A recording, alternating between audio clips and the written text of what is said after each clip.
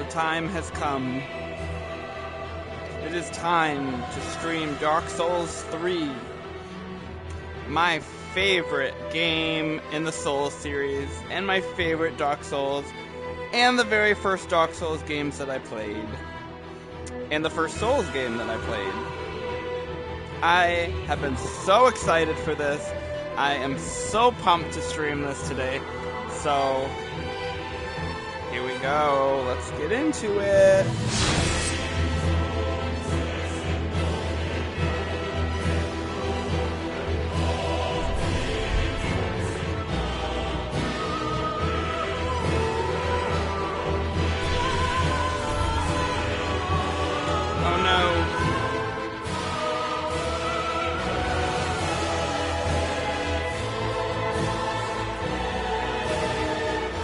We're gonna enjoy the music a little longer. It's gotta finish installing. My bad. Couple minutes left.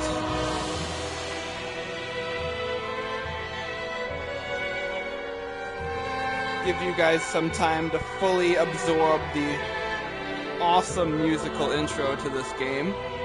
Probably one of my favorites.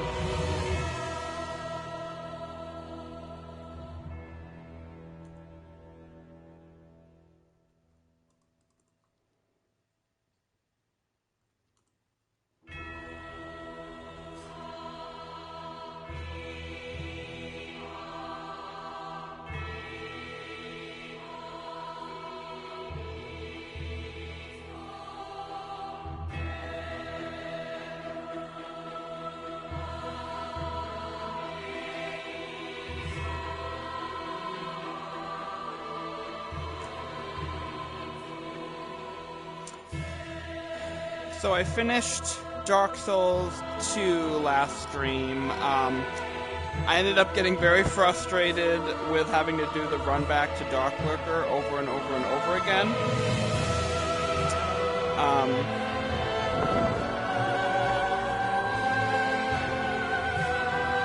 It was very frustrating because you have to fight the NPCs over and over and over again and beat them each time and use a human effigy each time, and I wasn't getting frustrated with the boss fight so much, only a couple times when I had when I got really close to beating it and then I fell into a game fight situation that was annoying. But mostly I was enjoying the fight, it was just the run back. So I decided not to go and do all the... I wanted to finish it on Friday. So I decided not to do all the endgame bosses.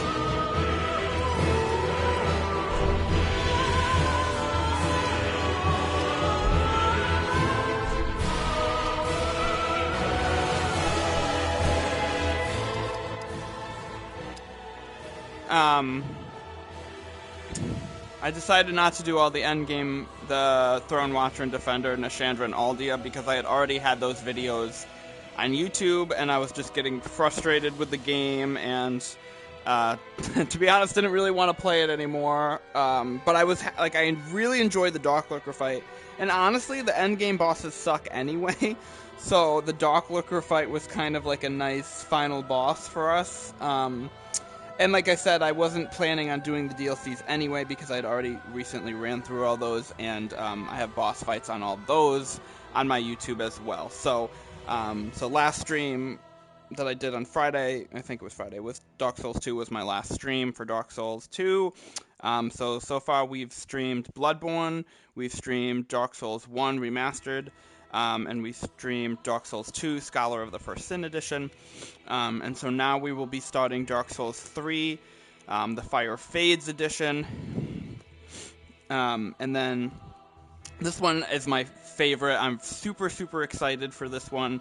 I I think most every boss from this game, boss videos uploaded on YouTube, so I won't even have to worry about grabbing boss videos, because I have those all for the New Game Plus run on YouTube. I only have, I think, 4 bosses that I didn't get videos for, so I will be grabbing those this run, and so this will be a New Game Plus run that I do this time around. I already have all the loot and the gear, of course, all the items, all the boss weapons. I've already platinumed the game, so I don't have to, not a lot of it's kind of like Bloodborne. It's not going to be a lot of that kind of stuff, but I will try and point everything out as much as possible for how to get certain things. I am going to be doing the DLC of this game, of course, as opposed to Dark Souls 2. There are 2 DLCs in this game.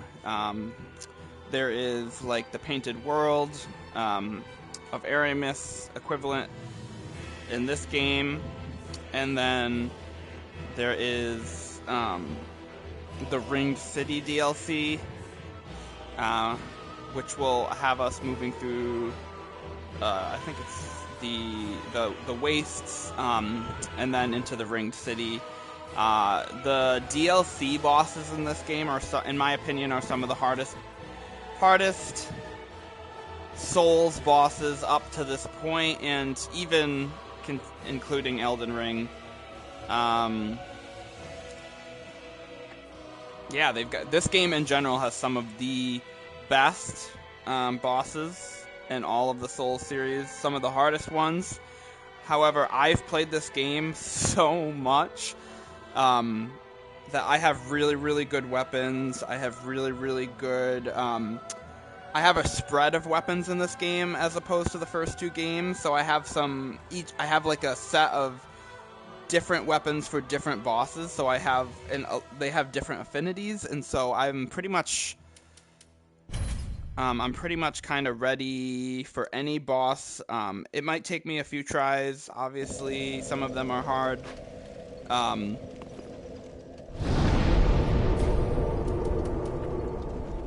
Oh, Journey 4.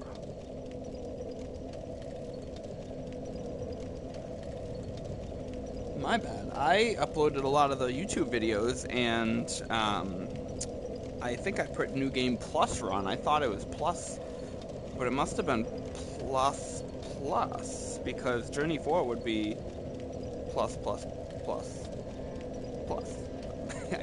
Wait. Journey 2 would be New Game Plus, Journey 3 is New Game Plus. Okay, so this is Plus 3 then. Alright, we're doing a Plus 3 run. Alright, cool. So this will be New Game Plus 3. Alright, we're doing a Plus 3 run. Alright, I might have to go back and edit some of those, the videos I already have up, because I think they said New Game Plus, but they were actually Plus. So,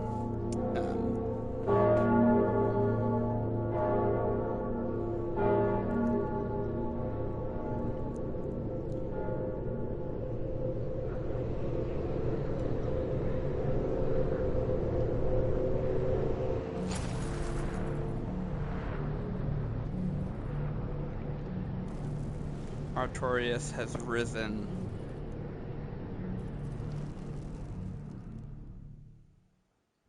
Let me just, oops. No. Just pull some of this down a little bit. Because it's pretty loud. So, I'm rocking the, obviously here you can see, the Artorias, set. You saw me fight him in Dark Souls 1 Remastered, and so there's a spot in this game where you can get his set. There's a lot of really, really, really cool sets and weapons in this game. I think even cooler than the first 2 games. And then the generic weapons from the first 2 games that were in every game are also in this game, like the Dragon Tooth, the Claymore, the Zweihander. All of those kind of like staple weapons are also in this game, but also this game has some unique weapons and armor that is really, really, really cool. So, so this is New Game Plus 3 run. I'm gonna pop it. So in this game, Instead of using humanities or human effigies, they're called embers. When we need to... but this game, unlike Dark Souls, it fixes a lot of the... In my opinion, it just fixes a lot of the things from the first 2 games. Still classic Dark Souls. There's not a component where you lose health every time you die. You can throw all of those unique things from Dark Souls 2 out the window that I was going over that are different from the other games. So it's kind of like going back from Dark Souls 1 and then improving from there.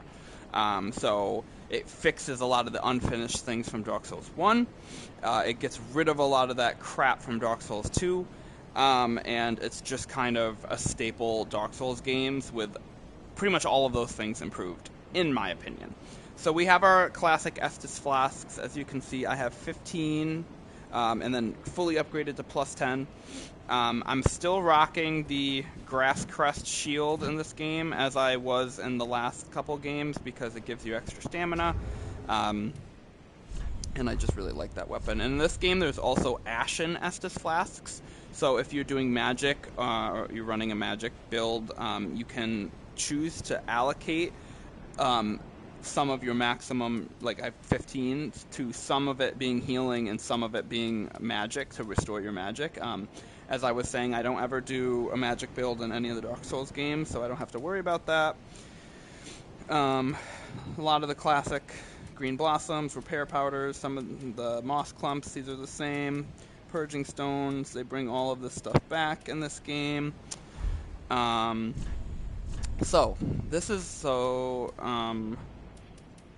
This is probably just something I got picked up from the last game.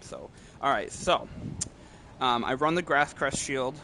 My favorite weapon in this game, and the one that I completed, I ran through the whole first game, is the Irithyll straight sword. So I'll show you where to get this later. This is a sword that scales with strength and dex, but mostly with strength, and it does a buildup of frost damage. So as you can see, it's all frosty.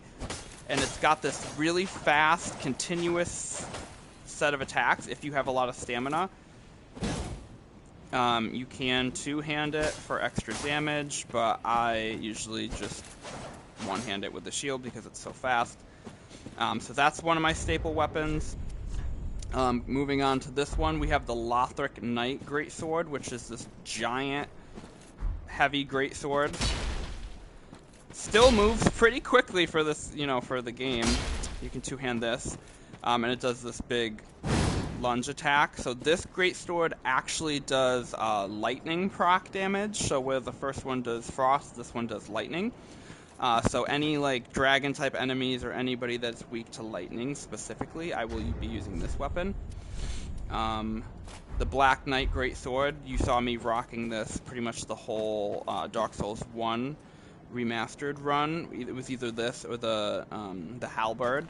So this is just one of my favorites in general in the Dark Souls series, and so I think this also does extra damage on demons. There's specific class of enemies that one does extra damage on. So very rarely you'll see me bring that one out because I like all the other. There's so many good weapons in this game. Then we have Lorien's Greatsword, which is one of the boss options you get from the Lothric and Lorien fight. And as you can see, this one looks a little crispy. This one it's kind of similar moveset as the Lothric Knight Greatsword. Got this giant overhead, but this does build up of fire damage. So any boss is weak to fire. So we got frost, lightning, anti-demon effect. We got the fire, and then this one just has a sick-ass moveset. This is the Farron Greatsword that you get from the Abyss Watchers fight. And so when you one-hand it like this with a shield, it's kind of just a greatsword. But when you two-hand it, you get this little dagger thing that comes out with it. And you can do this sick set of moves where you use the dagger to move around with it. And it's so cool. You can pretty much just spam that on some enemies, and because it moves around so much, you pretty much accidentally end up dodging some of their attacks and continue to do damage with it. Now, there's none of the strafing issues in this game that I talked about from Dark Souls 2 when you're locked onto an enemy, so it pretty much just auto-corrects where you are in the field, and then you just, like, will accidentally dodge some of their moves and then continue to do damage on them. And, as an added bonus, you can also parry with this dagger the same that you would parry with a shield. And you still have your greatsword animations. So this boss weapon is just honestly sick. And I don't think it has like a specific damage thing against any bosses, but I upgraded it and added it as one of my options. I think the Dragon Crest shield must have only been sitting in my inventory because I picked it up late last game, or because maybe it's just a little bit less or a little bit more shield block than the Grass Crest shield, but so most of the game I'll be running with this Irithyll sword, and then for each boss I pretty much have it down of which weapon that I'm going to use for different bosses because I'm so used to it. So we start here, I can't remember what it's called, it's like the grave area. So it's in this game you have to, kind of like similar as the last two games, you have to beat specific, I mean there's bosses all throughout the game, but you have to beat a specific number of main game bosses to like move on throughout the story. In Dark Souls 2 it was like it was the 4 bosses with the primal bonfire you have to light after them to get to Drang Lake. In Dark Souls 1, after the 4 kings, it was the people that were the bosses that were behind those golden fog walls. So it was like the Bed of Chaos, Seath, and what was the last one? Oh my god, I can't remember. Anyway, you get the picture. There were certain bosses you had to beat to advance. And then, so in this game, so you see the humanities are now like embers, and so there's a lot in this game around ember, and so the bosses that you have to beat in this game are called the Lords of Cinder. And so there are going to be thrones in the Firelink Shrine where once you get a Lord of Cinder boss soul, you bring it back and you light their chair on fire. And once you beat 5 of them, I think, that's when you can pretty much move on to the end game and fight the final boss. Obviously, we'll be doing the DLC before that. You got the classic tutorial and notes on the ground playing online, just like the rest of the games. I'm obviously going to be doing a ton of damage. There's no like there's no like cheat thing that you can abuse in this game like Dark Souls 1 remastered, and there's no like the leveling system is not broken like in Dark Souls 2 where you can just like level up super easily and do tank damage on bosses. So this one's a pretty standard even leveling system, so you really just have to work and grind for extra levels, but it's pretty generous with the certain stats that you level up and upgrade, and you actually seeing a difference in the damage and everything. I feel like it's pretty balanced in my opinion.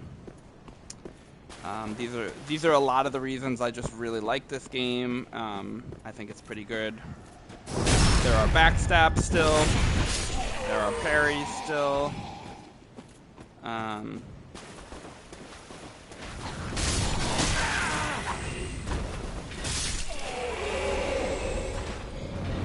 I probably need a ridiculous amount of souls to level up. Welcome, friend. It's time. It's the time we talked about. It's time for the best Souls game. I was just going over all of the amazing qualities of this game and how it's better than the previous 2 games. So you came in at a perfect time.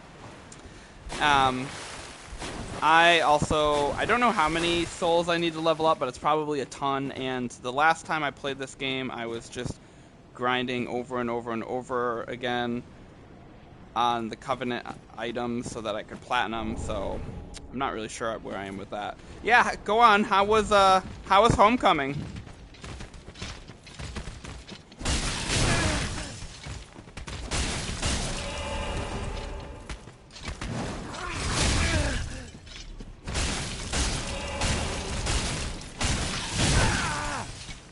As you can see here, I can literally just repeatedly attack an enemy over and over and over again with this because I have so much stamina, which is awesome. That crystal lizard is a tough enemy that you fight, like if it's your first playthrough and you come over here to this area.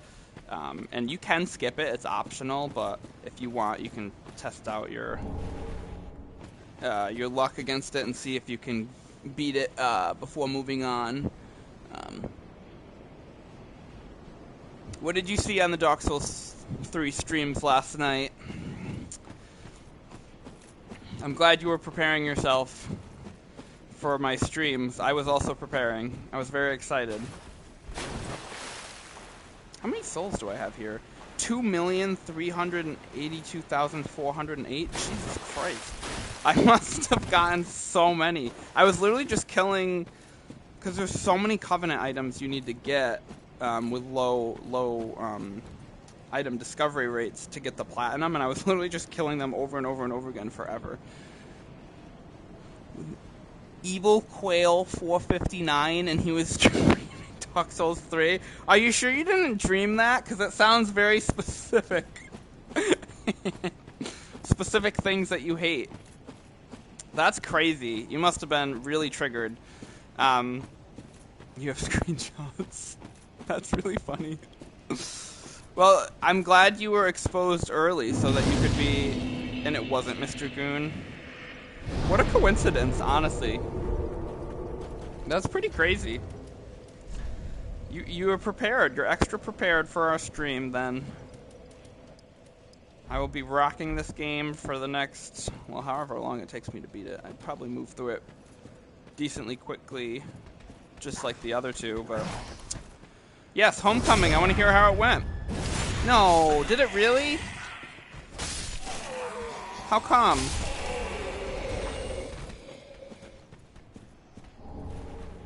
Cleric Sacred Chime. You're never again going to that? Wait, let me see if you double tap or if you... Alright, so you hit the left stick like in Dark Souls 2 to jump on the PlayStation or Xbox. You're never going to a dance again. What was so terrible about it? There's an item over here. You can get a running start, land that jump. It's a Titanite shard. Oh, that's unfortunate. Sorry about that. Did she say it in like a teasing way, or was she like generally like you're actually a nerd? Well, she isn't. She is goth, and she is in a band, so maybe she likes grunge.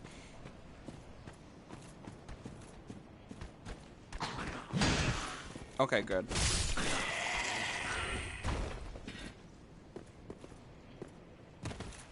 You can come down here too. And there's going to be another item. Watch out for the crossbow guy. What do we got? Just fire bombs. I don't use those, but... And pretty much up ahead here is going to be the first boss already. That's one of the 4 bosses I haven't gotten a video of, because there's a similar boss later in the game.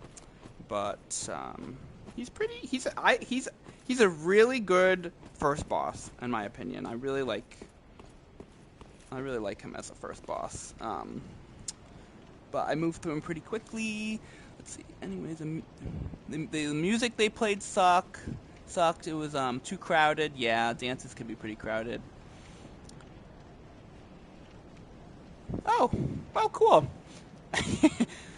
Interesting. She hated it even more than you. That's perfect. That way, you guys could just have fun at the skate park.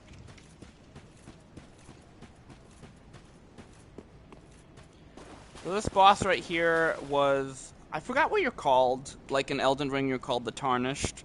Whatever your undead...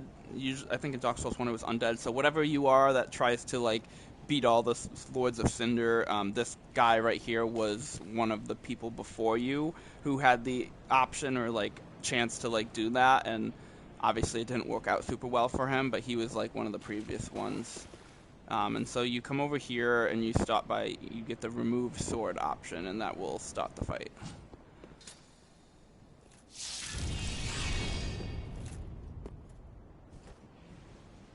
And that gets the coiled sword, which you'll need in a second. And I'm just absolutely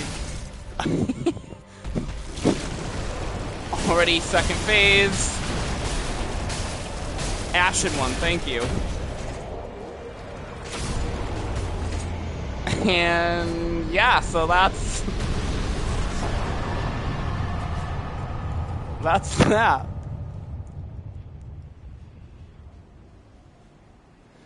I absolutely fucking wrecked him.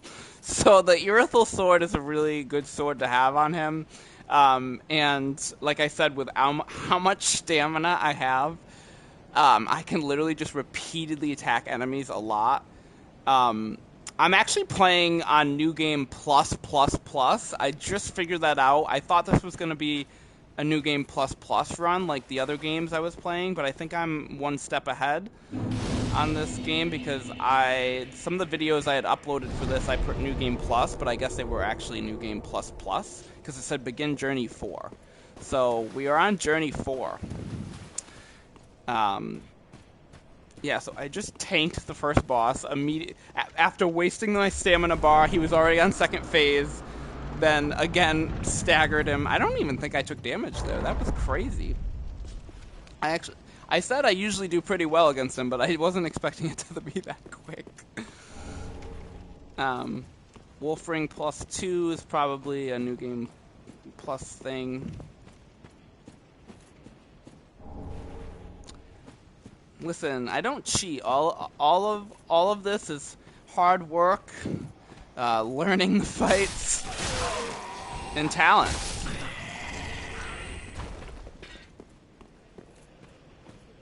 I have so many souls here. You get Homeward Bone, you have those in this game, but actually a really cool thing in this game is once you've beaten it over again, you get this coiled sword fragment, and it pretty much becomes a permanent Homeward Bone, and so you can get that. It's much later in the game. But it's really cool, and then it kind of makes Homeless Bones obsolete, but you can like use that to permanently go back to the bonfire. What did I say? Did I say it wrong?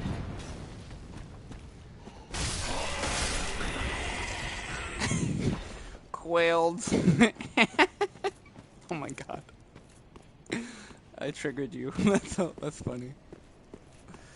It's a coiled fragment sword.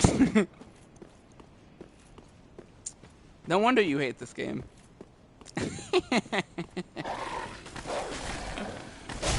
These, ooh. That was kind of funny. Those dogs are in the game again. Coming over here, you get your first ember. I had you in mind for this whole stream series. Starting from Dark Souls 2. So you can come in here, that's the Firelink Shrine, we'll be there in a second. We're going to come over to the left. It's secret, I hid it. It's in my vault. You can come up over there, we'll do that in a second. There's an NPC you fight over here. I'm just going to do the same thing. It's like a Sekiro type.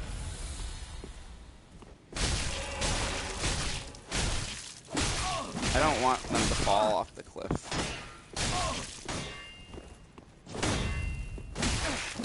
Oh my god, give me a second. Wow, they had more stamina than I did. And there lies 2,401,167 souls.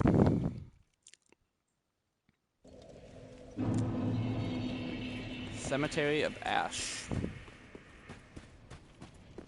Oh wait. Watch this.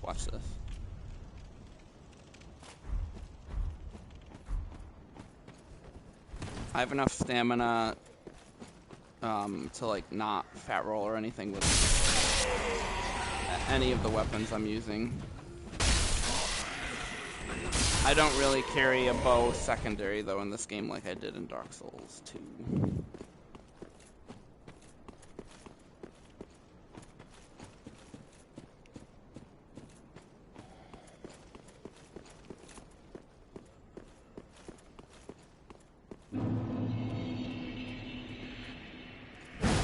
Oh, wait, we gotta get the timing right. Instead of squishing, I just absolutely yeet them.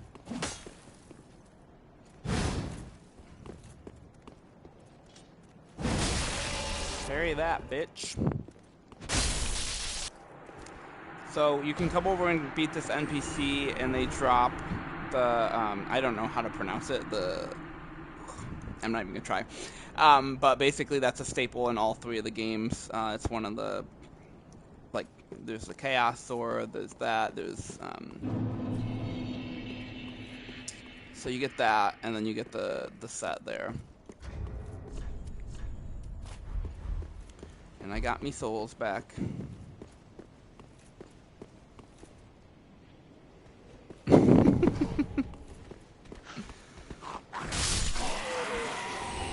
I like using it.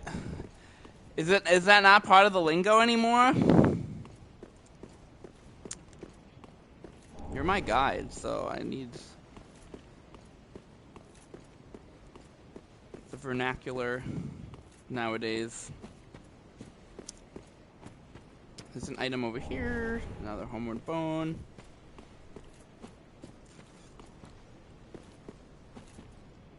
Kinda. But I've noticed everybody in your generation... Ooh, I sent another dog.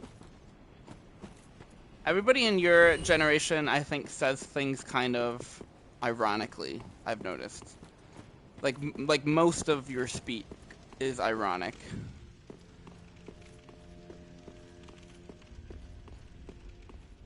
You're a very jaded generation. So you come over here, and this is where you meet the Firekeeper. Welcome to the bonfire, unkindled one. Classic Firekeeper. I'm a Firekeeper. Oh, good. I'm glad we both use it unironically then. And tend to thee. I use it when in these games when it's like you like throw somebody or make them go flying or knock them off something. To this end, I am at thy side. So she mentions the Lords of Cinder that we talked about. Ashen One, to be unkindled. We are the Ashen One. Souls. Sovereignless souls will become thy strength. In Dark Souls 1, you're I will show thee how. like just hallowed, undead. Ashen One, Elden Ring, you're the tarnished. souls I think in Dark Souls 2, you're from still their just like the vessels. hallowed undead. So we can Very level well. up here. Then touch the darkness within me. We touch the darkness within her. Take nourishment from these sovereignless souls. We get our nourishment. Chosen undead, yeah. So as we can see here, I need like 400 and almost 420,000 souls each level up at this point. But like I said, when I played this game last, I was grinding the Covenant items for the platinum, and so I didn't really think about souls, but I must have acquired quite a lot. So I have I have enough for, oh my god. Even at 420,000 souls, I have, wait, 1, 2, 3, 4. I have 5 level ups right now. That's crazy. I'm really glad that I didn't lose those. Alright. So in all of these games, I run a mix of a strength dex build, usually more strength. Look, I can't even, just like the other game, I can't even, like Bloodborne, I can't even get any stat increases at this point. So I'm pretty leveled. My luck is... Normally, luck is not something that I put into levels, but because I was grinding the Covenant items and was trying to get the Platinum, I put a lot in luck because it increases item discovery. My Vitality is pretty high for the equip load and stuff. Like I said, I wasn't fat rolling or anything. Pretty high Endurance, because that's how I got all that stamina to pretty much just wreck that boss back there. My Vigor, which is like my health, is at 60 right now, and like I said, I don't really do magic, so I might just, let's see, what is it, 47? I might put that there. That doesn't do anything.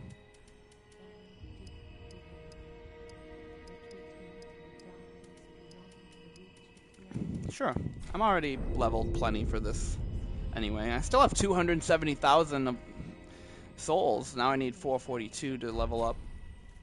Farewell.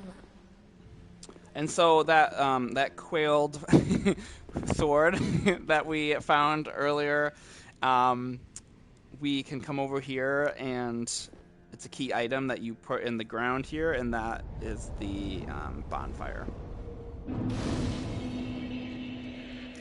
And because I played this game first, in every Souls game, you will probably use me hear the lingo from this game for any game. So I say, I don't know, must have slipped out. It was kind of a, one of those knee-jerk reactions, like a muscle spasm.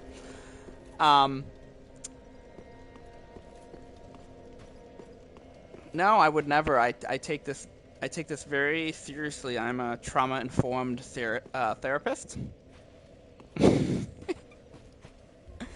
I don't know if I have any boys on the block. I don't know what that means. I don't know if I have any.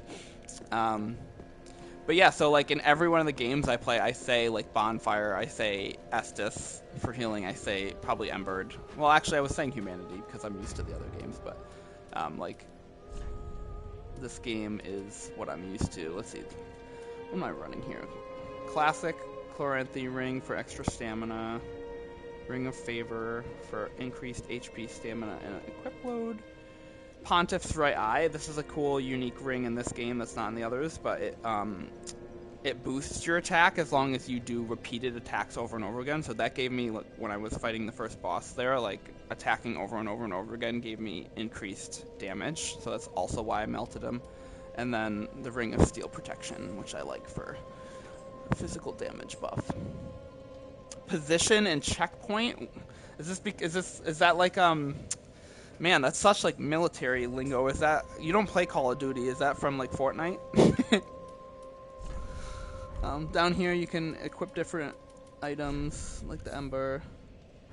Position? Yeah, like are you in position? Where's your position? That's like just, it sounds, I don't know, it just sounds very.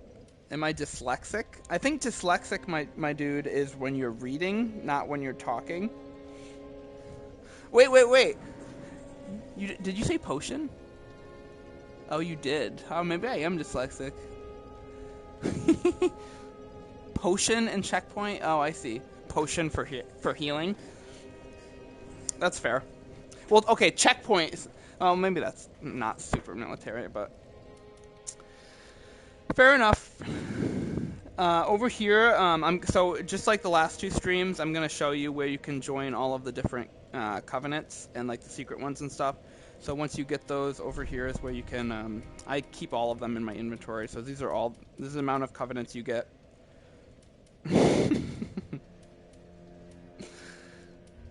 Sure. So I can pretty much pick whichever one I want.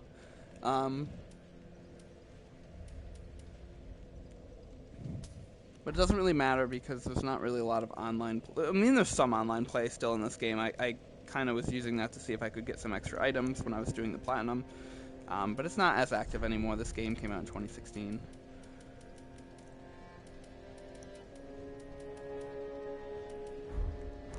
Over here you can find Hawkwood, who's an NPC. Roused from the sleep of death. Well, you're not alone. We unkindled. He's kind of like the NPC in Dark Souls 1 who starts out sitting there. Gives me connections. Pretty And it'd have us seek the Lords of Cinder and return. I think co-op would make this game more fun. I completely agree with you. I came to this game very late. I played it, it came out in 2016. I played it for the first time in 2023. Or 2022. I can't remember. But I feel like by the time I played it, co-op was already like dead and dying in this game. Like not a lot of people were playing online, but I feel like it would make it a lot more fun. When I get my gaming PC, I'm gonna get Elden Ring and do a co-op mod. You played this game for the first time this year? Oh, interesting. Maybe that affected how you felt about it. But I'm going to do an Elden Ring co-op mod on the PC that lets you play with other people. So maybe this game has something similar. Like maybe I could get it on PC and then there would be a co-op version. What a sick joke. Asking us. But you can invade people, you can play online. And return them to their moulding thrones. We're talking true legends. Those who would link the fire. We're not fit to lick their boots. Listen, I'm going to link the fire, so speak for yourself. What a sick joke. Asking us to seek the So he's very dejected and unhappy. These are the thrones I was talking about. There's one for each Lord of Cinder. You can read the engraving, and it will basically tell you what Lord of Cinder it is. Up here, he's not here yet, but there's going to be an NPC here, and he has a whole quest line with, like, invasions and using the cracked red eye orbs. Also, there is one Lord of Cinder who has answered the summon. The rest of them did not, so you have to go get them. But this guy, Ludleth of Corland, does answer the summon, and he's sitting over here on a throne. And he's the guy in this game who you trade boss souls to get the boss weapons. Oh, that unkindled. And it's pretty easy to do that, way easier than Dark Souls 1 where you had to make them all yourself. I am Ludleth of Corland. Look not. And instead of there being two different people like in Dark Souls 2, there's just one, so you can just come to him for everything. Becoming the Lord of Cinder. If substantiation be thy want, set thine eyes upon my child. He's a good guy. This sad cadaver. No need to be coy. Have a closer look. Knowest thou of our purpose? 5 thrones will take 5 lords, as kindling for the linking of the fire. The fast-fading flame must be licked to preserve this world. A reenactment of the first linking of the fire. So it is.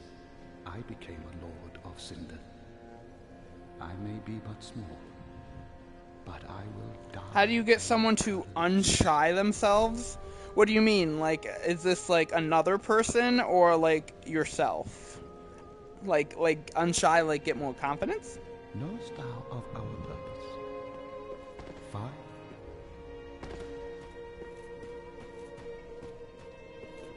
A different person.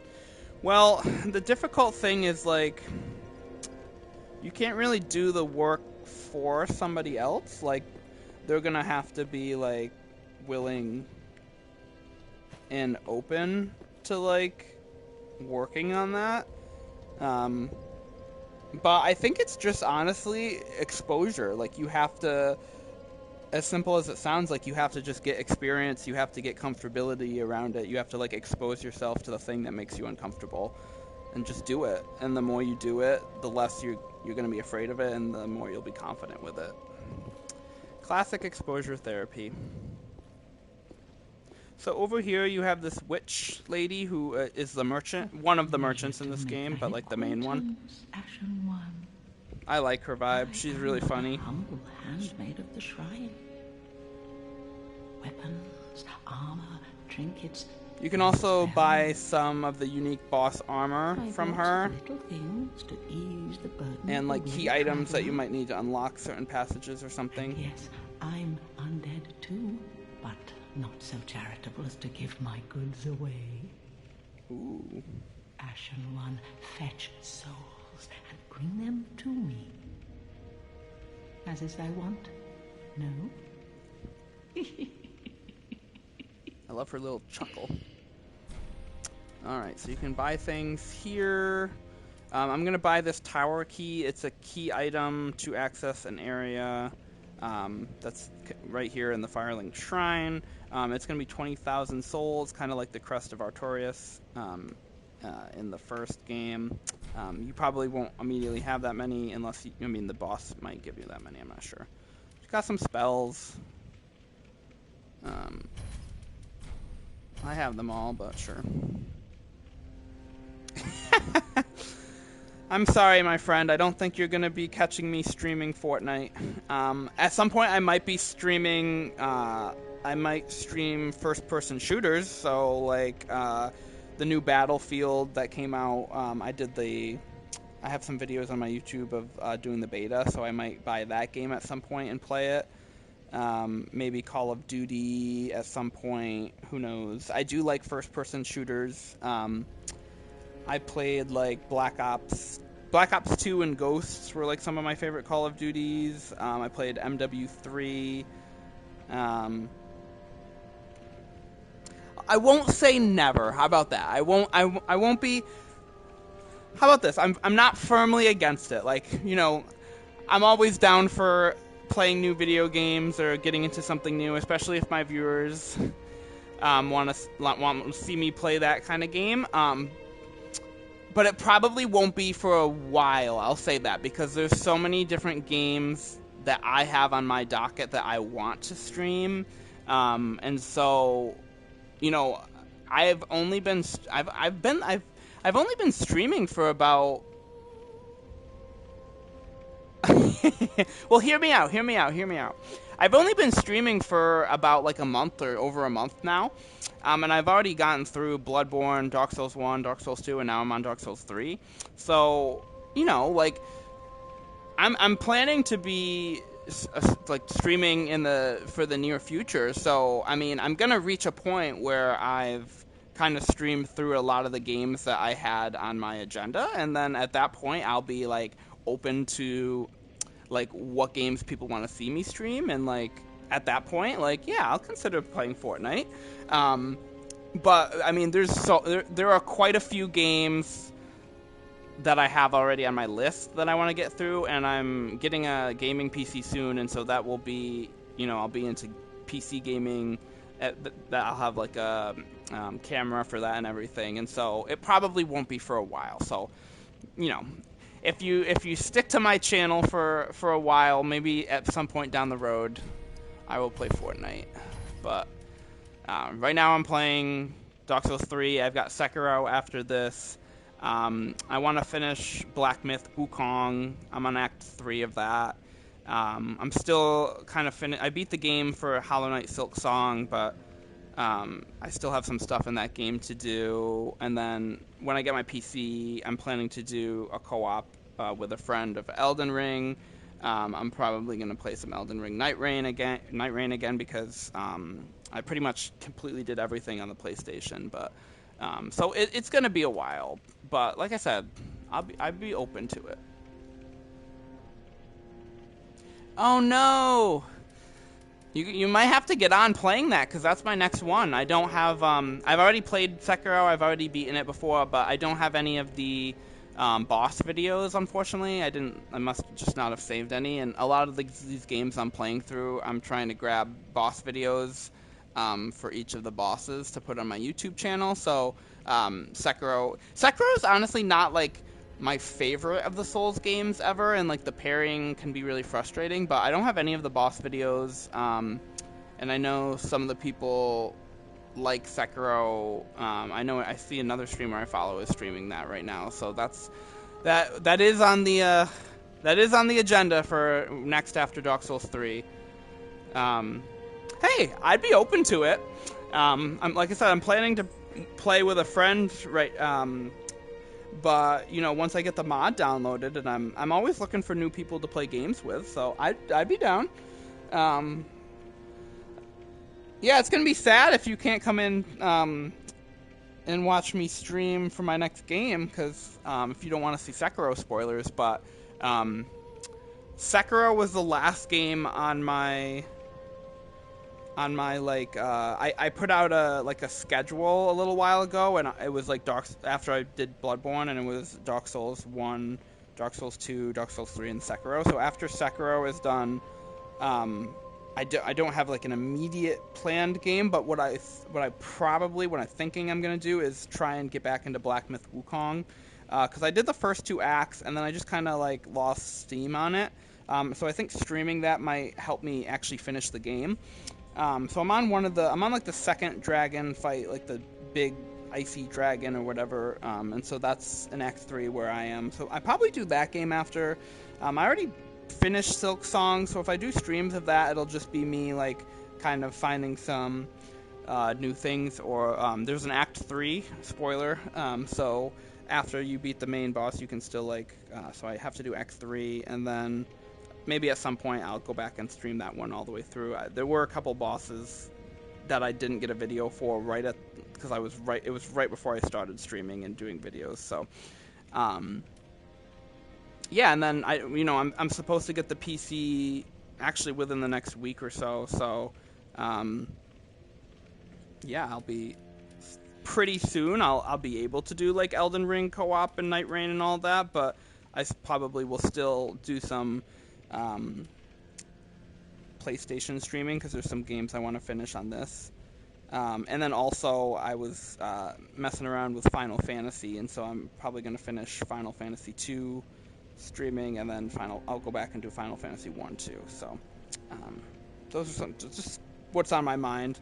I'm sorry to hear that you don't have access to Sekiro and that your gaming PC broke.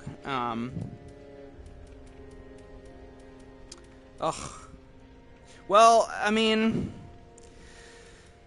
you can always watch the Dark Souls 3 stream, skip Sekiro, and then come back when I'm on the game, whatever I'm on after that. Right here, there's the Firelink Shrine set. So this is the set of the final boss in the game, and it's available to me because I did it on the previous run through. So that's kind of a early game spoiler. Over here is your blacksmith. Again, there's only one in this game, whereas like Dark Souls 1 there were like 4. And Dark Souls 2 there were 2. So again, they've consolidated everything. There's Andre's the same. He was in Dark Souls 1, so he's back here for Dark Souls 3. He's the classic friendly blacksmith. So he can do all the reinforcing of weapons, repairing of weapons, and fusing weapons. This game is not so like heavy on the trophies for the infusing and reinforcement like Dark Souls 1. You can also reinforce your Estus Flask here, and you can allot the Estus Flask for how much you want to be for magic recovery and how much you want to be for healing. You can infuse weapons with the gems and stuff. Weapons and protect, but when overused, when they're durability, so, use a powder, but should I'll hammer them back. They take no so blah blah blah blah. So I mentioned this in the last stream. Dark Souls 2, like as you saw, my Dragon Tooth was breaking very easily, like, and the weapon durability would decrease a lot when I was like slamming enemies and it would hit the wall and stuff. In this game, there technically is weapon durability, as you can see under my weapon there's that red bar like in the previous games, but they've made it like so ridiculously hard to actually break a weapon so that you almost don't even need to worry about it. Like, there is repair powder, there is all of the same mechanics as the previous games, but you really don't break weapons a lot, which is kind of awesome because it's such a pain in the ass when you're in the middle of a boss fight and you're like, oh, weapon broke, and it's like, oh, great. So it's kind of cool that that's not like a main component, but that they have included it still a little bit just to kind of keep with the Dark Souls trend. I'm a big fan of that. I like this game because they clean up a lot of that stuff that like just makes it so difficult and annoying in some of the previous games, and I feel like it just is kind of smooth with a lot of those gameplay things. Alright, so at this point, we've gone through the first boss, we've come up to the Firelink Shrine, and you'll notice when you rest at the Firelink Shrine, there's already a first location. So this is, you know, the ones that I've already gotten, that I came through to get to this point, but you'll notice there's already a first location that I haven't been to yet that you can fast travel to. That's the next area we're going to go. Let me just go up and show you what's behind the Firelink Shrine here. So if you go out that way, that's where we came in. And across from here is the thrones. But you can come up here and come out here. And so you'll notice they kind of have like an Easter egg here, which as we saw in Dark Souls 2, there was all those like memory of the giants that you could use the Ash and Mist Hot to go into and that's part of what you have to do for like one of the boss fights and the NPC quest lines. So they kind of have that Easter egg here. There's from Dark Souls 2, you can like collect the seed of a giant every so often. Will fall from here, and then you can get that item. So that's pretty cool. I like that they added that here. Over here is the tower that I bought the tower key for. From the merchant lady there. Otherwise, you wouldn't have access to this area yet.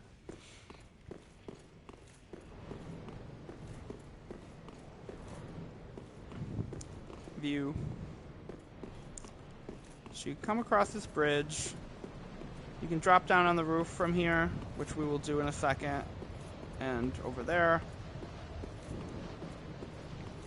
And then there's also a drop down over here, lower in the tower, where there's some items and stuff, but we're going to go up the elevator first.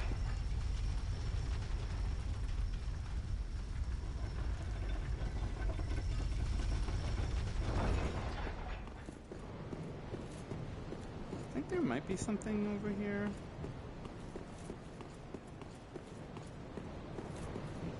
Maybe not. No. So this game also, there are invisible, like, illusory walls throughout the game.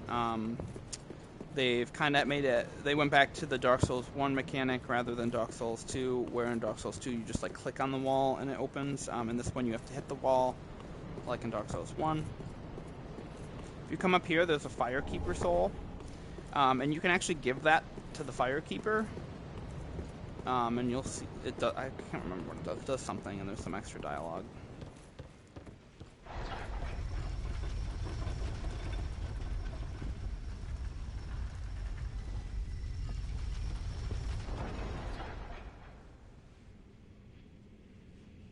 I would agree with that. I would say clicking it probably does make it a little bit easier, but I think all the player, if you played the games in order, the players were probably used to Dark Souls 1 where you had to hit the wall, and then Dark Souls 2 was kind of like an adjustment from that. So I didn't play these games obviously as they came out in like perfect order. Get the Estus shard and silver. Yeah, I'm gonna. I also have to show them the little bird people. So if you come over here, you can pick this ladder. There's also a trick that I've spent a long time practicing. I told you, I know a lot of all the games, but this one particularly is my favorite, and so I pretty much know every nook and cranny of this game. So there's a little trick where you can like actually run at that tree and like jump off of the tree to get up to the wall right there, and I think players who didn't initially realize that you could go up the tower and drop down on the roof, like they'll do that. So but it's like kind of hard, like you have to like you got to get it right, and so like I've spent a lot of time just like jumping from that tree up until that point. But it's easier to come down from the tower. I have done the tree trick pretty much every run that I've did up until I realized I could just fall down from the bridge. So I think there might be an item over here. I can't remember. No. Okay. So over in here, yeah, it's 20,000 souls. So the early game trick, not spending those souls, you can jump on the tree. I had 200. So, oh, you just like start the game over again? My friend does that too. I like doing new game pluses though, because then I have all my items still. So over here, I didn't get the chance to show you in Dark Souls 1, but I did mention it's by the Northern Undead Asylum before you land in the nest to go back to the Firelink Shrine, and in Dark Souls 2 it's right at the beginning before you get to Majula. But they still have the little birds. You can come over here with their nest, and they've actually expanded it a little bit. So there's here's one of the Estus shards. There are different items you can place at that nest, and when you leave it there, certain items, they'll replace it with an item. You can actually get like the classic Solaire set and everything from there. So there's an item guide of different things you can give to them. You just leave it, and then it'll be there. There's also an invisible wall. I think it's here. Yeah. So there's the first illusory wall, and we can come over. Wait, no. Okay, I thought that was an item. It was just a glare. Yeah, he's pretty cool. So same thing with the chests as I was saying in Dark Souls 1. When the keychain is pointed behind, it's safe. When it's pointed towards you, it's a mimic. There's no metal chests in this game, so they kind of like, Dark Souls 2 tricked you a little bit with the metal versus wood chests, but they're just all wood. And so you can get the covetous silver serpent ring here for extra souls, right at the beginning of the game, honestly, for the run through. And so that's really, really handy to have for farming souls and just like leveling up early. So.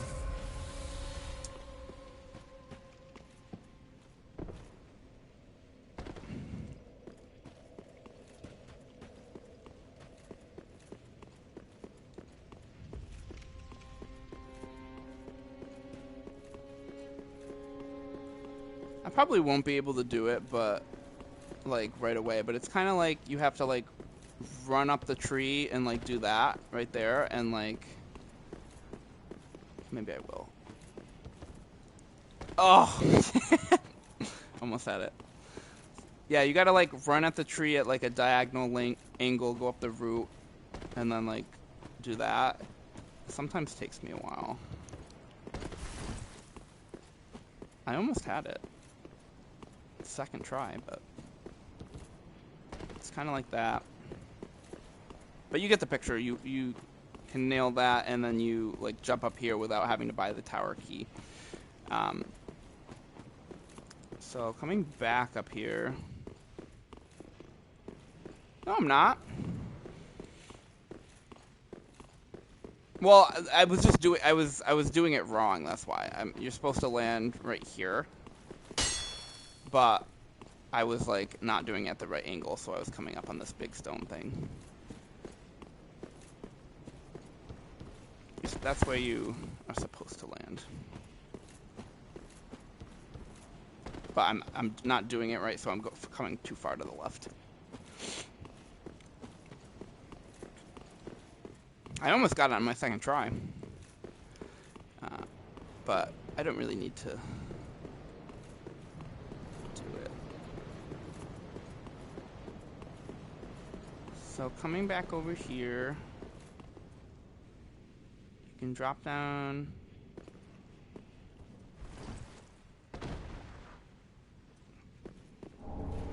For the Firekeeper set here. And, oh, I don't know if I can... Wait, is that just on the ground? Okay, cool. Then you can come over here, and you get an Estus ring, which increases how much Estus you can recover, so that's a really good item. Again, you can do that as soon as you access the tower key. And then you can unlock this cutback, which is where we fought the NPC over here. And so I think that's everything. Like, you might not initially be able to do the tower key if you don't use the 20,000 souls.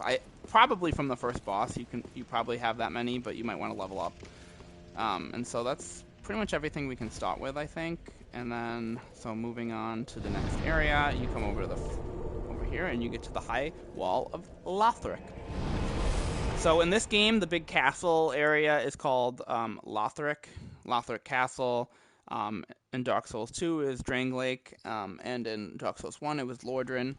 There is Anor Londo from Dark Souls 1 is in this game as well. They have like they include that. You can go back through the area, and it obviously looks different now, but it's like the same area. And there's a lot of lore connections from this game to Dark Souls 1. So here we come to the high wall of Lothric. There's a bonfire right here. And there are two ways to go right off the bat. There's left and there's right. I don't think it matters which way you go at first, but there are different paths and different connections and stuff with each one. So I'm going to come down here to the right. And there's all these devout worshiper undead people. And there's some dogs. You can fall down right here and go down there. There's stairs.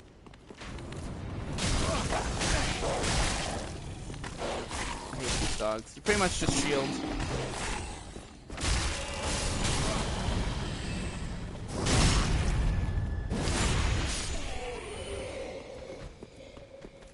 Oh, that's right. There's a crossbow guy up on that platform behind you. That's who was shooting at me.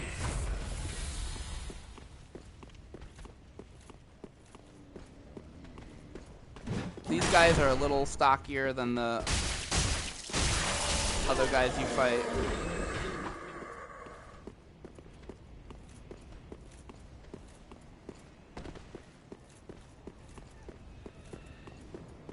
I think this is a dead end up here, but you can get some items. So just a little trick. If you're backstabbing somebody, you have invincibility frames, and so if somebody's attacking you while you're backstabbing somebody, you're safe. So I like to use that as a little mid-battle animation sometimes. And it's just fun to backstab people. It's one of my favorite things. That guy just killed here actually turns into like a giant, massive, hulking creature thing. So I killed him pretty quickly so he doesn't do that, but I don't think this is an illusion. No.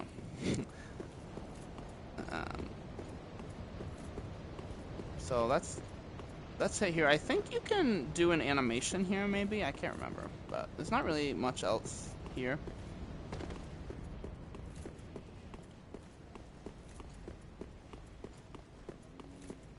You can come down over here. There's another one of those stockier enemies. This guy. He's got a big axe. Soul. This is a shortcut that we unlock later. It's not open right now. And so that's it for the right side at the moment. So we go back and we'll go on the left side. Man, I'm so excited to be playing this game. I was waiting for so long.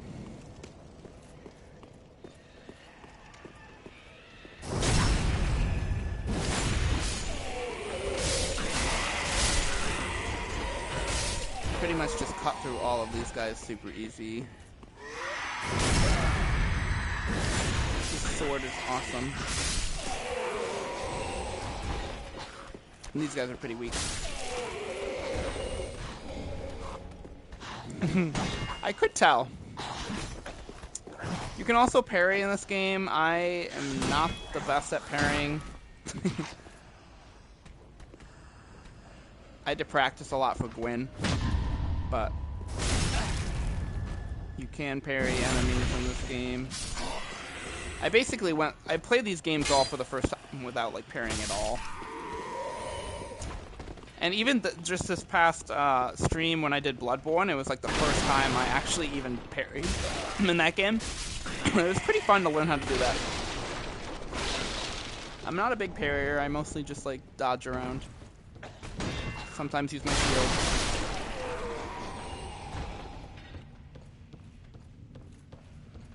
So coming through here, wait.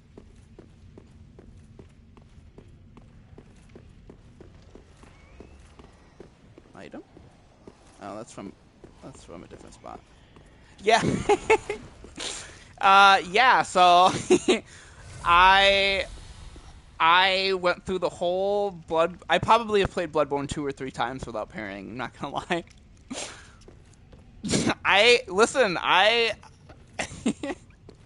I'm a dodge roller. Pretty much when I played these games for the first time, I learned how to evasion dodge like every single enemy and every single boss. Like purely a dodger. Lies of P, Dark Souls series, Elden Ring, Bloodborne, like every game I would dodge. So when I played Sekiro for the first time, it was like a huge adaptation for me to like play that game. Literally the first 2 bosses in Sekiro, I would just like, you have pretty much endless stamina in that game, so I would just like run around them over and over again and just like dodge in, do some damage on my attacks, and then like would go back out. And so like even the first 2 bosses in Sekiro I didn't parry, which is crazy because that game is literally about parrying. But yeah, no, so Bloodborne, you use like the gun to parry, and like I started the games playing this game and like using a shield to parry, so it was like abnormal for me to use a gun for parry timing, and I just like didn't. I just didn't. And even with the like trying to get your health back was like a struggle for me, so a lot of times I would just use the healing, and I literally just beat it as like a Souls game, like dodging in, dodging out, attacking, healing. And I would farm like the healing items. But this last playthrough I did my streaming and I learned how to parry. I parried Lady Maria for the first time. I parried Father Gascoigne for the first time. I parried Orphan of Kos for the first time. It was like cool. It was really satisfying to find like the timing for it. So there's a big dragon dude up here who's gonna come through and like burn everybody on fire.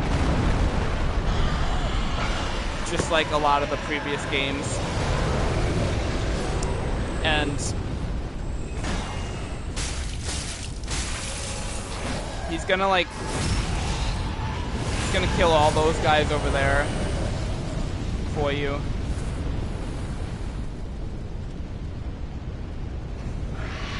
I know, I'm just a special case. My roommates introduced me to these games, and they would literally watch me play these games for the first time, and I would just like run through the areas, not fighting the enemies you're supposed to fight, and just like grab the items and just be like utter chaos around me and just like run through the areas like that. And they're like, what the hell are you doing? You're not playing this how you're supposed to. So I don't know, I kind of like learned in a weird way, and then like had to go back through and playing these games more, like learned things like parrying better and just doing what you're supposed to do. I'm gonna throw on the fire negation ring, and I'm just gonna do what I just said and be chaotic and go up and grab the items up here to show you. So there's a club, there's an ember,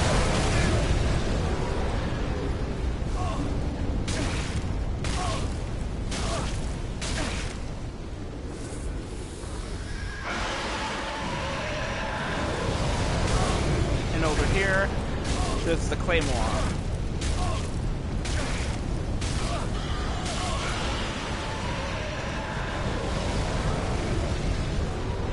Claymore is a classic. It's a very good standard item in this game, but there's so many other good weapons that you don't really like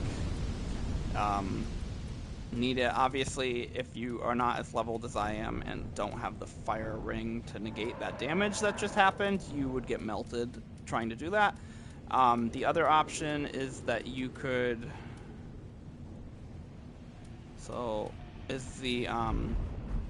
you could take a bow and arrow and you could like shoot at the dragon, especially later when you get the like a great bow, like the Dragon Slayer bow kind of situation.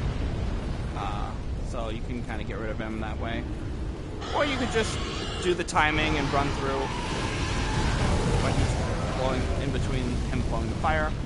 Up here you're gonna find a Lothric Knight for the first time.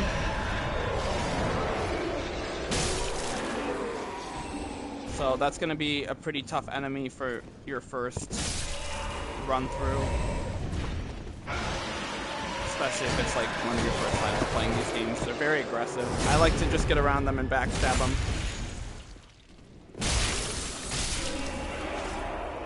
They do drop stuff sometimes. Later in the game, that's going to be a much more common enemy. But right here, it's like beginning game, and you're just like, ah, big scary knight. There are people in here that hide behind things and like jump out.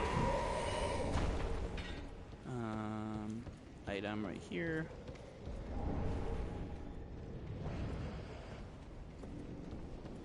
And then if you come up over here, there's a bonfire. And you can shoot the dragon from here too.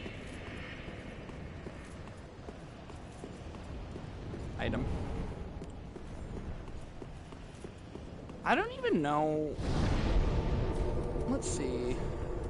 Just like all of these games, I like to organize my storage box very efficiently. In this game in particular, a lot of these items right here with the little green sign, even if you put it in your inventory, it will automatically put back into your... Or even if you put it in your box storage, it will put back into your inventory. Some items it lets you store.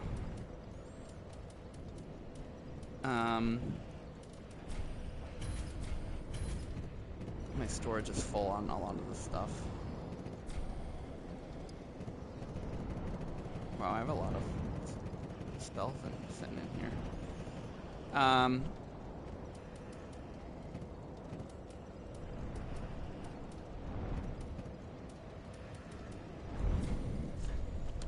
Where was I going? Oh, here. What is the situation here for bows? Let's see, I have the Dragon Rider bow. Dragon Slayer, Great Bow. I have a lot of those. Did I upgrade any of them? Some crossbows. This repeating crossbow is a really interesting, cool item you get from the final boss of the DLC as one of the 2 options of the boss soul weapons.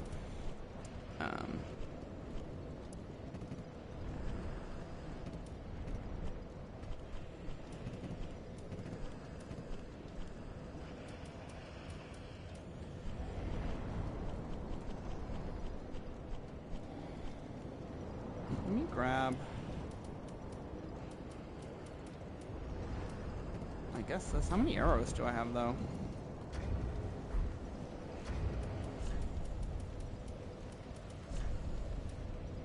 I don't have a lot of great arrows. I don't really have a lot of arrows in general, to be honest.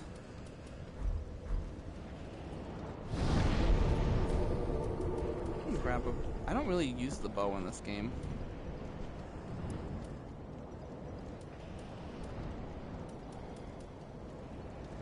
This is a cool bow. Let me just... Wait. Is there any of these upgraded? No, wow, I didn't upgrade anything. Okay. So yeah, you could take out the dragon from here.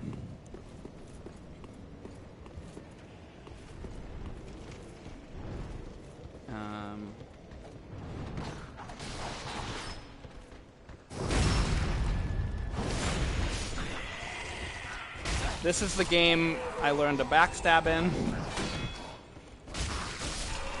I think I was when I first played this, it was the first Souls game I played, and I was stuck on the Abyss Watchers for a long time, and I would just like run in a circle over and over again, because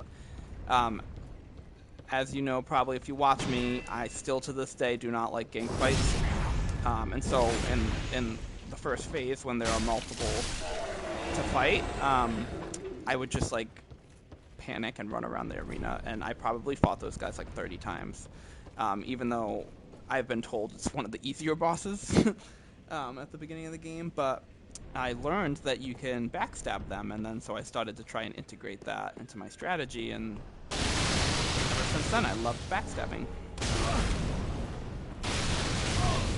I agree. That'd be so fun. I grew up in the early 2000s where the era was a lot of like handheld video games, and I grew up playing a lot of handheld video games, and I love them. So the Switch is great. It's like gives you that, you can play it on the TV, but you can also play it as a handheld, and it's got that classic feeling. So it'd be really cool to play these games handheld.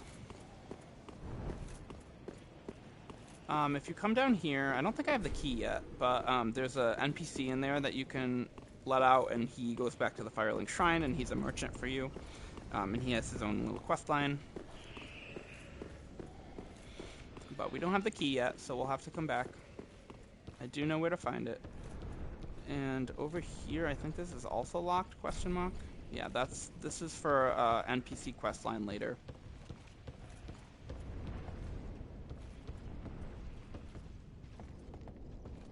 Wait, there are actually Souls games on the Switch, like, right now? I didn't even know that. What?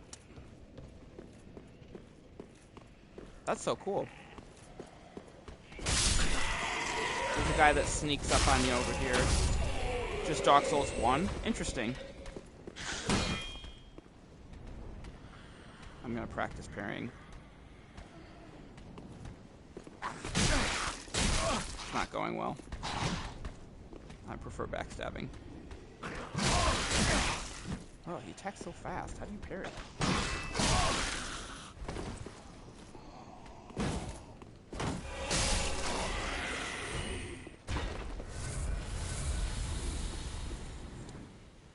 Elden Ring on the Switch. God, that's gonna be interesting. I can't imagine. The Switch is famous for like slow loading. I can't imagine that's gonna be a great combo.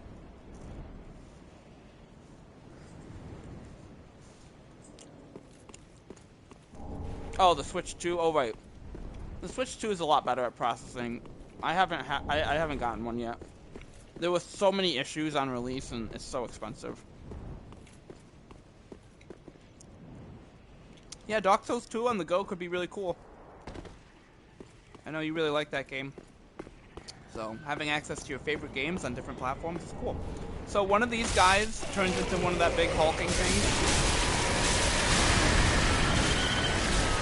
He's going to be really annoying, especially early game, and he just, like, thrashes this whole area.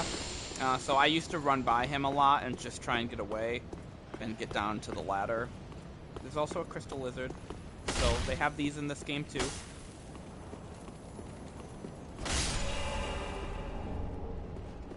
They have a version of that in like every one of the games. So this is the ladder I'm at. I would just like run by and come down this ladder.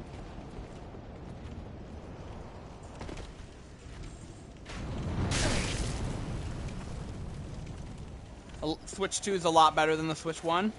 That's really good to hear. I want to, maybe at some point.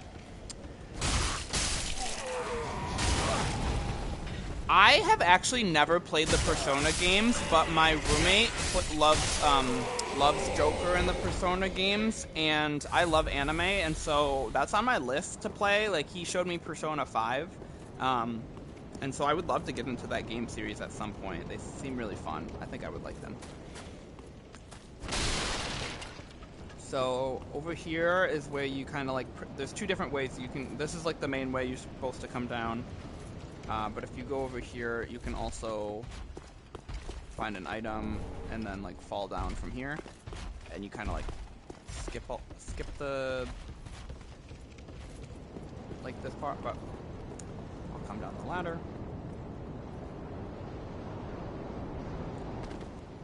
It's gonna be more people, I think, climbing up.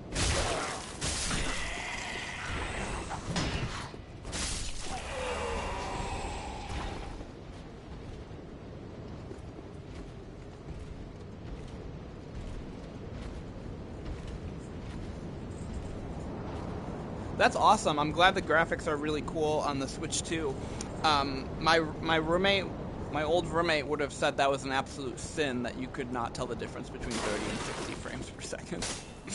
He's very high. He's very strong on like performance, and he showed me how to like switch the games to performance mode and make them like look as good as possible. And he's a big PC gamer, so.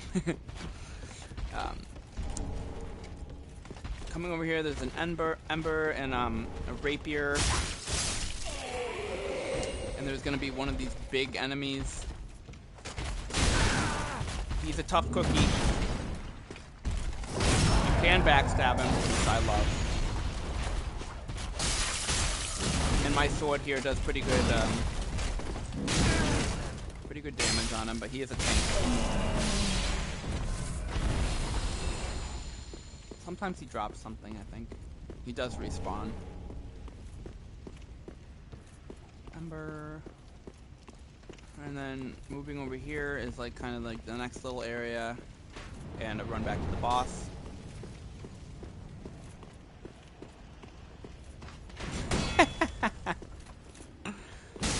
It's a whole new world.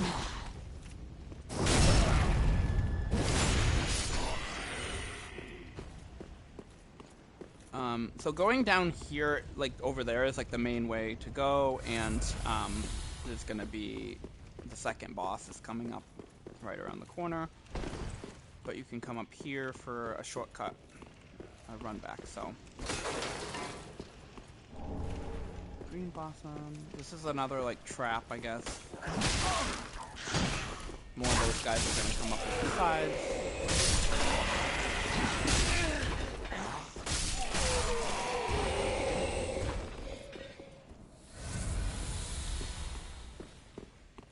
And there's an elevator over here. So for a long time, when I first played this game, I didn't know that this elevator was like a thing. And so the boss run back was just from the last elevator down all those ladders and shit and by all those enemies. But there's a shortcut here.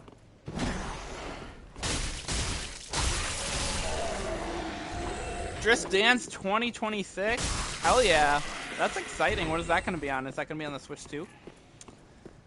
You can see this is going to be the run back to this area. So you can go from that bonfire and just come down here and do the ladder. To be honest, I don't really know that this run back is particularly better. Oh, the dog is following me. Than what I was doing, just running from the other bonfire. Because of those dogs and shit that you have to run by, but it is an option. You've never lost a game of Just Dance? That's honestly, that's a great humble brag. That's a great quality. I'm impressed.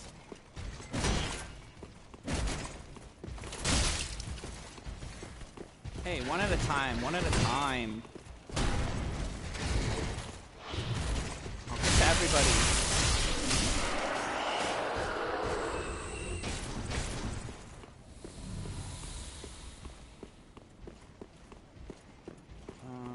Another one. There's a bunch of these guys in this area.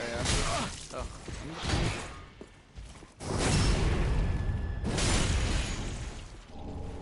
Lucerne. This weapon, best in the game. I think it is. But I've got my arsenal that I switch between in this game. There's a blue one up over here. He's a little bit harder than the red ones, hypothetically. And he drops the refined gem. There are going to be more of those blue ones at the end of Lothric Castle when we come back later. Like, there's a bunch of those. So coming in here, this is going to be an arena for a boss fight later on, but right now there's an NPC. And you have to talk to her to get an item that you're going to need. Even if you beat the second boss before talking to her, you won't be able to advance until you talk to her.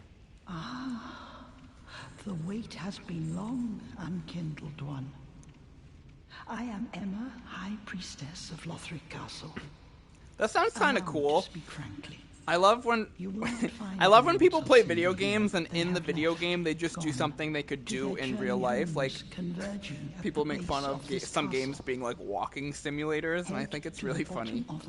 But I love video games and whatever like brings people that like sense of control and relaxation, and it's cool, I think.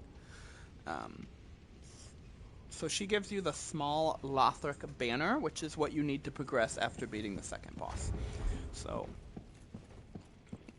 second boss, do not take, just like the first boss in this game, do not take my boss run for it as per, like, what it's going to actually be like, because, you know, he was tough the first time I played him, and, like, he's got a lot of big AoE-type moves, but I've played the second boss a lot now, and I've got him down.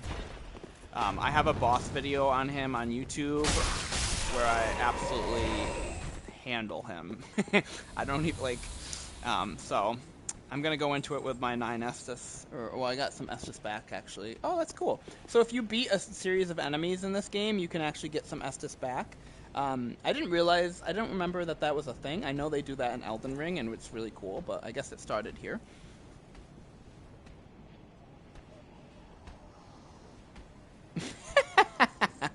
Yes, I mean that is the cool thing. You can do like crazy shit, like in GTA and stuff that you would obviously die or get in trouble in real life.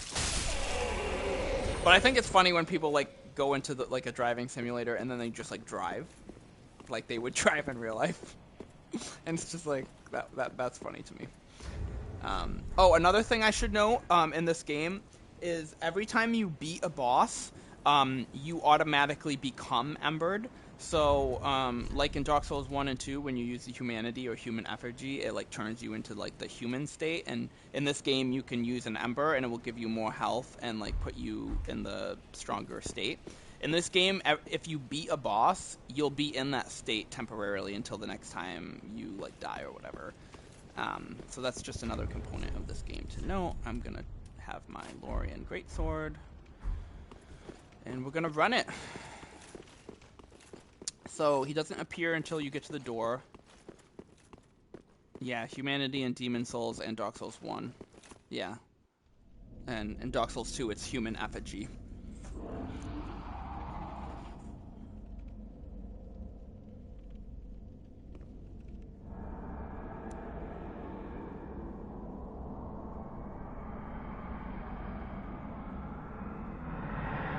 So right off the bat, with this boss,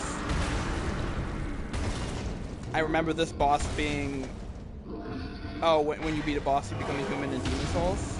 That's actually good to know. I didn't remember that because I don't play Demon Souls that often. So for me, this boss already was just like, this is where you can tell the level of boss design comes up from the first game.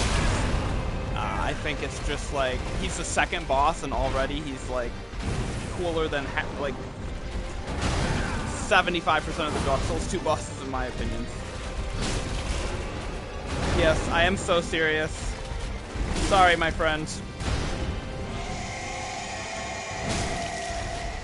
I was serious when I said Dark Souls 3 bosses are the best in Souls. I will die on that hill. You can say that, but then Dark Souls 2 has Covetous Demon. So, I mean, if you want to talk about fat, lousy piece of shit, this boss has dynamic movements, it's got big AoEs, it's got freeze proc, it's challenging, it's cool aesthetically, the music is good, it's got everything you want in a boss fight. Yeah, I bet you do.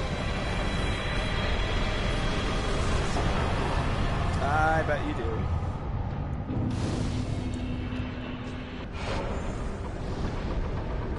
He's so cute.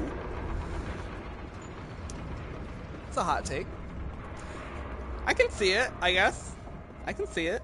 He's just like a little guy, but you know, I think you find like a comfort in Dark Souls 2 that is totally fair. But as far as like the game quality and boss quality, it's totally like, you know, that can be a comfort game for you and everything, but it's undeniable that this game is like, it raises the standards. Yeah, he's a big fat lard. He's like Jabba the Hutt. All he does is roll around.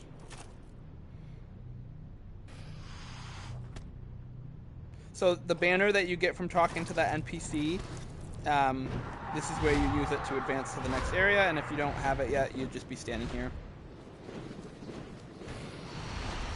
That's a crazy take, honestly. Not the Dark Souls 1, but the Elden Ring. Like yeah, you're right, it kind of is easier when you're good, if you know Souls games and you're good at Souls games, and like there's a lot in that game that you can use to like be successful, like summons and magic, and like the reason you find that game easy is because it is so good. It's like well made, it's got all the good components. I don't think it's just easy. Like if you find like an average video game player or people who get into these games, I don't think it's like easy. I've watched a lot of people stream that game for like the first time, and it's like their first time playing it. I don't know, and maybe, I don't know. I feel like there's enough in there to be successful. Well, that's what I'm saying. That's what I'm saying. Like, you can get a lot of good shit in that game that makes it easier. Like, that's like the summons or the items or the. But that's because it's a good game and it like gives you all the tools you need to be successful. That's like the hallmark of a good game. But I don't know that it's just like naturally easy. Like maybe somebody like you and I know how to get all the good items and make it easier, but I don't think everybody would just be like, oh, this game's easy. What weapon is it? The Bloodhound Fang?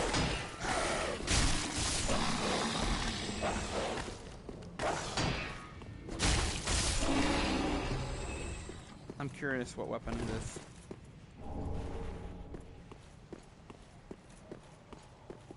The plain iron balls, like the giant wrecking ball things. That's so... I don't think I've ever used those. That's really interesting. I might have to check it out when I do the Elden Ring playthrough again. So for Elden Ring, when I first played the game, I ran a Bloodhound Fang build, and I used like the little special thing you can use where it's like, does it swipe up and then like you jump back, which helps you like get out of the way of an attack and like jump, and then you jump forward. And it does like bleed build up, and it's like a really, really good weapon. And I think my first run through... Oh, the shrimp cooked... You kill him? Oh. Man. Harsh. He's got a like little quest line that you can complete. Elden Ring, I did my first run through doing like a melee build, as I did all of these games. I like ran strength and dex, but like there's so much you can do in Elden Ring. And my other playthrough, my next playthrough, I did like a sorcerer build, and like would get like Ranni's Dark Moon and the Moonlight Greatsword, and did that magic weapon ability. And then would like do the Comet Azure and drink that physic where it's just like you don't use magic for a certain period of times. Yeah, I did. Yeah, that game I did the Bloodhound Fang just because that weapon was so fucking good. But like you saw me playing the whole Dark Souls run through. I just had the Big Bonk, the Dragon Tooth, and Dark Souls 1. I was using the Black Knight weapons, but I also ran Dragon Tooth for a while in that game. So I like the Big Bonks.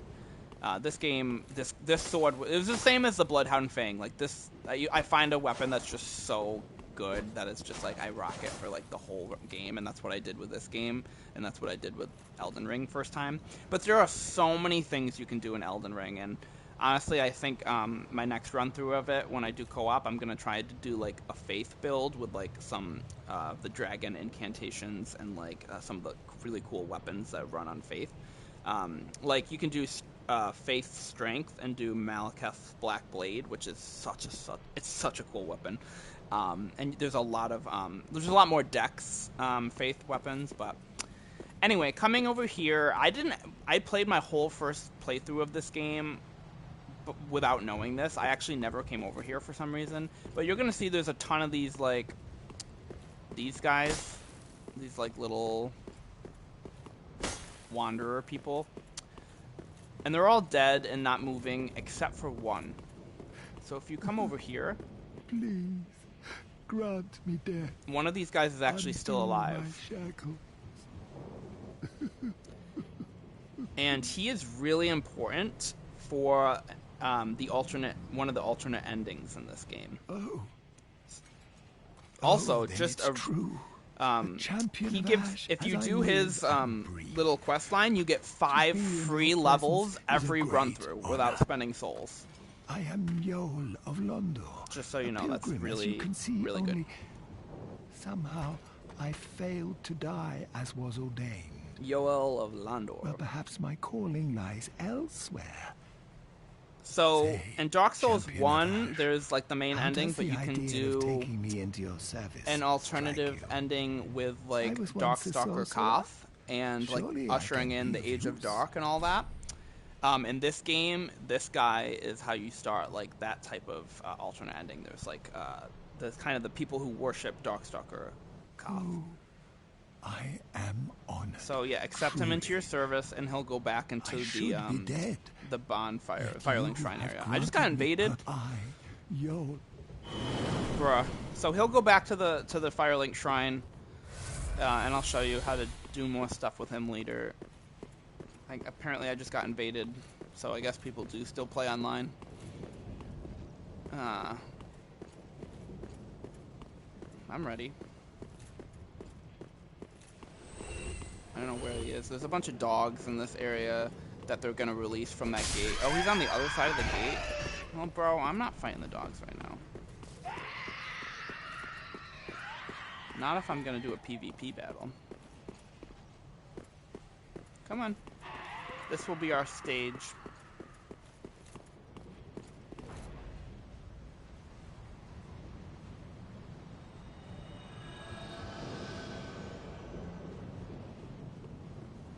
Mound maker.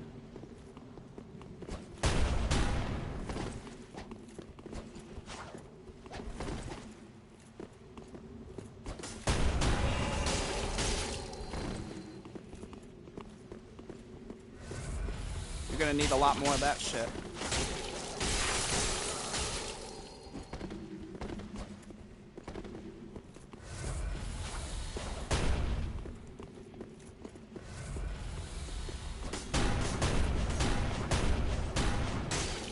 I have so much fucking stamina. He's gonna regret invading me.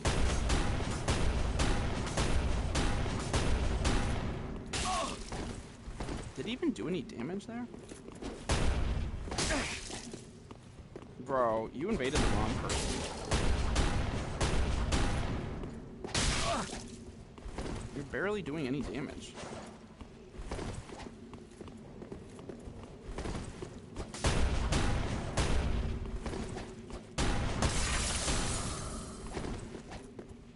No. I won't lose all my goodies. I worked too hard to get them. I haven't even used one Estus. He's done barely any damage, and he's already used like 7 Estus. Let's go. Oh, that was a mistake. You're fucked.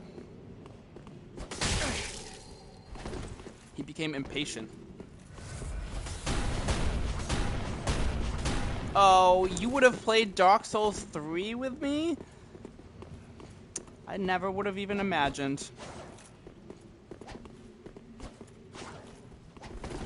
When I buy it on PC, it will be the beginning. That's literally the first Estus I've used. Don't get too excited. I'll play it with you on PC.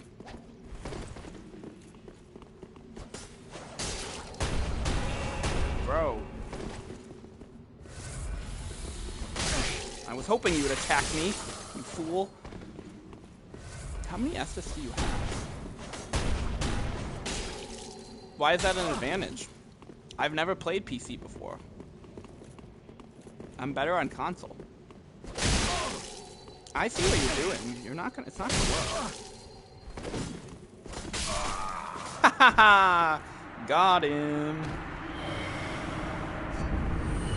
Ooh, I get a vertebrae shackle. If only I needed that when I was doing my frickin' platinum. It's too late now.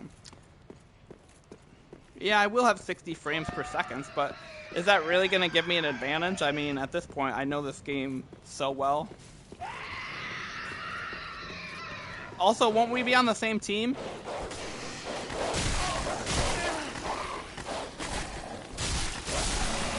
Won't we be, like, fighting bosses together and shit? It could. It could give me an advantage. I don't know.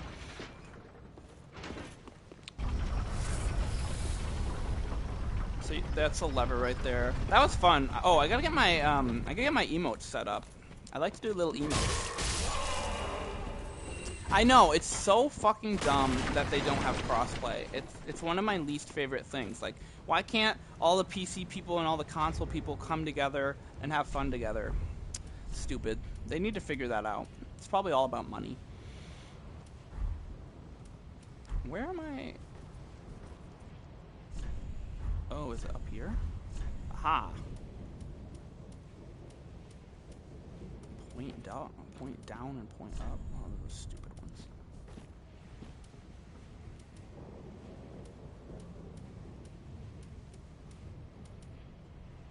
By my sword. Ooh, I kind of like this one. Well, can you play how do you play co-op on this? Path of the Dragon is one that you're gonna need later. What do I have? Wave. Oh, good. Wave is good. Jump for joy. Joy. What is joy? Oh, cool. Jump for joy. Yeah, I like this one. Wow. Oh yeah, I'm on PS5. Well, hey, I'd be totally down to play some of these games with you though. Like, I'm probably gonna get the Xbox Game Pass. I don't know if that counts as like I'll be playing on PC, but I'll be playing on the Xbox Game Pass, so that might be Xbox.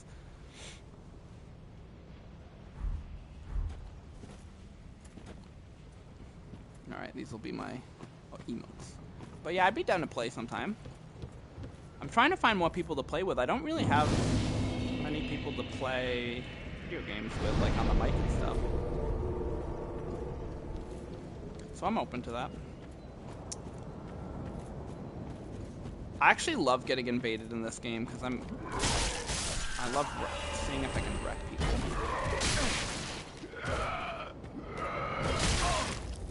Oh, okay. I have it on PS5 too. But once I get my PC, I'll probably be playing it on there.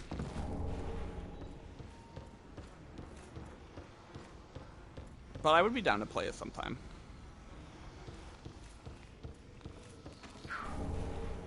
Even if I have to do it on PlayStation. Come over here and you can cut that down. That's going to be an important item. Did I ever find that key? No, I didn't, did I? No, I have to go back actually for that. This is the Undead settlement. Kind of like this area, it's pretty cool.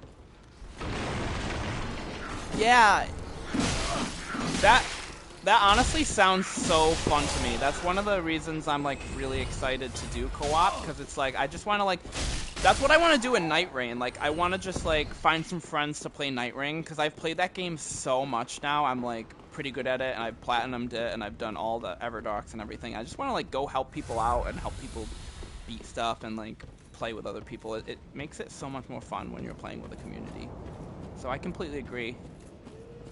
Hell yeah, we could play Night Rain together. That'd be cool. I love that.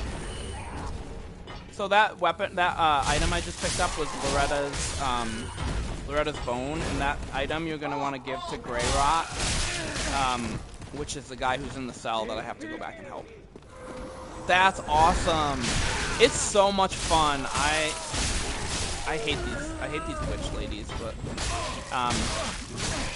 I wasn't sure about it at first because like having a multiplayer specific game, and a lot of people were saying that like if you get like a bad online party or something, then it can like affect your success in the game, and that like some people are even trying to play it solo. So I wasn't sure about getting it, but then like when I did get it and start playing it, I was like, all of that is so wrong. It's so much more fun to play a game like this online with people, and even if I get rando people like and don't have a good run, it's like part of the culture and part of the experience, and it's just like it's awesome. And you have a Wilder figure in your room. That's sick. I want stuff like that. I want like I'm actually moving into a new apartment, and I want to like set up my little like my PC desk, like gaming area, and I want to get like little figurines and stuff like that. I think it would be really cool and make it fun. There's an Estus shard over here, just so you know, one of the upgrades. It came out right before your birthday. Well, that's good timing.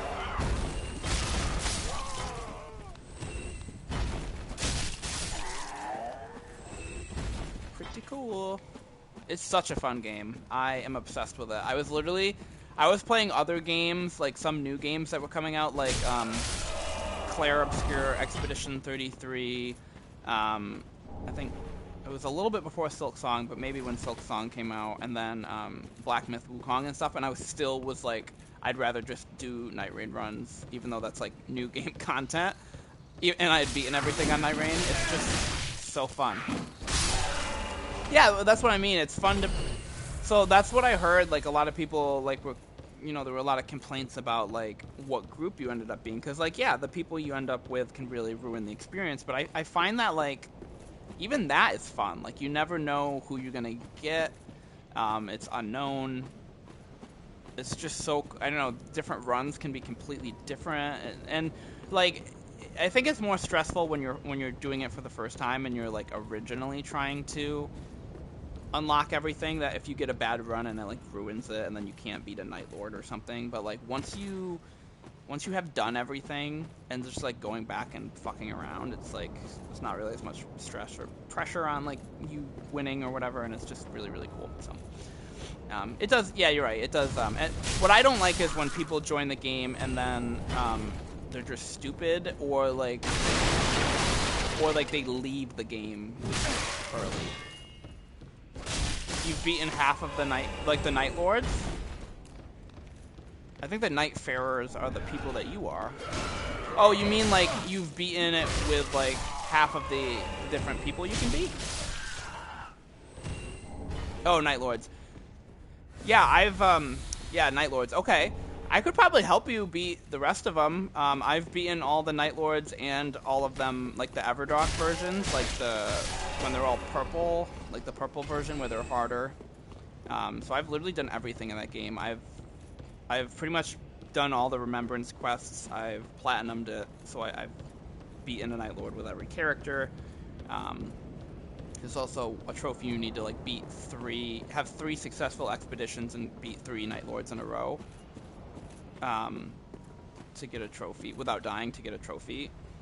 And I've done that. I'm being summoned to another world. Ooh, this is fun. Oh, I guess people do still play online. Oh, this is gonna be fun. So I'm being summoned as a helper for something. It's probably a PvP fight or something like that. Oh, alright, so we're in an area that we're a little farther in the game right now, but who am I? Just pretend you're not seeing this area.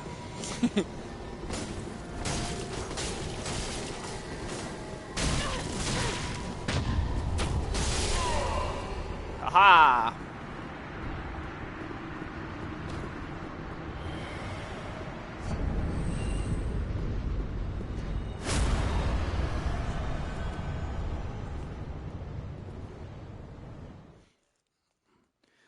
See, just getting a shit ton of stamina in this game and rocking this sword, I just toasted 2 NPCs invaders.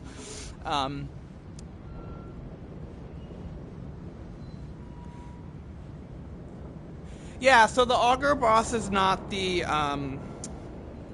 my favorite Night Lord at all.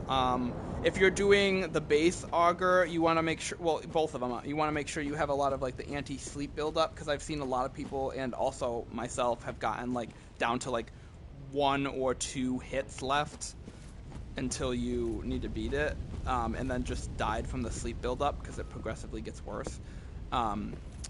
So that can be tough, and then the Everdrock version of it is just a gimmick fight. You have to like trade in like your weapon for one that like does this like kind of like the Storm Ruler sword in this game. So it is kind of just a gimmick fight, and it's not everybody's favorite. Yeah, the sleep build-up is difficult. That makes that fight hard. So you gotta.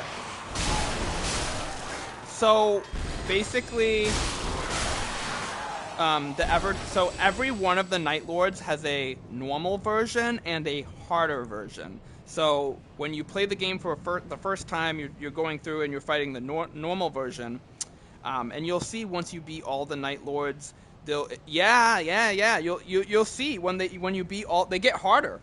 When you beat all the Night Lords for the first time, you'll see at the end there's an option to fight one of them, and there's like instead of like that like white grayish.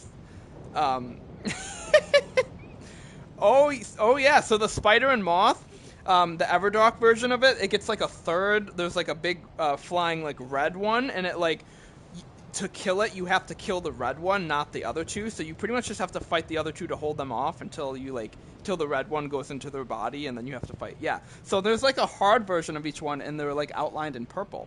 And I've beaten all the bosses regular, and then I've beaten all the Everdrock versions like in hard mode. And then they just came out with the hard mode which is called Deep Night. And I've done Deep Night runs too, which is where there's like a lot of the weapons and stuff you can get It does get harder. Yep. There's a hard version they just came out with where you can do the runs where the items and stuff have like negative things. So you know how the items you get have like different passive things that stack and help you even if you're just holding them in your inventory. Well, they have ones that have positive things and negative things. So like you'll get an item where it's like it'll increase your, I don't know, like attack ability with this, but it will decrease your overall health or something. So that's like hard mode. And you can pretty much just go on and play that one forever. But yeah, each boss, yeah. So yeah, there's a lot. So I've done all that. I've completed all that. I've beaten all the Everdark. The only boss that they haven't come out as an Everdark yet is the last one, and I think they're gonna wait until like drop it with the DLC or something. But yeah, I'd love to, if you want to play together, I'd love to. I can help you beat all of it. Because yeah, they get harder. You're fighting the first versions of all the Night Lords right now. They get harder. There's like a, yeah, I can carry you. Hell yeah. That's what I want to do. That's why I was like, I want to keep playing this game, and I just want to play with people, and I want to like find beginners who haven't even beaten the bosses yet, and I want to just like go in and just help them. I think that would just be fun. So yeah, I would love to. I love that game. So fucking fun. So you can come over here in this little side path, and I'm gonna show you these guys. I'm gonna show you one of the covenants over here. This is the secret. This is the hardest to find covenant. Stop shooting me. Oh. So this guy over here is going to be an enemy type in this game, and you'll find him very soon. Do not attack this one.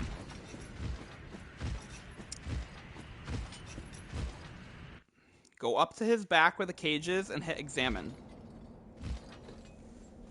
I have not watched JoJo's. No. You mean the JoJo's Bizarre Adventure, the anime? I haven't seen that one. No. I heard a lot of people really like it though. Like it's a really popular one. My my old roommate, my friend, watches that show. He really likes it.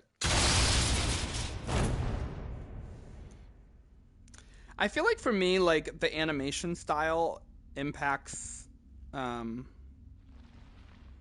what I. You hyped me up as if you were gonna say good things about it. I feel like the animation style for me really affects like what animes I can get into and what ones I really like. Like another really, really popular one, Cowboy Bebop, like I had trouble getting into because of that. And I think JoJo's Bizarre Adventure is one like that, where it's like just the animation style, it makes it difficult for me to get into. I don't mind like old animation style, like I love Naruto. I don't mind the animation for One Piece. Like classic ones like that, but just for some reason JoJo's that style I don't like as much.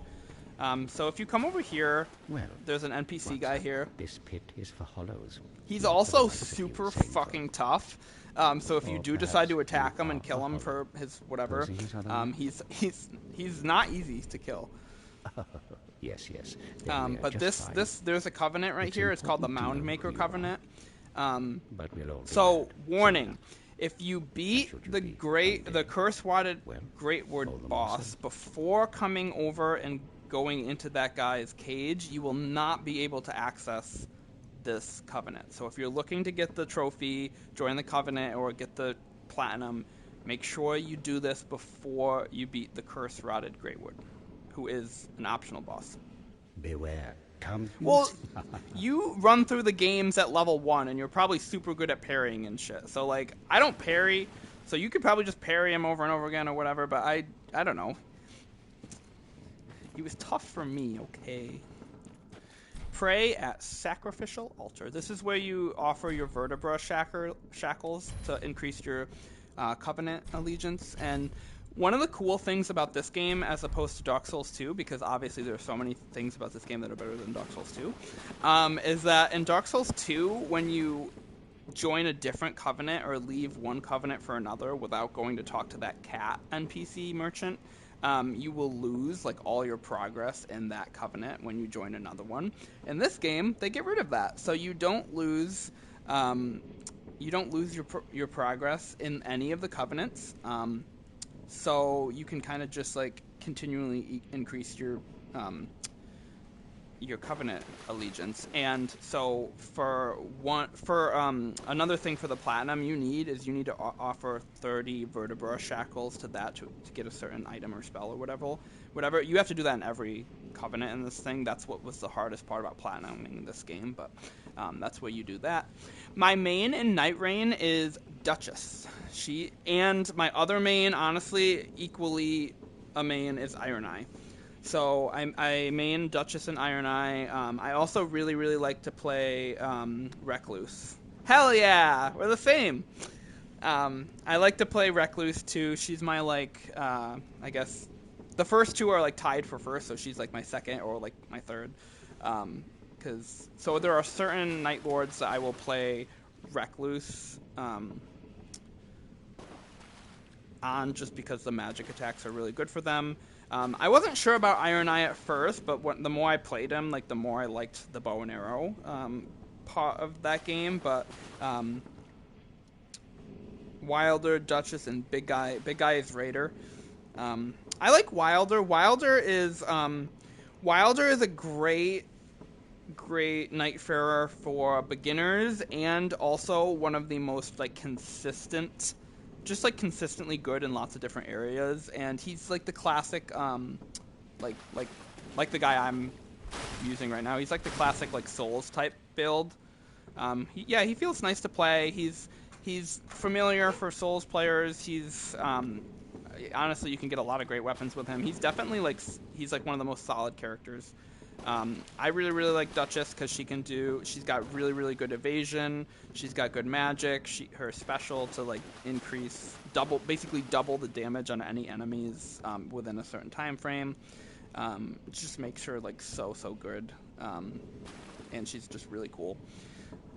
And Recluse is cool because basically Recluse is if you're doing an Elden Ring run with like a magic build, that's pretty much her, except she can repeatedly get her MP back, which is awesome.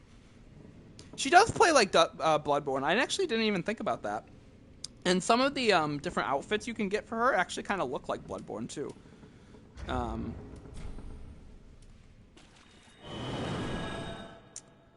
Yeah, that's a good point.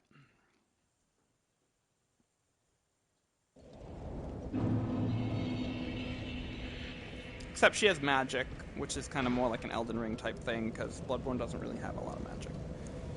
So I'm going to go back.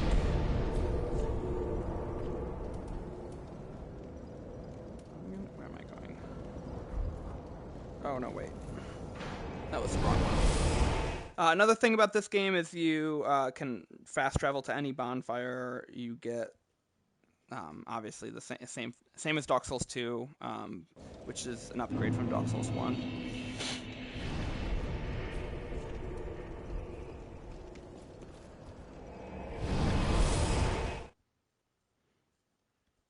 I mean, it's the same fast travel.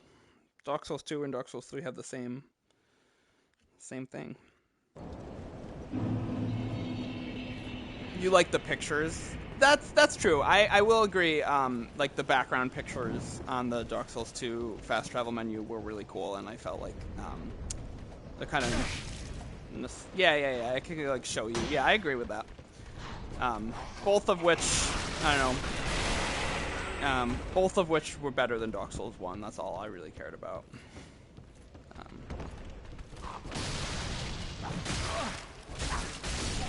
I do feel like it does like let you explore the world of Dark Souls 1 and see how everything connects pretty well, but it's a lot more convenient when you can like fast travel to every area. Yeah, I agree. And then even after you unlock fast travel, you can only go to certain bonfires. Yes, at least there is fast travel. I agree. If they had no fast travel, I would have cried.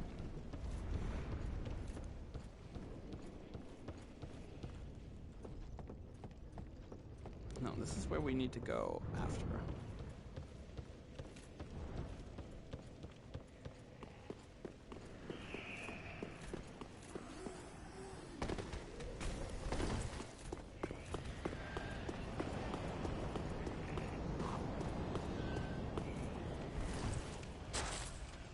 You come back down here and then you go this way, which we did not do before.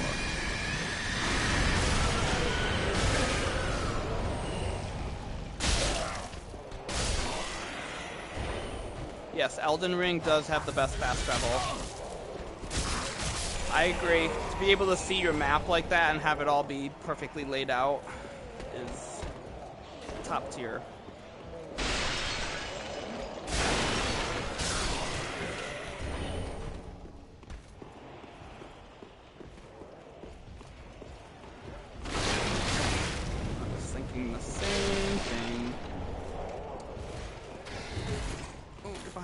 Oh, stupid chairs.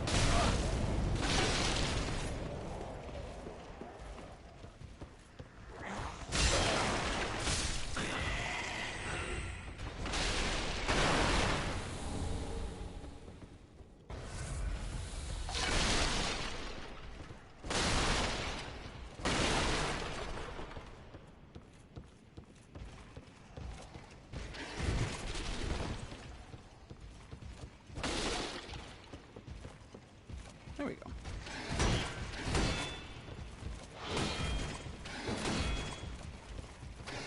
Oh, he's just gonna keep spamming that, isn't he?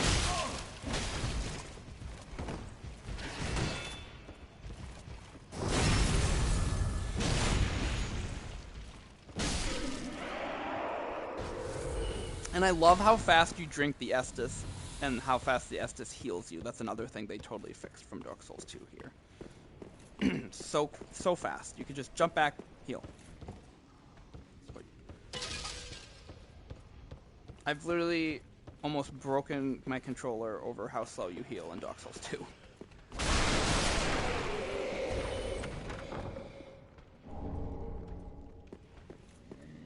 No, it's the worst. The fact that you even had to rely on a temporary item like that. Like, they were like, oh, you get this extra healing, but it's like temporary items. It's like, no, you don't need that extra healing. You just need good Estus. They give you extra healing because it sucks so bad.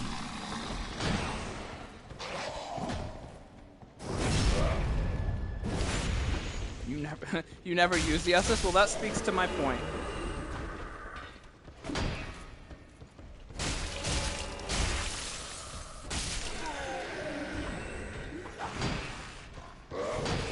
I'd rather have a good permanent healing ability than a bunch of... It's like, well, I guess it's like Bloodborne, right? Dark Souls 2 is like Bloodborne. It has the temporary healing. Or, not temporary, but the, like, they're not infinite. It's just like you have to farm for them or get a certain amount. Like a finite resource.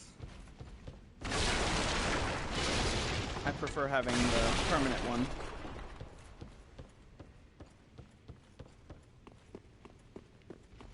Because that was another thing that was annoying in Bloodborne too, when you had to like stop doing boss runs to farm healing. Yeah, well, I mean, that's fair.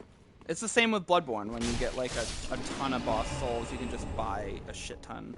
So over here, this is where we get the cell key to unlock that guy, the NPC, which is what I came back here for.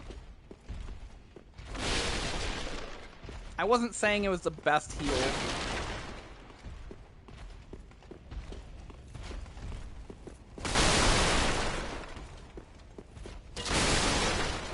Put words in my mouth. You can come down here, and this is the shortcut to where you go back to Vordt. Okay, I mean, it does heal you very quickly, and yes, you can buy a ton of them, but... Or you could just have 15 Estus that refills every time you rest at a bonfire. You don't have to buy anything. Okay, that's fair. I like Bloodborne a lot.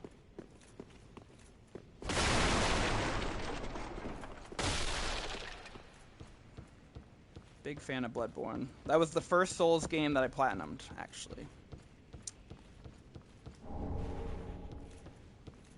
And I love the gothic horror vibe. It's so cool. I like Bloodborne way better than Sekiro.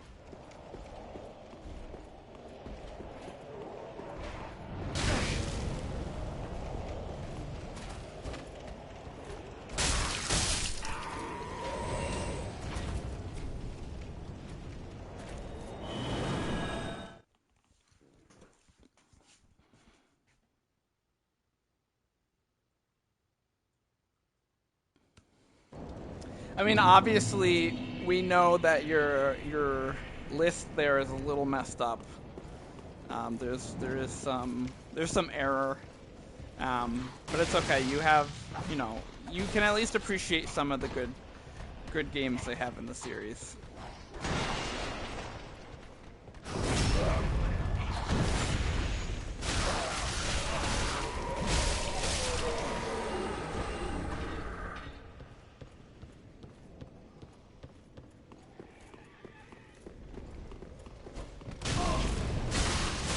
Don't let this guy have free reign of that, because if it hits the barrels, they'll all blow up. Blah, blah, blah, blah. Yeah, same with me in Dark Souls 2.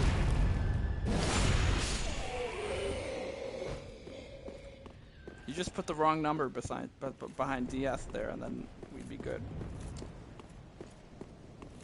So you come down here, you get the tower key. You can let this guy out. No, you're from far away. And he goes back to the Firelink Shrine, where you can give him Loretta's bone now. Remarkable. I guess it is, yeah. Maybe it's opposite day. Maybe it's just like switching the things around. I have a favor to ask. Below the high wall is a musty Because little putting town. Night Rain behind Not Dark the Souls home 1 of any and Dark Souls lord, 2 is just absolute a madness. very old settlement of So much Undead. fun. An old woman. And Elden Ring, like Loretta, Elden Ring's better too. Please, I'm not. I'll be short. I need. What do you say? Very well. Grant his request. I am Grey Rat of the Undead settlement, and I promise to assist you. Give this ring to old Loretta at the base of the high wall. Do your part, and I'll do mine. Listen. When I play Elden Ring and Elden Ring Night Rain, I just have pure fun. Just like a heroin shot straight to my veins of fun playing these Souls games. When I play Dark Souls 2, I want to break things, and I'm so frustrated, and it's less fun. So, on the tier list there, I think I was pretty accurate. I don't know. Oh, you have ADHD? Well, that's fair. It is a very, very big game, and it's very, very long, and there's a lot of stuff to do. There's so much content. And then they drop the DLC, and then there's even more. So that's fair. I'll give you that. I can see how that would impact it.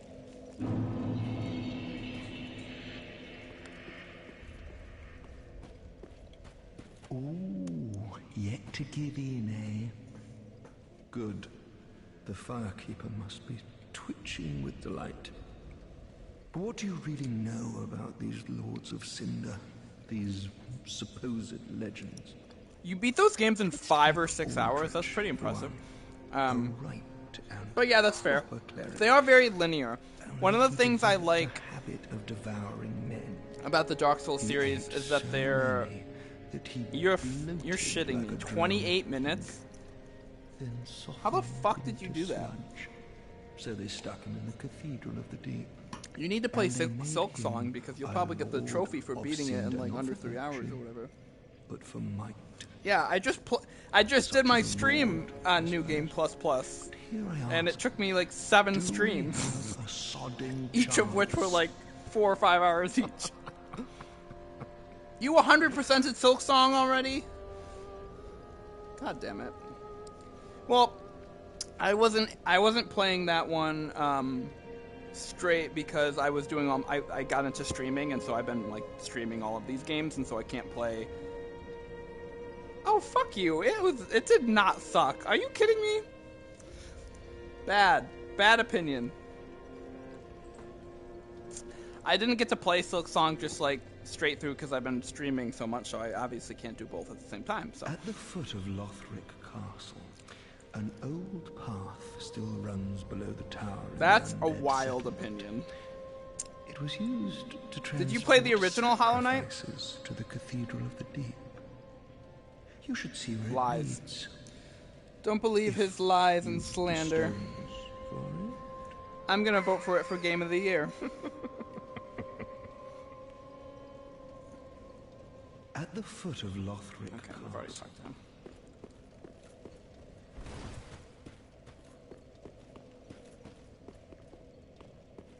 $11,000 hours. That's crazy. Yeah, no. Well, that's good. That I love the original Hollow Knight. It's my fave. I feel like Silksong improved it, like not improved upon it, but like was a natural progression though. Like if they're going to make a sequel after Hollow Knight, I feel like Silksong did everything it like should have done, I guess, in a sequel. And the graphics and the movements way faster, and just like obviously because it's a newer game. And I thought they pretty much took like the formula they used for Hollow Knight and kind of, I mean, a lot of the bosses and NPCs and stuff were like very similar. So obviously they can't make the same game over again. But Oh, hello, you're back. so here's Grey Rat. And in one piece. Whatever trinket you just thought of. You can purchase. He sells all sorts of different items. You can sell stuff. So another great upgrade in this game from the first two games is in Dark Souls 1 you can't sell any of your items.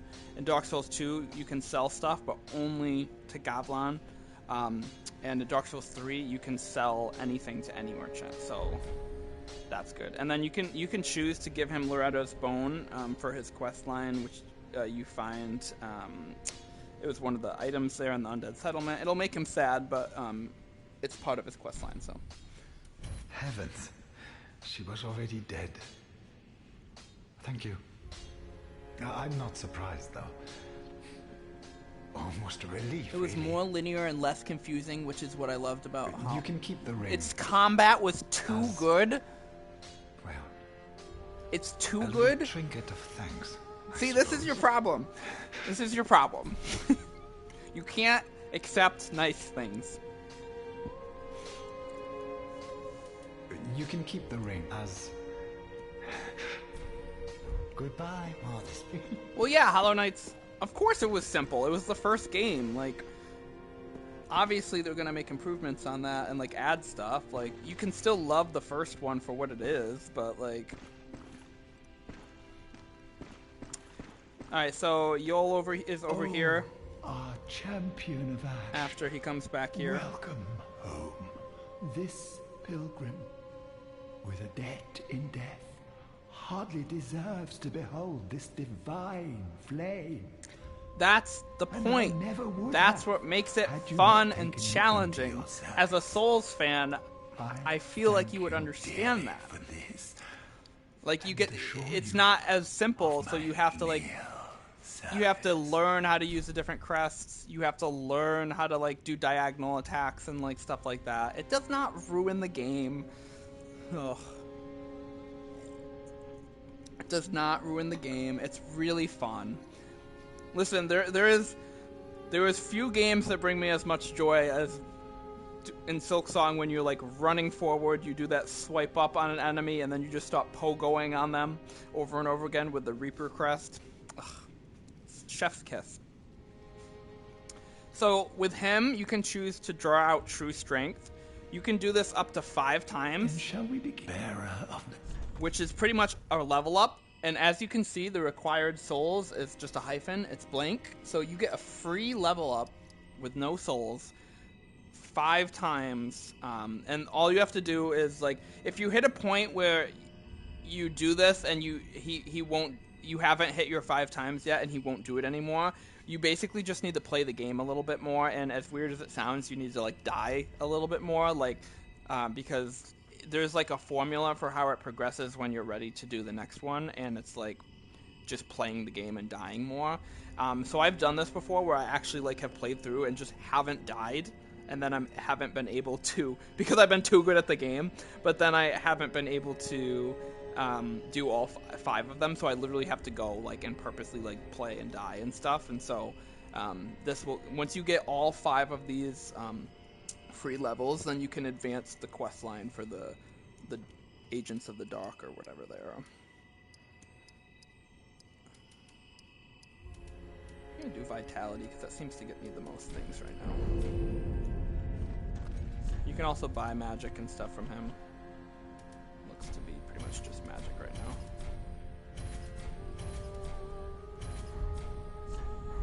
Be safe. Be safe, Champion of Ash. Oh. He's so nice. He's very sweet for a...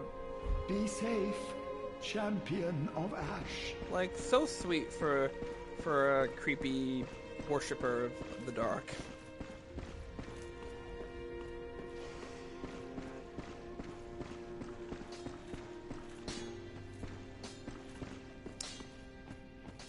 So there's going to be plenty more NPCs that are going to be filling up some of these spots later once I find them in the game. But for now, I think we did what we needed to do. We got Grey Rat, and so we can go back to the Undead settlement and progress from there. I showed you the Mound Makers, so I'm just going to progress straight forward now from the Undead settlement. I'm going to run to the bathroom real quick. We'll be right back.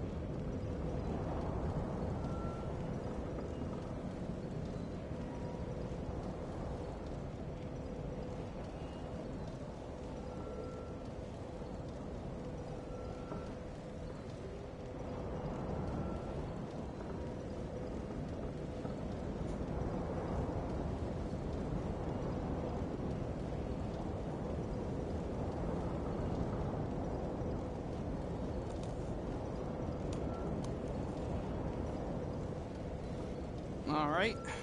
I'm back.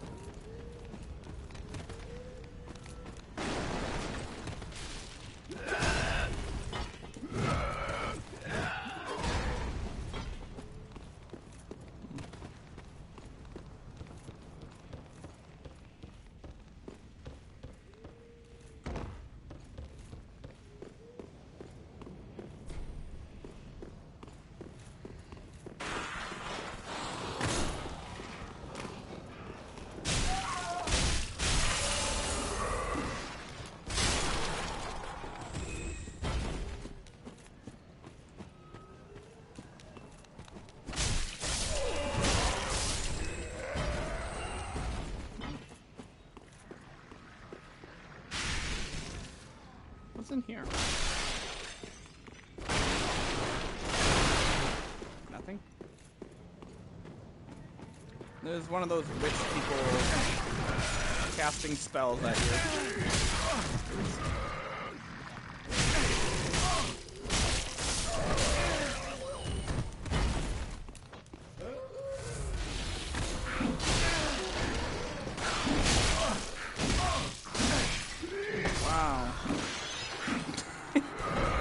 Wow. It's probably good that I died though, because then I can get more levels from y'all.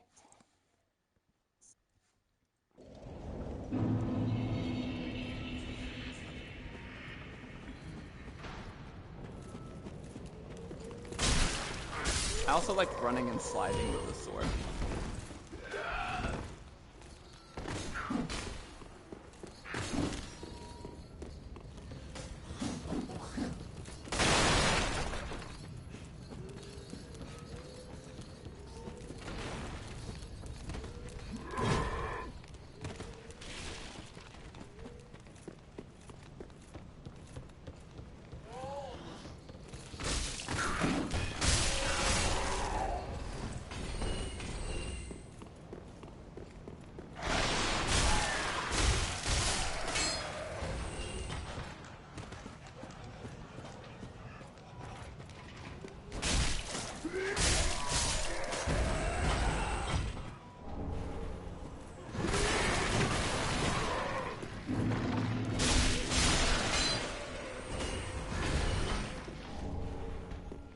Whip.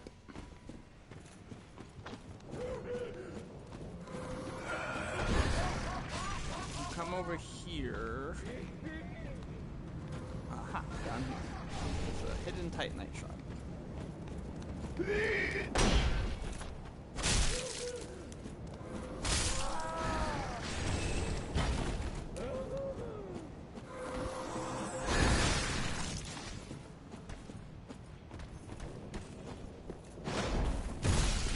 Come up over here. I mean, she just jumped down, but this is climb up the ladder, and this is where she was shooting you from, and there's also an item.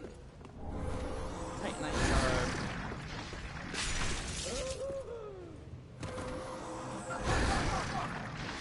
Damn these guys. They are tanks.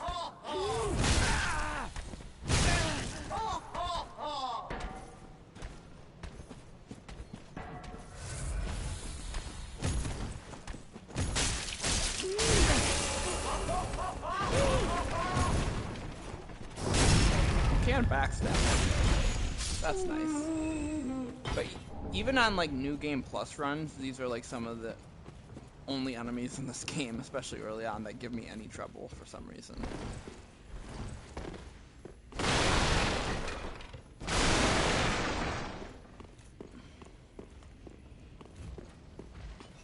So there's another one of those guys. This will be one that you can actually fight. You can fight that other one too after you beat the Curse Rod at Greatwood, or if you want to throw it, but you don't need to.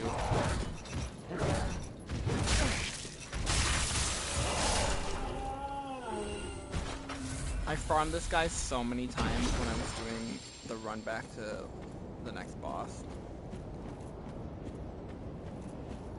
I think there's also a crystal lizard up there. So there'll be a bonfire right here.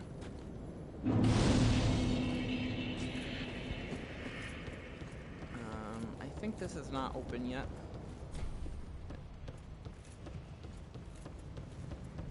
So I believe if I reset here.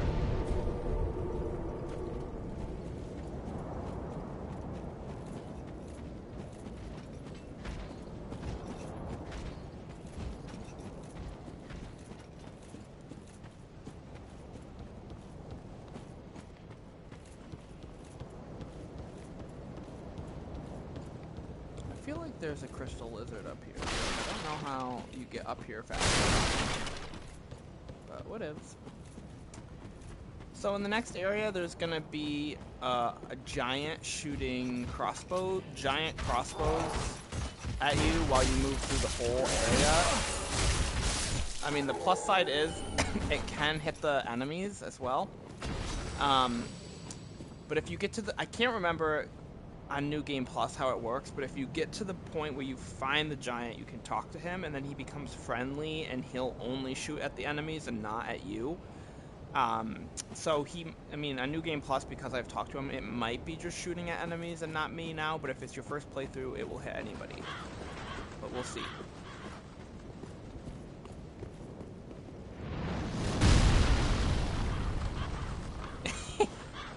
Yes, it is well, it's actually a giant bow.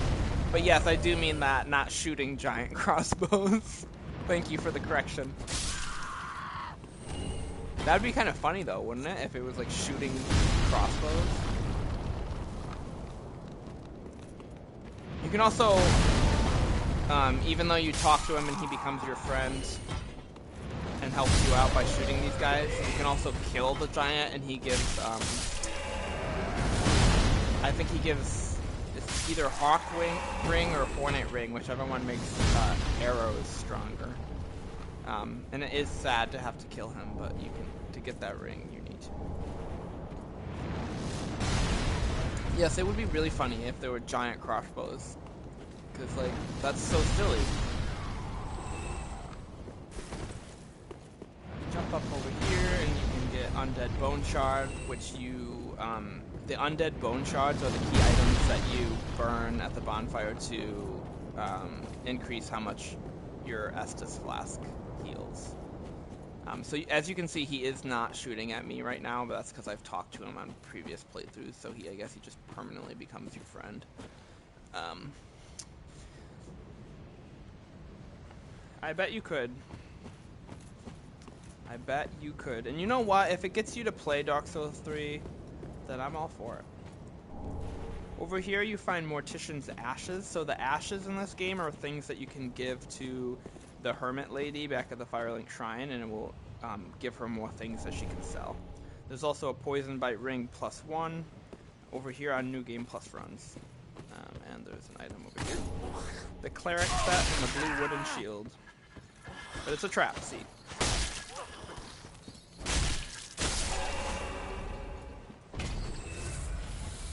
So it's kind of like an Elden Ring, how you give the little like bells to the shop merchants and it unlocks more shops and more shop options.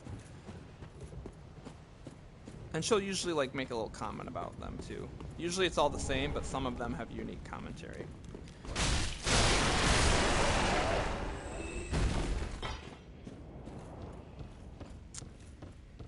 So if you are being shot at by those giant arrows, this is like the last little leg that you can still be hit, and then you get up to this point and then you're safe.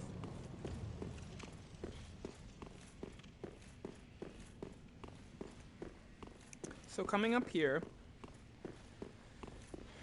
on your right through this door is how you progress in the story to the next area.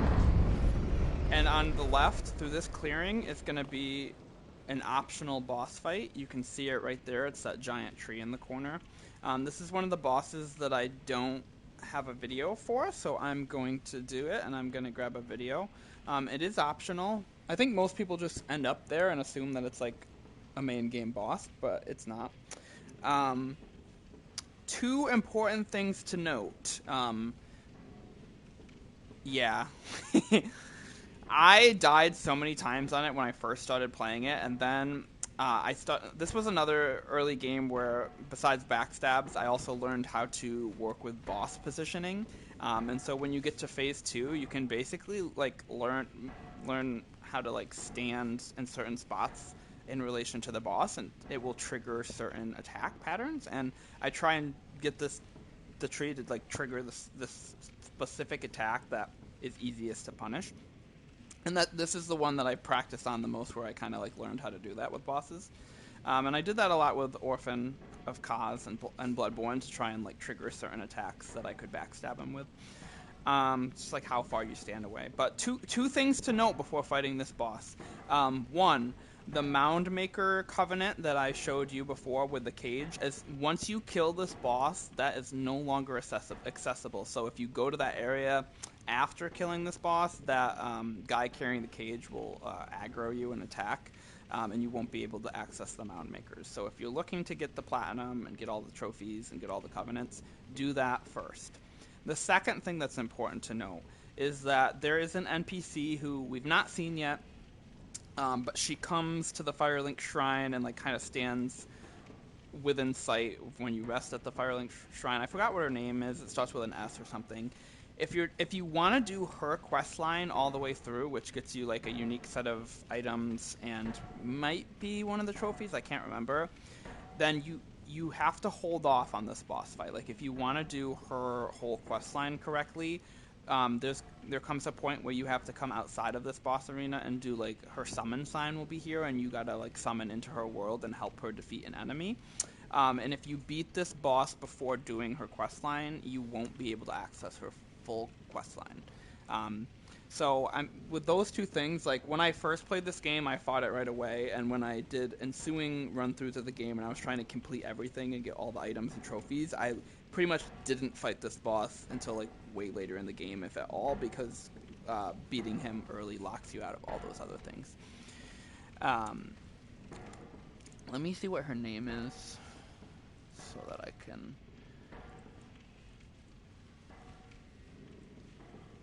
be most accurate in giving the descriptions. Let's see.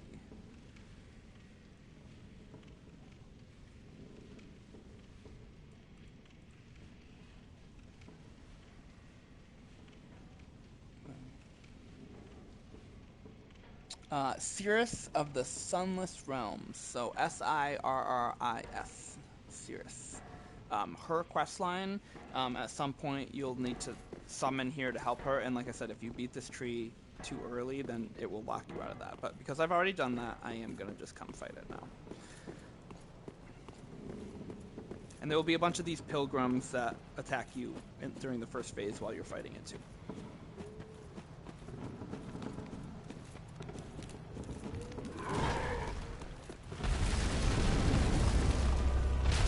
And you have to attack this part out.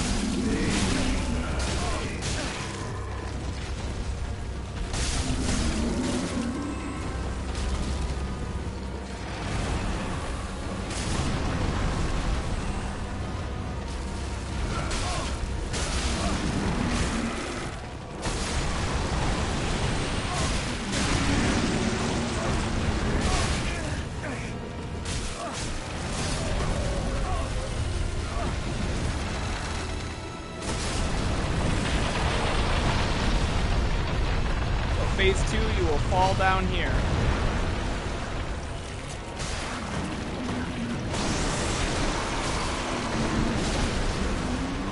And it will grow arms.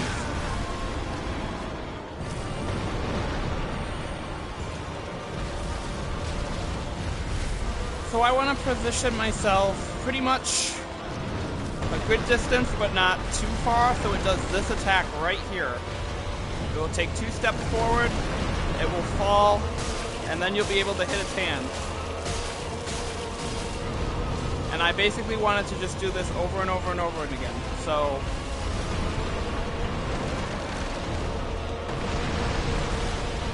try and position myself not like all the way behind it.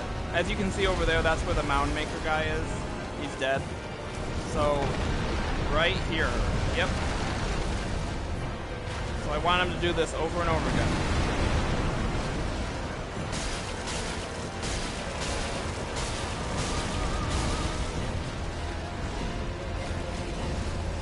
And that makes this fight very trivial. He'll do that big attack. If you're too far away, he'll do another attack where he like crawls forward towards you, and we don't want that one. Yeah, this one. You can still punish it, but I want the one where he stands up and then falls all the way down.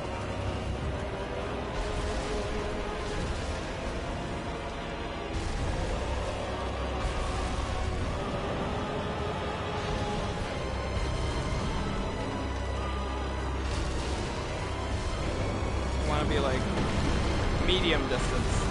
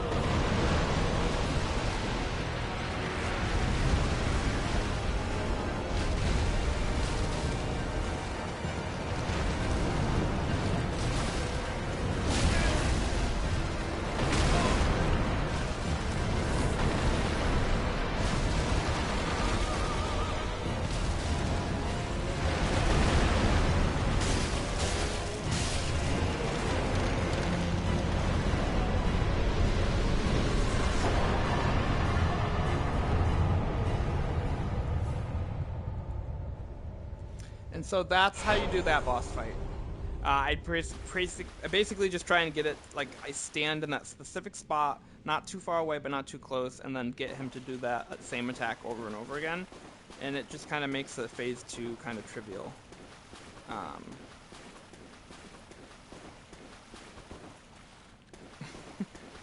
Dancer? What are you talking about? We haven't gotten to the dancer yet. So as you can see, this is why it locks you out of the Mound Maker Covenant. This is, I mean, you can still access the Covenant, but if you don't access it before you do this fight, then you won't be able to. And then this guy's dead, this NPC. What do you mean you killed the dancer? There ain't no way that you started playing Dark Souls 3 in the time it took us and then got that far. So you get the Pit of Hollows, and then so we want to go back. There's not really a way to progress from here. You can fast travel there, and it gives you access to the Mound Maker Covenant if you've already discovered it. But to advance to like the next area, we're going to come back here and go back forward again and go to the right.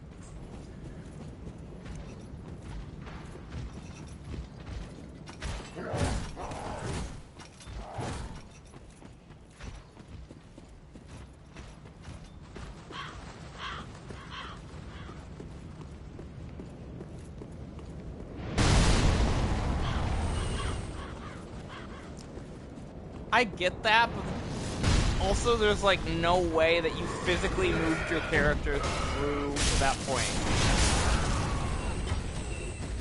Especially because we just started talking about it.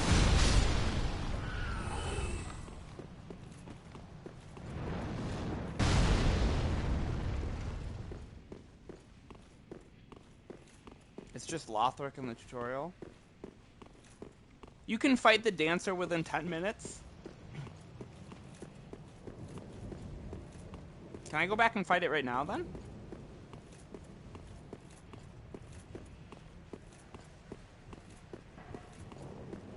Well, I mean, I've speed ran it as fast as, like, I want to, but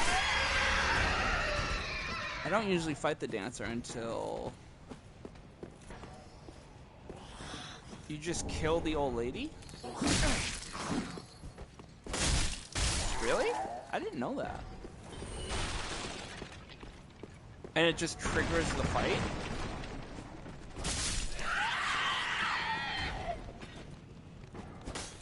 You can't progress like up the ladder into the Lothric thing, but you can fight the dancer right now. That's actually really interesting to know. Thank you for doing that and sharing it. I didn't know that. I might do that. Because I always save it until, like, basically you would be able to progress. So I don't, like, ever... I don't know if you know more than me, but you do know that specific fact that I didn't know.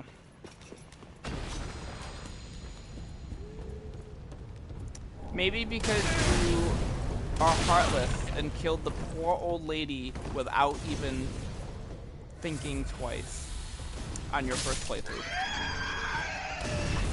That's what I choose to believe. If you come down here, you get the fire clutch ring, which does more, gives you, like, you do more fire damage. Oh, you can even go into the upper part? That's interesting.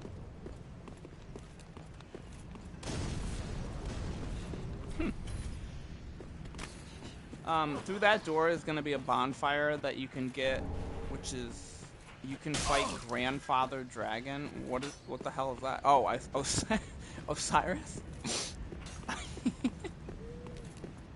Is that who Grandfather Dragon is? Okay. Alright, interesting. So if you drop down here, there is this bonfire you can access.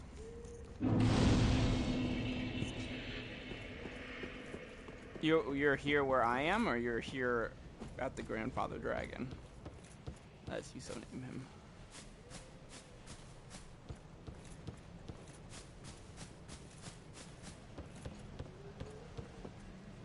You just... Ooh, cool. Wait, are you... Could we play together?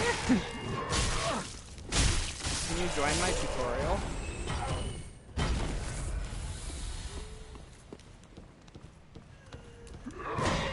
Or are you playing on Xbox?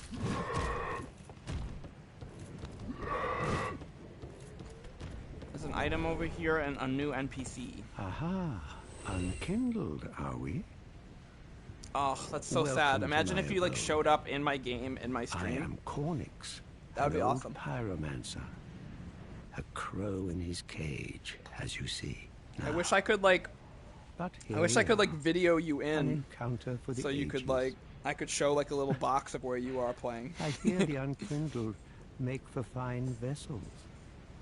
I'm like very excited to do collabs with people on streaming. So far, it's obviously just been me playing, but if you ask to learn pyromancy, most wise, a chance encounter. He will go back to the Firelink shrine, and he's the person in this game that sells pyromancies. The pleasure is mine. Kind of like Rosabeth in the second one, and that girl and down in the Demon Ruins in the first run. I will add you on Discord. I don't know how to do that, but I will do my best. I'm still learning Twitch and like all the fun stuff you can do. Like I still have to learn how to do, like I just started learning how to do the streaming from Steam using like OBS and stuff. Because I'm going to have to learn, when I get my new gaming PC, I'm going to have to learn all this stuff on PC too, because I've been doing it from PlayStation. Okay, let's see.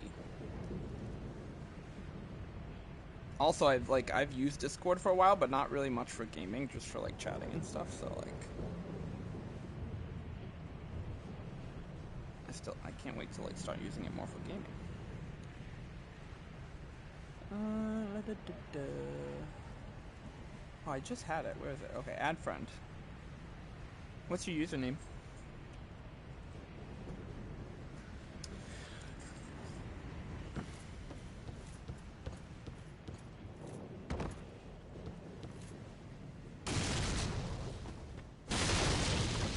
So I'm gonna take a shortcut here, which I'm just gonna like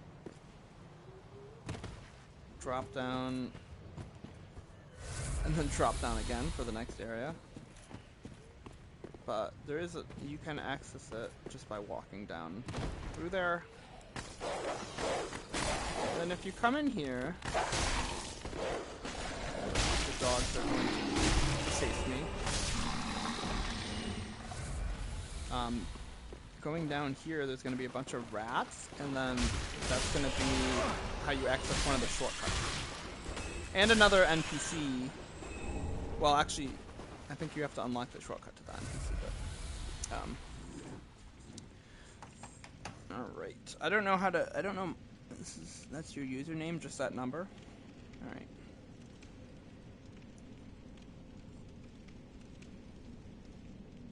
Oh, well, I sent you a friend request. Yay, more friends. I always want more friends.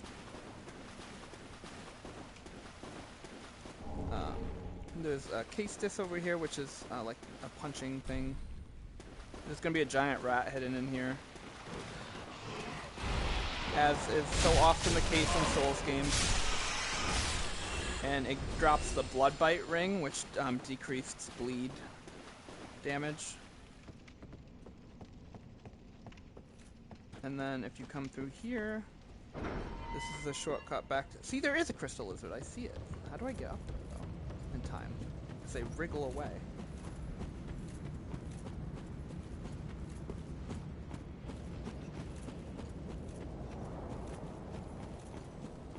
Aha. I knew there was one up here. Gives you a shop gem. Okay, so this is the run back to this bonfire. Yay! Sweet.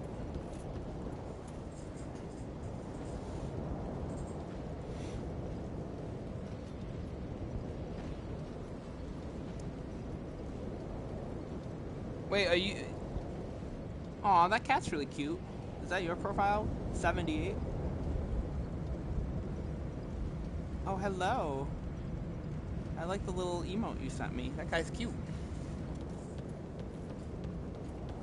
I like it. Whose cat is that? It's a very cute kitten.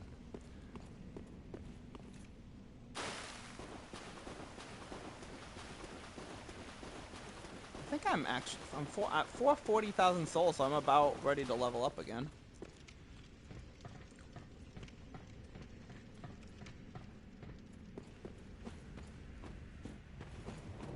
There's gonna be some annoying guys over here that throw pots at you.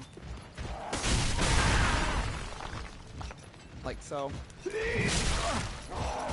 And then they turn into and then they turn into the saw guys. Aww, that's so sad. Poor thing.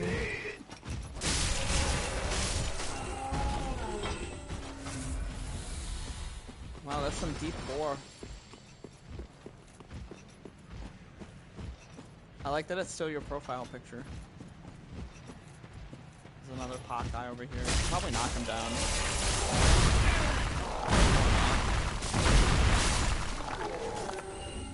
Aww. That's so cute. You should keep that photo. It's like the only copy you have. There's some dogs over here, and then an item in the corner.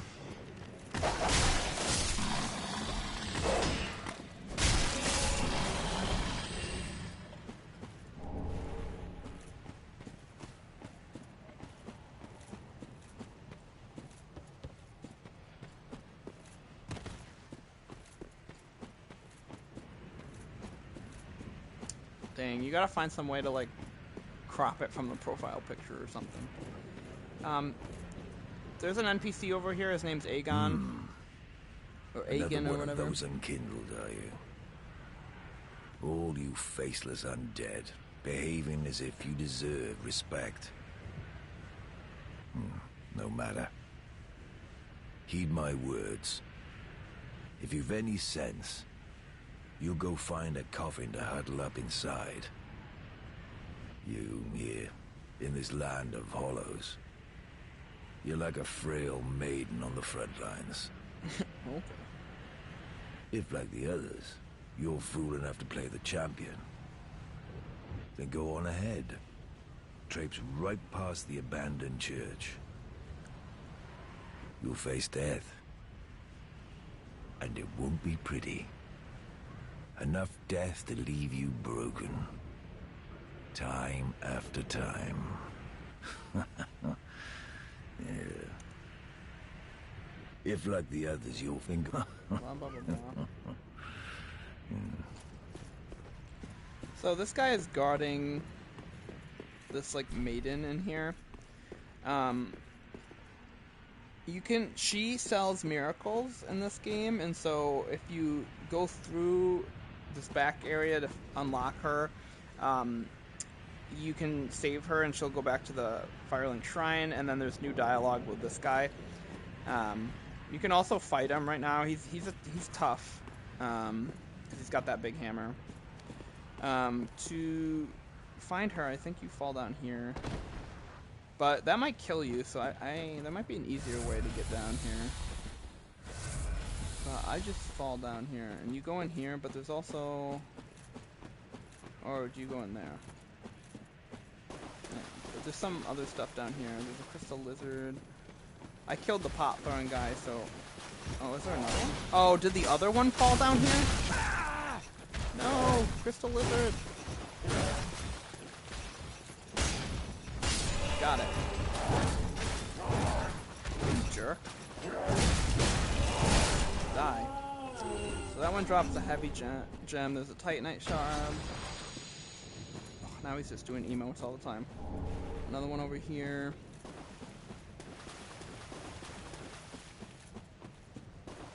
I don't remember which one it is.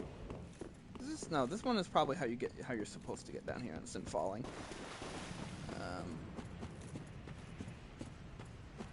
You come from there, and there's a bunch of skeletons and catacombs. A bunch of rats in here.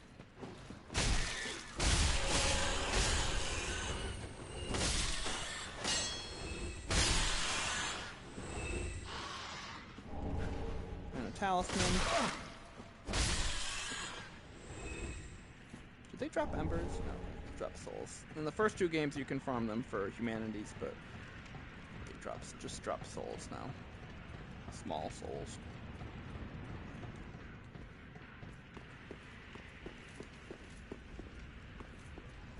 So you can unlock this where we just were. You can come in here and talk to her. Who is there? Is someone there? Anyone? Oh, please. Whoever you are, touch me. Oh, okay. The dark surrounds me, nibbles at my flesh. Little creatures. They never stop biting. So she has a lot of trauma from being in here, Please, trapped in the hold cell, out your hand and being bitten by the rats. touch me. You do choose touch to get her to go back to the Firelink Shrine, even though this is clearly sexual in nature. Yes, there you are. So close, indeed. And I am not entirely alone just yet.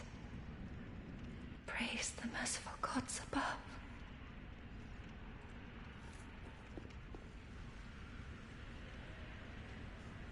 Oh, I'm sorry to hear that. What killed you? I am Irina of Karim. Because I want her to go back to the I came to Firelink this Shrine land and so sell that me I might miracles, be a okay? fire She keeper. asked me to. Your touch has freed me from the darkness. I got consent. You are a champion, then.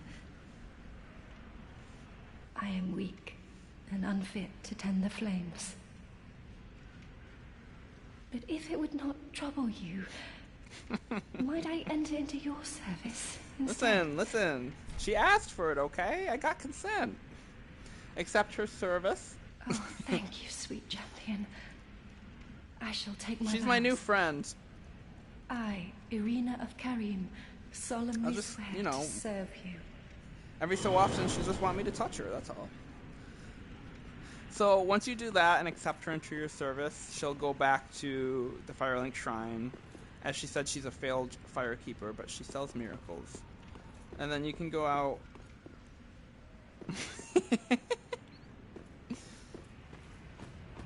Exactly. So you come out and talk to him. Rescued her, have He'll you? have new dialogue. How very quaint. Pitying creatures that are beyond help. He's like not mad about it though. Yeah. Very well. I'm sick of looking after her at any rate. I am Egon, a knight of Carin. Egon, that's how you pronounce it.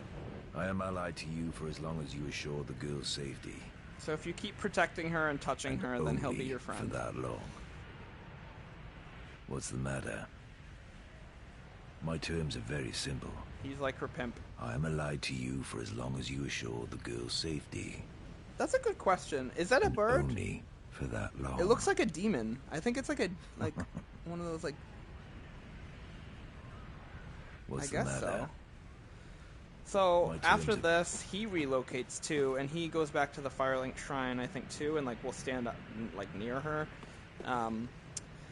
So there's gonna be these like tombs, different tombs you get in the game, and you're gonna go bring them to her so that she can sell you different miracles. But there's gonna be one specific tomb that is like forbidden, maybe one or two that are like forbidden knowledge, and if you give those to her, she'll kind of make a comment about how they're like dark tombs and that she like doesn't want to sell them, but that she will sell them. But if you give them to her, he'll get mad that you like didn't protect her, and then he'll show up outside of the first boss fight, and then he'll fight you.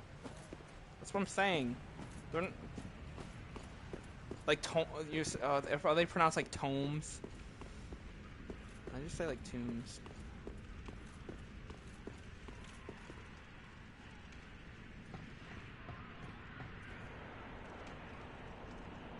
But yeah, that's what I mean. But you can give them to this other NPC instead, and it will prevent her from having that negative reaction. It will prevent him from fighting you, and then the other NPC will sell them instead. So there's a way around it. I just have to remember which ones are the bad ones and which ones are the good ones. See, I read that as Toem. Toem.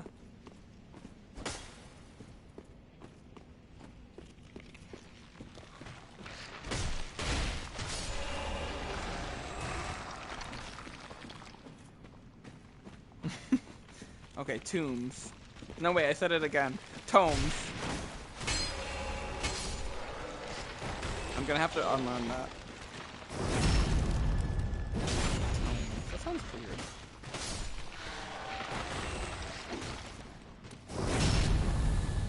I guess it is how it's spelled.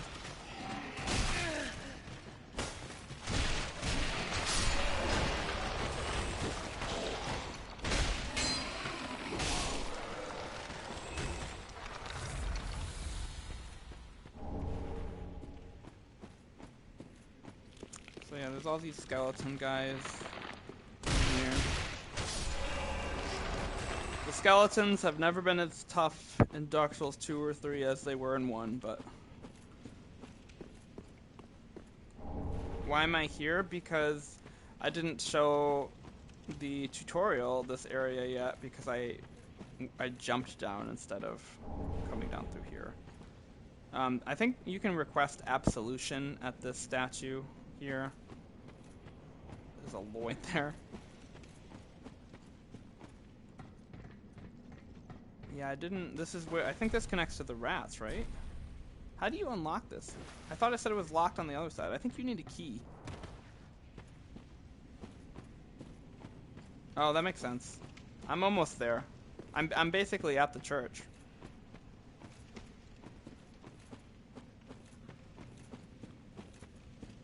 See, if I wasn't doing my tutorial, we might have been there at the same time. Darn.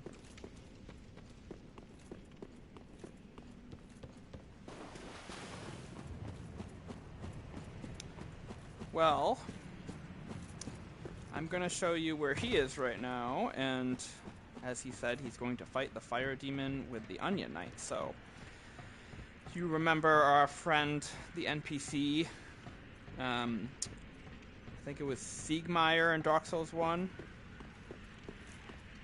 And in this game, he's Sigurd, and I guess he's supposed to be a different person, but technically he's the same person. Because they have the same kind of thing. So he is in this game as well. One of the beloved NPCs from Dark Souls 1. No. So this elevator goes up and down, but like, oh, there he is. Aha. So, throwback to Dark Souls 1. And he says, just like Siegmeyer does. I don't know why they pretend they're different people. That's literally the first thing you say when you talk to Siegmeyer. Oh. Pardon me. Maybe they're like ancestors or something. But I looked up. I am Siegwart of Katarina. I like looked up lore about it, and it says honest, they're not connected. I'm in a bit of a pickle. But it's so silly. Have you ever walked near a white birch only to be struck by a great arrow?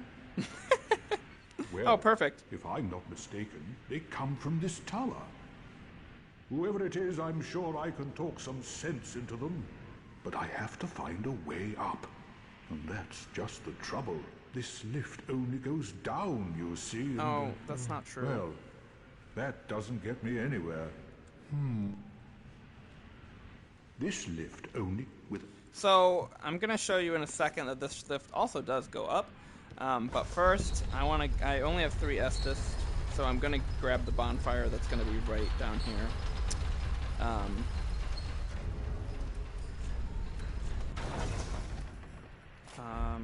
going to switch to this, because I'm going to show you there is a tough enemy up here. And this enemy up here that we're going to fight is actually the one that drops... yeah, the Ice Knight is actually the one that drops the sword I've been using this whole time. The Irithyll sword. These guys are a bitch to fight. But Valorian Great Sword does extra damage on them. Which is why I switched. Just like with Vordt. And he drops, as you see, the Irithyll Straight Sword, which is that ice sword I've been using this whole time. And at this point in the game, when I played this game for the very first time, I literally just used that sword for the whole rest of the game. And I've been using it ever since. So this is a road of sacrifices. Going from here is kind of how we progress, but before we do that, we're going to go back to the elevator. And also that guy right there was a permakill, so when we come down here after, he's not going to be there.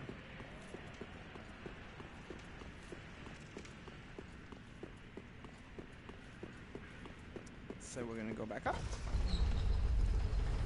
The other reason I wanted to rest at the bonfire is because I think Siegward or however you pronounce it would still be standing there. If not, now he's moved on. So we're going to hit that. It's going to drop back down.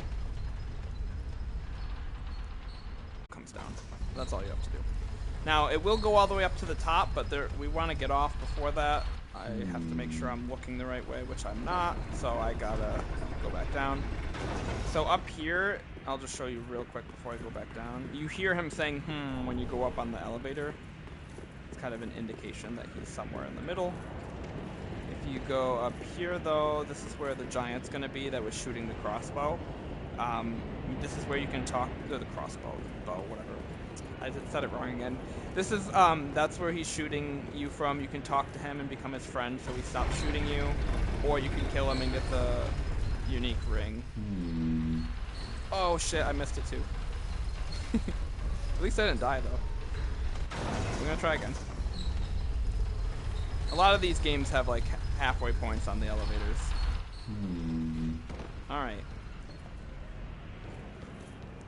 So we drop off, we come over here, and we find him again. And also on the New Game Plus runs, there's going to be a life ring +1 over here. And as you can see, there's a giant fire demon like ravaging through the village. Thanks to you, an epiphany has struck me square in the head. He is so funny. He's one of my favorite NPCs. The riddle of this inscrutable lift.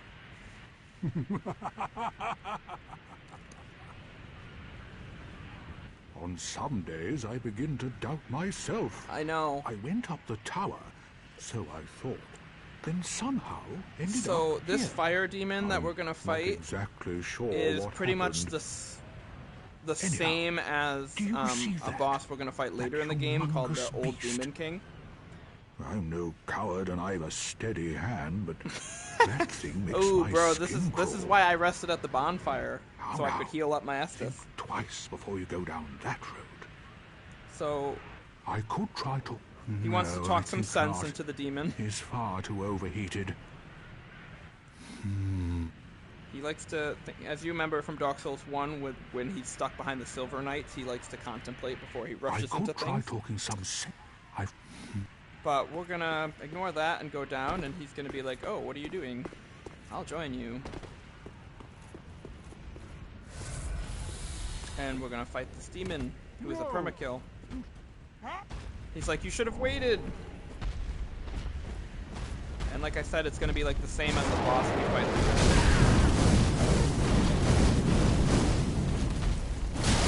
Ow.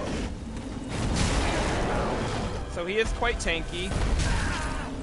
I probably should have put on the fire ring before I fought him. But the sword I'm using is pretty good.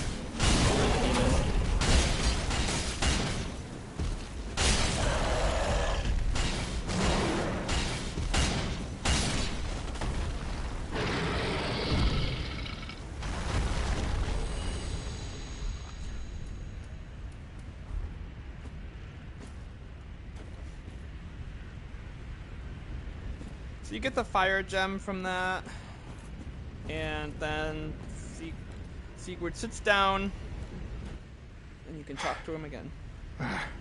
That was quite a performance. But you mustn't get in over your head. We Unkindled must put our duties first. But, for the moment, we've a toast to make. So he gives you this toast drink. I don't know how to pronounce it. But if you do his whole quest line at several points throughout the game, he'll give you one of these again. Your valor, my sword, and our victory together. We love him. Long may the sun shine. And that's kind of a reference to the Solaire thing, which is interesting. Well, I'm going and to then have in this myself game, a he little takes a nap. nap a lot, which I think he does in The Dark only Souls thing 1 to too. do, really, after a nice toast. So then he's snoozing.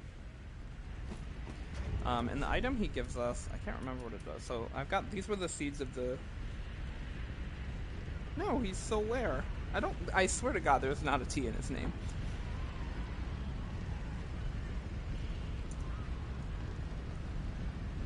Yeah, he's Solaire. There's no T.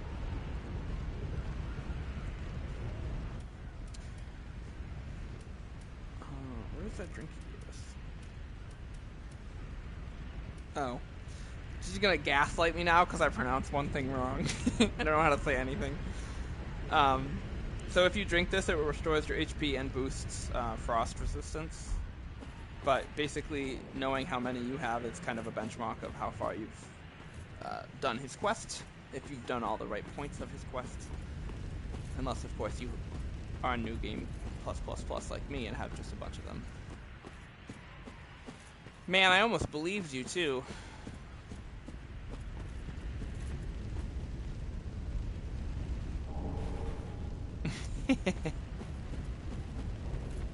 I guess we all say things in our own ways sometimes, don't we? I say tombs. And you say Soltaire. It's kind of like Voltaire. Which is like that philosopher or whatever. Political philosopher.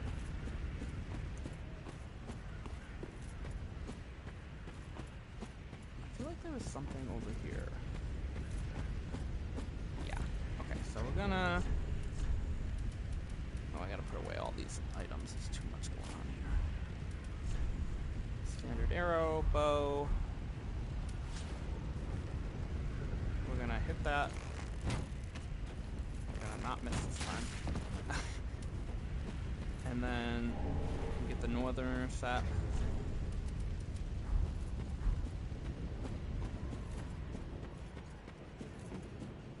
And this will kind of connect to the Undead settlement from the back, and there'll be a new part of it that you can access.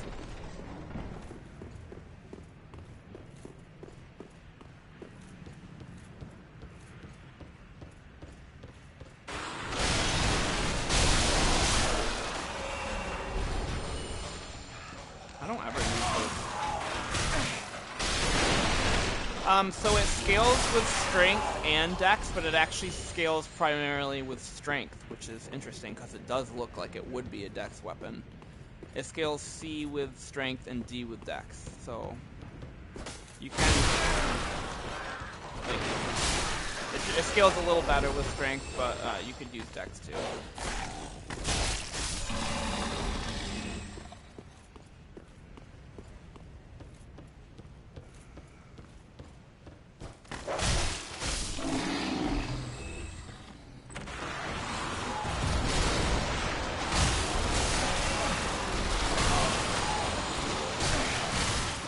You gonna do dex build?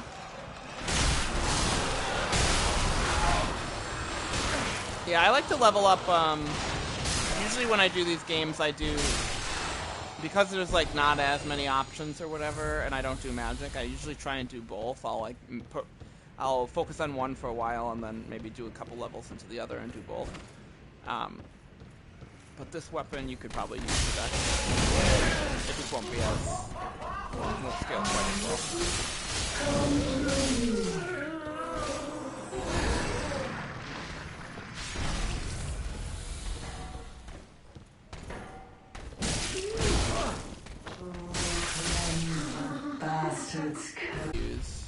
Alright.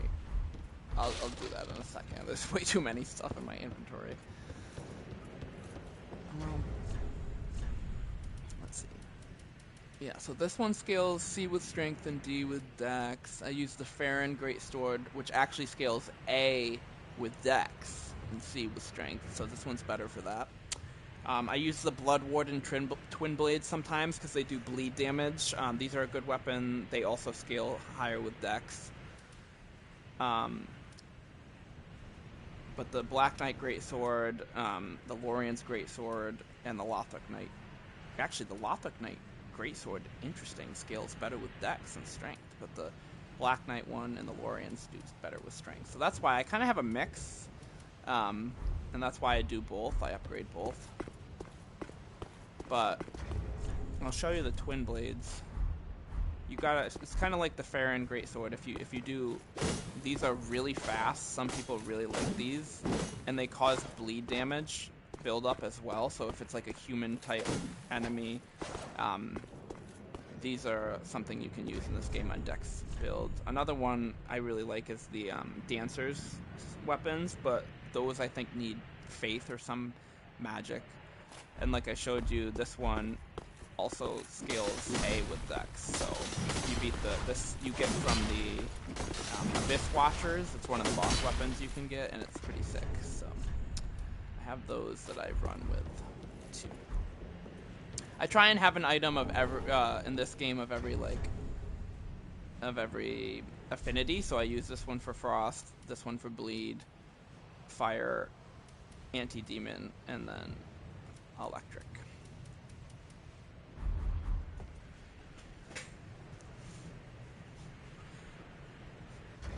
These the Sellsword Twin Blades are good in, for dual wielding in this game. They're one of the ones you can just find throughout the run, but these ones are the Blood Warden Twin Blades, and you have to farm them off of an enemy, I think. Let me see where you get them. Because the Sellsword Twin Blades are good too, but these ones specifically have a bleed proc, and I think they're a little bit better. Because the Sellsword Twin Blade is one of the first ones you can get.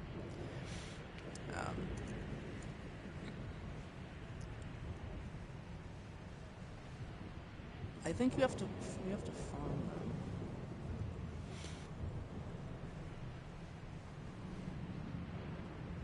They're dropped by the Cathedral Grave Wardens outside of the Cathedral of the Deep in the Untended Graves. So it's, yeah, you gotta go to where you fight Champion Gundyr, and it's there are these, like, I don't know, ghouly, they're called Cathedral Grave Wardens, and they drop them. And that's a good set. Yeah, the Sellsword Twin Blades are very good, but these ones do bleed, so. I don't know, maybe the other ones do bleed too, I'm not sure. But yeah, you get those in the untended graves. So Finn's ring is over there. You can then drop down here and down here. And there's an item over here.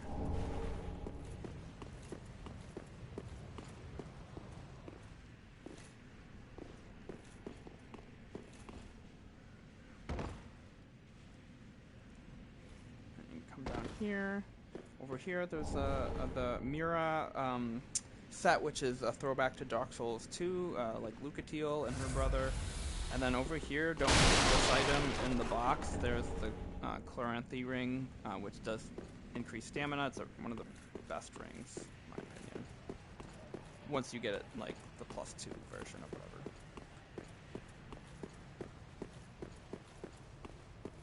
And then this drops back down where you fight the curse-rotted Greatwood.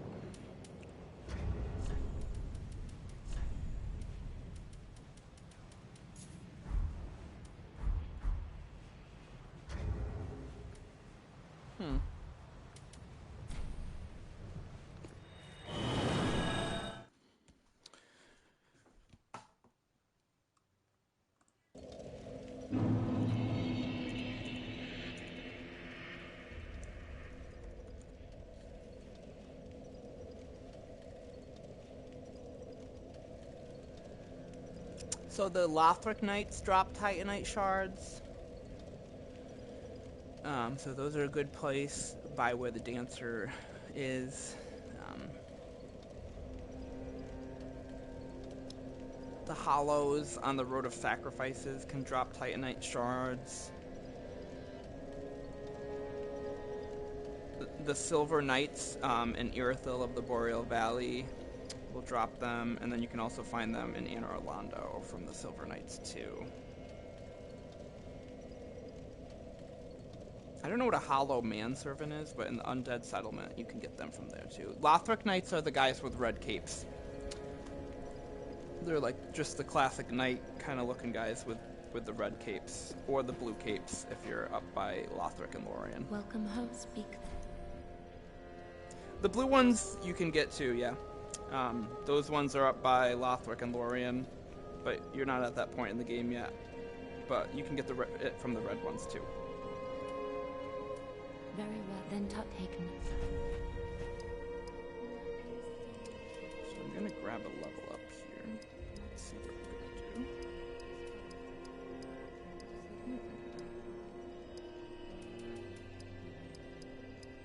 do. Barely gives any health upgrade.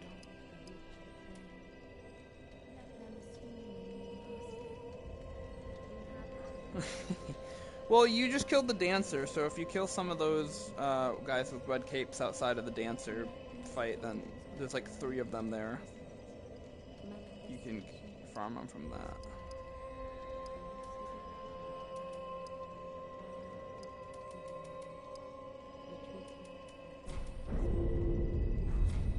Farewell, Ashen One. May the flame.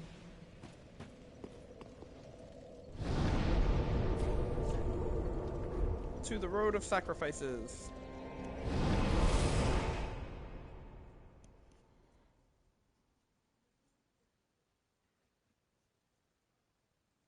No, come on. It does not suck.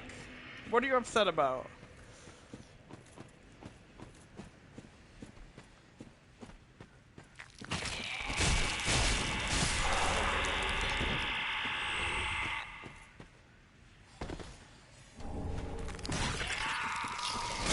These like flying monkey things. Oh, well, I'm sorry to hear that. You don't have to play it.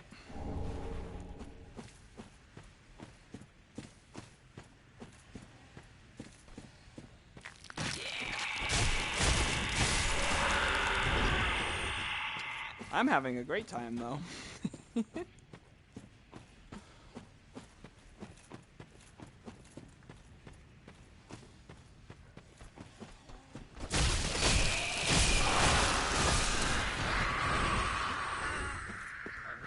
will have to stop and take a break for lunch pretty soon here, and then I'll come back.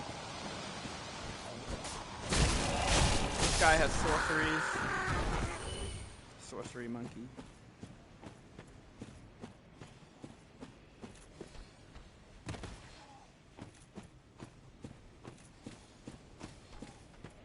If you come down here, there's an NPC to fight who drops the butchering knife. I'm just gonna melt her. Yeah, I know it's not a normal lunchtime, but I haven't eaten yet. I've just been so caught up in this game. You get Brigand Twin Daggers down here, which are another dual wield item.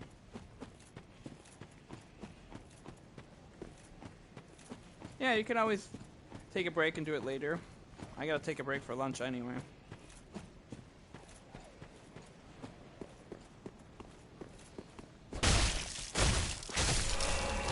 I'll probably take a break at the next bonfire.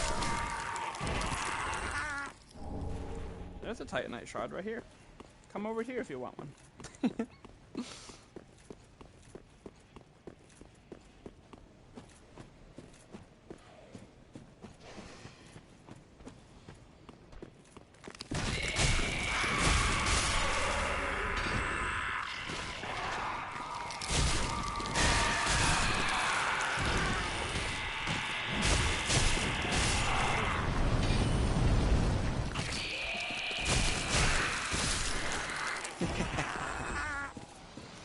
I'm glad I could inspire you to give it another shot again, though. Good job. You did your best. So the bonfire is going to be right down there. I'm just going to do one more thing in this area. I think just one more thing. You can drop down here.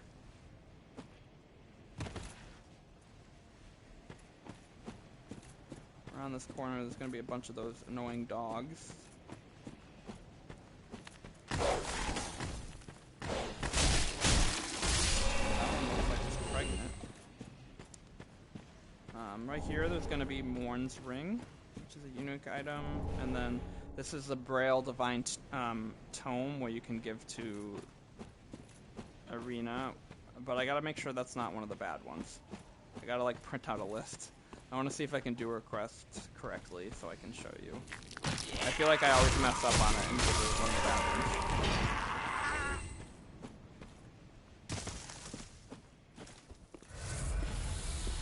If you come down here, you'll find a bonfire which looks very similar to Dark Souls 1 Firelink Shrine. And then you're going to find some NPCs.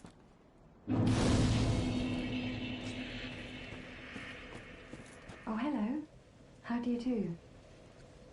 I am Anri of Astora, unkindled like you. Anri has a This is very Horace, complicated a friend quest and line that kind you could have companion. several different outcomes Are of, you too in so search of the Lords of Cinder? she's a very interesting NPC. We are well along the road of sacrifices.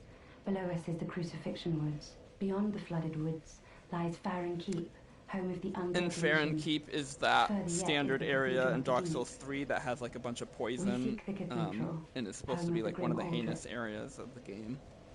We may go our separate ways now, but we are both seekers of lords. The next time we cross paths, may the flames guide your way. She's pretty kind. Oh yes, he's not very talkative, but don't think ill of him. He's an upstanding, kind-hearted knight. Without his help, I would have cursed this onerous duty long ago.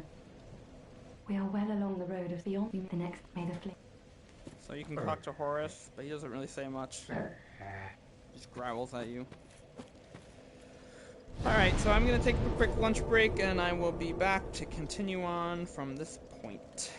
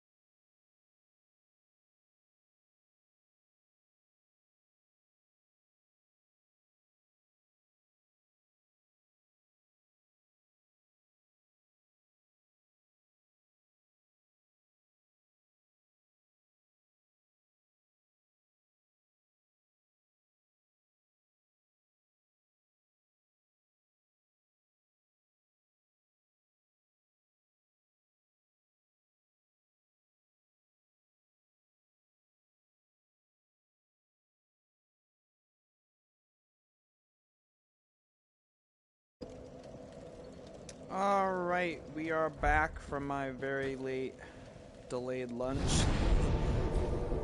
We are at the halfway fortress bonfire for the crucifixion We are well along works. beyond the next made of.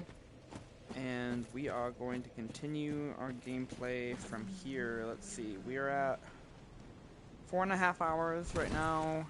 I beat the first boss, Iudex Gundyr.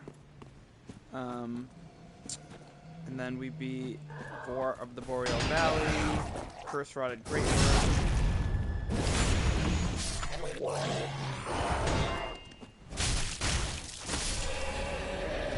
So that's 3 bosses so far.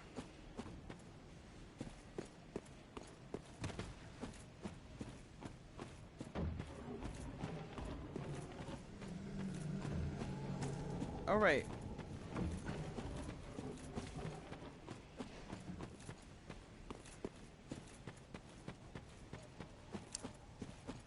I wanted to test out killing the old woman.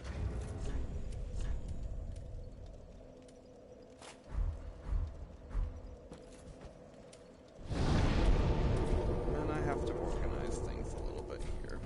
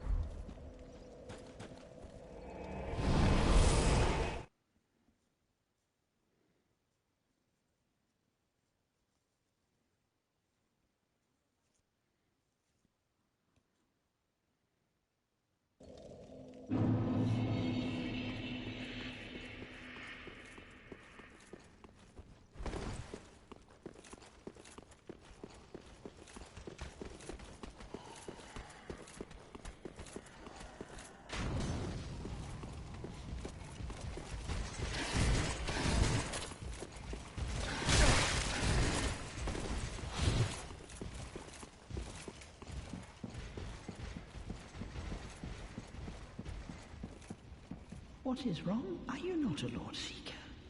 Is this not the call? What is wrong? Are you... What on earth?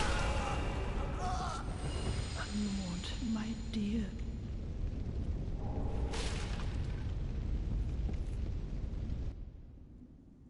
Oh. Well, I guess we can just kill her and initiate this battle. I wait to the point where she says that you have to save Lothric or whatever. And then, like, to the point where we'd be able to progress all the way through anyway.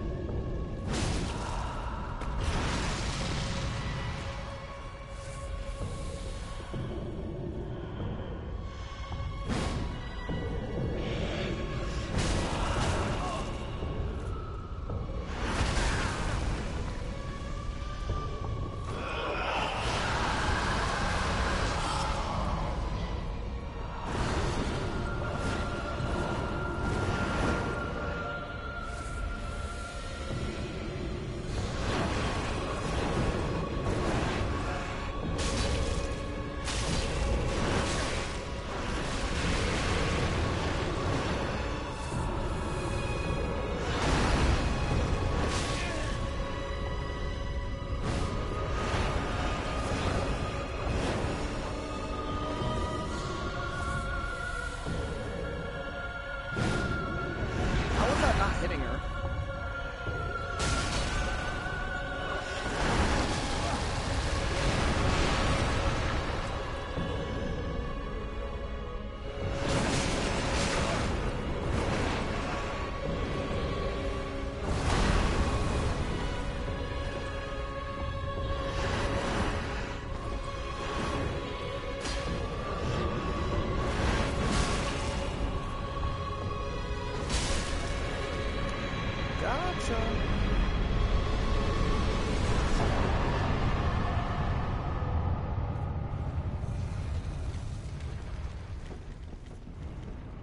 Alright, so that's the Dancer of the Boreal Valley.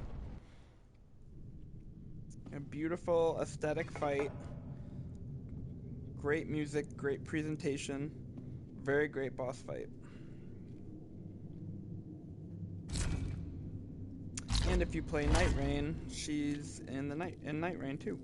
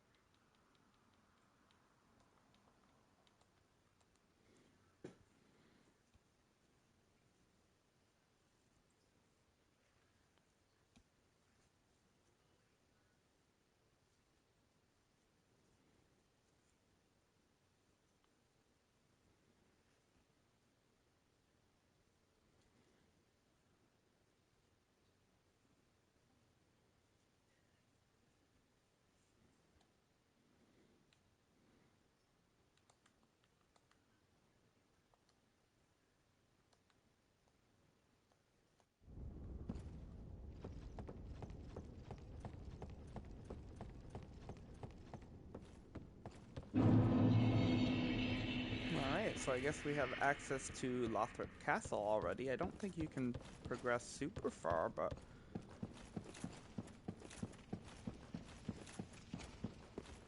it's so interesting.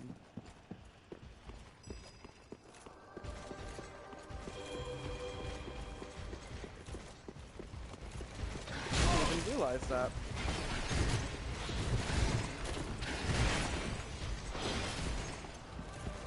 I guess you can come here and get this bonfire already. And this is a great area to farm sunlight metals.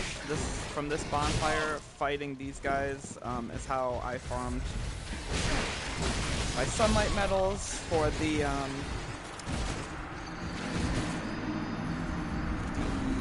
Warriors of Sunlight Covenant to get the platinum for that covenant. Once discovering the covenant is a trophy, but also getting 30 of each of the covenant items gives you a unique spell.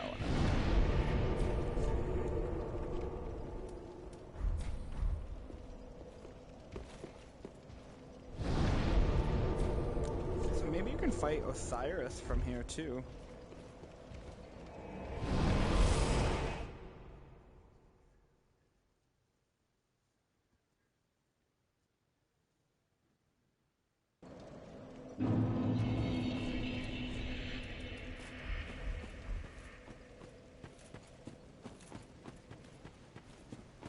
But we're going to come down here first, which is at the end of this area will be Farron, and then we'll eventually be able to fight the Abyss Watchers, which are the first Lord of Cinder. And then some point soon here, I think the Crystal Sage is also coming up, which is the third boss that I didn't have a video for, which the last boss isn't until all the way into the DLC.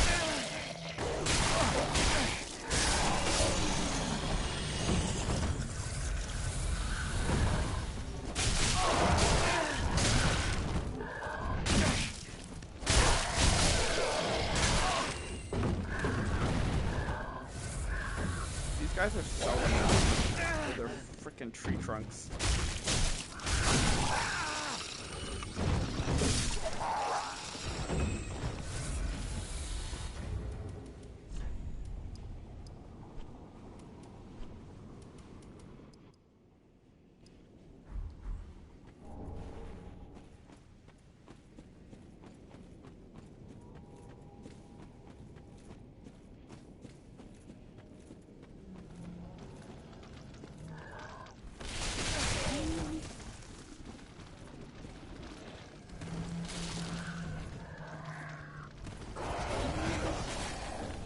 All the dogs too.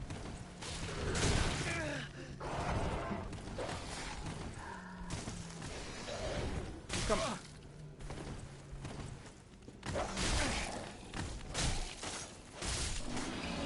Come over here, there's a bonfire.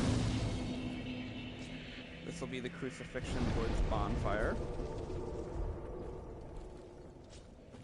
From here, the woods are just a kind of a small area.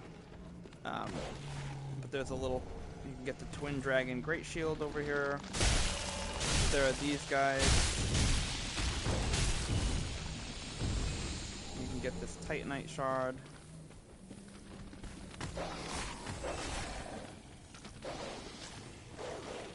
Coming up over here, you can get another Titanite Shard.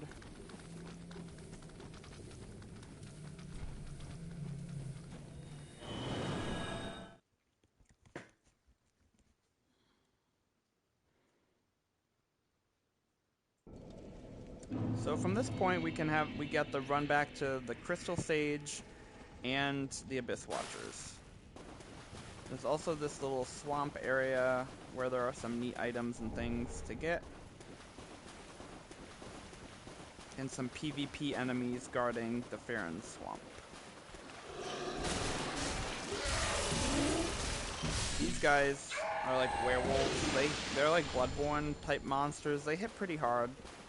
Actually sound exactly like the Bloodborne monsters, so.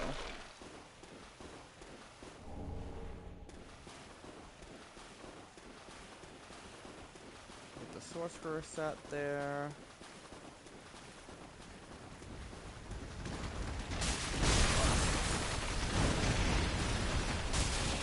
Giant crab. I can't remember which one, but one of the giant crabs here.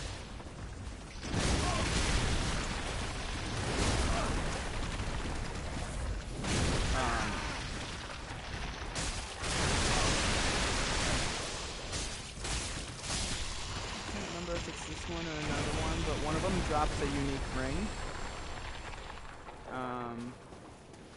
Not that one. And I think Master of Rings is a trophy in this game, so getting all the rings, minus the DLC rings, will get you a trophy. There's the Fallen Knight set.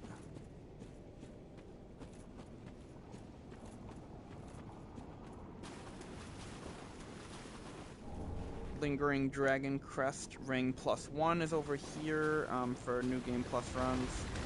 This one, I guess.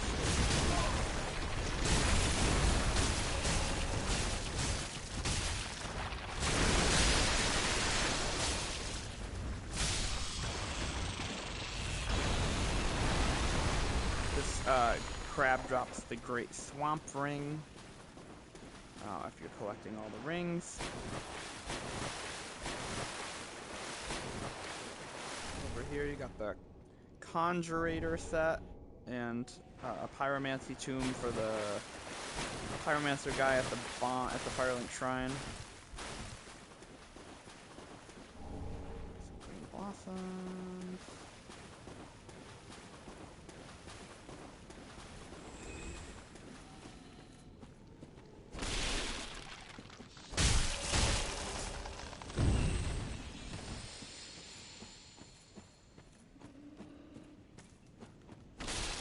werewolf type guy.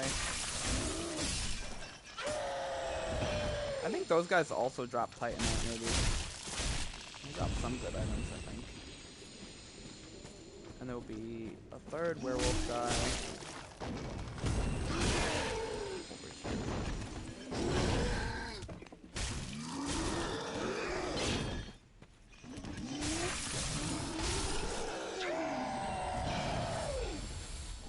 Yeah, they do. You can farm them for Titanite as well. We don't have access to that yet, but as you can see, there's another crystal lizard in there.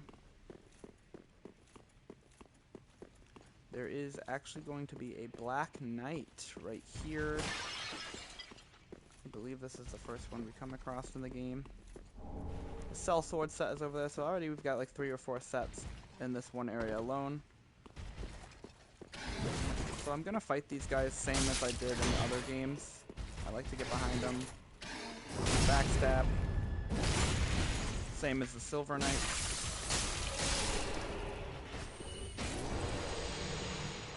And over here is the Cell Sword Twin Blades. So these are the twin blades we were talking about that are pretty good. And like I said, I like the Warden ones even better. But and then over here the Farron Coal, which you can give to Andre the blacksmith for upgraded like infusions and stuff like that.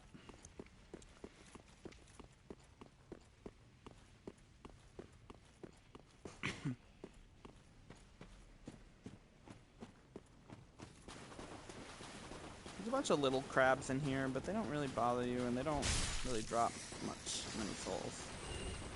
So, sometimes I just like to kill things, but over here there's going to be a couple PvP fights, so there's 2 of them. I try and take them one at a time if possible. There's also an item over here. It's a soul.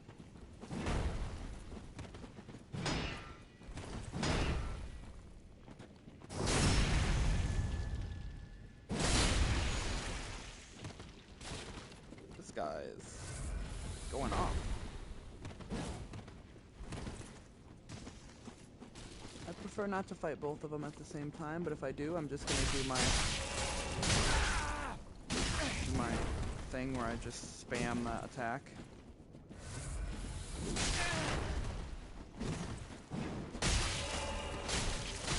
Works pretty well.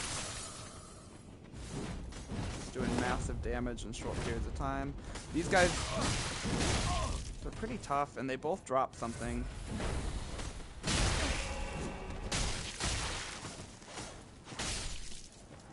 That's one down.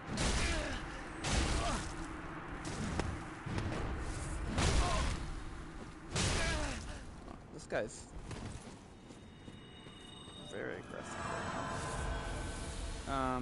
That guy drops the Exile Greatsword. It's a unique weapon. Oh.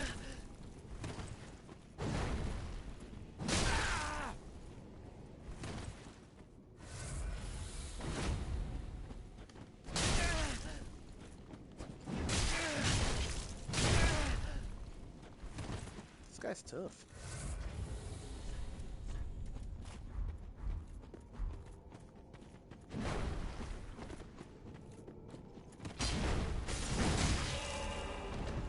Meet the Black Knight Greatsword.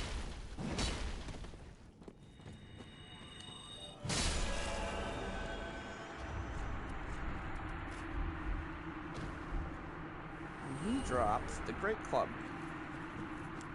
which is your first big bonk item in this game. Well, actually, there might have been just regular club that we already found, but this one's better. Some Homeward Bones over here. You'd think there'd be something down there, but there's not.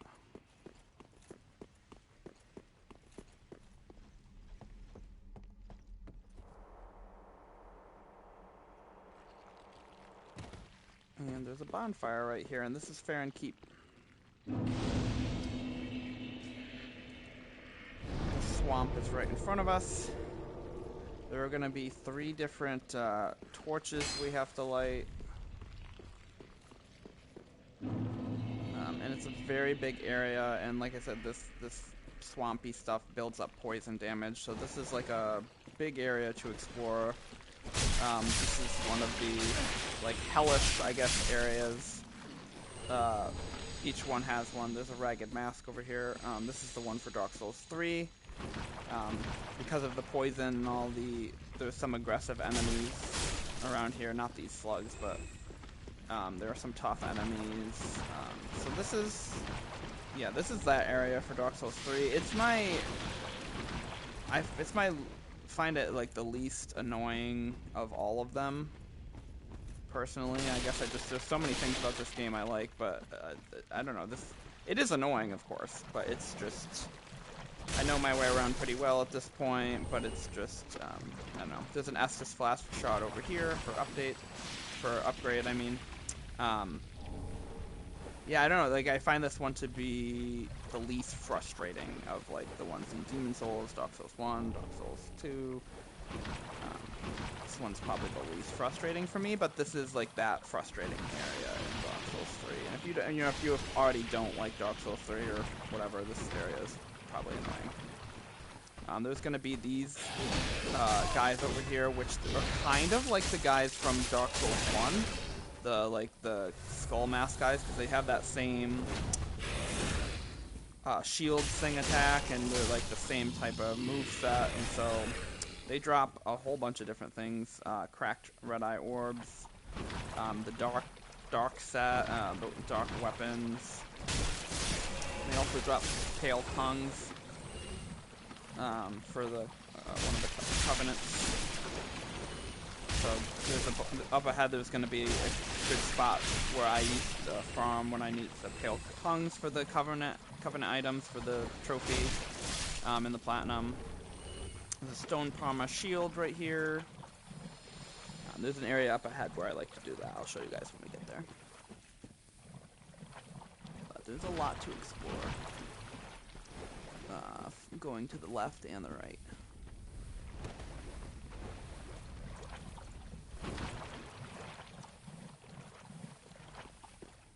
And I'm taking poison damage this whole time, but it's okay. It's just part of it.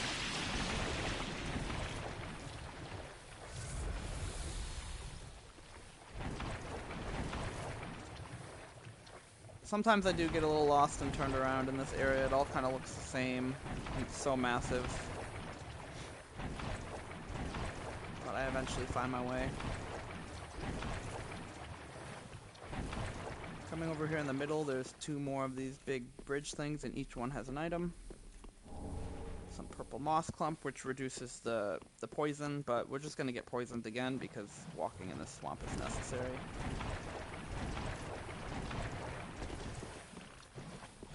So no point in wasting it here. Great sword over here. That's a classic Dark Souls weapon. There are also going to be these, like, hound type guys. They can stand up to. There's like enemy versions of them that are on their hind legs. Here we got Titanite.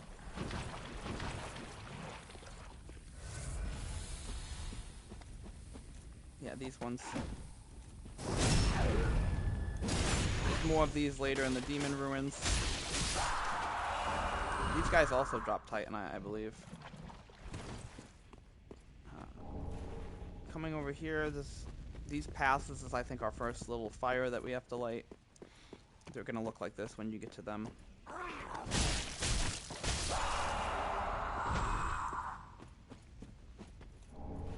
Or, we don't have to light them, we have to extinguish them, actually. Opposite of lighting them, but come over here and we'll extinguish our first candle. We need to do 3 of these to progress to the Abyss Watchers.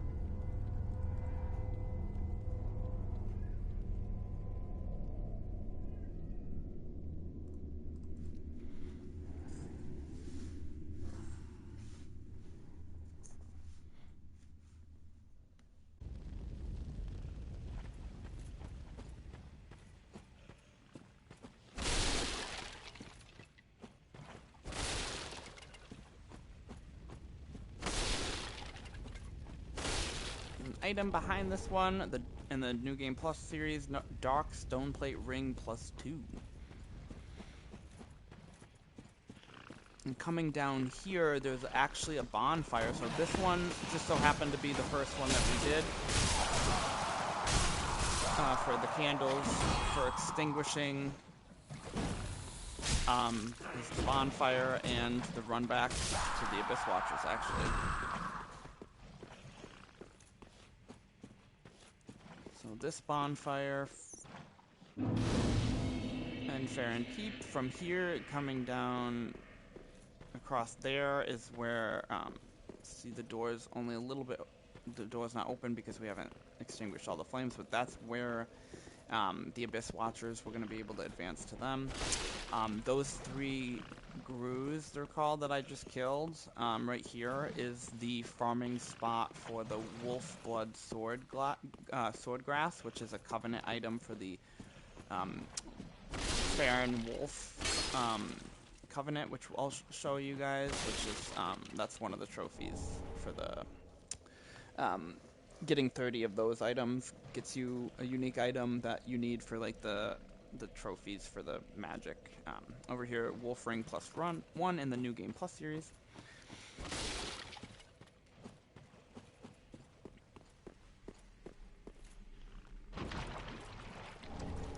Titanite.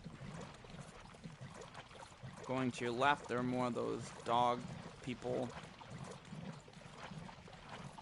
Over here, there's a bunch of these slugs in here.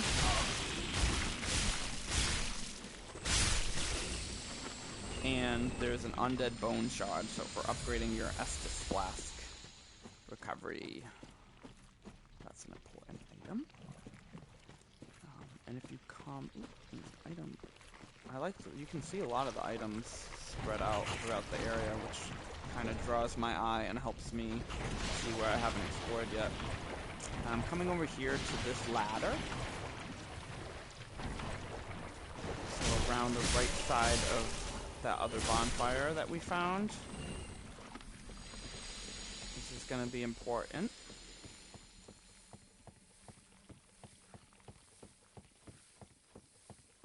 You can see the purple around me is me taking the poison damage, and the red bar under, that's the poison, how long it's going to be doing poison. In here is another bonfire, and that big old wolf right there is one of the covenants that you can join. So this is the Old Wolf of Farron, and this is where you, like right down there where the Grues were, is where you farm the Wolf's Blood Swordgrass, and this is where you know, give them the Swordgrass to increase your Covenant allegiance. So pretty much for this one, to get the Platinum, you need to get 30 items for every single Covenant. 30 of the Covenant items for all of them. Because each that gives you, it'll give you like a unique magic spell or something at like certain checkpoints. Right here is the invisible wall to get this item. Dream Chaser's Ashes, which you can give to the merchant, and I believe she makes a unique comment on those ones. But yeah, you need to get 30 Covenant items, and you can only get those for each Covenant to get the Platinum, and you can only get those as a really rare drop on each of these farming locations that I'm showing you guys, or playing online and killing invaders or being summoned as help, as you saw earlier on my stream. As when you are using, like, each, you have to have your Covenant equipped right here, whichever one that you want to be working on at the moment. But it's really hard, it's really obnoxious, it takes a long time. I wasn't playing it straight, but it took me a year. It did take me a year. Up here is a really interesting spot from the wolf, because you find something I talked about a little bit in Dark Souls 1 is that when we play Dark Souls 3, we're going to see kind of the remnants of the demon race in this game, but a lot of them have died out. So like the Taurus demon, the Capra demon, the Titanite demon, the Asylum demon, the Stray demon, like all of those in Dark Souls 1, like at that point in Dark Souls 1, the demon race is like very prominent, and by Dark Souls 3, they almost entirely faded out. So this one, we find a Stray demon here. So this is what Stray demon looks like in this game. This is a Stray demon. As you can see from his rear end, it's kind of the similar shape and thing as the Stray demon that we fight, and he's got some of the similar attack patterns. So, and as you kill him, you get the soul of a Stray demon.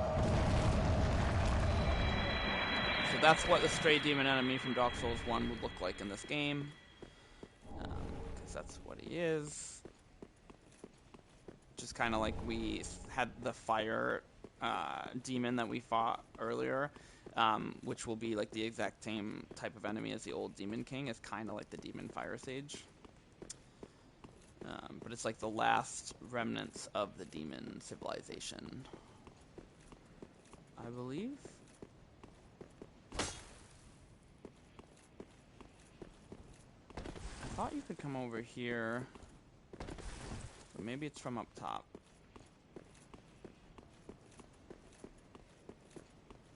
And that soul of a Stray demon, even though he wasn't a boss, you can actually trade in to Ludleth. And you can get a unique item for that, just like any of the other boss souls. Yeah, you come up over here. I didn't know this was a thing for the longest time. I did a few playthroughs of this game without discovering this, but when I went to do the platinum, I discovered this area because I needed it for the platinum. Some of the items you get here. There's going to be 2 crystal lizards.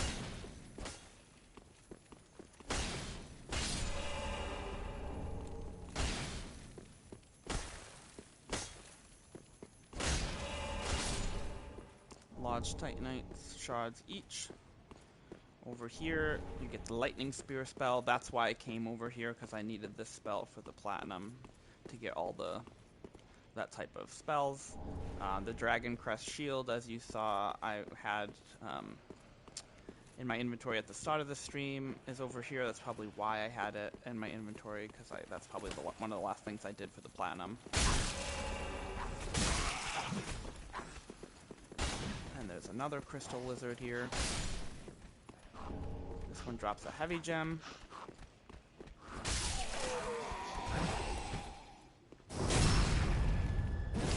And as you can see over here, we're on the other side of that gate that we saw from the Stray demon.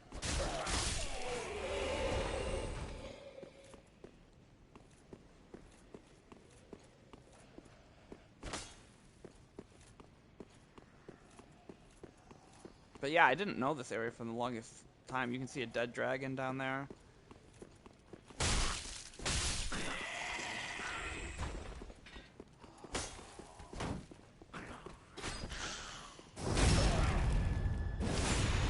Get off the ledge. Yeah, it's kind of interesting, this little area over here. You can go up these steps too.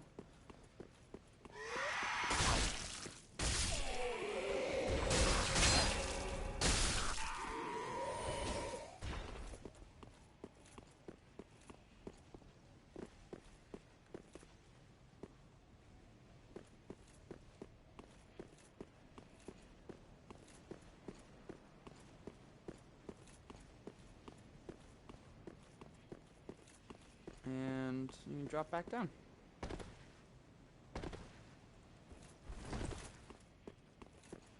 So yeah, this is a nice little important area. Make sure you don't miss it. It's kind of tricky to find. But you got the soul of the Stray demon that gets you a unique item with Ludleth. You got the Lightning Spear spell for getting all the spells. You get to see a little bit of a unique part of like the demon history at this point in the game, or this point in the Souls series, and then the dead dragon over there probably it's part of the lore and stuff. I got 369,000 souls right now, so I'm somewhat near another level up. And then you got the Covenant over here too, so.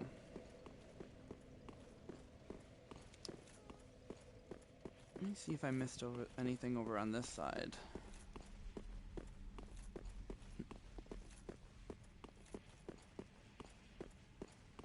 I don't think so. I think that's where we just came, like down there was where we found the hidden wall. So back into the swamp we go. There's still plenty to explore. We got 2 more of the fires to extinguish.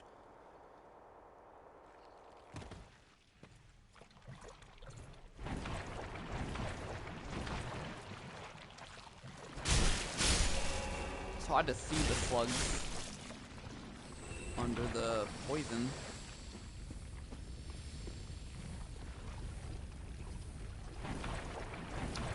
There's also going to be these giant enemies in the swamp. They shoot magic at you, and they have they like smash you with their big club thing. Oh, it's a tree root, and they're really stocky. They have a lot of health. Yeah, they melted me. They're tough enemies.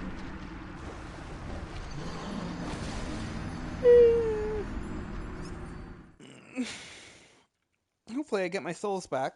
So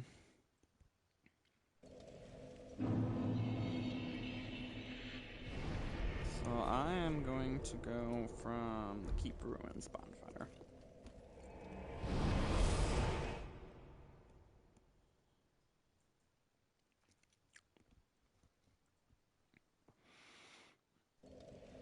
So like I said, behind me, those 3 will respawn, and a great spot to farm the Wolfblood Swordgrass for the old Wolf of Farron over there. I'll show you all my farming spots. So far I showed you the Sunlight Metal spot in Lothric Castle. There's the Wolfblood Swordgrass spot.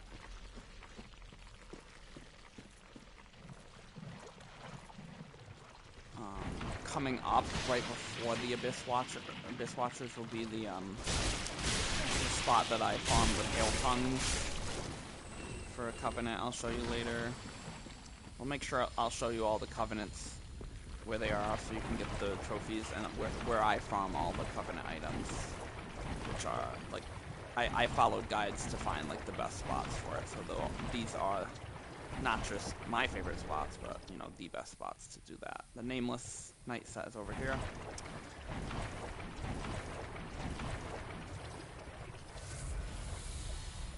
Pick up my souls real quick. I don't really want to fight this guy. Probably drop something nice, but.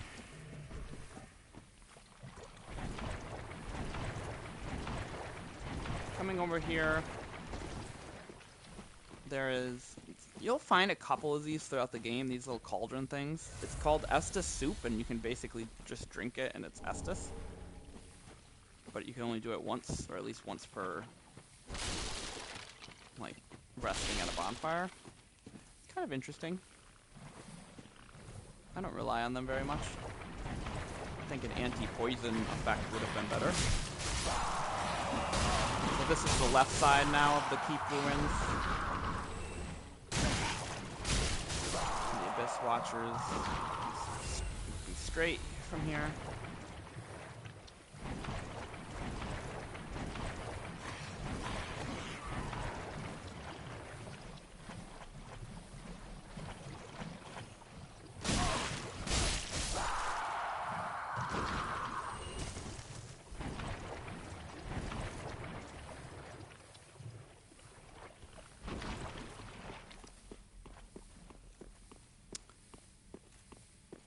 So it's at this point that I become a little turned around, because once I access the back of the swamp and get those other 2 bonfires, I kind of like have to come back to the front of the swamp to get reoriented to find the fire things that we have to extinguish. So it would probably be wiser for me to go from the first bonfire at the Farron Keep. But we got one, and that one was over here on the left side. So I think this is where the bonfire is, the entrance to the swamp. So now coming here to the right is where we're going to find another one. Obviously, you can see we haven't explored this part yet because there's an item here.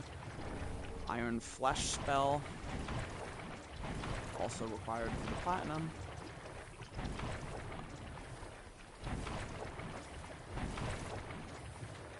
Ugh. There's an item back there that I didn't get that's wrapped around the corner of the bonfire. I like to get all the items. So these lizard things are in this game too. They do the death blight build up. And they're also going to be in the Demon Ruins area later in the game. Of course they would put them in this swamp too. So to make the area more annoying.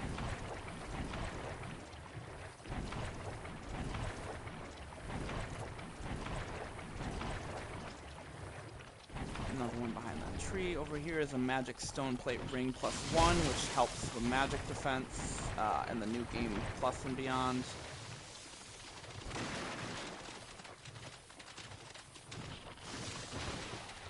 I can hear them little feet waddling through the swamp. You do not want to get Death Blight build up because it will instantly KO you. But I can't move around very well at this part of the swamp, and they can waddle very fast. So.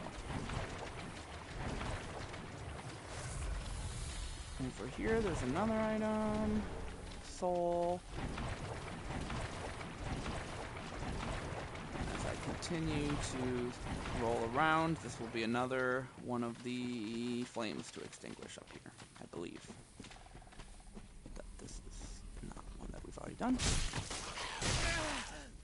Oh. No, not 3 times in a row. Oh, fuck. Are you kidding me? I worked so hard to get over here.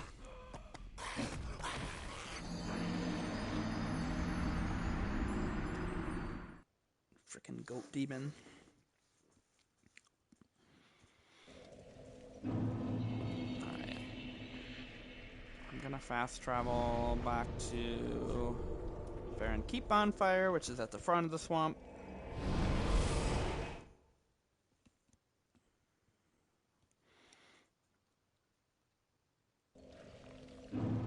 And from here, we're going to take a right again. We got to get all the way back through all the swamp and the lizards and stuff.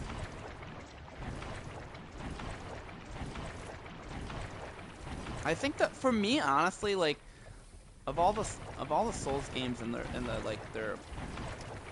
like special terrible spot in each one, the worst part about this one for me is just the mobility. Like, you get to these parts where you have to just roll around, and you kind of had to do that in Dark Souls 1 and some of the other ones too, but it's just like, that's honestly the worst part for me. It's not the poison. The enemies are tough and annoying, but like, I don't know, this just feels like the least bad one for me.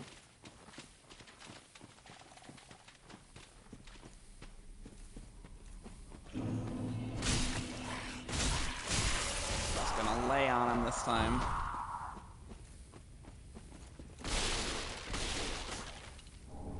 Homeward Bone over here. And here's the second flame to extinguish. There'll be another cutscene for each one, but it's the same.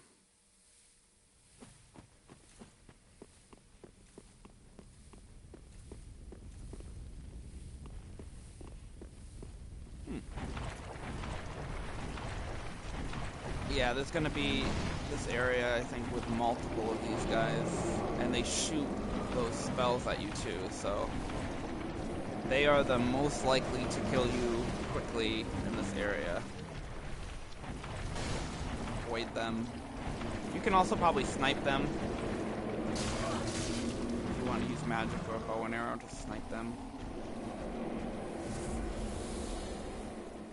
I must have missed this item because I came here before. Ooh, there's Wolf's Blood's Sword Glass right there, which is a Covenant item. Gives you at least one freebie per run. I feel like I've already been through this area, so. I know there's one on the left and there's one on the right, but finding the last one is always the difficult part for me. Because then I get a little bit lost when I'm like just in the swamp. Come back. Oh, this is the ladder. So I kind of know where I am now. Gotta find the last ramp. I know there's also a little cave by some of those little lizards, and I haven't found that yet, so we might be coming up on it actually. The nice thing is they just kind of jump above to do that attack, and I just hit them as they land.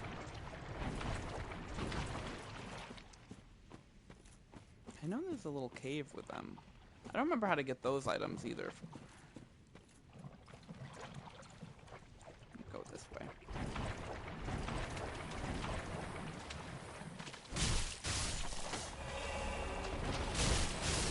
I can actually take them out of the air with that attack.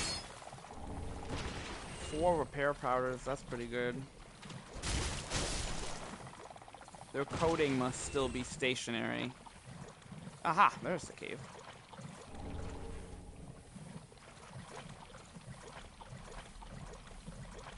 Okay. So there's a golden scroll for a spell, and then I can't really see the thing, so I'm gonna attack it. And then the antiquated set over here. This chest has already been pilfered. So that's the cave. Alright, so we're nearing the end of the Farron Keep area. This is most of the items and things to get here. There was a lot. As you can see, it's very expansive. There's gonna be one more. Oh shit. There's gonna be one more bridge up to one more little candle we have to extinguish, so that we can progress.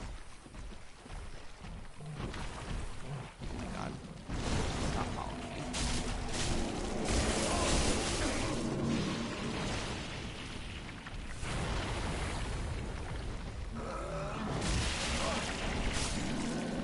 Got him. Let's see, does he drop anything? No. Useless.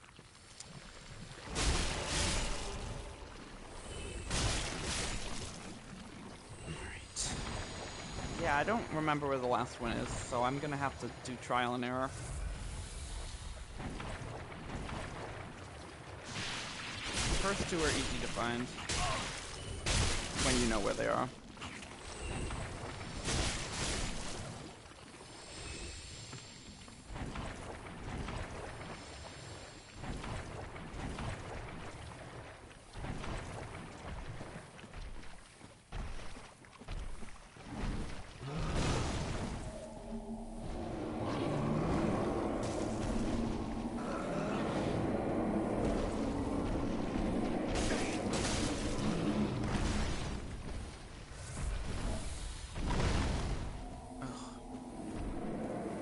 Magic attack will probably melt me faster than that will. Never mind. Especially in combination.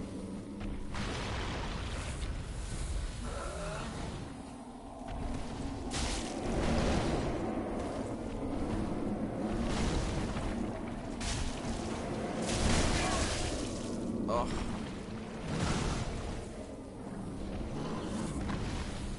Ooh, that was almost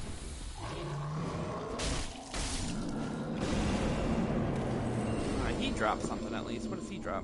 Stone Great Shield. Okay, so that one dropped permanently. Like that's a fixed drop right there. So if you kill that guy, you'll get that Great Shield. And then this actually might be the last one. The last one might just be at the back. So one on the left, one on the right, one at the back. Fuck, never mind. I was already here. Oh, and we have to fight another one.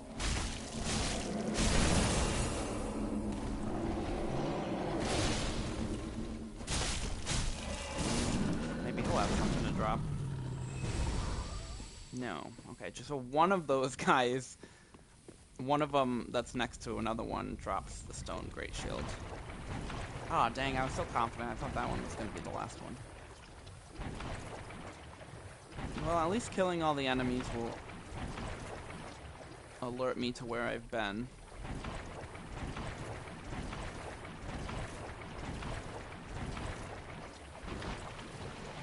Kind of like a road map.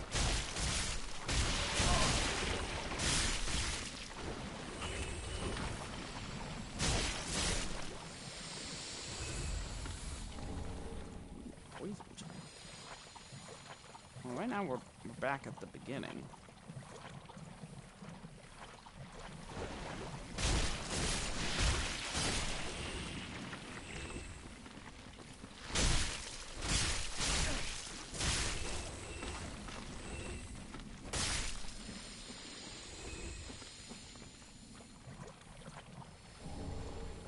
Heavy June. Oh, where is this last one? Well, we already came over here, but then since then we've rested at the bonfire, so I'm just gonna respawn all the enemies. So I'll just kind of kill my way through a little bit just so I know where I've been.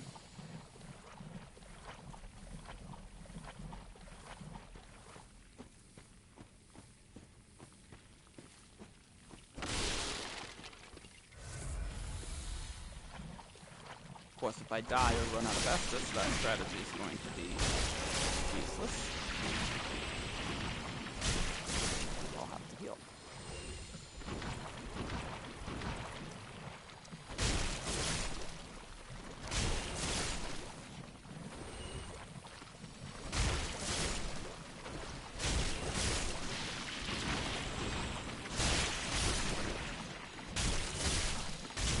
So yeah, I would agree that this is, like, probably the most annoying area in the game. Well, one of the most. Probably it's meant to be, like, that annoying area. Can't remember all the areas off the top of my head. We'll have to see. So we'll come back to fighting this guy. Not a guy you want to face when you have low Estus and you're trying to conserve.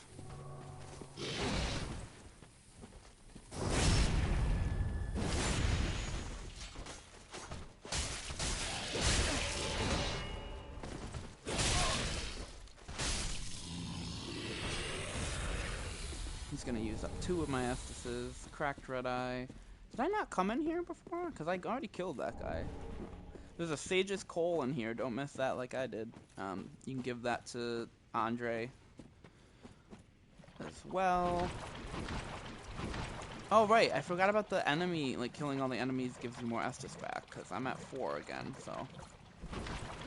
That's kind of cool. So that's a strategy for bringing Estus back and for thoroughly exploring. I don't want to fuck with this guy. He's gonna melt me. He did. Oh, God damn it! Fuck.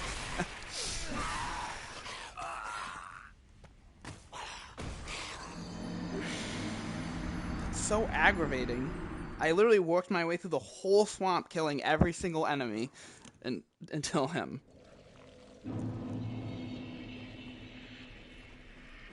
Well, there goes that strategy.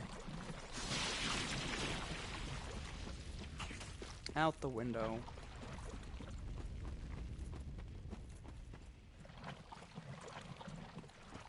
I'm gonna go get my souls back.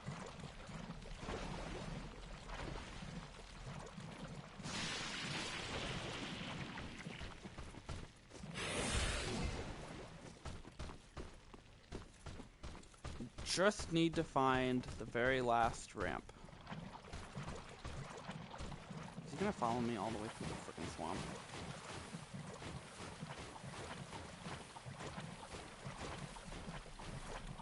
This motherfucker.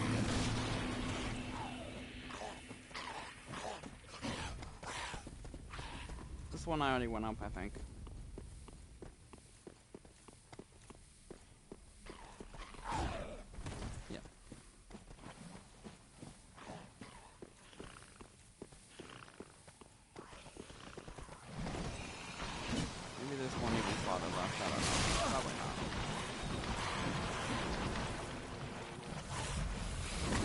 here, there's 3 of these guys guarding something. I can't see it anymore. God damn. Horse.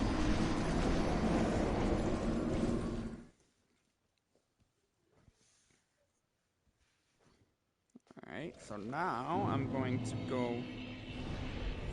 Listen, you missed it. I worked my way through the entire swamp, killing every single enemy. Yes, I am on New Game +3. I killed every enemy until I got to 1.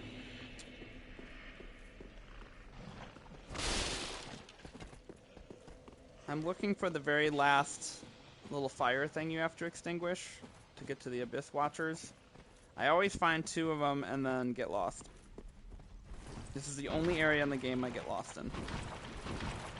And it's only for 1 of these.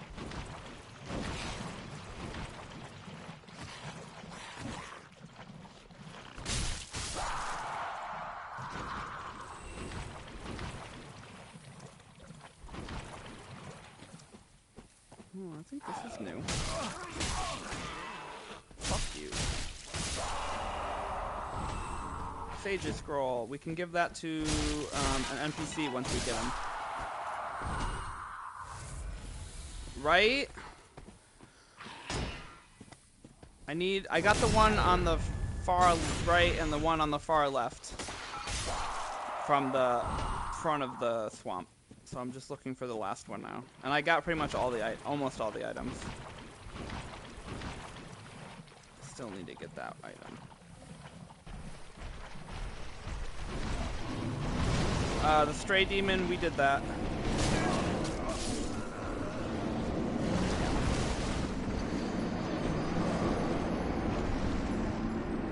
Yeah, I pretty much have done everything in this area, and I'm ready to move on. I just have to find the last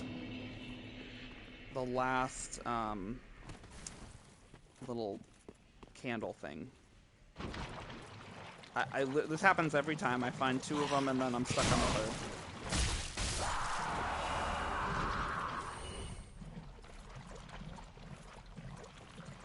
Go up to Stray Demon. That's not where one is. That's by the Wolf of Farron bonfire.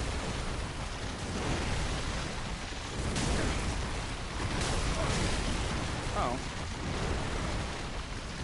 Alright, well after crab trying to assault him. Jesus Christ. I wonder if he drops anything. I think he actually does. Die.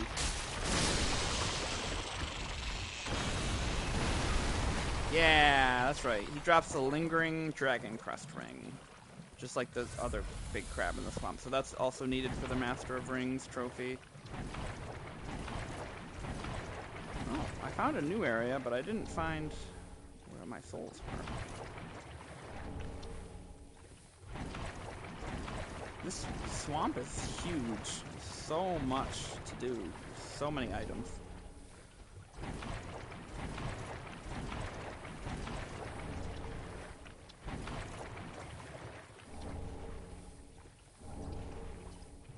I think I got one. Ooh, Crown of Dusk. Headgear is over here. Yes, there is. I think I picked one up, actually.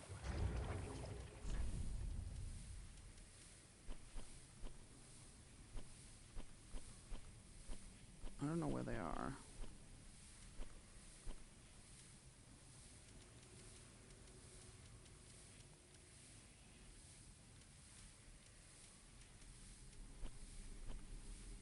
Oh, over here. Let's see, what do we have? We got the coal. Oh, maybe it wasn't. I got this one, but that was before. Well, I got a scroll or a coal. Oh, the Boreal one. That was, the Boreal one was in the Crucifixion Woods.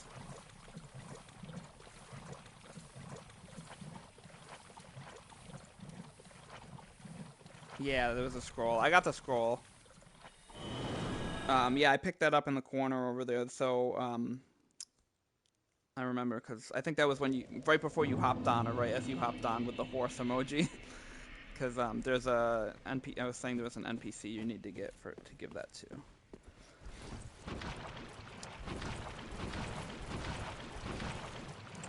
Now I'm looking for my souls.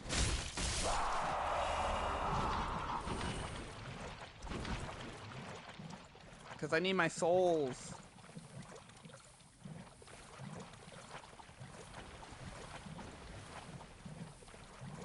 I died to those 3 big losers. I don't remember where they are. Somewhere around here.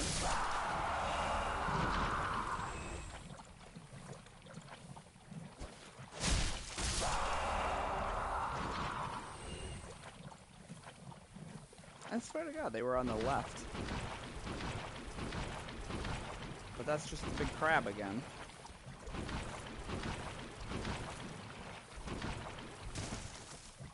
Man, this place is so confusing. Ah, there it is.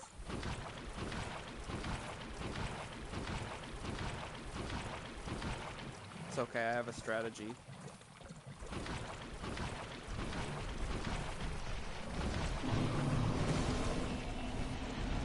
And out we go. No! Strategy failed. This isn't Dark Souls 2, what just happened? Alright, we made it.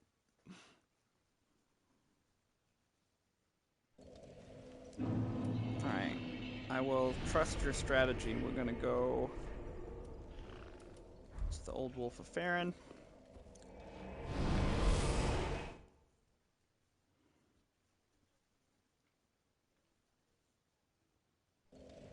Here we go.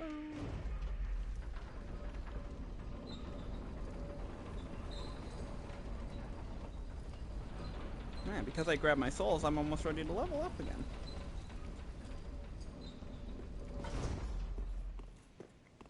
Praise the sun.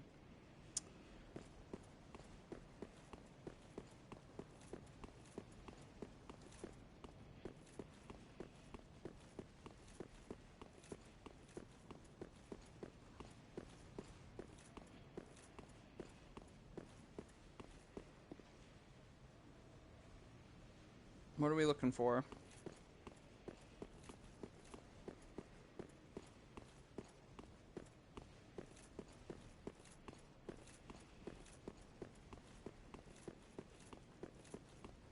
For smoke?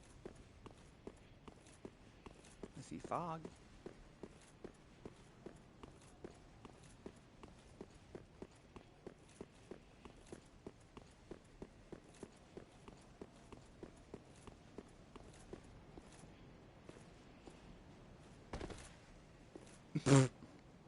Hang on.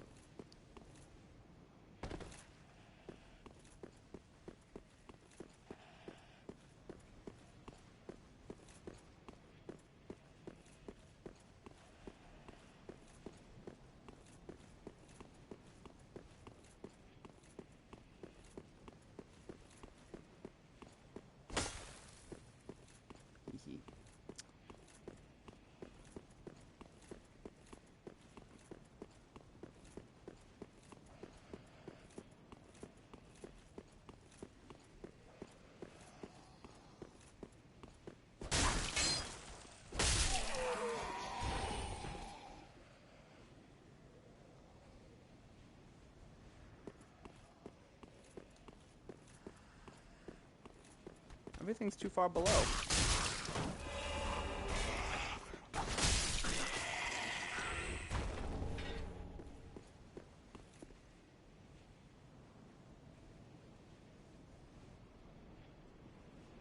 That's a swamp.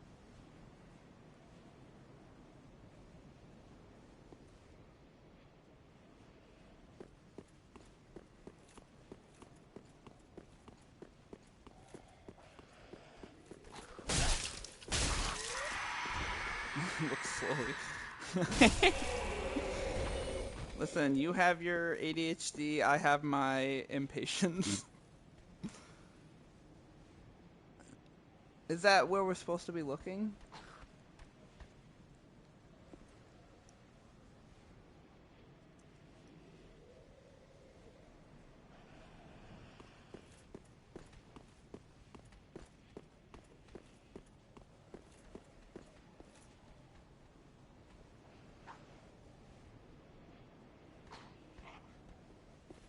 Right there? Is it that one?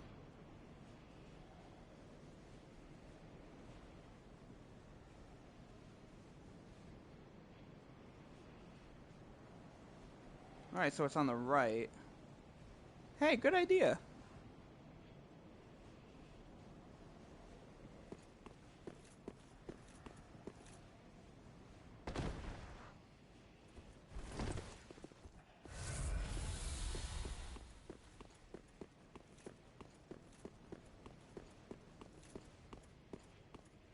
That's what you're supposed to do? Is that why this is here?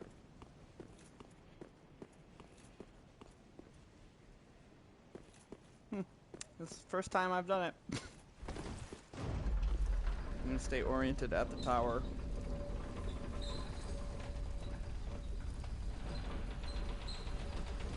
I always just explored the swamp.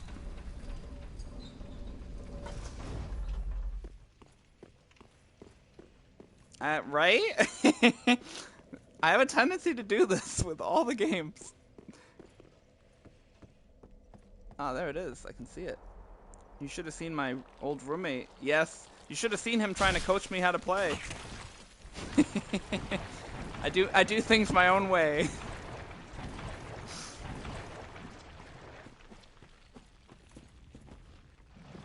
Alright, we found it now, though.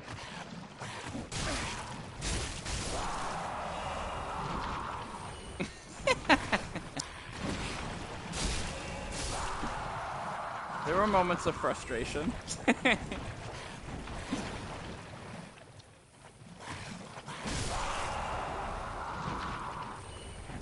It's okay, the student surpassed the master.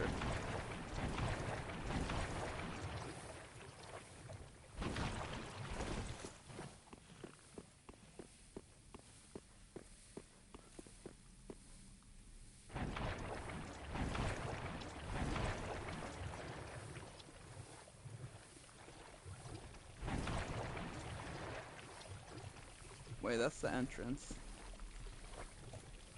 Oh, there it is. Oh, so it's on the left of the entrance, but it's not all the way on the left, so it's just... It's literally the first ones. The entrance is right there. You can see it from here. Because I know when you leave the entrance, if you go all the way to the left down there...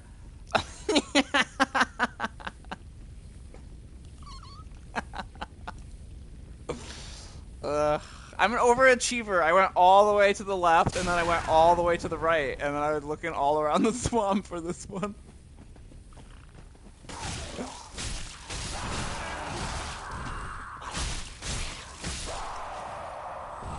That's really funny.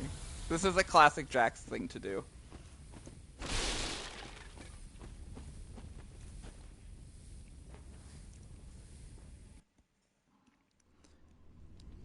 Alright, with the help of our trusted advisor, we were able to complete our task and move on to the next step.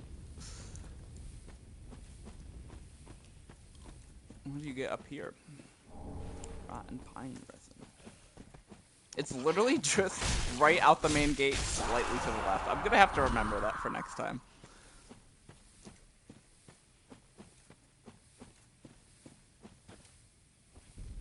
Oh, that's not what I meant to... shit.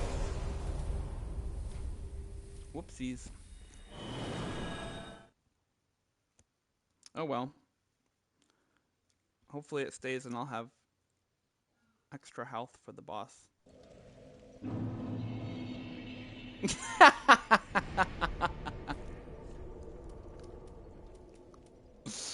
That's totally fair. You're also getting to see me outside of therapy, so most of my clients probably don't get this inside scoop.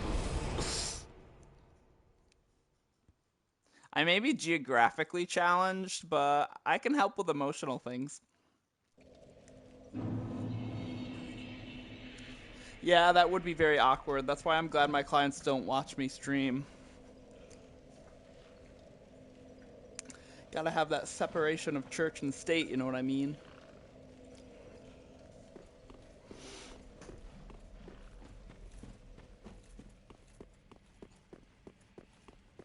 If you were, then that would be unfortunate. But I would just kinda pretend like it didn't happen. No, I'm just kidding. I would probably talk about it in session and then establish boundaries.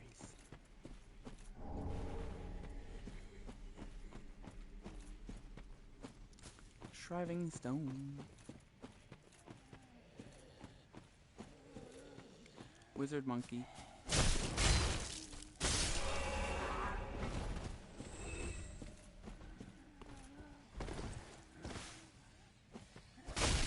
I sound Californian? Really? I've always been told people thought I had a Boston accent.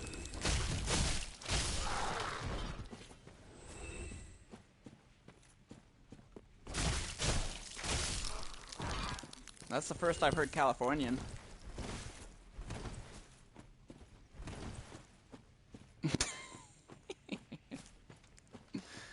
Screw you. That's fine with me.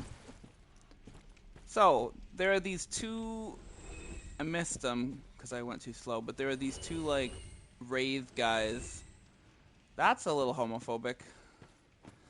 There are these two wraith guys that come up and, like, fight all the enemies for you, and those are the two that I farm for the Pale Tongues.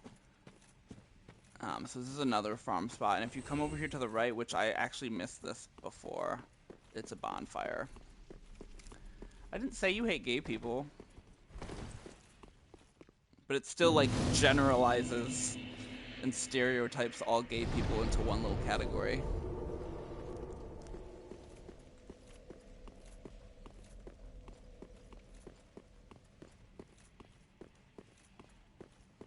It's okay. You'll learn. You're 15 and brainwashed by the church.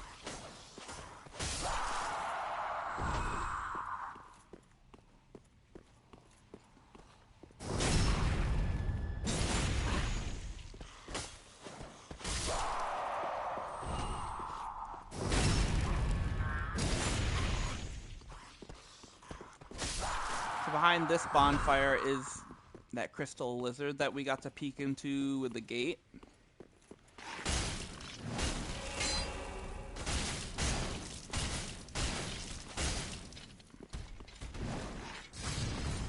And he drops another good item. Titanite scale. And then there's a great magic weapon spell over here. What is it like to be gay? Well, I'm gender fluid and bisexual specifically, but if you mean like part of the LGBTQ community, it's pretty cool. I like it.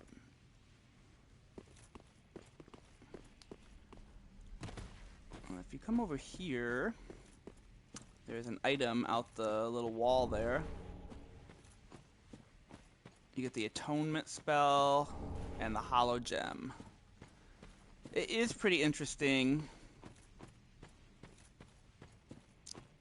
Like, I don't like discrimination or anything like that, but I don't know. It's very freeing. I don't really have to follow all these stupid norms. Oh, it's interesting. I think it's cool. Well, it's interesting you think it's not.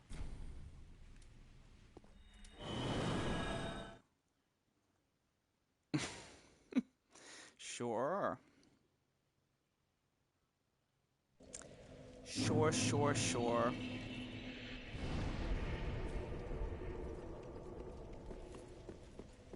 Well, I feel like... Oh, we're getting philosophical on stream. Well, I feel like a lot of the times, like, public mainstream interpretation of what, like, is supposedly Christianity gets it very twisted. and is very hypocritical of what, like, it's supposed to actually be. So I don't really see it as, like, an affront to Christianity or anything like that. I think they coexist quite fine, but it's been an interpretation that it's not the case, so it's unfortunate.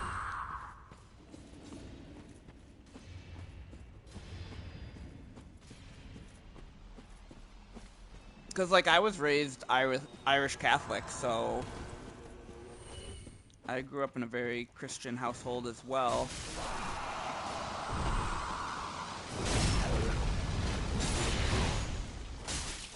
But what I took away from spirituality and Christianity is not what I see often that is talked about. So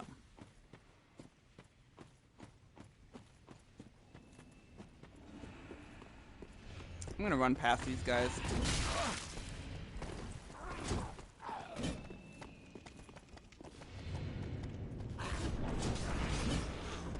My iframes will save me.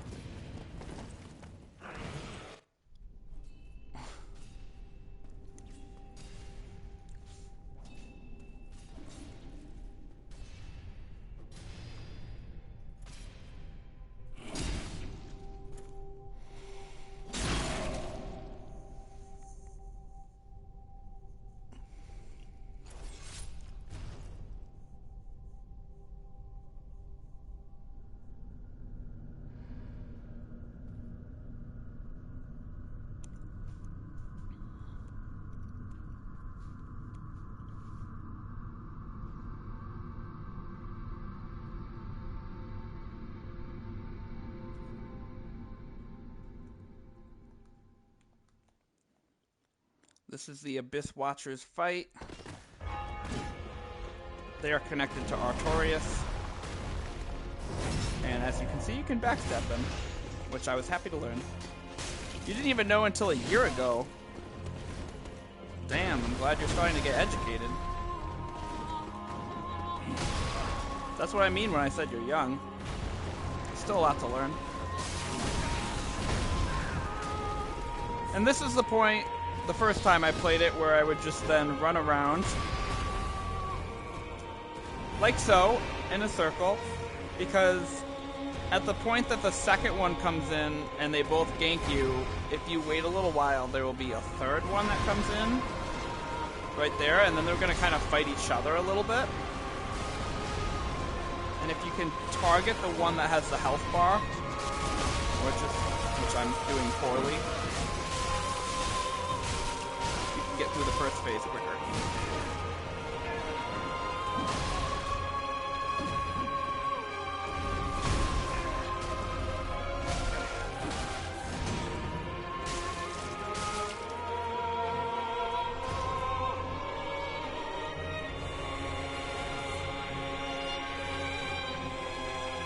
And then in the second phase, it's a one-on-one fight.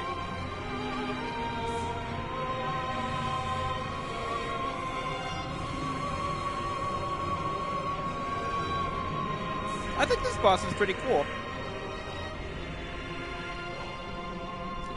Once you get the hang of it, it's not the hardest boss in the game, but aesthetically I think it's pretty cool. And I actually really like fighting him most of the time.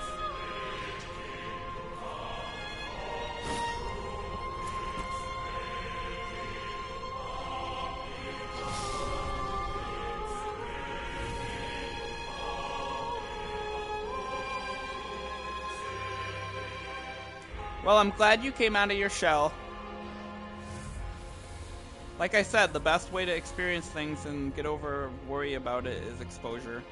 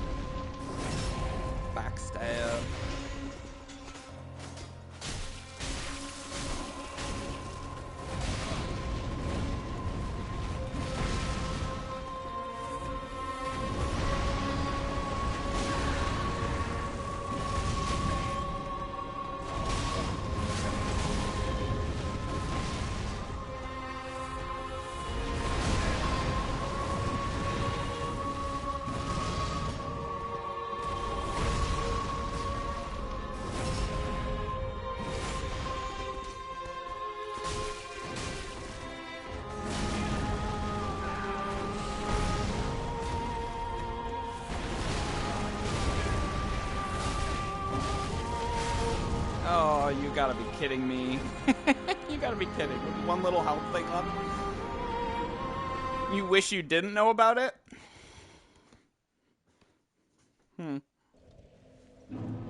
Well, it's always better to know things than not know things. I'm gonna run in the bathroom real quick. I'll be right back.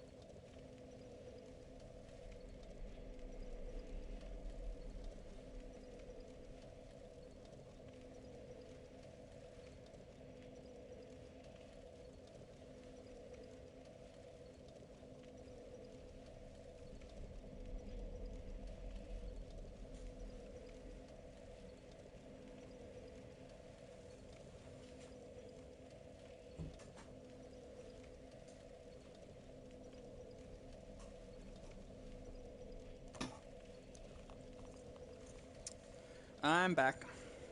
So I'm curious why you say you wish you didn't know about it.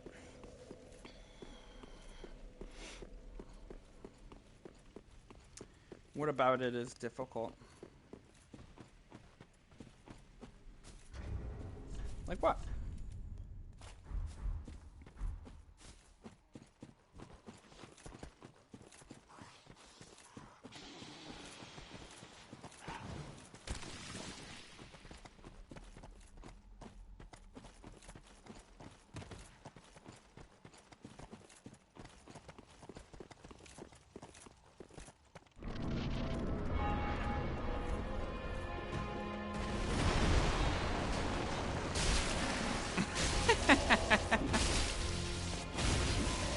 Oh my god, we talked about that last time.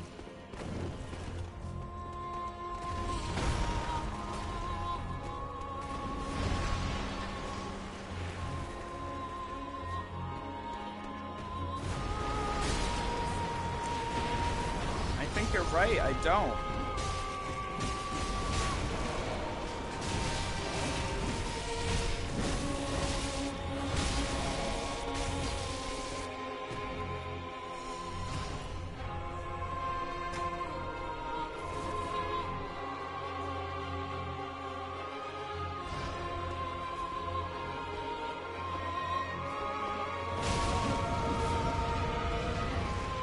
Wait, you've been pegged by a girl and you still have a problem with it? What's the difference?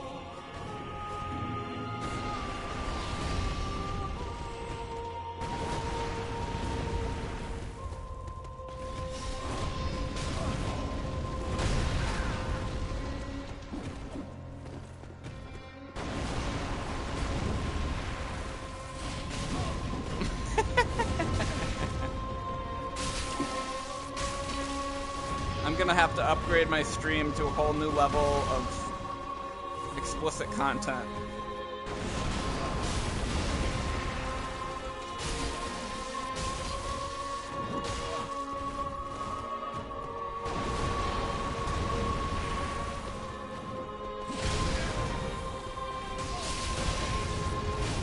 Oh, come on.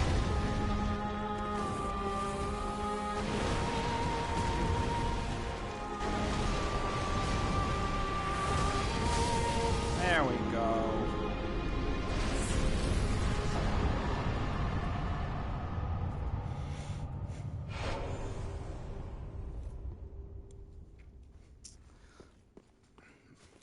I'm aware.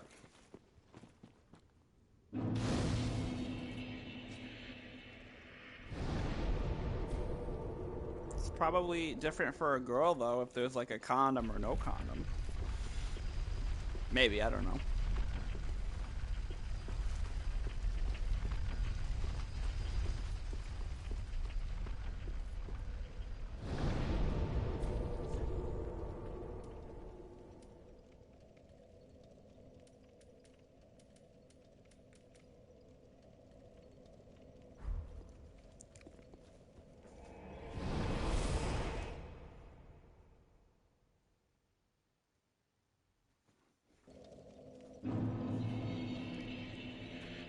So this is Cirrus. This is the NPC I was talking about.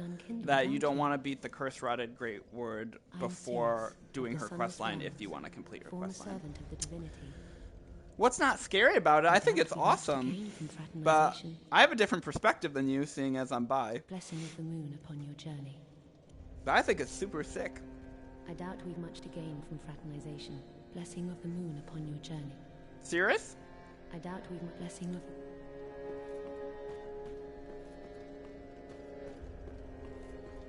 Well, there's, Wait, when you say bad, do you mean like she's hot? Like a baddie?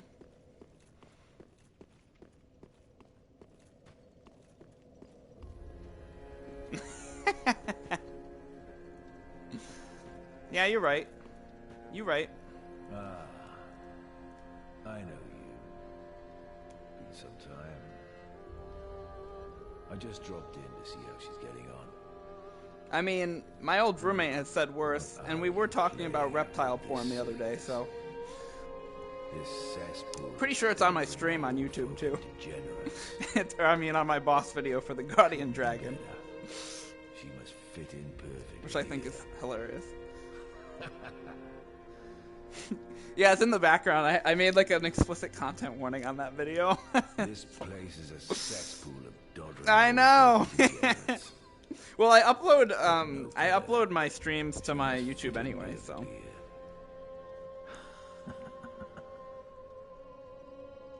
This place is a cesspool of folk and degenerate. You're featured, my friend. She must fit in perfectly here. This place is a cesspool. Couldn't hope for.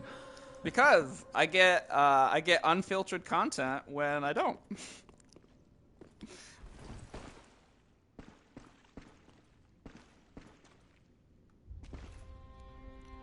This is where Irina is. She's over in the corner. Welcome back. I was not meant to be a firekeeper, but I am honored to serve you beside the bonfire. The gods are ever merciful. My gratitude She's lies the one. with them and with you. Wait, now you're saying she's bad? You were shaming me for touching her? Your wish is my command. You know, in my home of Karim, I was a nun. She's a nun, dude. I would be pleased to share the tales of me, although to be honest, I only know a few. But if I had a divine tone, I could tell you many tales. That was in the past. Only a terrible We can make it work. But you'll have to find me a divine. She teaches you miracles. So you can learn the miracles. And then you can give her the tomb, but I've got to make sure I don't... Or the tome. I have to make sure I don't give her, like, a bad one, though, that ruins her questline. So I'm going to have to look up a list of which ones are the good ones and which ones I have to give to the other NPC who we haven't saved yet. So Cirrus is over there. He probably has new dialogue, You too. haven't given up yet. You can make better. Ah, he gives you a heavy gem. I think he gives you different items. The undead sworn by Wolnir. Now he talks about the Undead Legion, which is we just beat. Inside their keep, even accursed undead. I pity the sorry souls. What dude? Gaining admission to the Legion. Inside their keep, even accursed undead. You oft the lords of sin. So that's how they're done. Oh, because that's what I'm doing next. I'm gonna go. I gotta fight the Crystal Sage, and like he's on the way to the Crystal Sage. No. You give him the scrolls for sorceries. The person you have to give the other tomes to is the girl, the witch in the dungeon that is being guarded by those like creepy things with like the pokers. So I gotta wait till later until I get her. She does like pyromancies and dark magic. Yeah. Yeah, that area. So over here, you can offer the Abyss Watchers souls to light this one up because we beat them. They were the first Lords of Cinder. Now I can level up. Welcome, speak. Very well, then take me.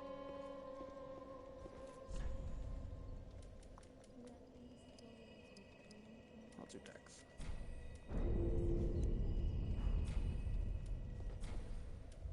Ashen We can give her the Firekeeper soul. Much like what lies within me, then let it find its own place within my bosom. She's gonna put it in her bosom. And now she can heal the Dark Sigil. Farewell. Which, to be honest, I'm not exactly sure. Oh, now I know. That's what you get for doing, like, this guy's quest line. And, like, having the alternate ending, which we can get rid of now that we give her that. We can probably, we can do another level up with him.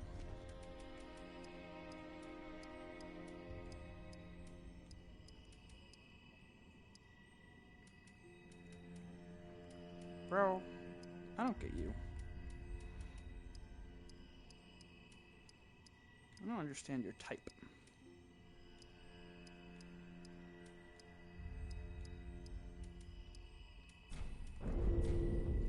Nope, we can do another one. Alright, so this will be our third.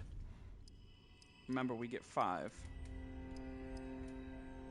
Yeah, your type. Who do you find to be bad?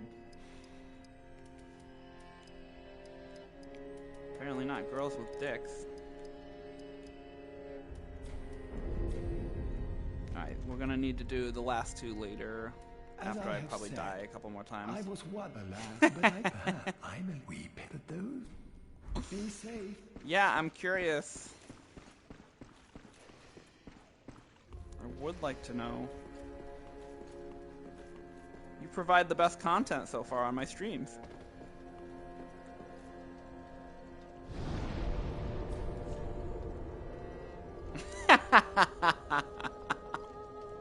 I should have saw that coming. Well, I know that. Apparently, what would her type be? Girls clad in some plate mail armor and cloth of old.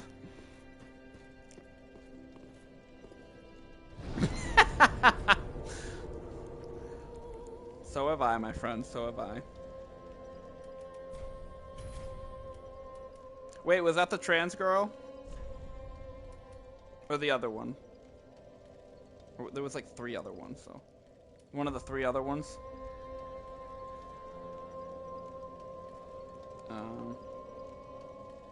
That's honestly a lot for you to handle at 15. Being in a relationship with someone who struggles with suicidal ideation.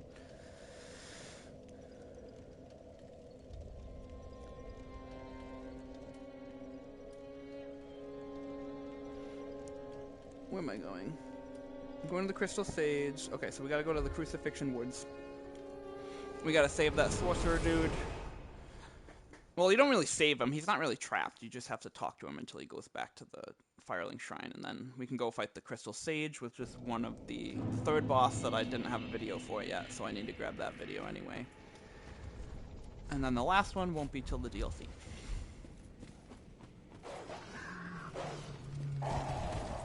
Oh, although I think if you come around here too, there's another Estus Shard. What the hell does that mean? Oh wait. Riz is like a kind of a good thing, I think, and Huz is like you said, it's like a hoe, right? So have I fucked with any hoes? Is that like what that means? So that right over there is the Estus Shard. I'm not currently. Earlier this year, but no, not at the moment.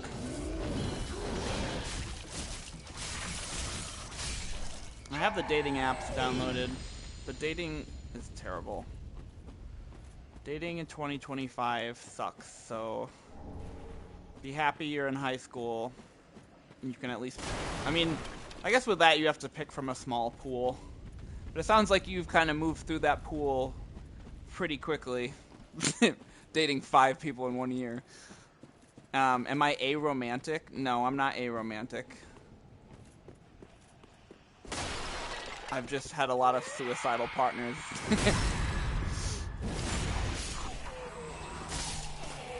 Well, you said you dated 4 people that broke up and now you're dating your girlfriend, right?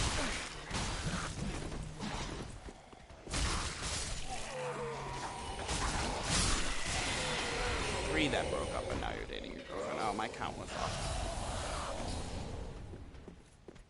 Well, that's still, for 1 year, that's still a lot. How many kids do you have in your school? You've at least been pretty productive.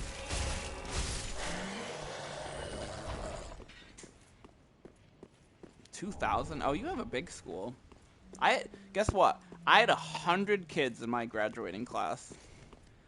I went to school at like a tiny ass rural college in bumfuck New York.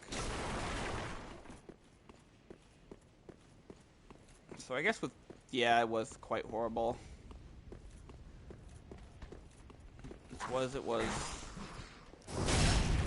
So at least with 2,000 kids, you have more options.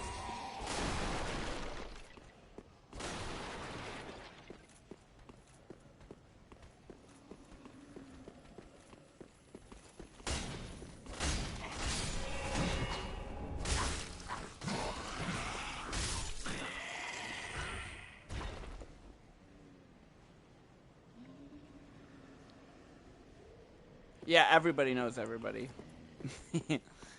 There's no escaping that.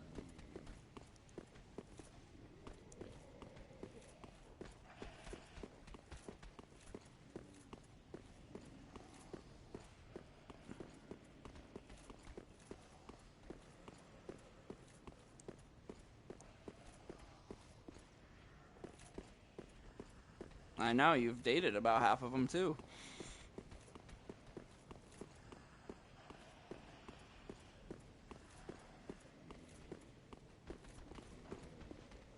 This is the sorcerer guy we have to talk to over here. He basically won't follow you back to the Firelink shrine if your intelligence isn't at least like 8 or something.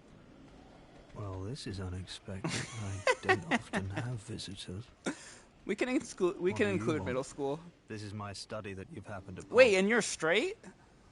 If you haven't any business, I've reading to get back to. I have nowhere near 25, so... How intriguing. Very well.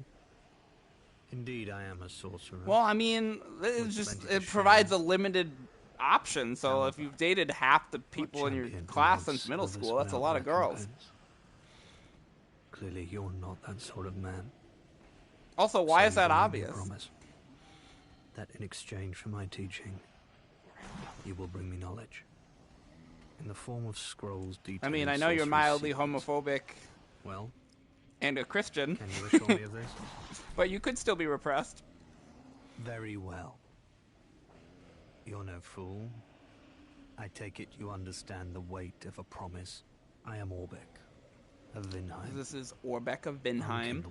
And if you remember from Dark Souls 1, one of the smiths there in the cage was Ricker of Vinheim, so who did the magic like enchantments. So he goes back to the bonfire, the Firelink shrine, and then you can give him all the scrolls you've collected to increase the number of spells you can buy.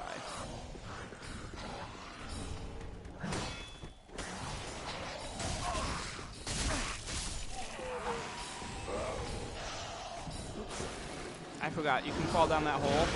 It's probably best to show you, though. And this werewolf guy will attack you. We went down here before. Oh my god, I thought he was dead.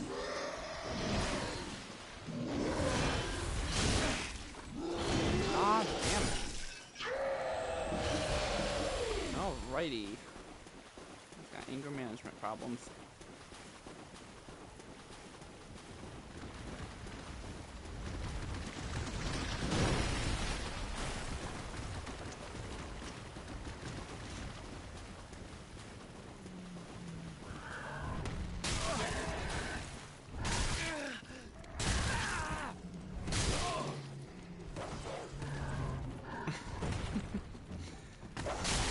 sure showed him. What route did you take?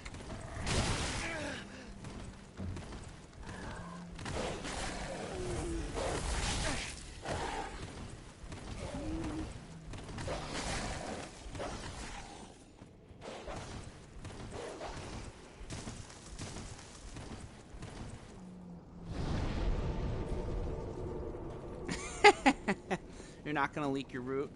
Is this the one that you beat in like 30 minutes, or was that like another game? I can't remember.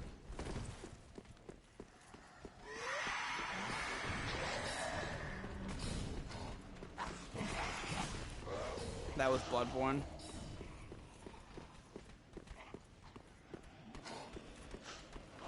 I'm gonna steal your route.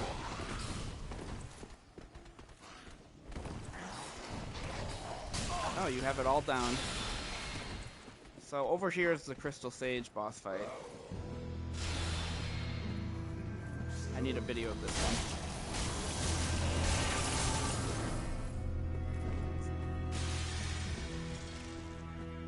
one. At some point in the fight, she doubles herself and makes a bunch of clones. Yeah, it is a pretty short game, you're right. It's over half her health. Wow, damn. So it should be at this point she'll make clones of herself, and you have to find out which one is the real one.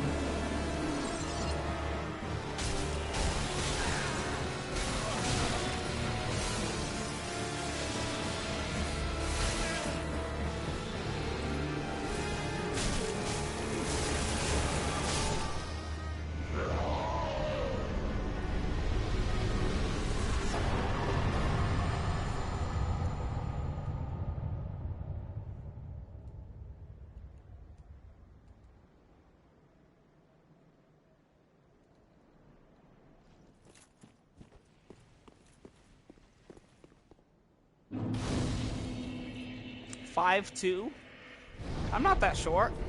Why would I be that short? I mean, not that I wouldn't be, but what makes you think that?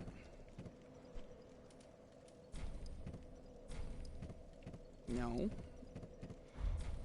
What makes you think?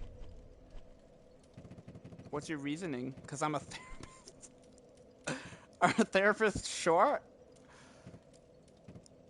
Do you have a therapist? I feel like you need one.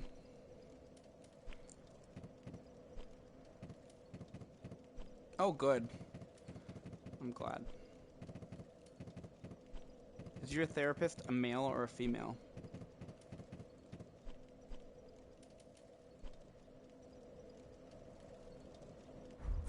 That's a good point. You did tell me that. Oh, good.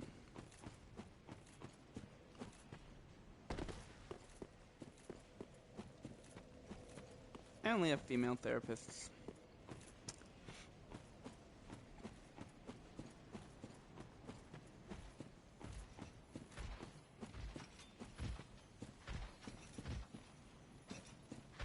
Nothing's wrong with male therapists.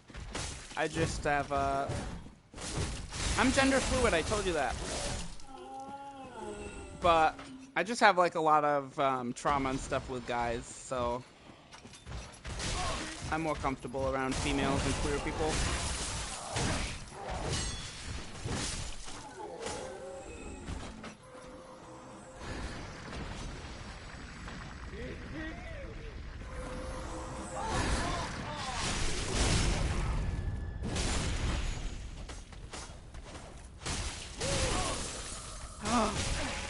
Oh my god. That's so triggering. I'm sorry to hear that.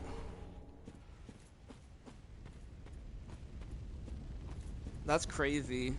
Well, you know, a lot of people that end up being therapists are people who also struggle with mental health. Part of that is why they, like, understand how to help with it. Yeah, but, I mean, that's, like, what I'm saying, like, part of the reason he probably could help with people who are suicidal was because he understands it so well, because he dealt with it himself, so it kind of makes sense. Sometimes, you know, sometimes The best therapists have their own mental health struggle, and also most therapists have their own mental health struggles. It's just not something that you share with the client.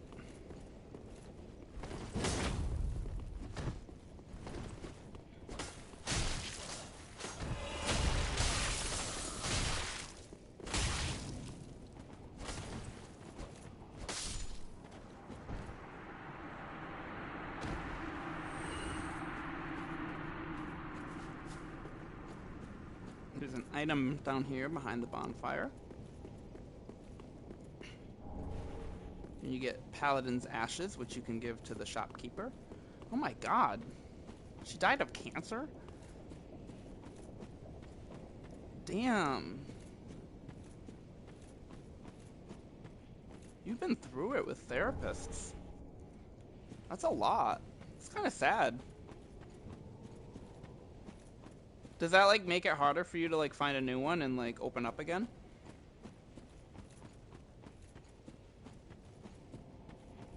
Oh, okay, good. I feel like I'd be, like, scared my therapist would die on me again if I had that happen so many times.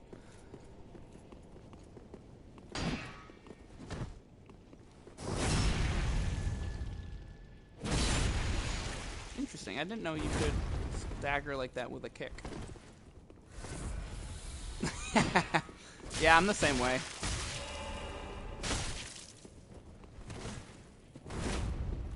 I'm known for oversharing.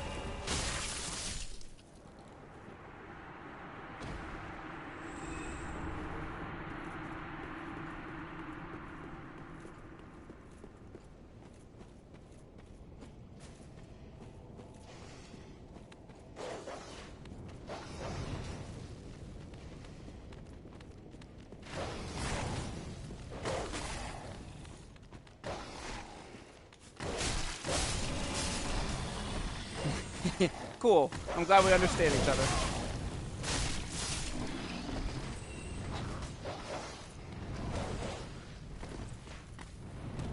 Dog. I think it's just because I literally couldn't give less of a fuck. I'm pretty open.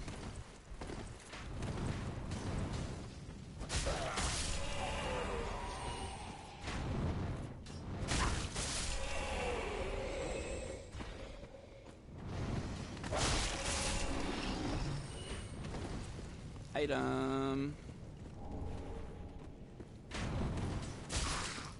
Also, just like, I feel like being open about stuff, like, also can, like, really help normalize it, and I feel like there's a lot of things, that we don't normalize or talk about very frequently in our culture, so it's kind of cool to just be open about stuff.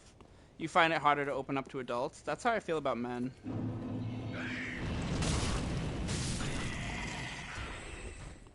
Anyone over the age of 32? Yeah, is it like an just like a generational difference? You feel like they don't probably understand. Over here you can find another Estus Flask Shard for your upgrades.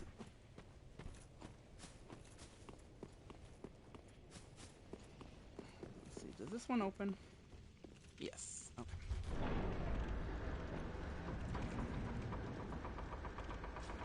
So, coming in here is the next bonfire, and the next main area of the game.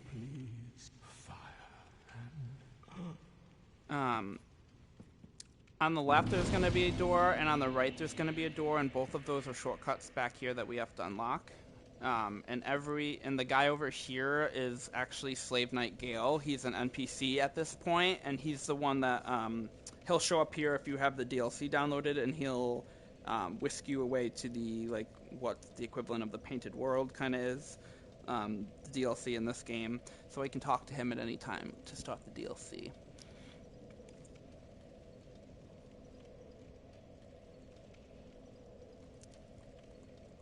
Holy shit. Damn, that's abusive. I'm sorry to hear that.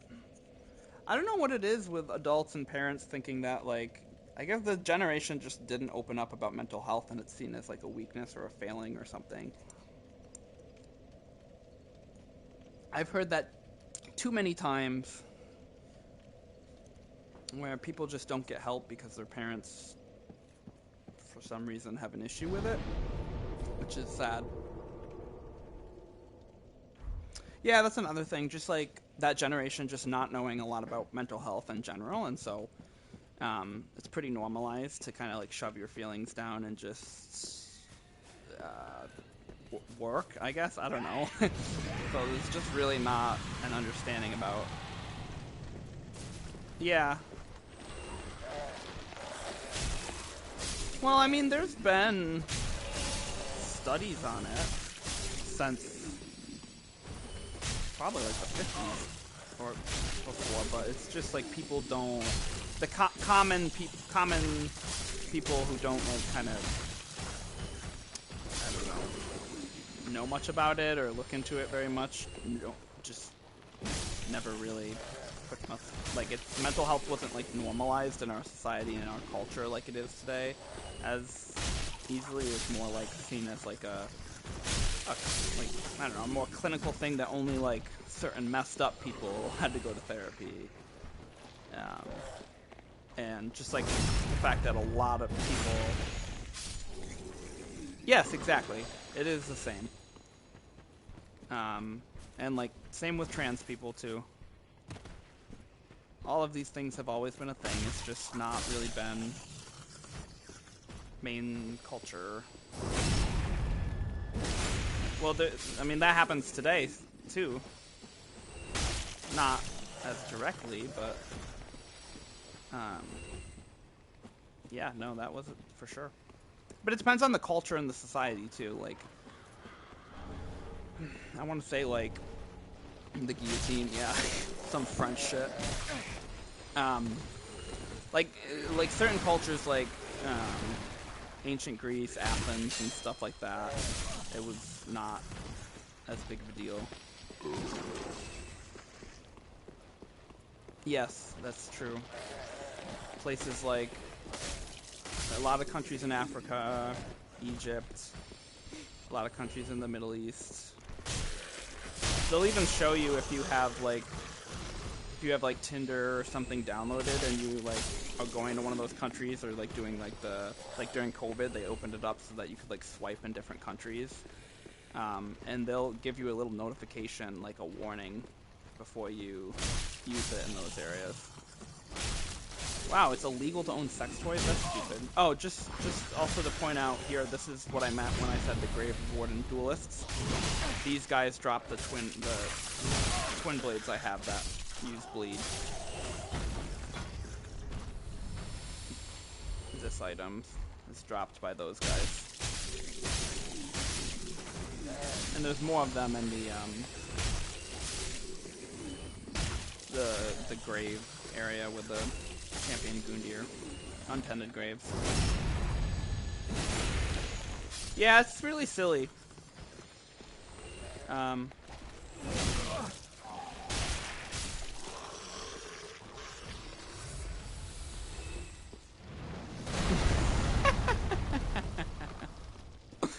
Yeah, there is a lot of, and a lot of cultures like that, there's a lot of patriarchal values and misogyny that's kind of pretty rooted in the culture. Another undead bone shard over here for upgrading your Estus. And as you'll see, the giant who shoots the giant arrows has access to this area too, like he can see it from here, so he's shooting it. No, I completely understand. I believe you. It's just silly to me. It's just because, like, some of those cultures are so patriarchal and it's misogynistic. It's about, like, ownership of women. And men are seen as, like, superior and everything. I mean, it's the same as, like, cultures in India and, like, in, like, the Middle East and stuff, where you have to get your, like, father or brother's permission to date, and, like, just, like, stuff like that. It's, you know, those cultures have a little bit more emphasis on British slang. I know, British slang is funny. I I feel like watching the Harry Potter movies, there's a lot of that in there. Well, that's what your generation's talk sounds like to me. When you say things like frizz and hugs. Might as well be British slang. Reception. It's kind of funny. They're receiving you at your young age.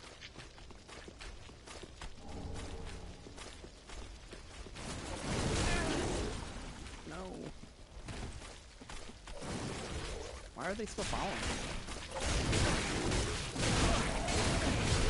Jesus Christ.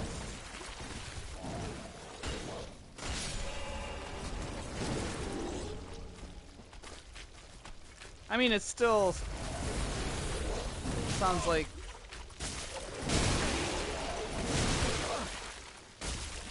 young education.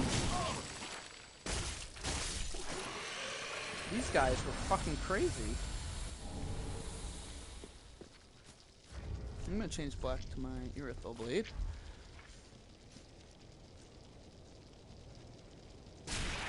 Year 13? That's so weird. Yeah, it does sound weird hearing from our perspective.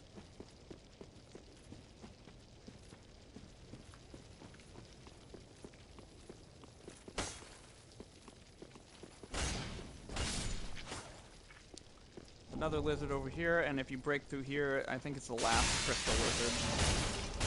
Yeah, year 13 is college for us. It's freshman year.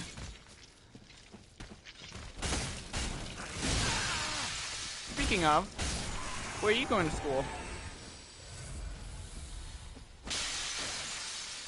Yeah, I did know Canada also calls well, Canada calls college university, actually.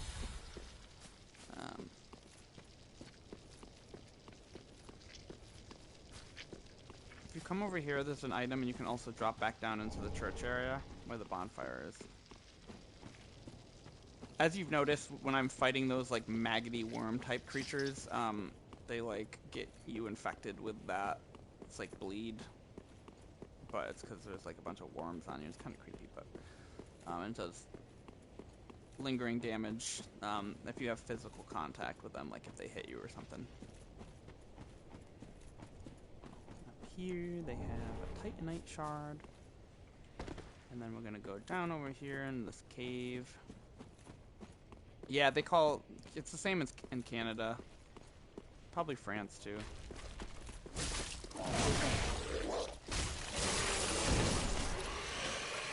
How long has my stream been?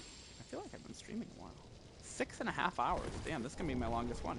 Postgraduate study. Down in here is the poison bite ring, so it helps with poison damage.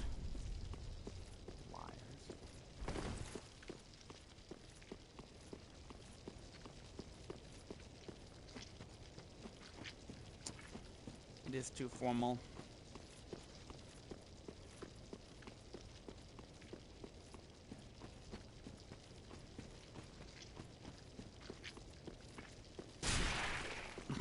I bet you have.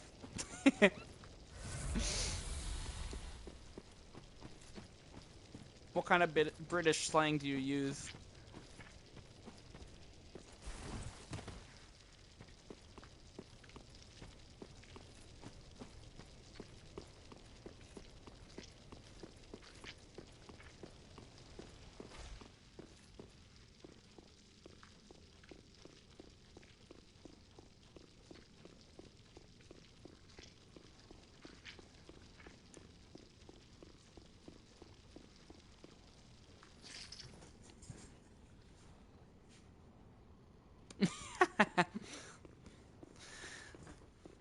Of course, it's always about a girl.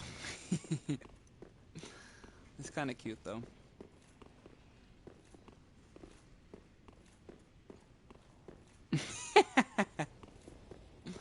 I do.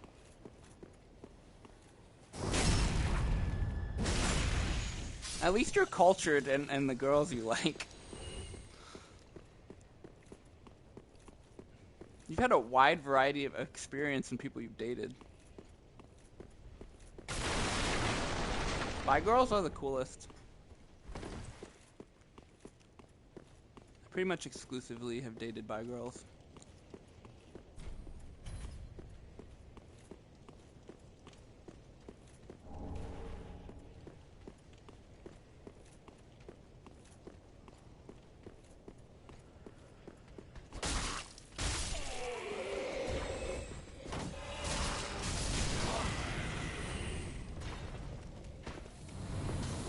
That's quite a lot for being 15 years old. Damn. But what teen? What's your longest relationship?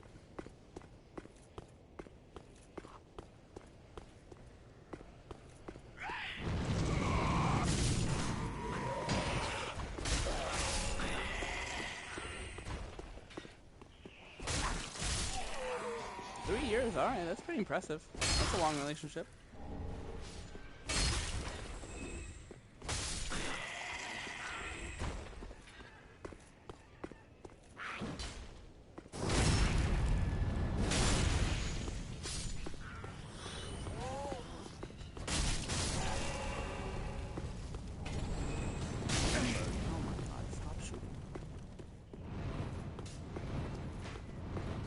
Was she French? Or did she just move there?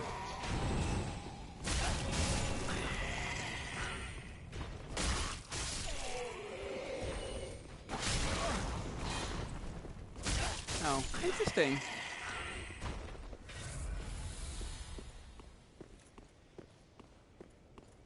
Kind of random. There's a lot of surprise attacks in this area. Well, I mean, that makes sense. You've lost interest in her because she moved to France, or just because it's been a while and she's obviously not around you a lot now?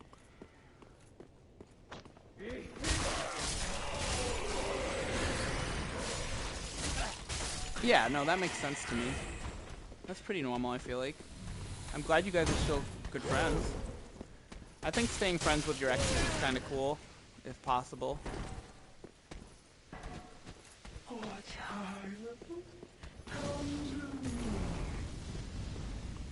I try and be friends with my exes if possible.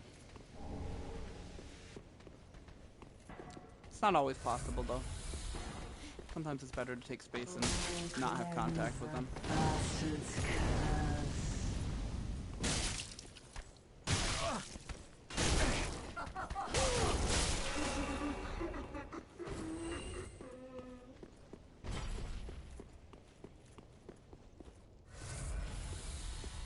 She is guarding an undead hunter charm. So as you can see on my weapon durability under my sword, I've been moving through this area for quite a while now and using it a lot, and it's barely used any durability. So it's like nearly impossible to actually use up durability. I'm being summoned to another world. Ooh boy, I get to help again. I wonder where I'll be this time. You guys got a sneak peek of Anor Londo last time.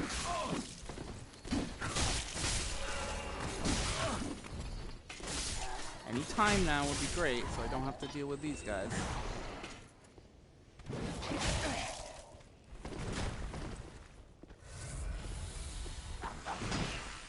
Oh no.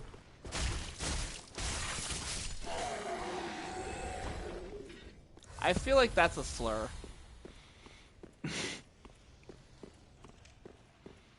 What does that mean?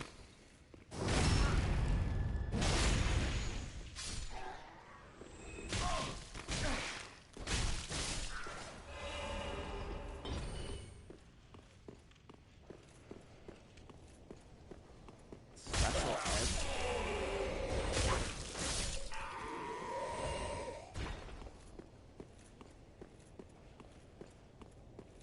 Why don't you just say disabled? I don't.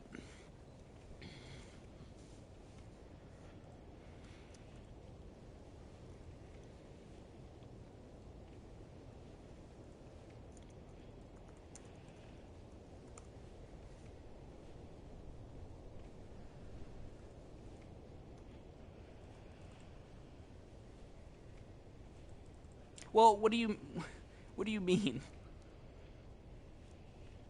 Like, what was the, why was she special education? Like, what was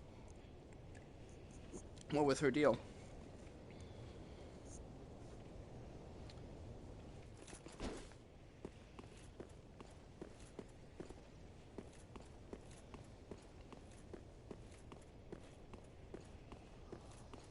Down syndrome? Well, yeah, it's considered disabled because, so Down syndrome would be an intellectual disability because of the genetic things. Or you could just say I dated somebody with Down syndrome. Be specific, but... oh my gosh.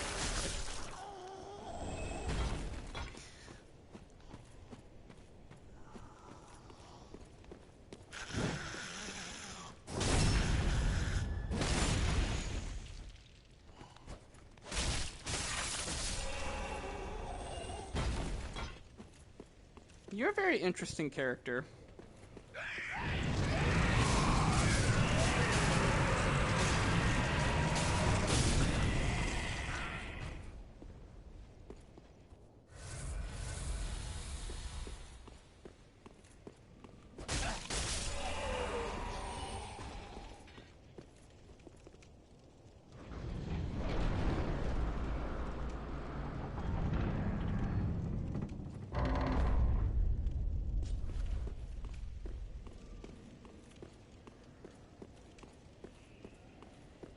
Like, how have you dated people with so much diversity, but also at the same time, I feel like you're not the type of person who would?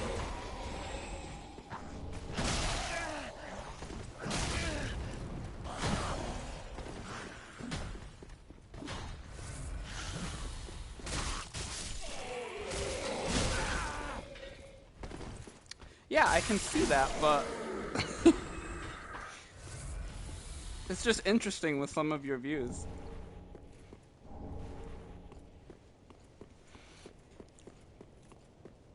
I know. I gathered that.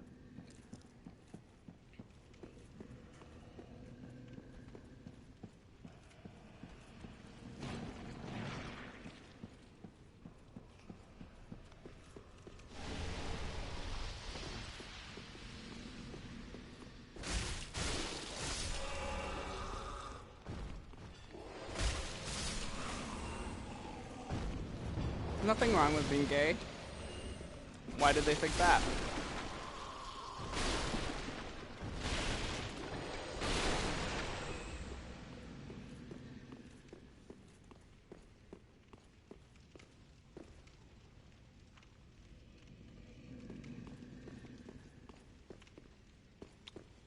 Well, I think, like, I know what you mean, but I think it's like, it's so problematic, like those beliefs and stereotypes around specific things.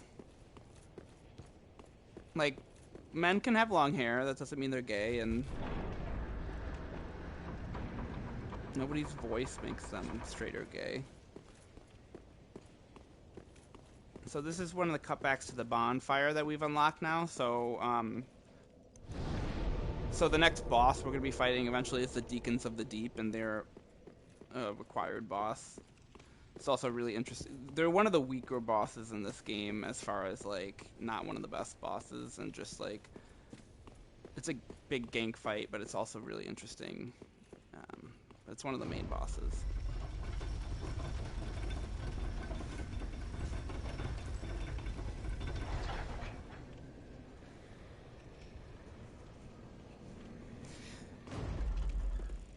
Well, I guess there are two ways to look at it. Like, there's also giants in this area, so be careful. Why can't I move this way? What the fuck? That was weird. Like, I totally get, like, being perceived as something you're not is, like, sometimes upsetting, because people just, like, assume something. And, like, I get that. But at the same time, there's, like, nothing wrong with being gay. So, like, I guess if you, like, wanted to join the club just to be an ally or something, like, there's nothing wrong with that.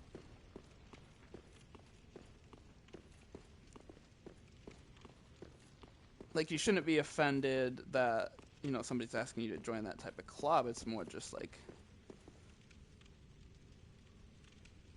So, I agree with that. I will agree that, I've seen this in high school, too, actually, with, a lot of gay guys, because, like, it's so interesting, like, the way the patriarchy works, because, like, on one hand, like, gay guys are oppressed for being gay. What? That doesn't even make any sense. Like, on one hand, it's, you know, like, gay guys experience oppression for being gay, but on the other hand, I think this area is glitched right now. This is weird. You should be able to move past this. On the other hand, gay men are still men, and there's this whole, like, I feel like to kind of, like, push back or reclaim that, like, masculinity piece that gay people don't experience with the oppression, they try and, like, act like straight guys do with women with guys. But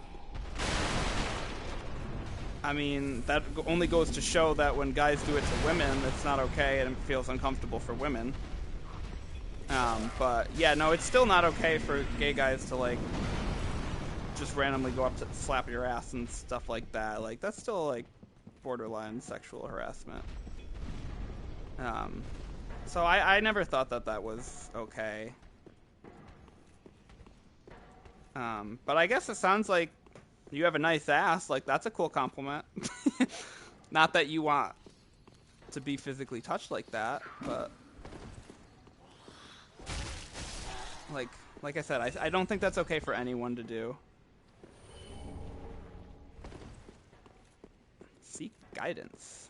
That's a spell. I mean, if the gay guys like you and you've dated 14 girls, then that should be taken as a compliment.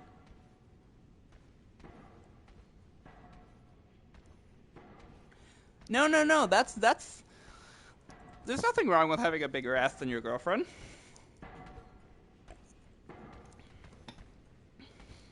Again, that's just a like, that's awesome. She probably loves it. Yeah, I mean, to be honest, nobody I've ever seen is gayer than straight dudes who are flirting with other straight dudes. It's probably the gayest thing I've ever seen. But it's in, like, an ironic way. Why don't you love it?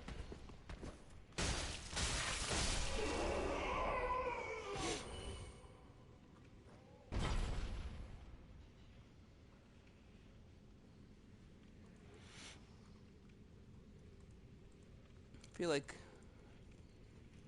I don't know. Well, I mean, I guess if it gets you attention from people that you don't want, but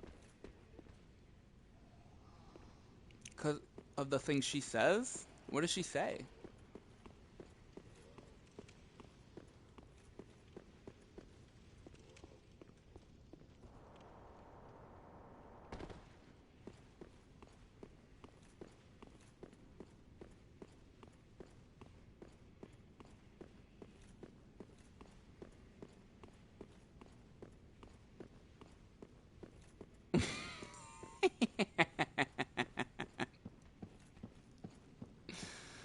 That probably just means she wants to peg you. She likes your ass. So right here is going to be, it tries to hide it here with the copper, as you can see, but this is going to be the first mimic because you can see it's pointed towards you.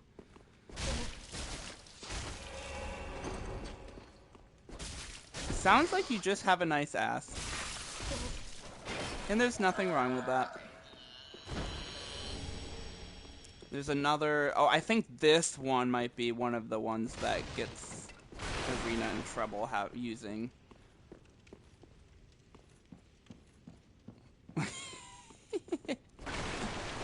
Was she special?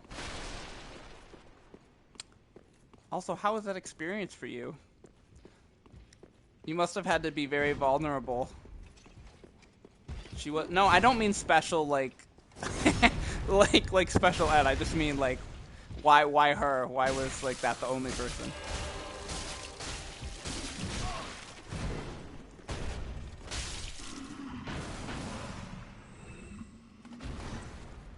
Yeah, now you know. Now you know what gay people have to deal with. And also, you guys probably didn't prepare properly, to be honest. It's a little bit of a different ball game.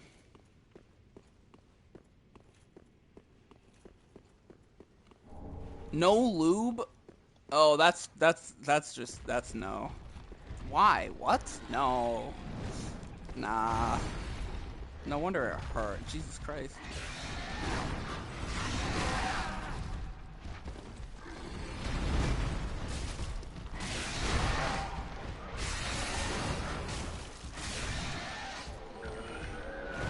Always use lube. So if you come in here, there's like that unique spider monster thing, and you can pick up this ring, Aldrich's Sapphire. Oh my god, that no, that's oh my god. Jesus, I'm internally cringing so bad just thinking about that. I'm sorry, that sounds terrible. Yeah, you guys did that all wrong. No, that's just not it.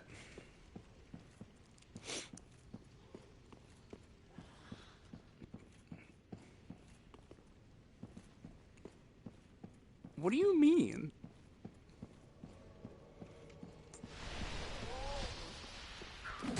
You're so contrarian. Okay, well, yeah. I mean, that's fair. Just because you love that person that much. But, like, still, like... I mean, sometimes we do things that are kind of crazy for people that we love a lot, but... But I still, that sounds like it could have been a better...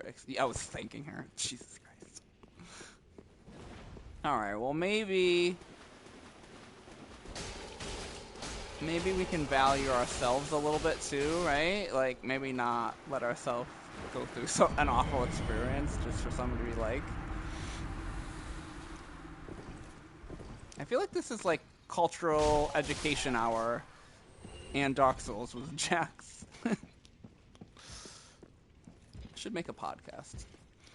So in this area, there's going to be these levers, and they're going to bring up these giant walls, and at the top here, those walls kind of connect the area and let you proceed to like the next little area, but also they pen in the giants and prevent Mr. Patches from doing a sneaky little trick on us later.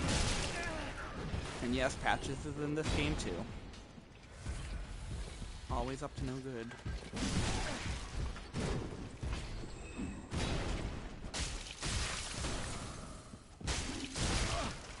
Yeah, it sounds like you got sodomized.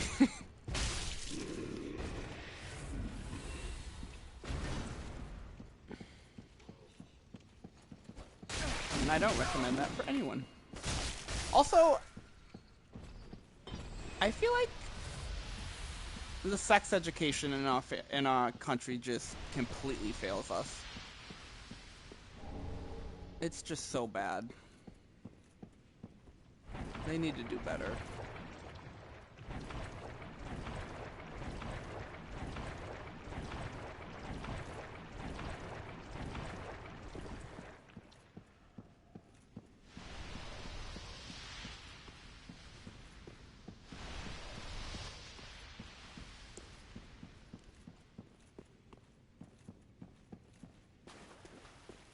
I bet. I bet. I don't envy you.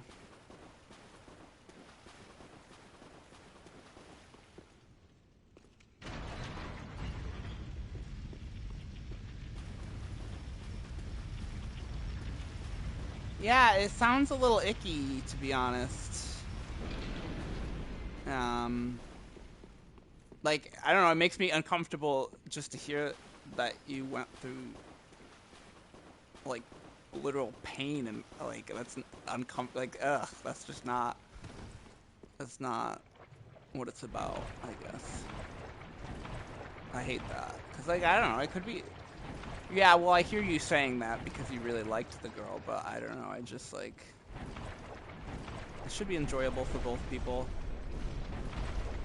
Well, it's a lot harder than you think. Especially when you like someone like that. I mean, it feels like it's just like, oh, I could have easily just said no. Alright. Sounded like you were complaining a lot about how painful it was. So also, there's a, at the top you'll find Patches, and he'll do another one of his tricks where he tries to, like, throw you down into the giant pits. But if you kill the giants before you even go up to him, then it'll unlock, like, a unique dialogue where he'll kind of comment about how you've already killed the giants and foiled his plan to trick you. And then he'll move on to another type of trick later. And those giants also have those drops. They're permanent kills. And then when you run back through the top area, obviously they won't bug you anymore. I feel like part of that area must have been glitched or something. If you come down here, there's some items.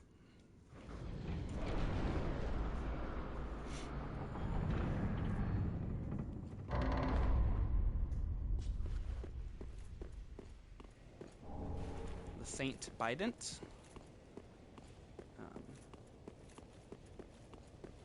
And Homeward Bones.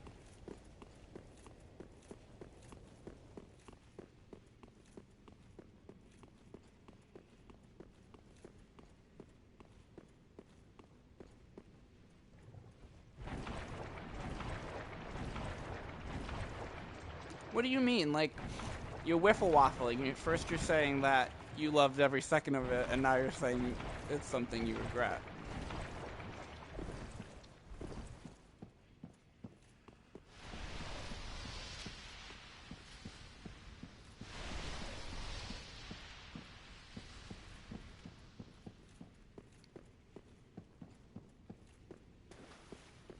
Over here is where this corner is behind that giant. You go up the stairs, and that's how you advance to where the boss fight is. But you can fight this guy too. And there's a bunch of items in here, obviously. There's going to be the drain set, as you just saw, and individual pieces. This is the third time I'm being summoned, but I was never actually summoned. It's being a tease. Am I actually going to get summoned? Who can say?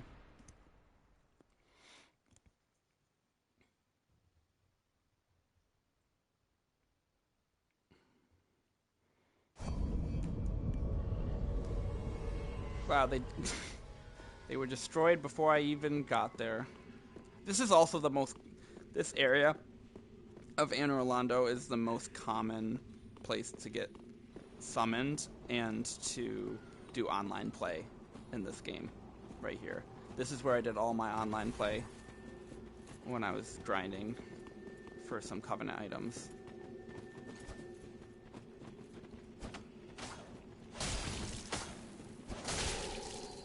Oh, wow.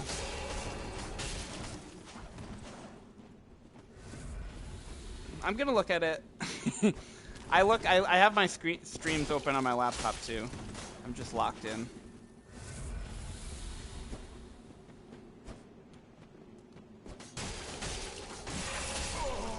They tried to parry me. They failed.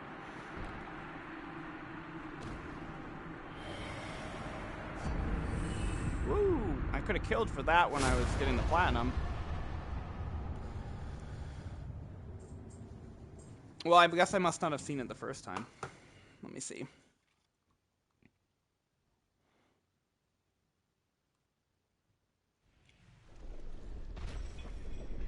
Oh, okay. I didn't see the first message.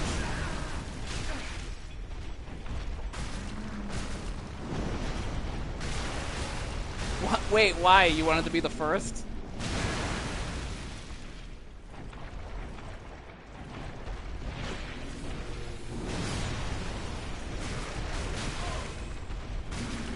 Who cares? That's some, like, conquest shit.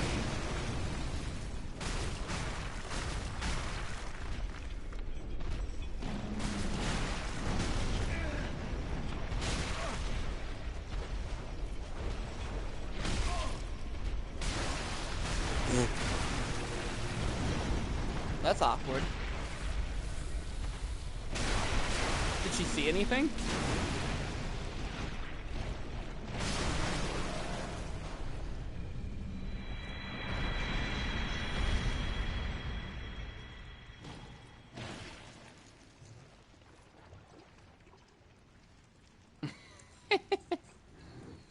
I mean, I guess so. That's so awkward.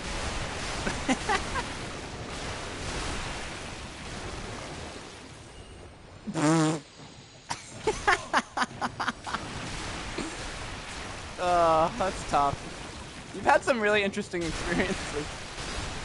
Because being walked in on at any point is embarrassing enough, but, like, I can see why that would be extra embarrassing. It's so funny. It's very funny, actually. Probably wasn't in the moment.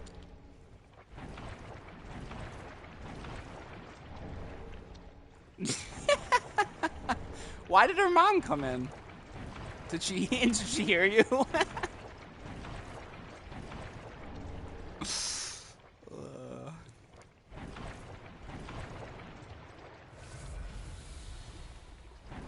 I thought that's what you meant. I thought that's what you were referring to, and I was like, damn, that must have been really extra embarrassing.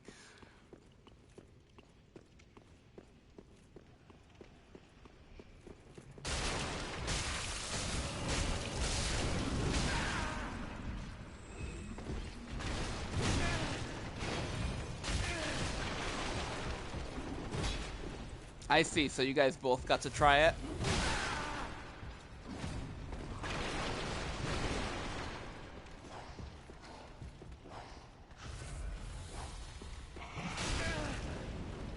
Weird.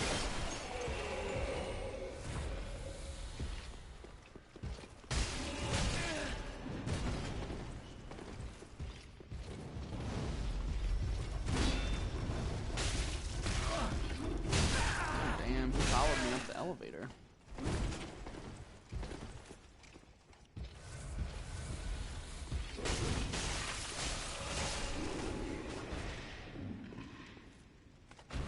Bro, you wrecked me.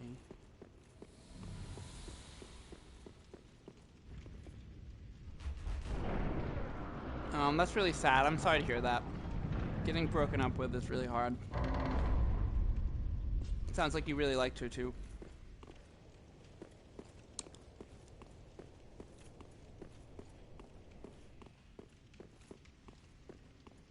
Maybe there's some stuff to analyze there. You can open this door for a cutback. I'm trying to unlock all the different elevators and cutbacks and stuff so I don't have to deal with it. So over here, this is where you find patches. He's pretending to be Sigurd of Katarina, but this is actually patches. Well, you look reasonably sane. I am a knight of Cathedral. He's trying to mimic his voice. I've managed to track down but really he tricked Sigurd and threw him down a well and stole his equipment. And you have to get his equipment back from Patches to give it to him. Now, you can kill Patches to get the equipment back and give it to him, or you can not kill Patches and just get through his 2 traps, and he'll go back to the Firelink Shrine and be a merchant. And then you can buy the equipment back, and that way you don't have to mess up either of their quest lines. So he tricks you about the treasure. Yeah, I usually kill Patches because I fucking hate him. I killed him in Dark Souls 1. But I usually keep him alive in Dark Souls 3 just because I like to go through his little quest and then I kill him when he's at the Firelink Shrine. But I think if you kill him right away, you still get his ashes that you can give to the lady.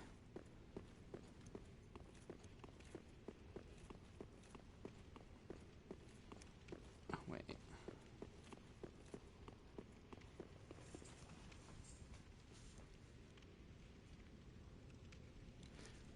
What dementia quest?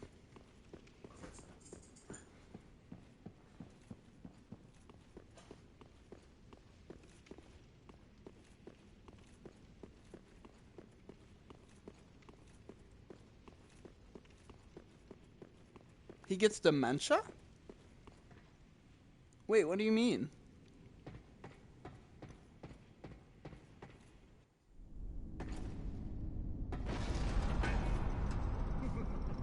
So this is where he tries to trick you.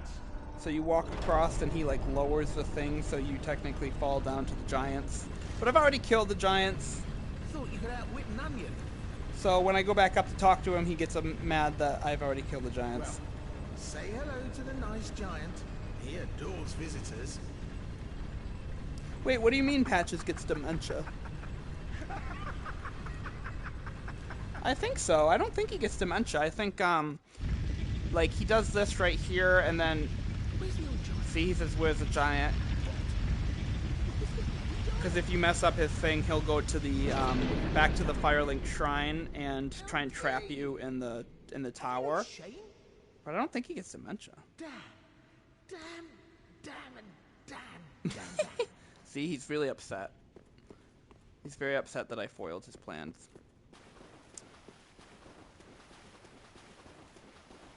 I mean, I think Patches, if you leave Patches alive and you do the Grey Rat quest line, Patches is one of the people that can save Grey Rat from getting killed in his quest line when he does the, I think, third village raid, second or third village raid.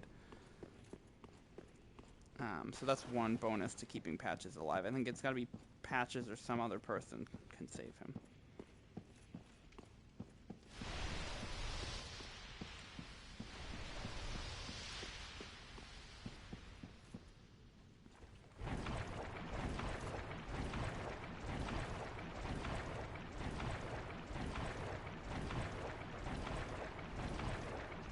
Am I still embered? Dang. I don't even remember the last boss I killed.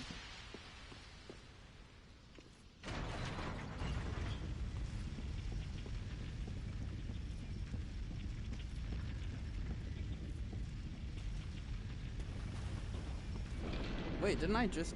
Oh, wait. This one's different. Where was this one?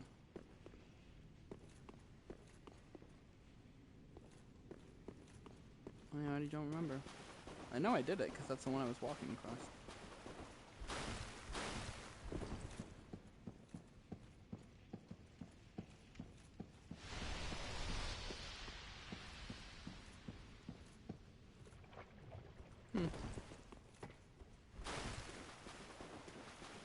Oh well.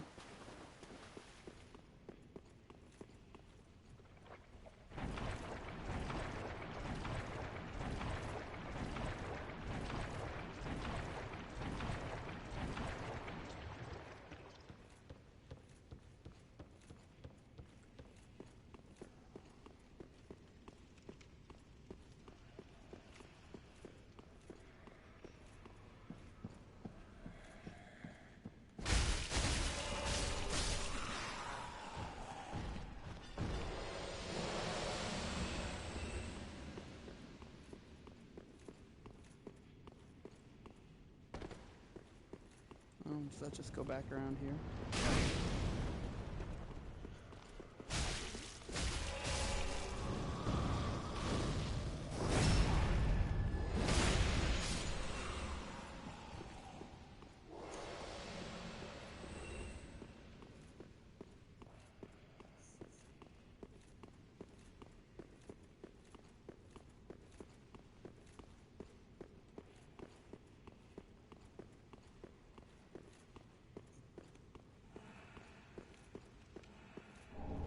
Ring of the Evil Eye +1 is here, and this is the Deacons boss fight.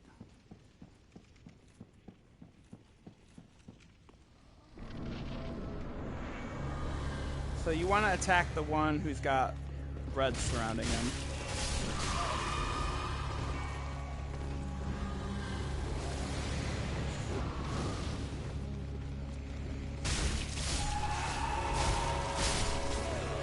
And you can just kill lots of them if you want.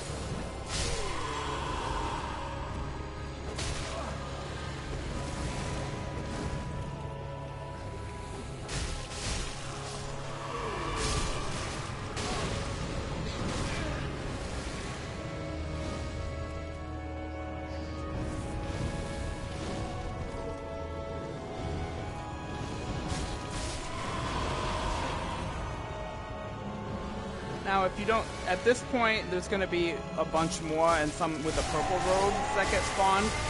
And if you don't manage to beat these guys in a certain amount of time, then there's this, like, area closing timer thing that, there's, like, a timer, basically, that you have to kill them by. But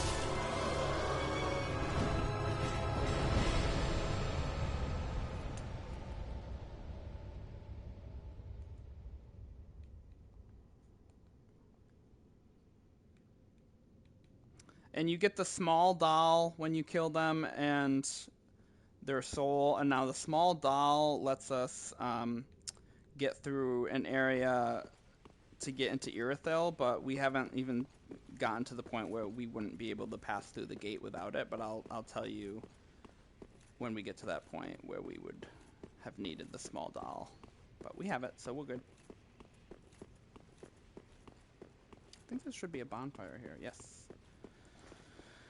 Alright.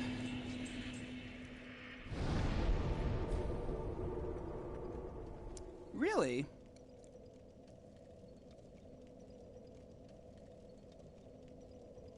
That's so interesting. I don't think I've ever done that.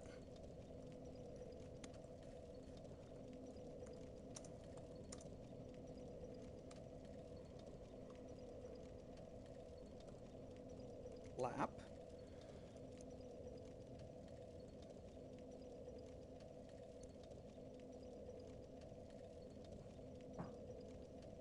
Interesting. I didn't know that. Is that also in the Fire Fades edition, or just the original one?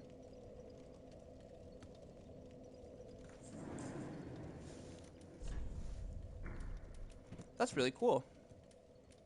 We'll have to keep an eye out for that when I get there.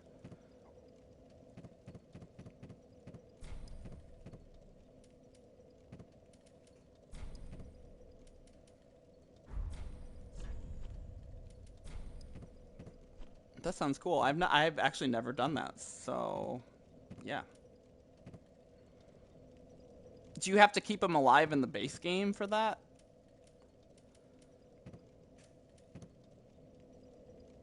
I don't know. I think it's just the edition that you buy after the DLC's out, where it's like it comes with the DLC. All right, I'll keep them alive then, because I've never done that before.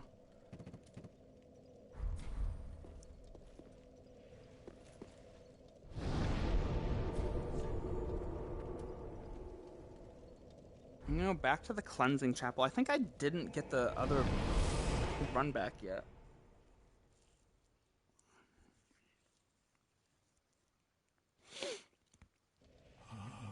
Yeah, I didn't get this yet. Would have made it easier.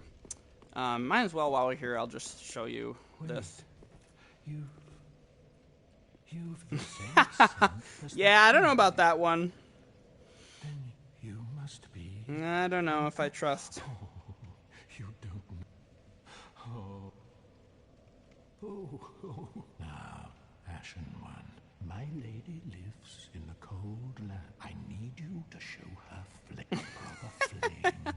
I feel like the more that I've gotten to know you and your perspective on this game, the less I trust you to run my tutorial. Thank you. They of ash never fail. Just a moment, then.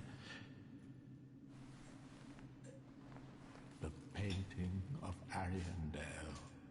Well, rotted scrap of it, that is. Go on. Take it. Touch it.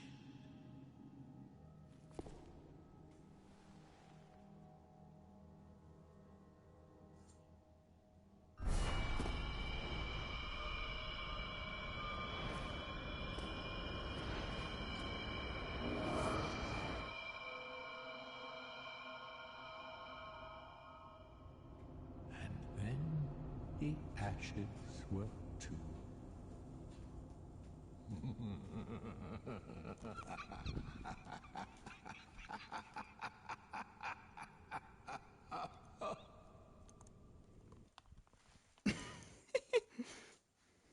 Well, I know you hate this game, so...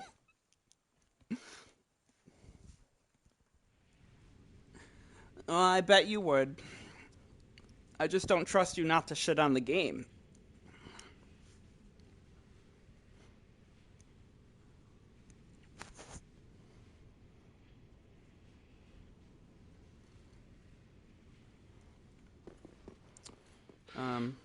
This guy you don't kill. He's an NPC.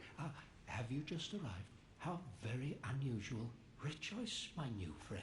The cold and gentle painted world of Ariandel. Quick, go along. As sweetly... but you're safe. That's all.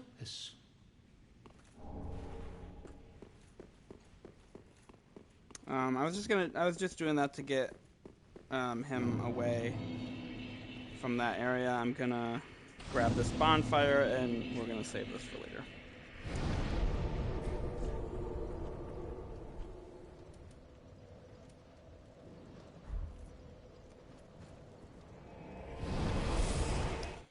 We've already beaten the boss of the area, but there's one more bonfire and covenant in that area that I want to show you guys. And I didn't even get the run back for this, so I probably should grab that too.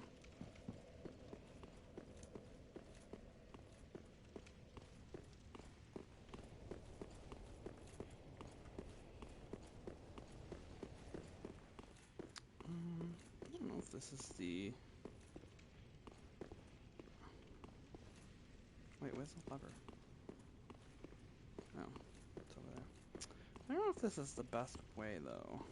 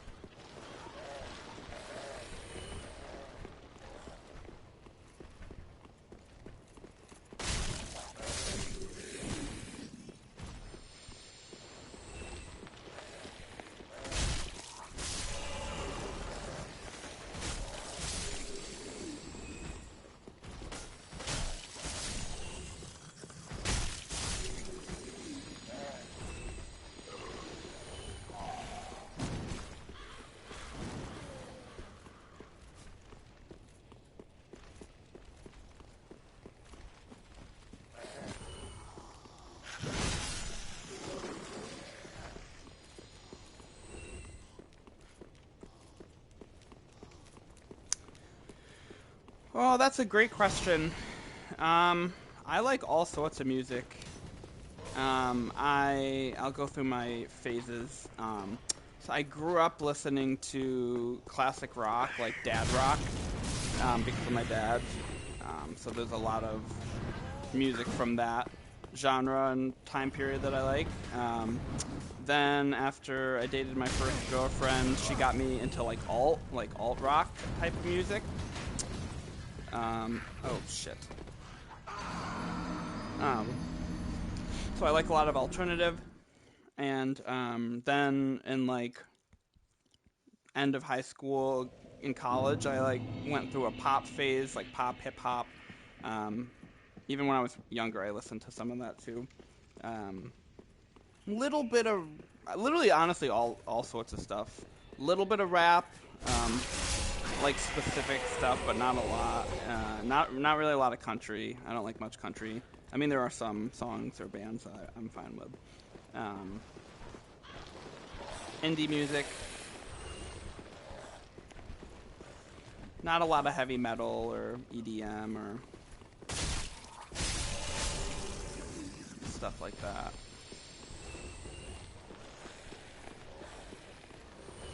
Yeah, I mean, I would agree. I like alt rock. I like all sorts of music.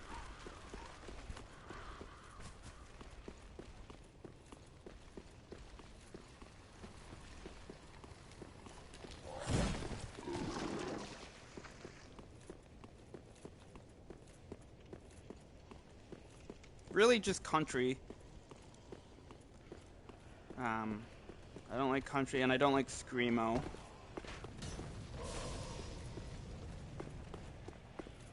Like, I know there's, like, I like the punk vibe and everything, but just somebody screaming. I have trouble enjoying that.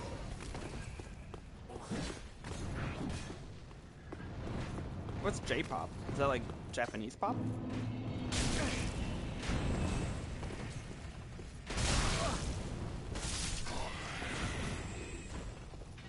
Yeah.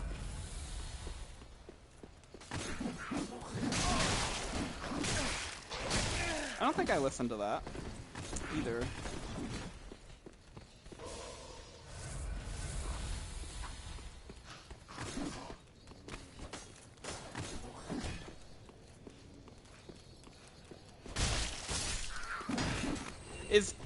Is J-pop different than K-pop?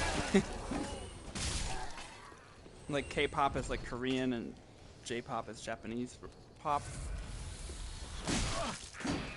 I don't think I know any Japanese pop. I don't think I've ever really heard J-pop.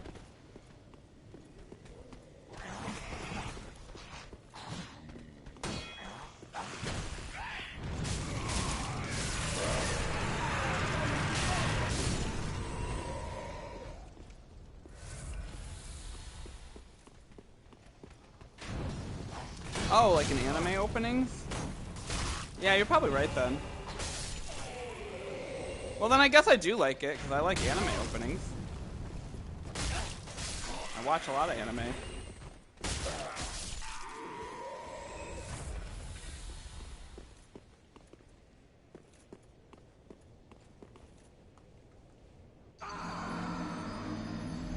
This is not working.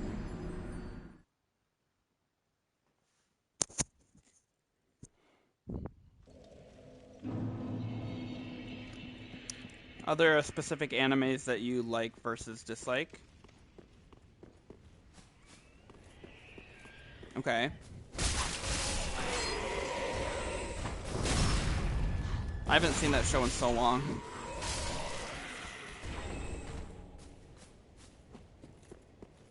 Also, I tend to skip the openings after I watch them like once.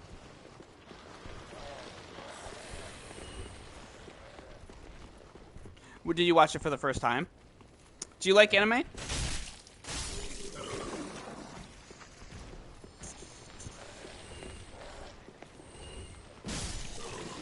Oh, I love that for you. That's awesome. You're getting converted into the Souls games. You're getting converted into anime. You're just like getting more cool points as it goes. Yeah, that's fair. I mean, everybody... Well, I feel like Bakugan maybe is a little niche, but yeah, I watched a lot of Pokemon growing up. But I didn't even know I was watching anime. Somebody followed me all the way from the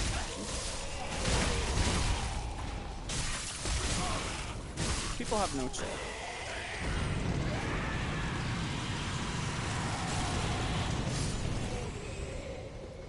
So when you get this like white mist stuff on you when they throw something at you, it prevents you from healing, even if you have healing, until it wears off. So.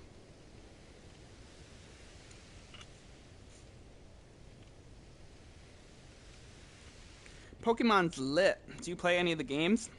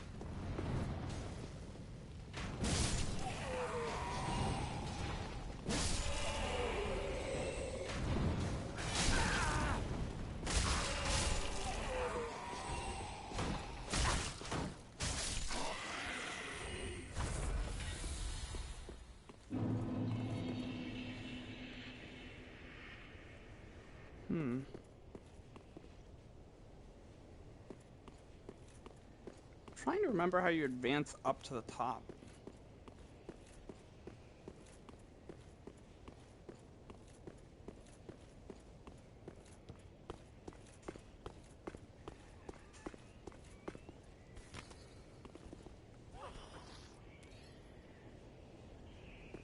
Oh, there's another one.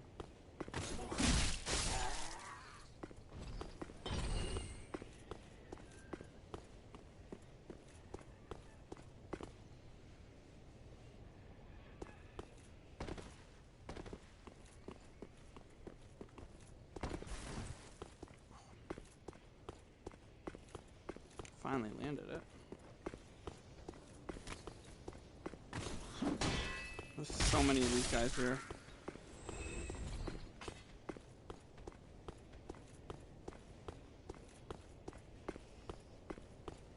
What even is the point of coming up here, though?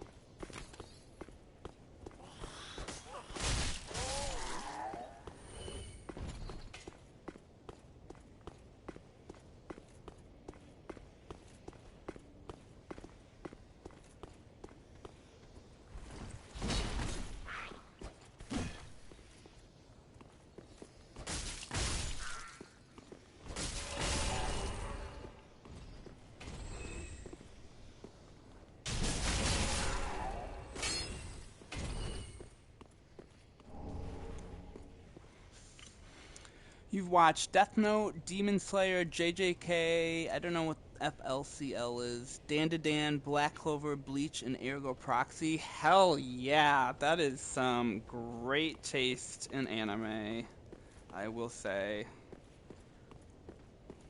You also watch some really, really good ones to get into it, so like,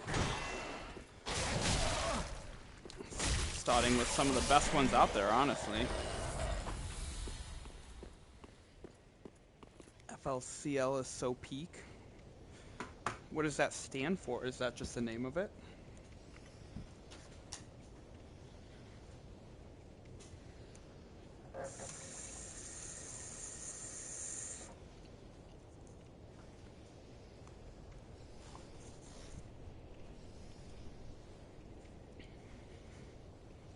Fooly Cooly.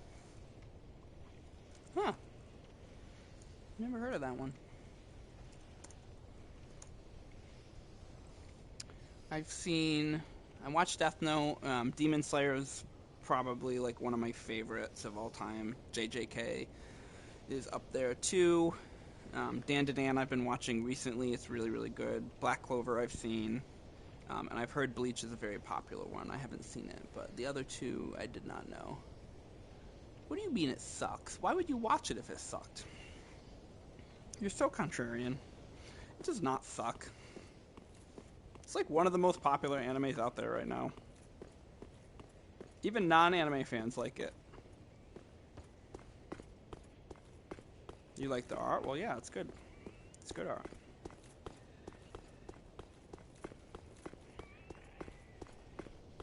What don't you like about it? And also, where are you at in the show?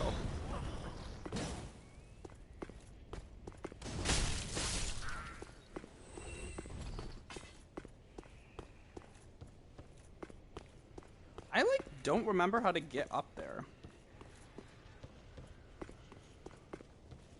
What's wrong with me? Like, up there. How do you get up to the top?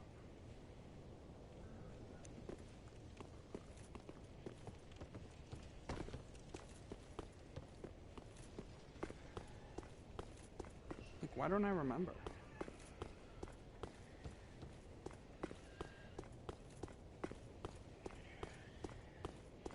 You finished Swordsmith Village. What is that? That's season 3?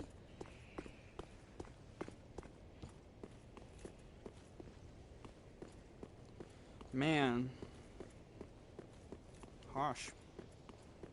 4. You didn't like the hype fight scenes in like season 2?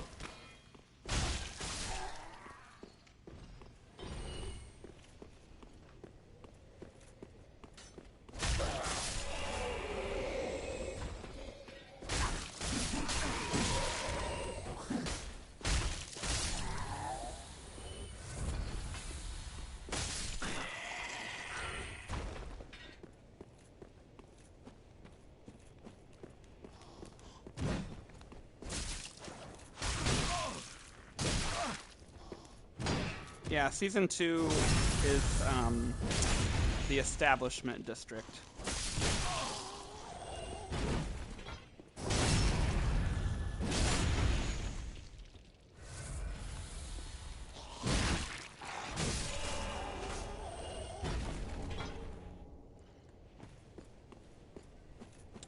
That was when Tanjiro, you guys meet the Sound Hashira. He's got like all the jewelry and stuff, and he's got like 3 different girlfriends or whatever, and then they meet Upper 6 for the first time. There was like this girl demon, it was his sister, and they thought he was the upper demon. She was the upper demon, but then her brother is the Upper 6. No, Mugen Train was when Rengoku, the Flame Hashira, they're on the train and they help save the citizens, and then you meet Upper 3 for the first time, and Rengoku gets killed.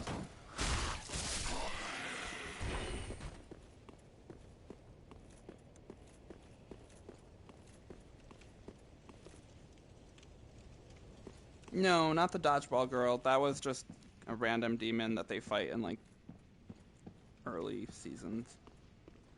She had long hair and like claws and stuff.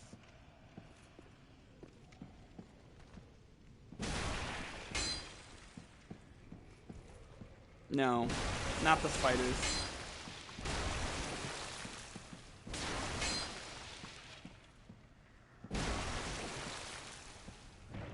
Her brother has like green hair, and he had like these dagger knife things that he fought with. And he's the first upper demon you fight, or you fight, that you meet.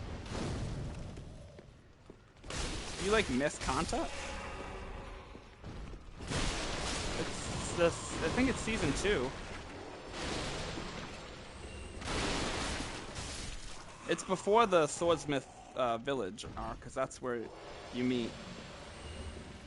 That's where you meet like the Mist Hashira and the Love Hashira, and they just like go make their swords and stuff. And you meet Upper 4 and 5. No, that wasn't season 1. Season 1 is just like the spider stuff happens in season 1, and it's like a lot of the foundation of the show, and like, well, Swordsmith Village arc was a training arc, so it's like a classic anime training arc where not as much stuff happens. So like, I figured you might not like that arc, but like I was wondering if you liked the content of the show before that arc. because if you watch a lot of anime, you'll see a lot of animes have training arcs where like not as much action sometimes happens, and they're like building their skills and the foundation. The only one you liked was the train one with Rengoku. Alright, well, if that's the only one you like, then maybe the show is not for you, but this is a damn good show. Yeah. A lot of people like Rengoku. A lot of people were sad when he died. Black Clover is good. I agree. I like Asta and Uni.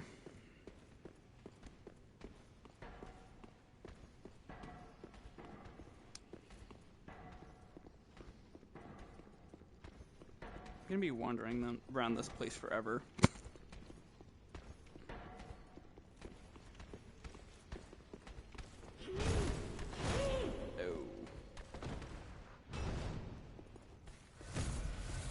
Oh, you don't take any damage.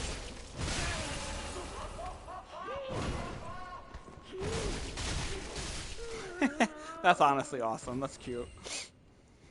Yeah, one of the things I really like about animes are they are very motivating. Like they're so hype and they have like such good themes. I felt that way about Naruto. It's just like pretty cool.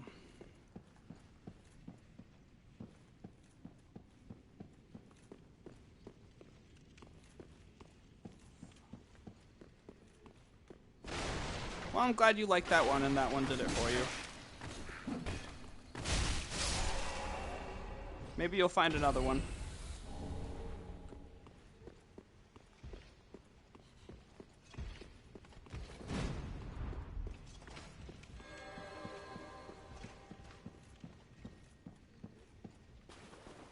Oh, where?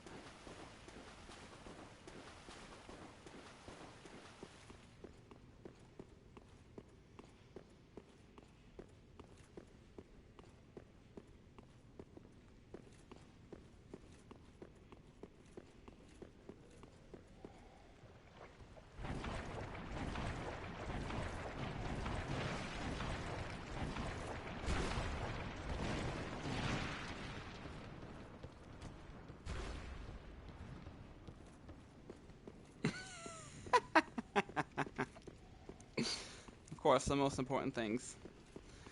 I'm glad that he helped you.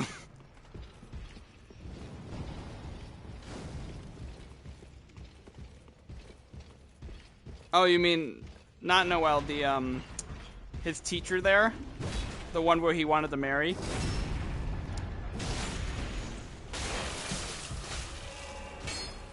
Noelle is like the girl he ends up, well, will probably eventually end up being the main love interest. No, Noelle is like, Noelle will be like his main love interest, but she's not the one that he like asked out a million times. Yeah, the nun girl. It was like his teacher or the caretaker there.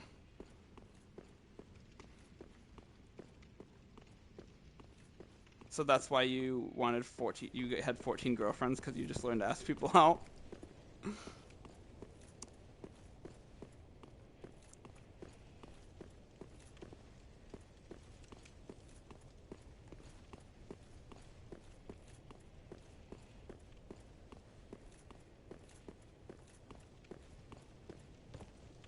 Then you just started asking everybody out. Just every sort of person out there.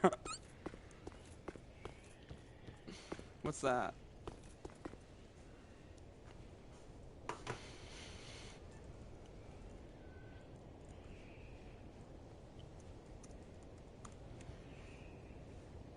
Oh, Full Metal Alchemist.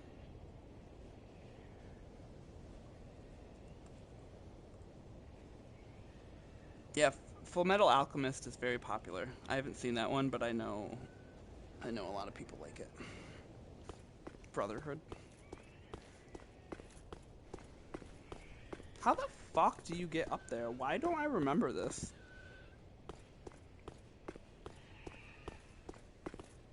I feel like it's definitely from this area or like so simple.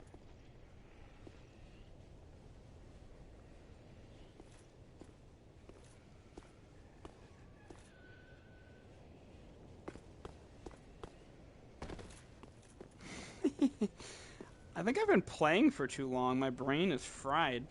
I've been playing for 7 hours and almost 40 minutes. That's crazy. Just go left? I did just go left, though. I already went through here. I already did this. I already killed everybody.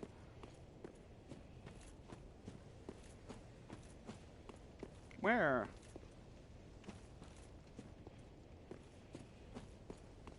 Where's the ladder?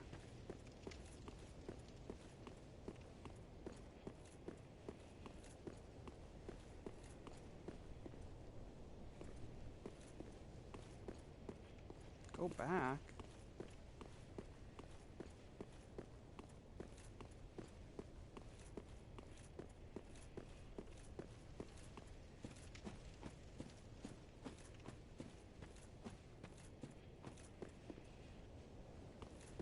Straight and left at the end? Over here?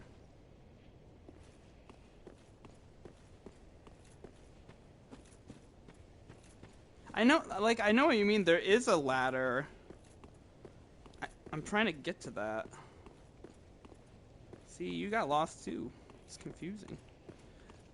I know there's a ladder that goes up to an elevator, and there's like a priest guy up there, and it's like over there, but I don't know how to get up there. I like forgot. Go back where? Up here? This balcony? Or the one over there?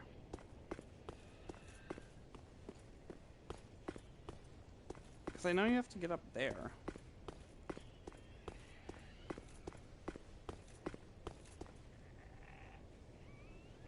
The one that we were just at over there.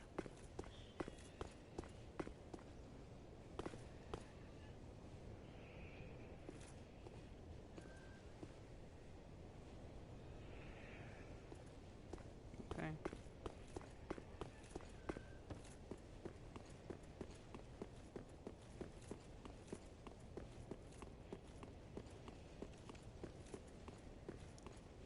Where is one of these pillars? I don't think they go up anywhere, do they?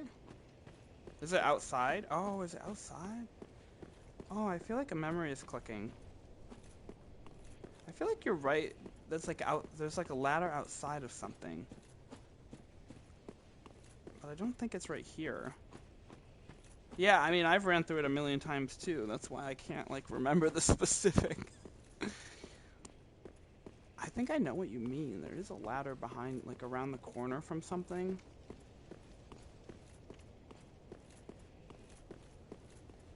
That's what happens when you play a game too many times.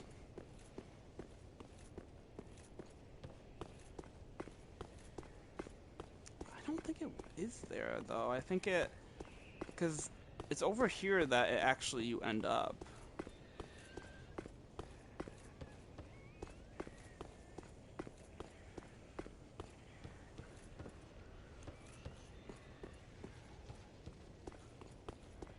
Because you go up there, like the ladder you're thinking of is right there. See it? Ladder. A different big pillar? Yeah, I knew what you were thinking of. It's right there. I just don't know how to get there. Like, that's where the elevator is and everything. But we have to get to the second roof. And I'm like blanking on how to do it.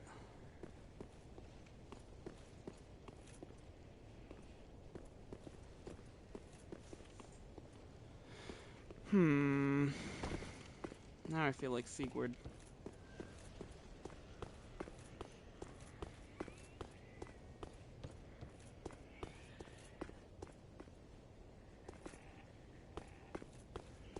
I don't know if you have to do it from inside the chapel. Like there might be something you have to go from inside the chapel, but I thought I remember just getting up to the roof from this area.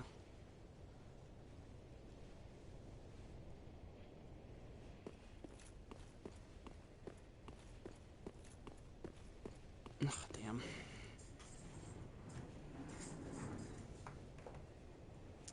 I thought so too.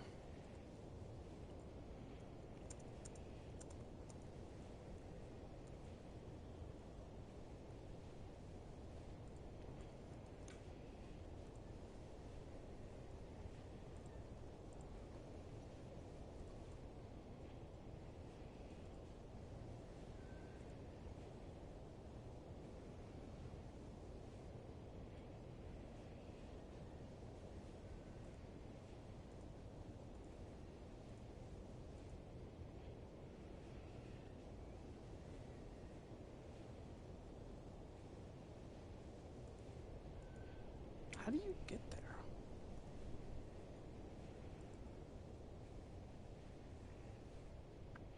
So I think you have to, like... It's up? Up where?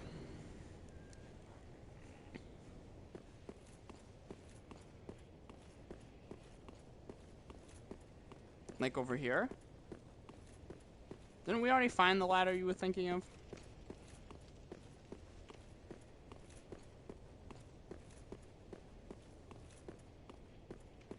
Back?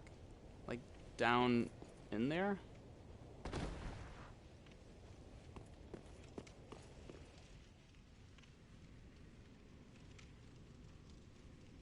I don't think so.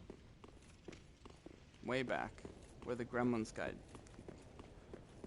Okay.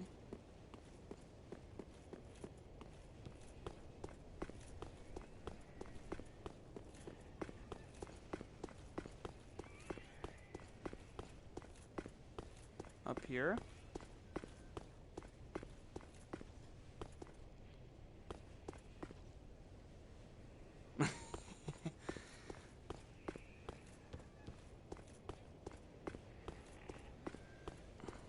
I'm gonna go back through. I feel like there's a connection because you get the first door that's a shortcut back to the chapel where Slave Nightingale was, but then the second one was still shut, so I haven't gotten that one yet.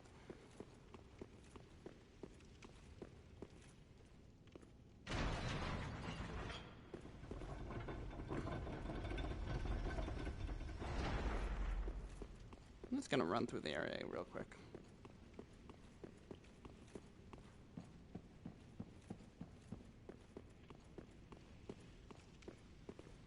Yeah, we'd be able to walk over there if I don't remember where the other lever was after Patches ruined it.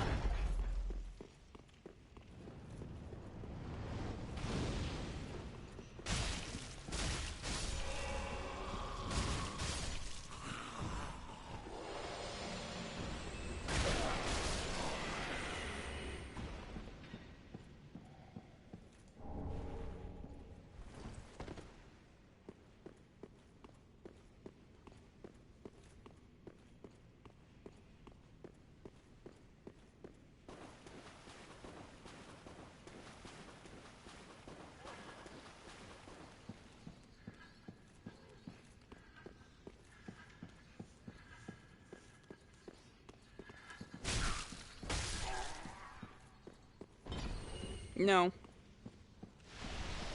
I'm not vegan.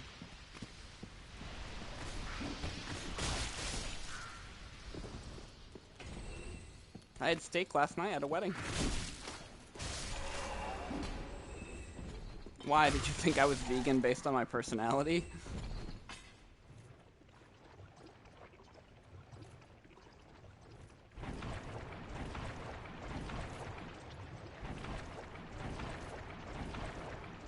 I did. Two of my close friends from high school who've been dating forever got married.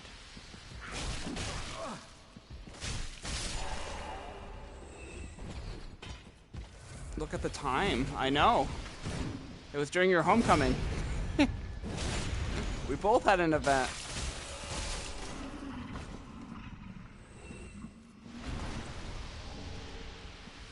It's late. Time to go.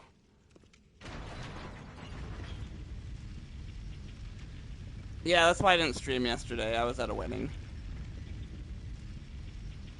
I honestly was very excited to stream.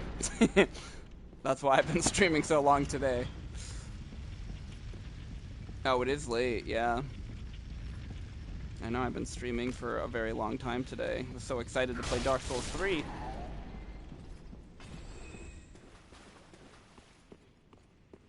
Now my brain is rotted and I don't even remember the basic things about where I am. Where's the lever? No, it's so much fun. So fun.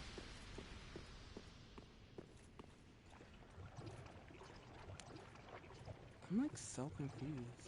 Don't say Dark Souls 2.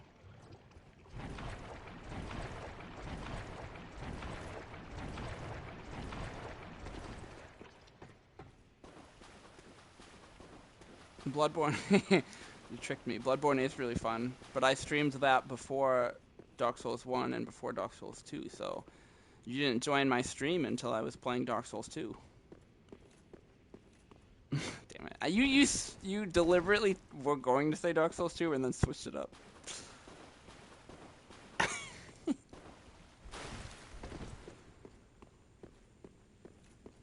Where the fuck is this lever? I literally already found it.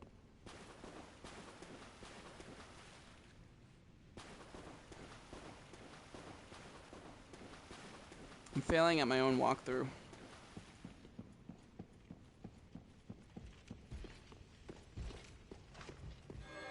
I thought I already killed you.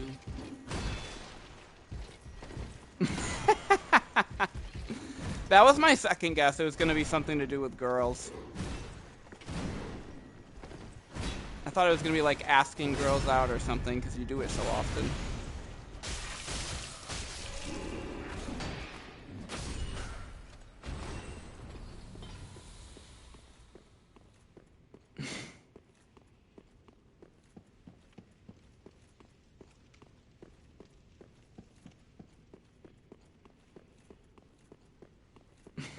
Being the wingman, because you ask so many people out yourself, you got to help out your friends do it too.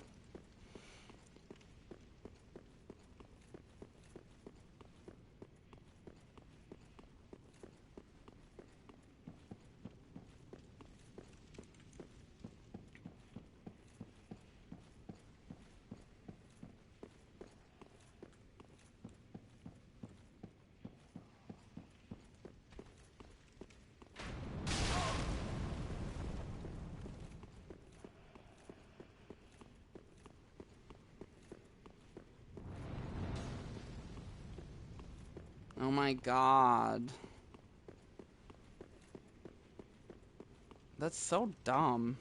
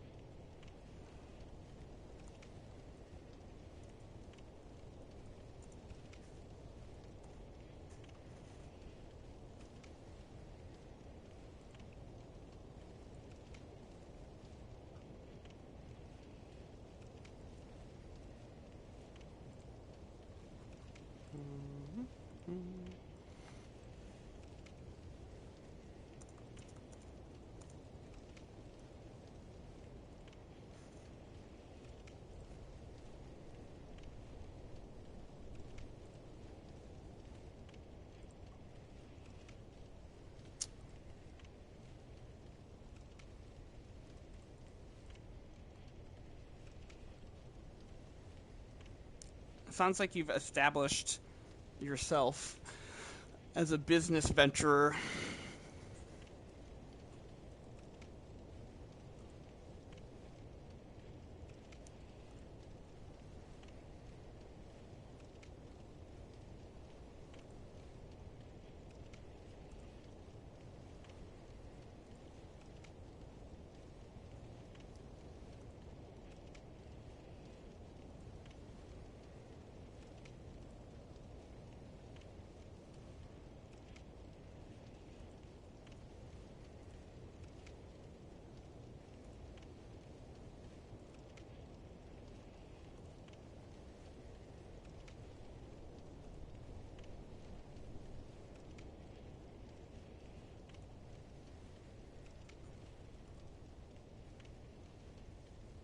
There's 2,000.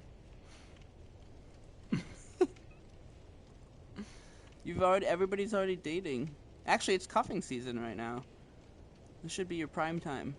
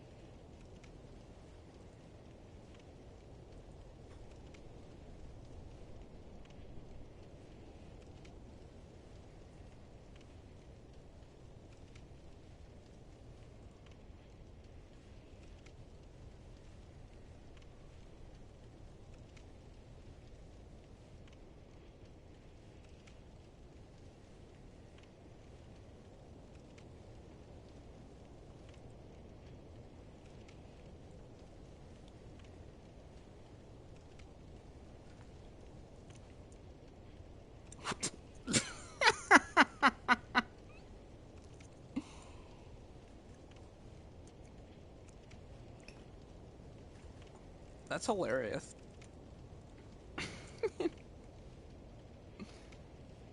Well, it must have worked. I mean, he definitely picked the right person.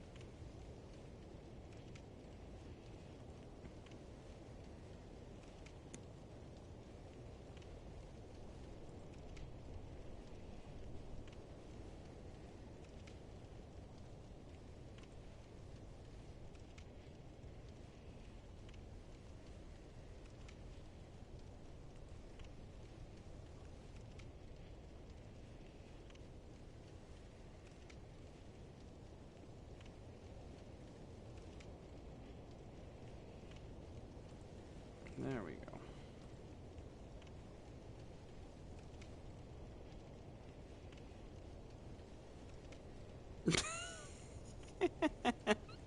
How old's your stepsister?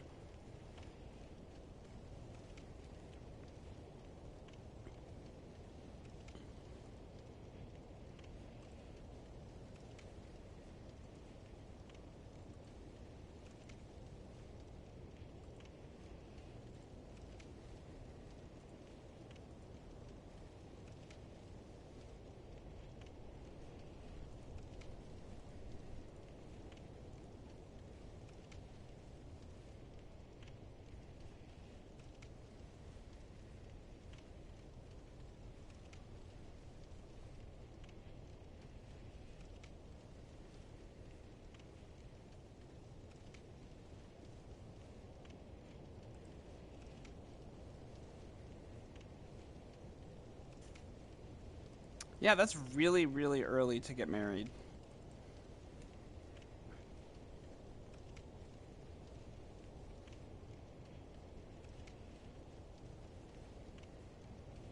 And it's only a year younger.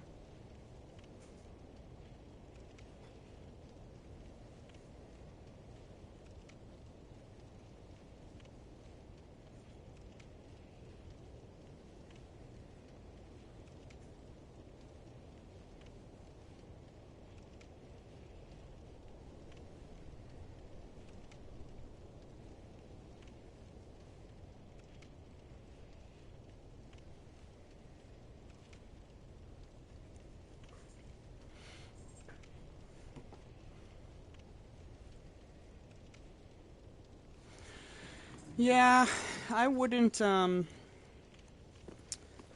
that's kind of young to get married.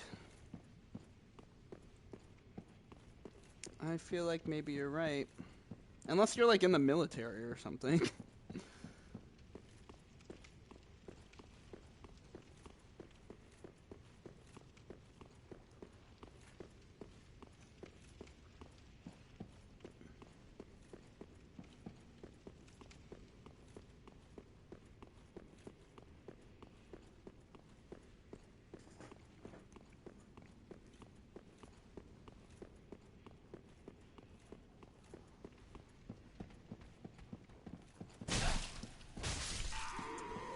But I just... No. No. I can't. I just finished Dark Souls 2. We did everything we needed. All done.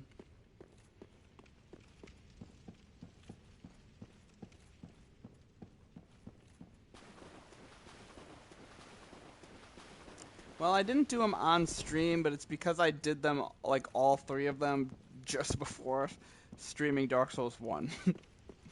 Because I got all the boss videos already from the DLC and, like, all the items and stuff that I needed. Because I didn't know I was going to stream it, that's why. Down here is the shortcut. I finally found it. I wasn't originally planning to, like, stream them all. And so I was, like, I've been trying to platinum Dark Souls 2, and I was like, and when I started making videos of the different bosses, there were like bosses in the Dark Souls 2 DLC that I wanted to get that I hadn't gotten, so I just went through all the DLCs because I was already at the end of the game from trying to platinum it. This was before I was a streamer. I would have been really sad. Then we would have never gotten to have our fun chats. I'm glad I did stream Dark Souls 2, and I'm glad you did join. Yes, I would still like you if you were a worm.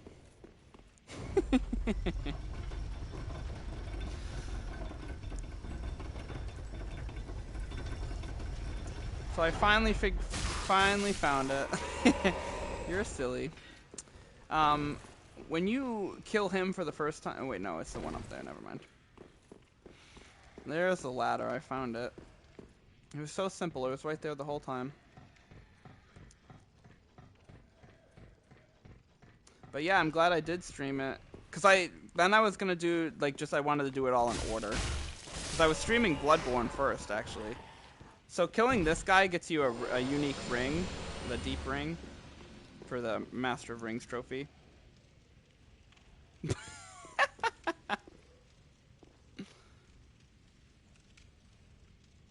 Oh my god, that's so mean. That's murder. You'd go away for life for that.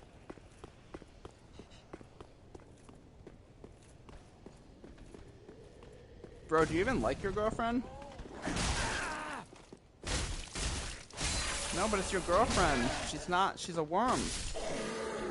It's still her.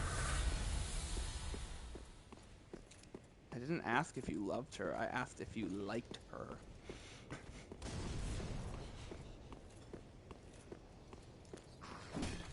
Clearly, you don't like her that much if you would kill her if she was a worm.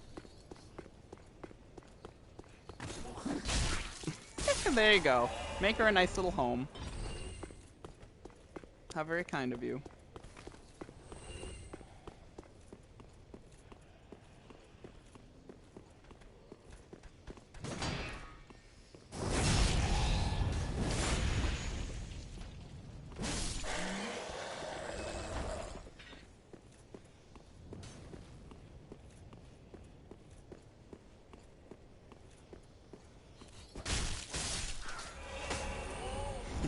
Right, we've already established that. Do you tell her that? She's number 2. Actually, one of these I think is an invisible wall.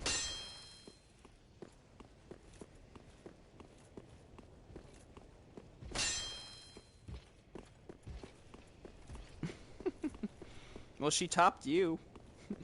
Heyo.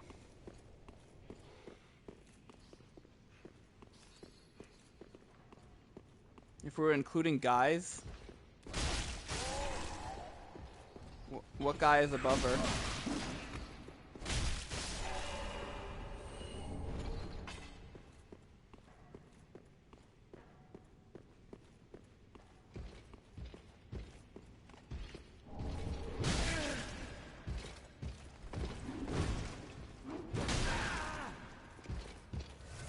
Well, I know you've never dated a guy. Wait, why is your barber above her?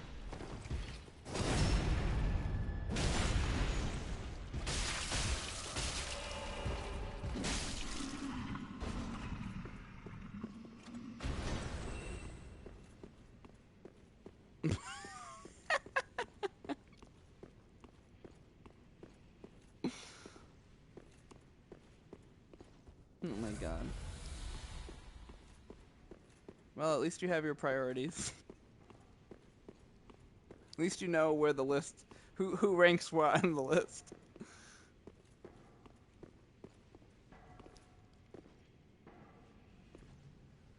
Well, that's kind of nice. That's a quite often for a haircut. So the reason I desperately was trying to find this is because if you come over here and roll down, there's gonna be a secret bonfire and another covenant that I wanted to highlight. Yes, yeah, I get it. Guys in their hair. This is where the lever is. No wonder I didn't find it. It's Patches. Yes, I'm Patches. Unbreakable Patches. Yes, the ugly slug girl. Rosaria or Rosaria or whatever. I think it's Rosaria. You know who I am. Oh, yes. Oh, I'm so sorry. That was my hand, as you know. But what a slimy guy. Well, that was the armor's regrettable. Truly. Look at you. Not a scratch. Yes. She is good for respecking. But also, if you're trying to get the platinum, you do need to give a certain amount of pale tongues to her for a specific covenant item. Just a...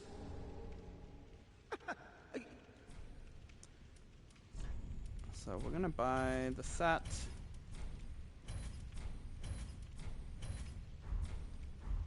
Thanks.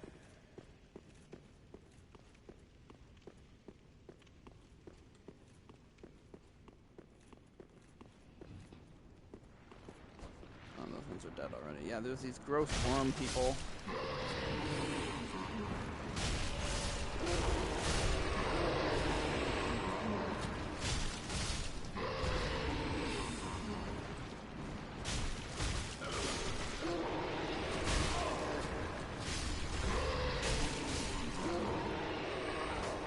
Man, I hung out with you longer today than I hang out with my own friends.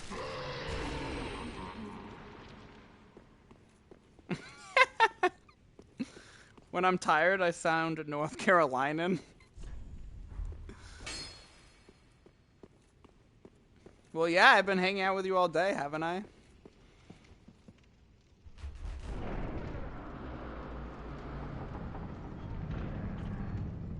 Well, we're friends now, of course.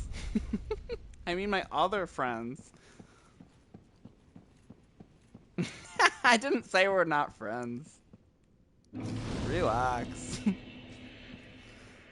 You're right, though. I am tired. I've been playing game all day.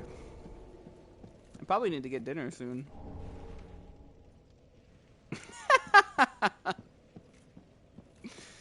No, I mean my friends that I've had before you, of course. You said that about lunch.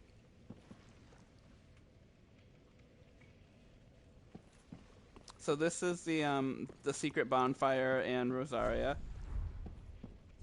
which apparently I never said you're not important. We just haven't been friends for as long. Yeah, I do eat food late because I get busy doing whatever I'm doing and I don't want to stop to eat. You did not deliver me from the womb. I don't believe this farce.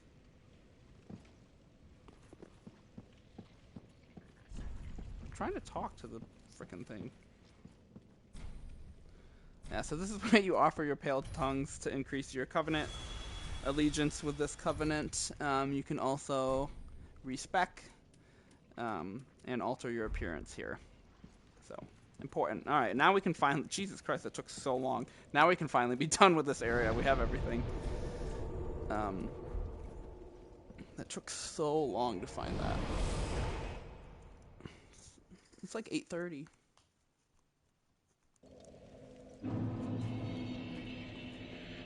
Now Sirius is standing up now. Oh, right. You are now a finger of Rosaria. Your path is wholly different. So if you join the Rosaria Fingers Covenant, then you can't Kindle, do Sirius's questline and she gets mad at you. If we meet again, it will be as adversaries. But I didn't exactly join the Covenant right there. I just gave them a Covenant item, and I already was in their Covenant, and I'm using a different Covenant thing, so I don't know why that triggered her to be hostile, just giving them a pale tongue, but... Gentle Unkindle, I bid you farewell. If we meet again... Whatever. I've already done a questline, so, and I already beat the curse-rotted Greatwood. Are you, Heart's desire. Yeah, I'm an East Coaster. Have I ever been to New York? I lived in New York. I grew up in New York. Very well. Then take no.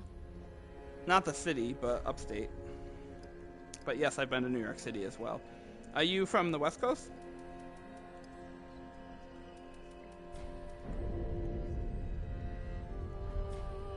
Farewell, Ashen Lady. Alright, I have a ton of ashes to give to this lady. How gracious. Passing fine outlet. This ash, I only hope these new wares content thee. Ashen one, what woeful umbral ash is this? This is the one that she has, like, unique comments about. Barren dust, stuff of a fool, won't yield aught. Where didst thou happen upon the stuff? Tell me for the sport. Oh yes, I see. It must come from one most foolish indeed. Wouldst thou not agree? Where did you move? Gracious, let I only... So now you can buy new items after giving her the ash. Oh, you live in Missouri? Is that where you grew up?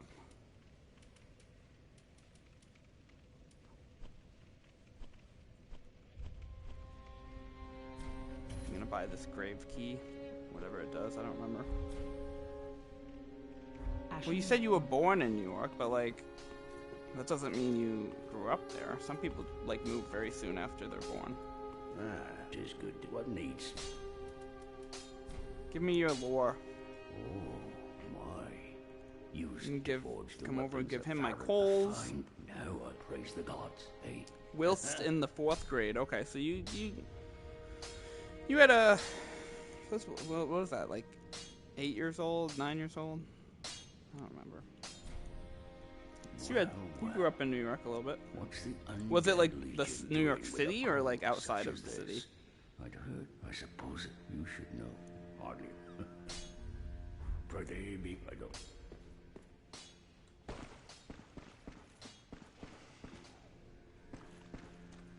Heavens. Heavens. Outside the city, yeah, me too. What part of New York? Portchester? I also grew up in a small town. Let's see where Portchester is.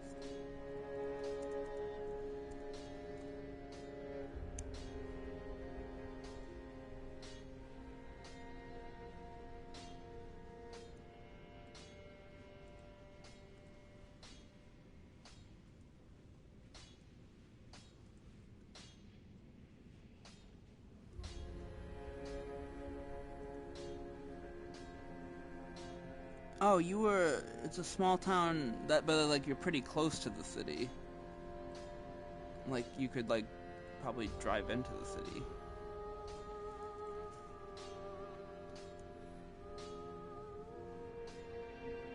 Oh, cool. So then you moved to Missouri in the 4th grade, and have you been there like ever since?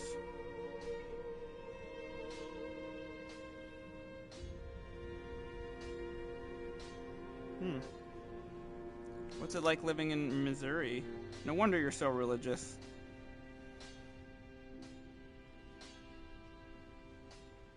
Yeah, I can imagine.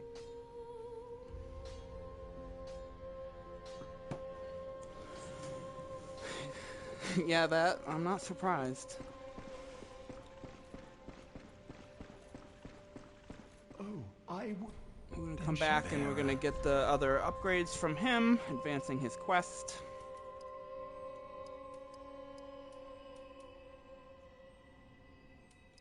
No, I'm sorry to hear that.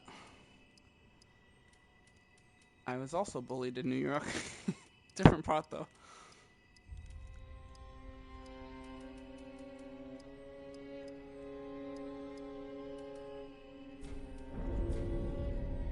Be safe. Oh, God. Be safe. Why'd you get death threats?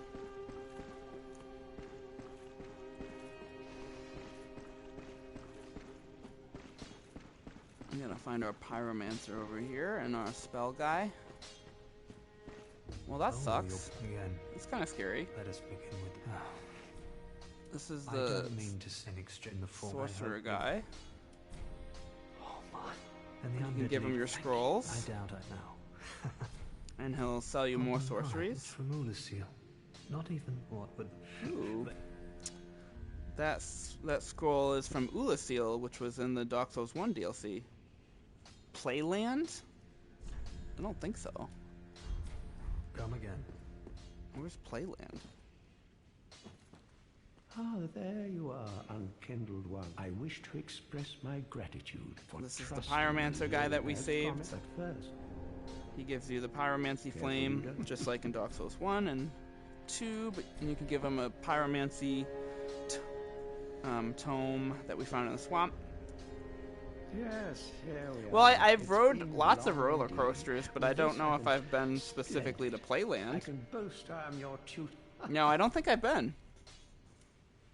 I guess I didn't ride the dragon coaster in Playland. Do not think of what is it?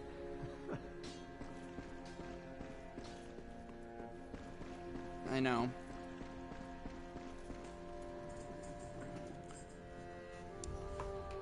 I had a sheltered childhood, apparently.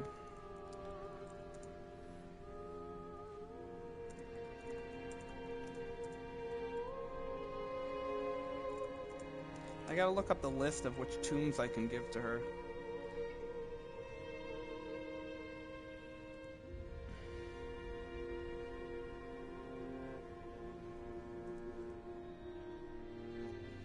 So we can't give her... We can give her the Boreal Divine Tomb in the of Lothric and Karam, but we can't give her the Deep Boreal Divine Tomb or the Londo Boreal Divine Tomb.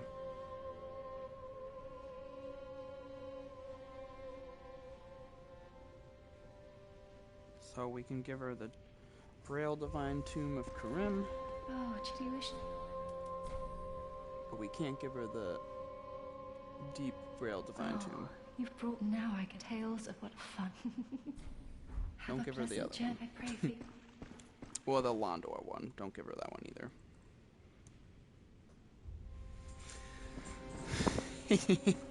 Well, like I said, I did get to go on roller coasters. I actually didn't have a boring childhood. It was quite chaotic.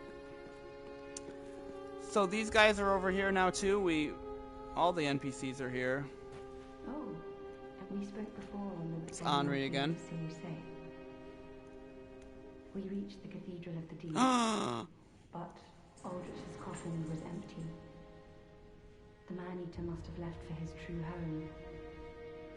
That's crazy. Why were you on there with your bully? Aldrich's honest home, a pilgrim, and so. Aldrich's honest home, a pilgrim, and so. No, that's not nice. It's mean.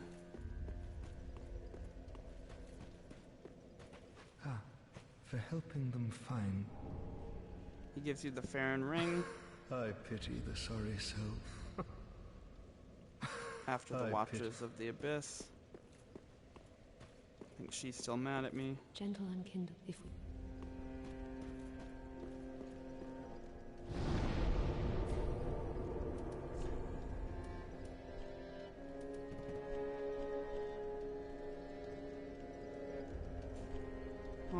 That's so sad. And then they bullied you. Oh wait, I needed that armor.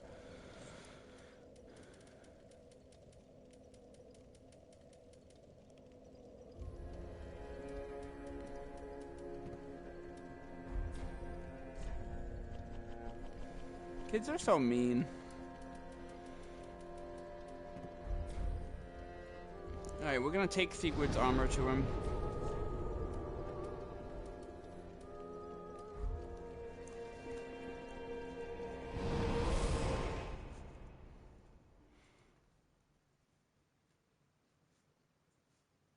I wish everyone would just be nice to each other.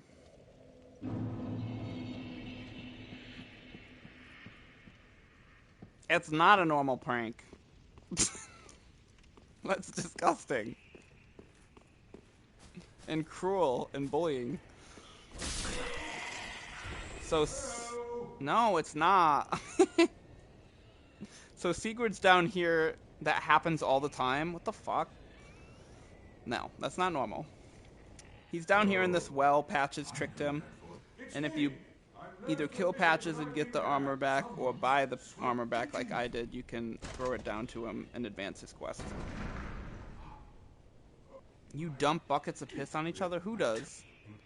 I mean, I know it's a kink, but outside of that, it's pretty cruel and weird.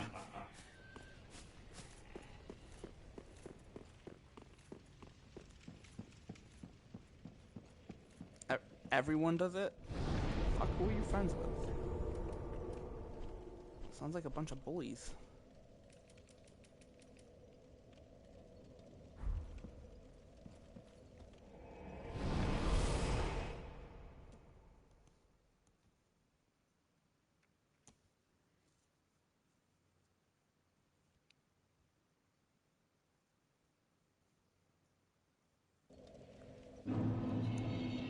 That's that cannot be true.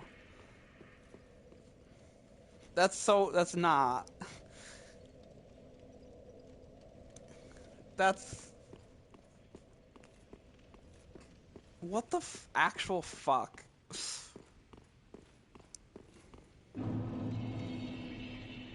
Why?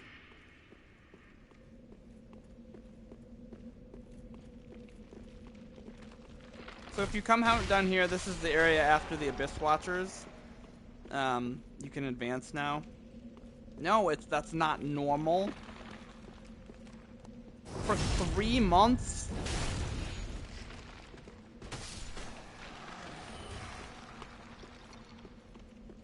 This is what I'm saying. Straight people do the gayest shit.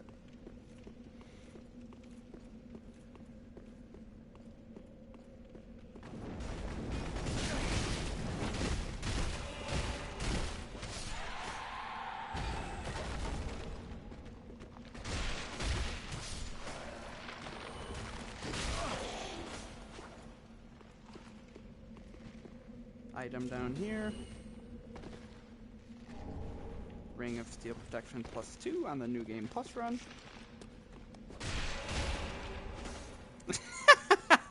Right, exactly.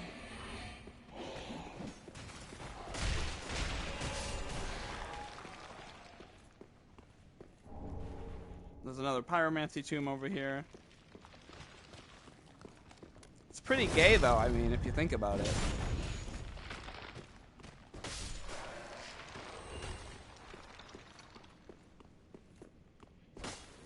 Invisible wall that you can find from the outside too if you don't jump down to get that item.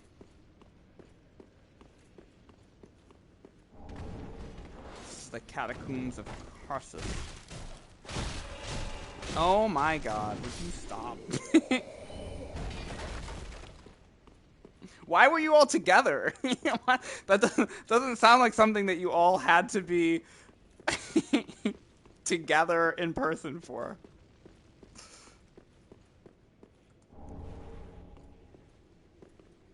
Why? If you were just doing it for a prank, you guys all could have used... We had busy schedules. The math ain't mathin', my dude.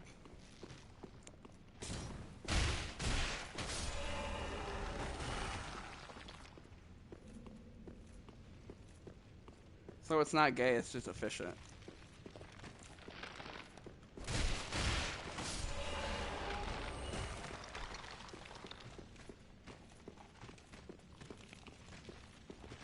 You guys make fun of gay people.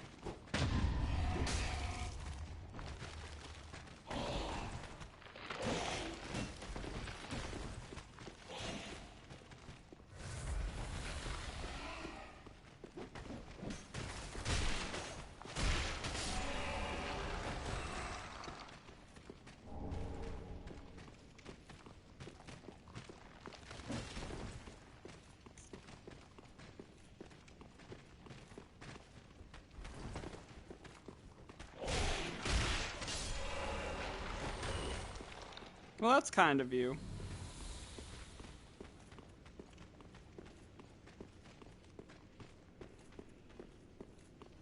You gotta practice being an ally.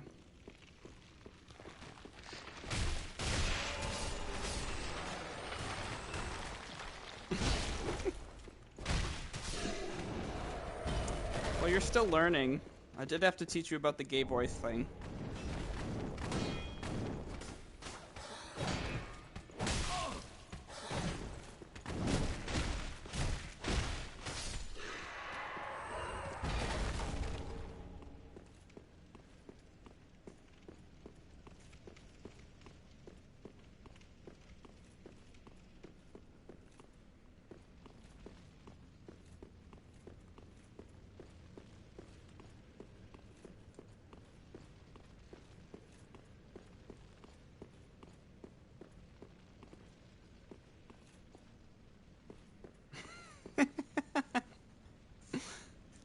That's more gay than jerking into a bucket together?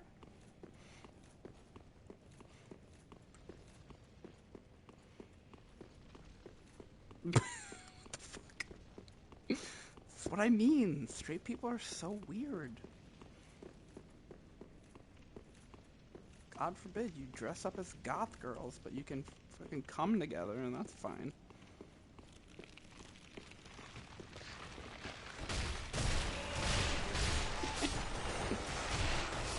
I feel like if I was to be in a circle jerk, I wouldn't pretend that I didn't like it.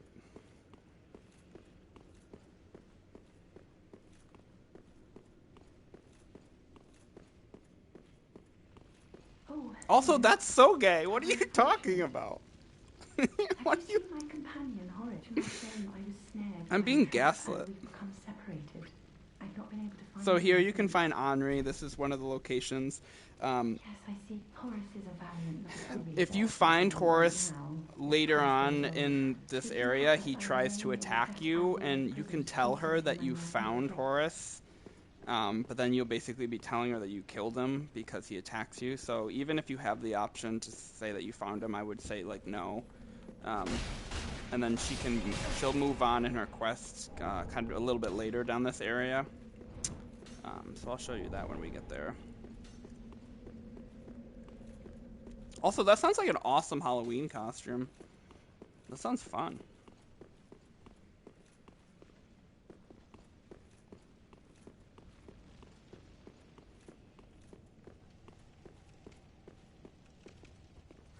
The patriarchy is so dumb. There's gonna be a giant ball when you come down here that rolls down.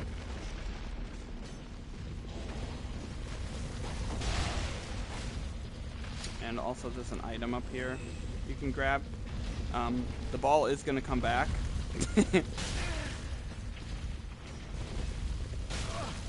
And back again. And so on.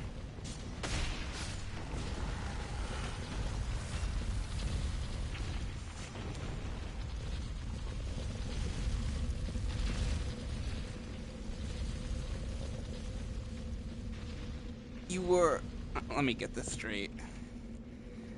You were circle jerking with your friends while role-playing as femboys? And then your ex joined? Why were you role-playing as femboys? This is all very sus. Yes, but why?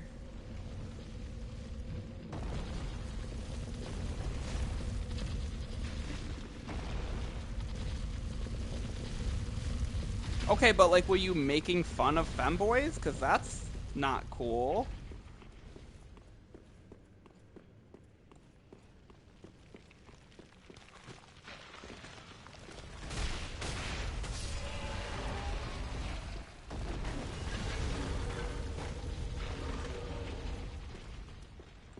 See, this is the type of stuff I have to teach you about. That's not cool. Thunder Stoneplate Ring +1 over here. Right, but that's the point. Like, you would never... Because to you, it's thinking about being like that is, like, bad. But there's, like, nothing wrong with that either. So it's like kind of like making fun of it, like hee hee, I would never want to be this.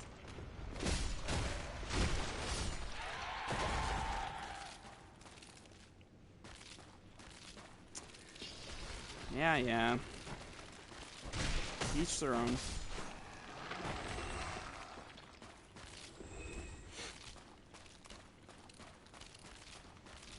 So these two guys right here are the people that you farm for the... Yeah, I think it's a generational thing. These two right here are the ones that you farm for the vertebrae shackles. If you're doing the Mound Maker's Covenant, trying to get all the 30 items.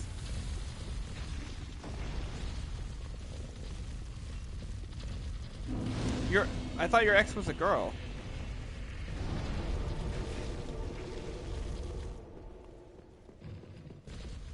So you guys just all masturbated together in a big circle?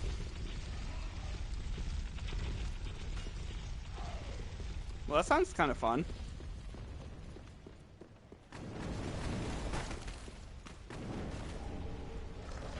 You can grab this ember, hop down this hole, and there's going to be a lot of those. Here they are again. The third Dark Souls games with the rolling skeletons. That's called an orgy. That's crazy. You get the Carthus blood ring over here. These ones aren't as bad as the ones in Dark Souls 1. But they're still annoying. And they've been in every game so far. If you come down here to the bottom, this is where the giant ball comes out. Yes. You spelled it wrong, but yes.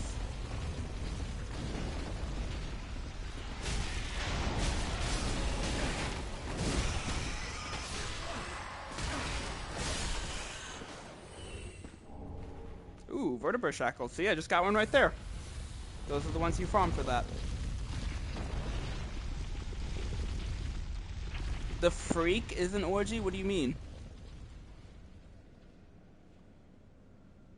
The freak is an orgy? Do you mean like what is an orgy?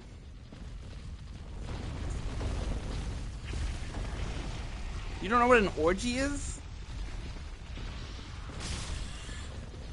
For real? Oh my god. It's when a lot of people are all having sex together. You're past your gooning days? What does that mean?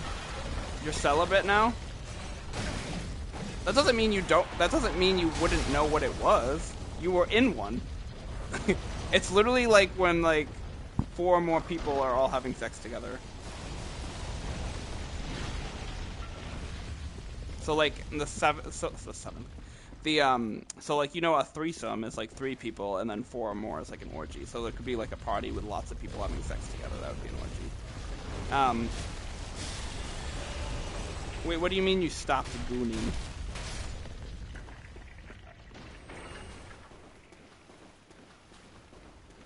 Any particular reason?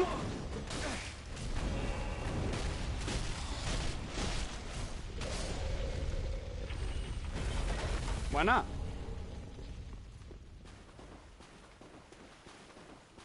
Also, over here, there is one of these walls. Where does the ball come down?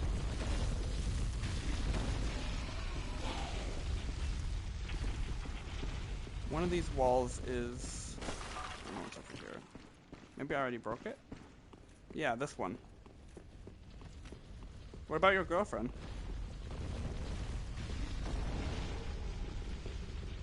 Over here was an invisible wall that you had to come through, and if you are embered, this is somewhere that a invader can, one of the NPC invaders can invade you. Oh, so it's like you guys are just kind of like a non-sexual relationship.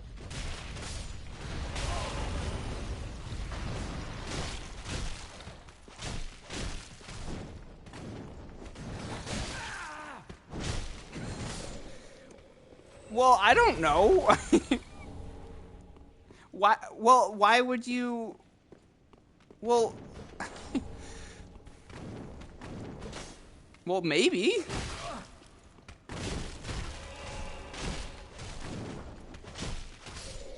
I don't know. That's why I was surprised to hear that you even dated somebody like that to begin with. The Grave Warden's Ashes is over here, another one that you can give to the merchant.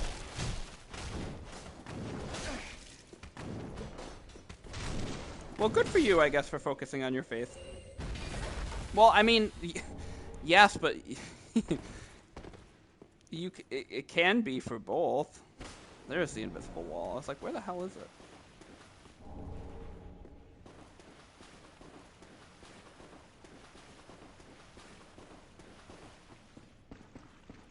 Like, hypothetically, it could be for both.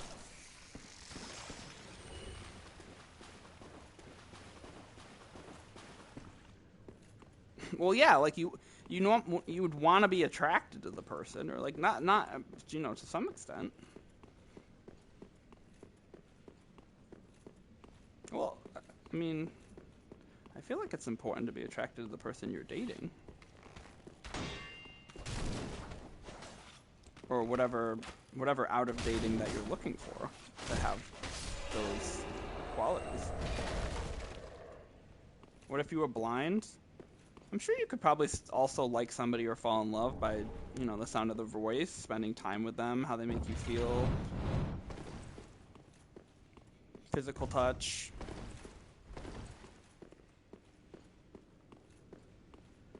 Blind people can also have sex.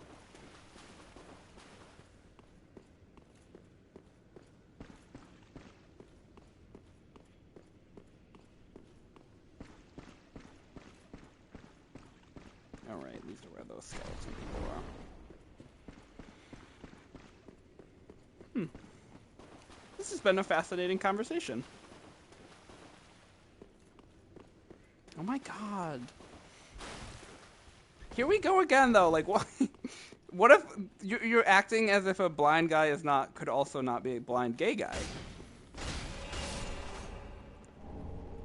or a blind somebody who's bi?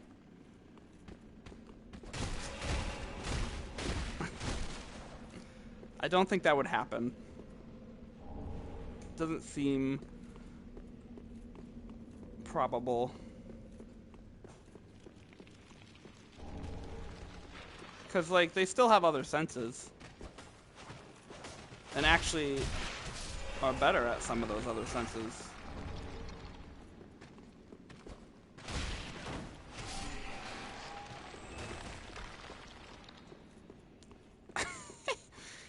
A good question. I don't know. I'm not blind. I guess probably not in the same way, right? Like, they're probably not just, like, online in the same way that you and I would be, but... So if you move over here, this is the second spot that you find Anri, and if you'd never told her about Horus, she'll move here. Oh, hello. And you can talk to her here. Horus then? Oh, You yes, can say once again that you haven't seen him. And if you talk to her here, she'll eventually move on. If you don't tell her where Horus is. Of course, I haven't discovered him yet, so... no risk of that. So when you come over here, there is going to be two things. Through here is a boss fight, and also you can cut down this bridge for the next area.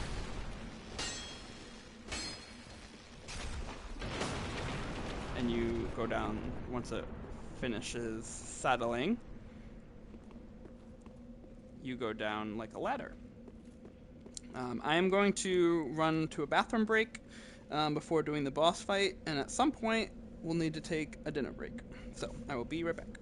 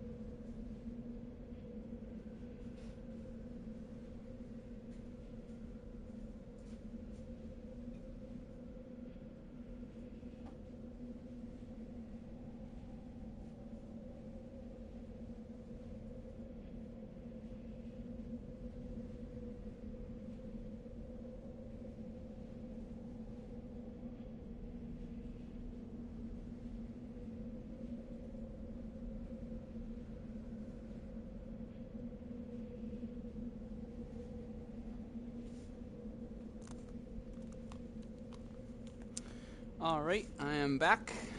Also have to switch controllers because I've been playing so long the other one is dying. Where are we at with stream time? 8 hours and 43 minutes. I have absolutely crushed my record for streaming. This is awesome. We're going up on 9 hours here. Alright. Time to fight Wolnir.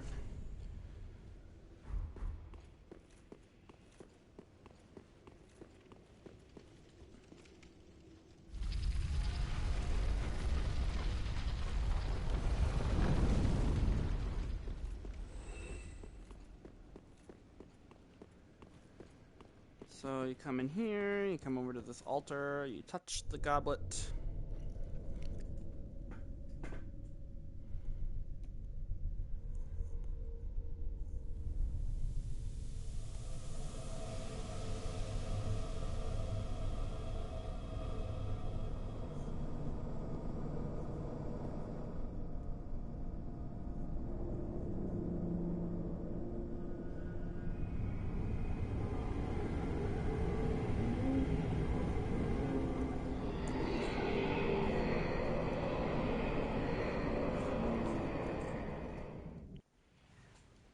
So this boss is really unique. There's a pyromancy tomb right here. You want to attack his bracelets, and you want to do it pretty quickly because he starts to crawl forward, and if you get caught in the mist behind him, you'll like basically have damage build up until you immediately die. You also don't want, if he does his breath attack, you don't want to be there for that either, because that will cause the same type of damage buildup. So you want to attack his bracelets until they break like that, and it does massive damage to him.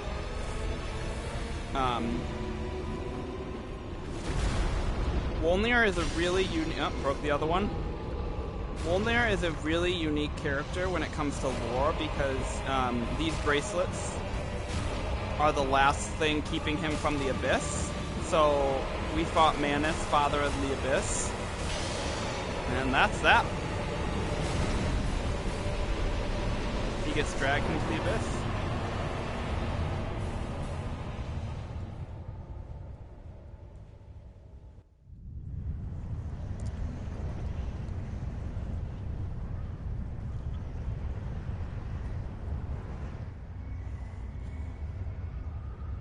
Yeah, so in Dark Souls 1 we fight Manus, Father of the Abyss, and we see how the Abyss like kind of takes over Artorias. And High Lord Wolnir was being kind of like dragged into the Abyss, or being affected by it, and those like bracelets, his like power of faith, was the only thing keeping him from not being dragged in. And so during that boss fight we break his bracelets, and then he's dragged into the Abyss and taken over by it.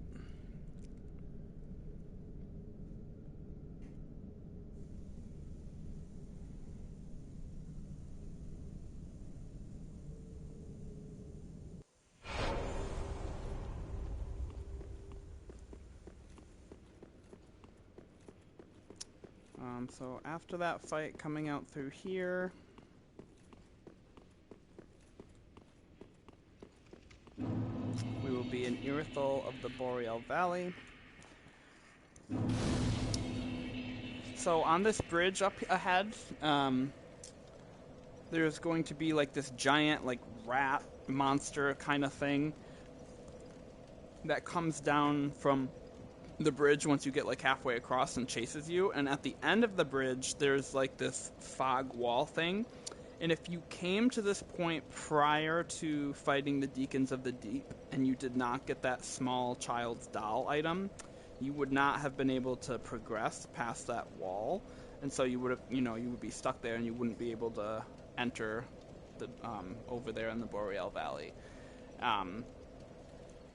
So that doing the Cathedral and doing the Deacons of the Deep boss gets you that item, and so we're able now to progress past this point. But I'm also going to show you, now that we have that bonfire,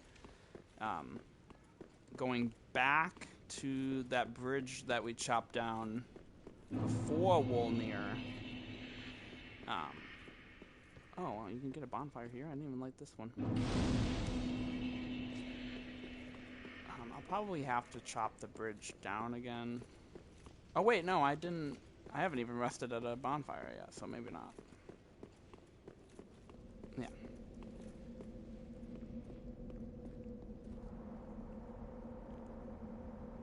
So descending down here, this brings us into the Demon Ruins area. And as you can see, there's another one of those fire demons like we beat before. He will blast fire at you if you stay up here. This is also a mimic, so best not to do that right now.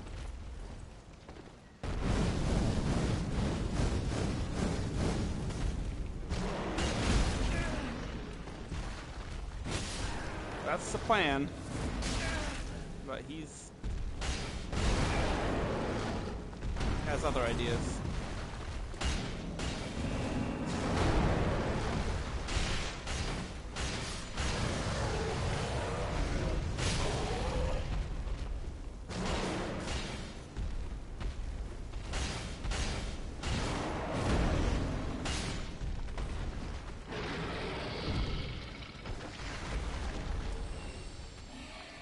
That doesn't mean I can't die. I'm not cheating. Hey, I didn't do the mimic.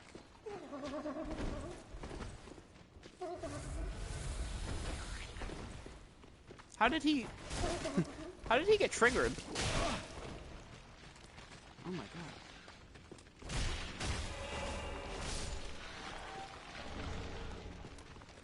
Did he get hit by the fire? Oh, he probably got hit by the fire. That's interesting. Stupid skeletons coming back.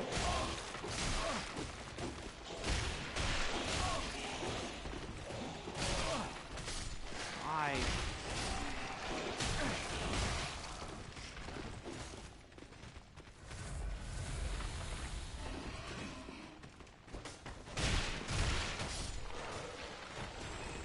At some point, I am going to have to die at least one more time, because I have to do the quest line for Yol.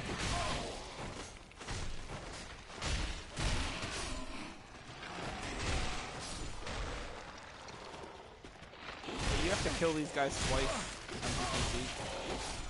Really annoying.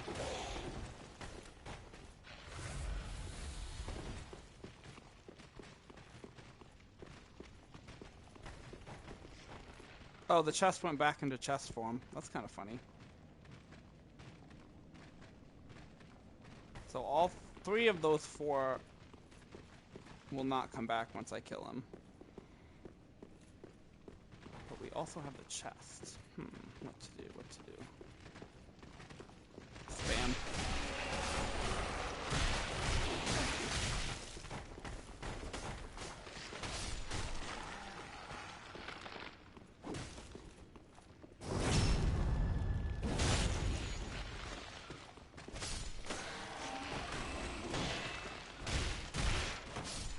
Alright, they've been dealt with. Now for the Mimic.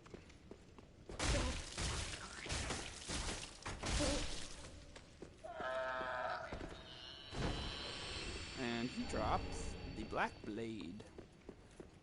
Huh. Just in time. No more Estus left to spare.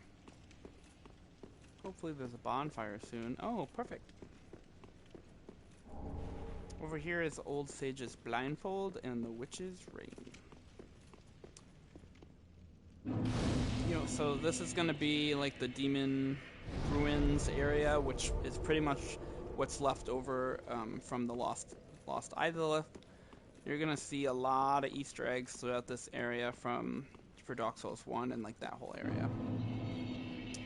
So right here is a Smouldering Lake, so when we come out here, there's going to be a giant crossbow shooting at us from up above. And it's going to shoot 3 of those in a row before reloading. There's a bunch of items throughout here you can grab. Eventually we'll be able to get to a point where we can disable that.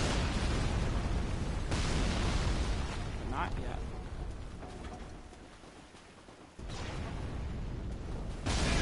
You can use these tree things, or whatever they are,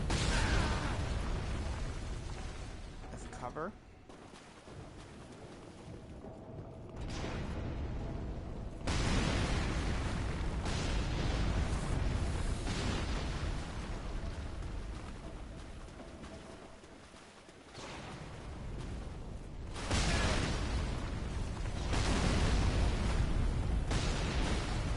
So over here, there's going to be a crumbling wall that we actually want them to shoot at us for. You want to do this before you disable the crossbow, so that you can get this item, which is the Speckled Stoneplate Ring. And you need that for the Master of Rings. There's also a giant-ass worm over here who makes this area difficult. You can draw the crossbow fire into the worm.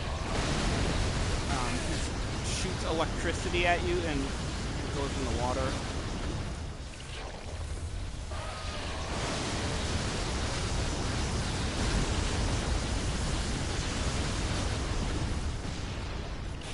You can also attack him. But watch out when he does that. And like I said, if you like kind of...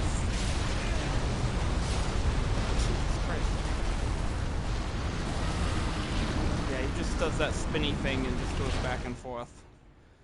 I stood in the wrong nook.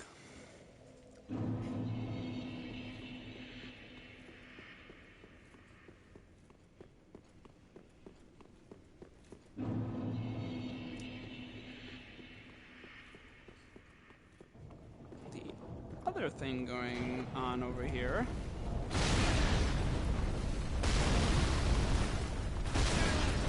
Rude.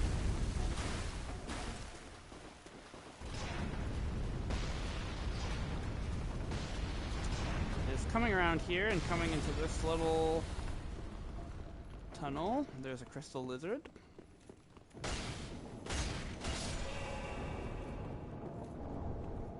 Twinkling titanite. There's another crystal lizard.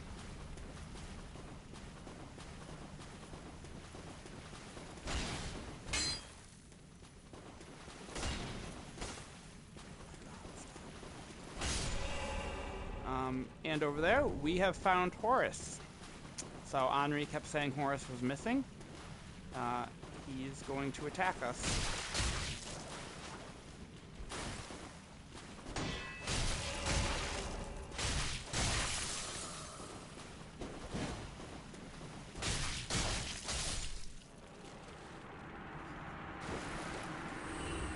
And so we come down here, we get his shield, and we kill Horus. So that's why when you go, if you talk to her when she's still in the catacombs after this, you can tell her you found him.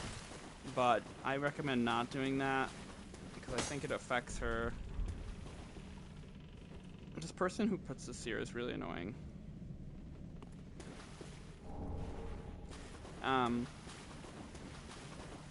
Yeah, if you want to advance your quests like the right way, then I wouldn't tell her. I can't quite remember. One of two things happens with Horus. He either like goes mad during this whole area and just kind of loses it and basically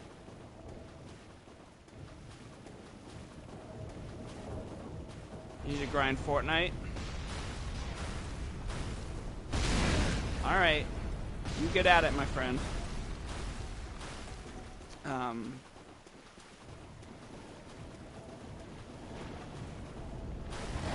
Thanks for hanging out for so long. No, you just mean in general? Yeah, okay. How late do you stay up?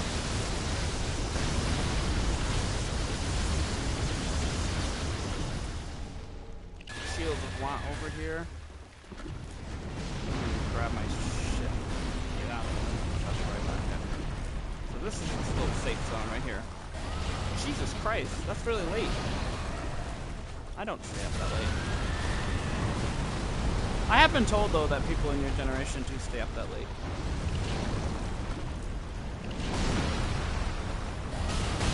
Oh, stop wiggling. So yeah, Horus either goes mad,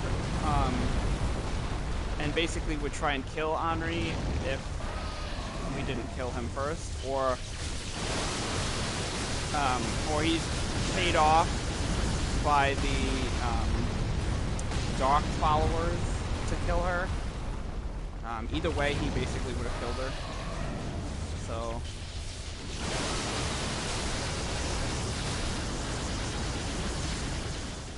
We fight the worm. The crossbow helps us. Hypothetically.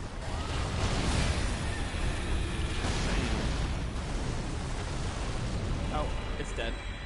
And we get an undead bone shard for increasing our Estus and the lightning stake spell. So killing the worm, necessary for the platinum.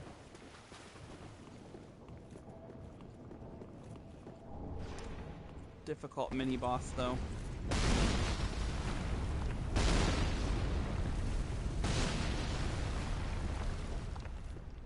Coming up here, right there's a boss fight. As you can see, there's a wall, fog wall, but there's a bonfire also, so we're gonna snag that. Watch Titanite. Here's the bonfire.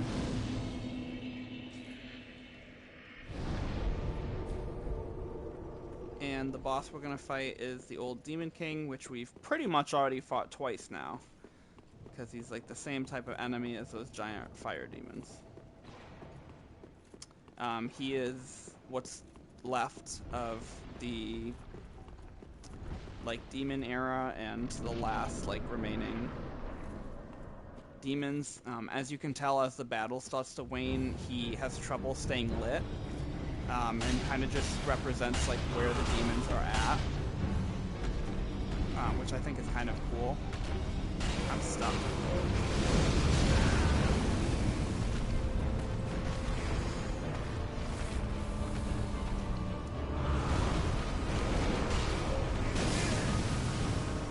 Oh man, I didn't even put on the fire ring. I've just been flying through this.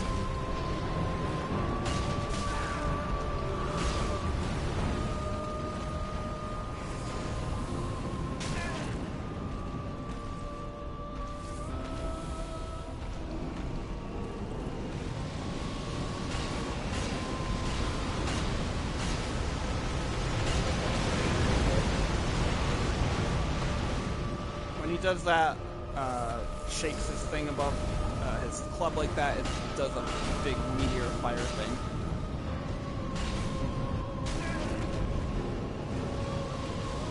That move right there. Ow.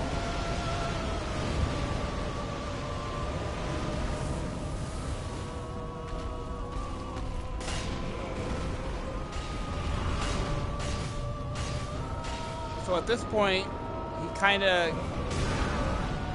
he explodes right here, and then he's kind of like weak, and he has trouble even like lighting his flame again. And so that just kind of shows like where the demons are at.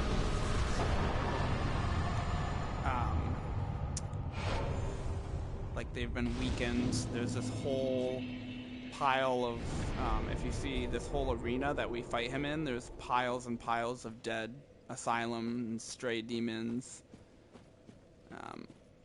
Yeah, these are all like the asylum stray demons. And throughout the ruin that we're going to explore, oh, there's a dead capper demon. There's dead capper demons.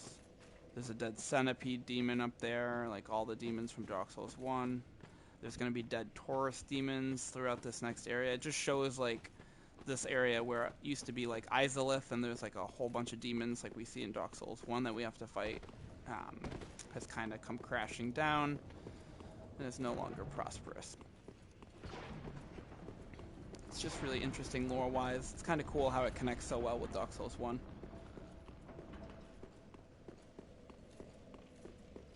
And coming ahead from our bonfire there,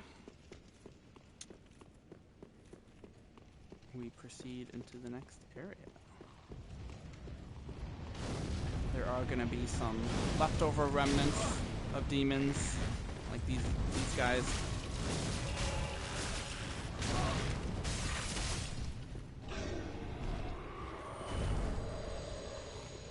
No, I almost never play mobile games. When I was younger and growing up, I played like a kind of like Clash of Clans type game. I think it was called Camelot. I did Clash of Clans for a little bit. Probably the only mobile game I play is Pokemon Go. I've been playing that since like early college, whenever it came out.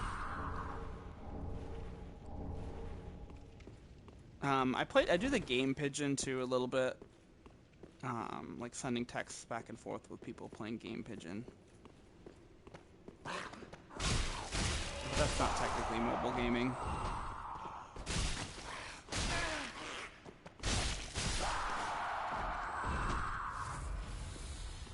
Coming over here, that's gonna break, so you have to make the jump. Oh no, I lied. After this guy digests me. And as you can see here, there's like a leftover back eye from Dark Souls 1, which I think is pretty cool. It's over here that you have to do the jump, which I did too early.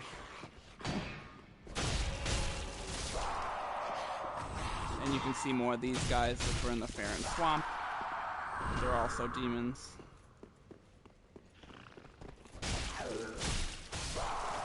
Or whatever demons are like nowadays.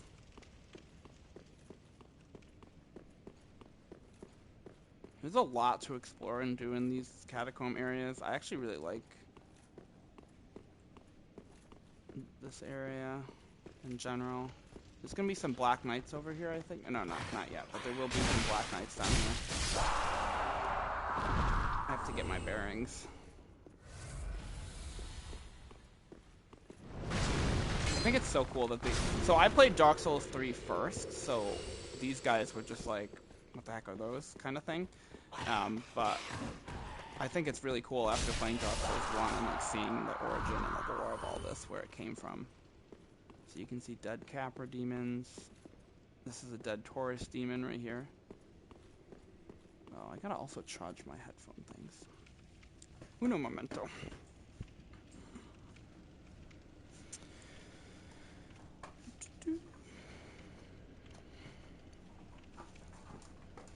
I have a setup where I plug my laptop in to the wall here where I'm gaming, and then I just charge my headphones through there, my laptop.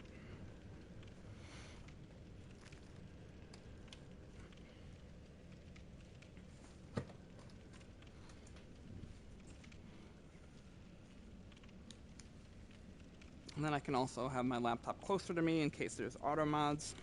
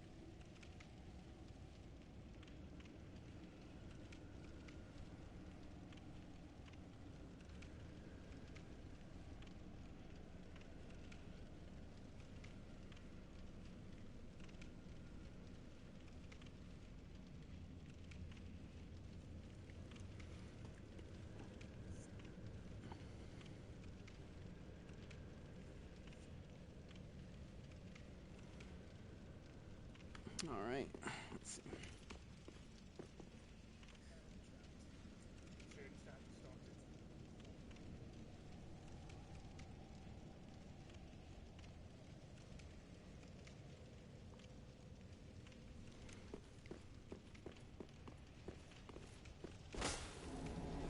There's an invisible wall right here. This is where the Black Knight is.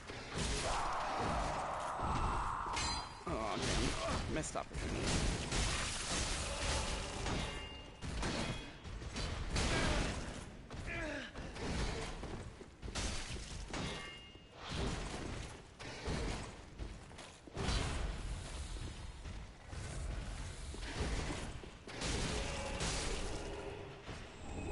Drops the Black Knight Great Axe. You can farm him for that. Black Knight Sword is over here to pick up, which is a good item. And the Flame Stone Plate Ring +2, which would have helped a lot with the Demon King and other enemies in this area.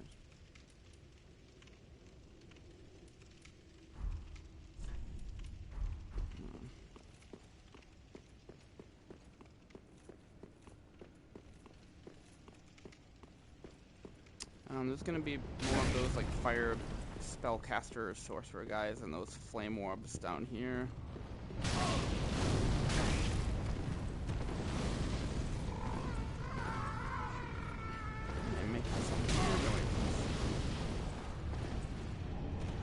An Undead Bone Shard down here for increasing your Estus recovery.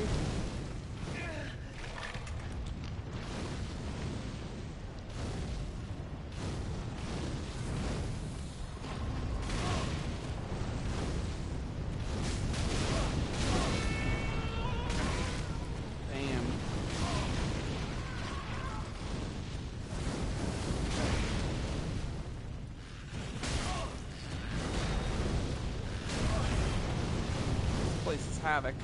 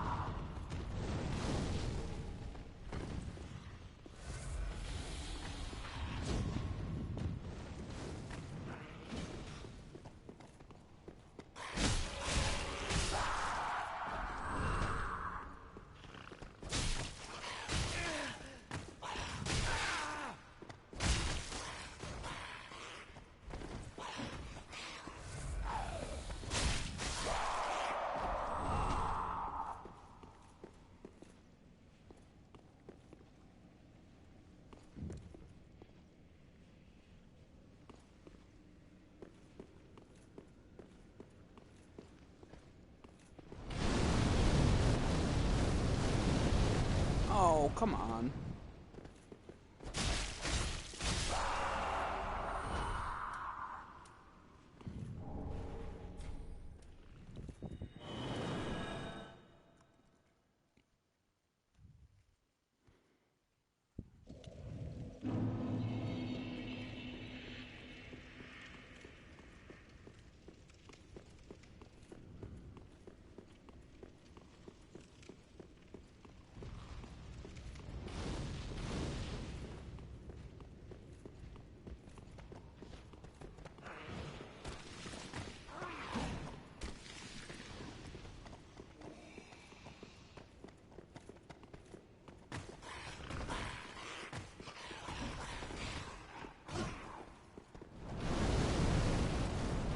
What timing? So over here is actually one of the Estus Shard things. So they put the Estus Shard upgrades and the bone upgrades in some tough places sometimes.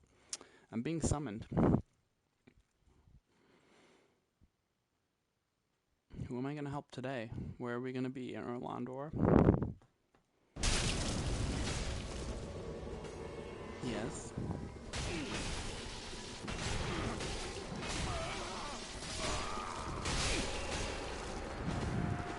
I just be fucking everybody up. Wait, I want to kill him.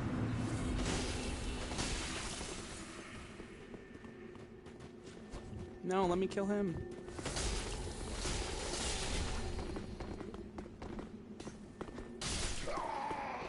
Hell yeah, we got him. It's always going to be Andor Ilano because of my covenant. I didn't know that.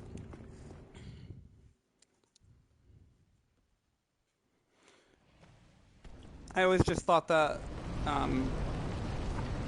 excuse you, I had already made the jump. This is not where I was.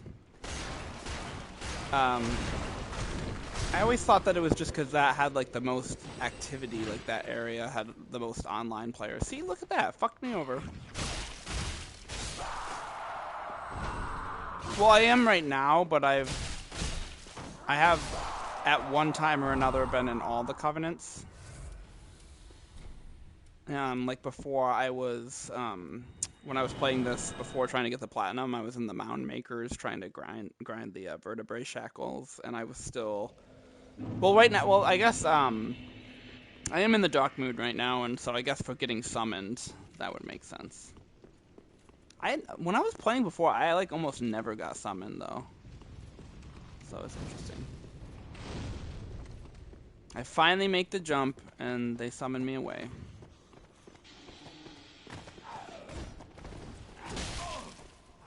Leave me alone.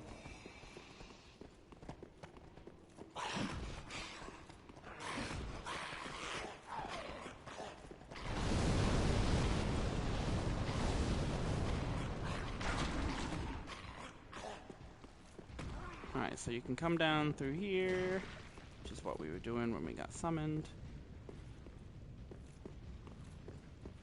But you're probably right about that. There's an invisible wall over here, and then you can find another bonfire down here.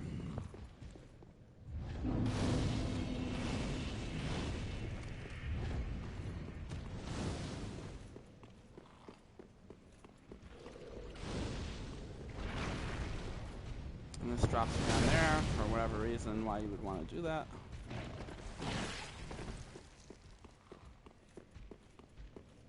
You can go down here, or you can come over here. I'm going to start with this area. This guy makes a weird noise. I wonder if you can backstab him. Oh, you can? That's so cool. I wasn't sure. You can farm these guys for Titanite too.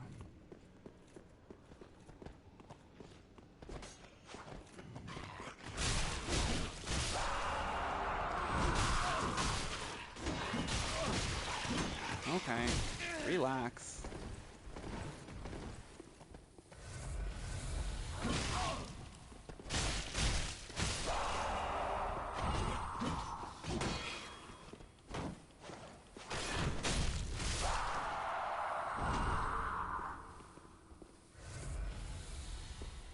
I wonder what demon these are. They look familiar, but I can't place it.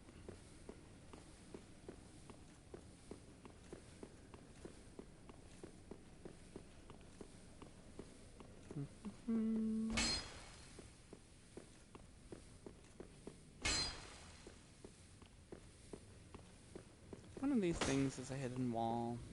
I don't remember which one.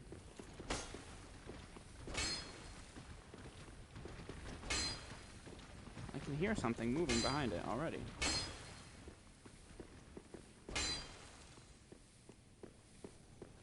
Crystal lizard.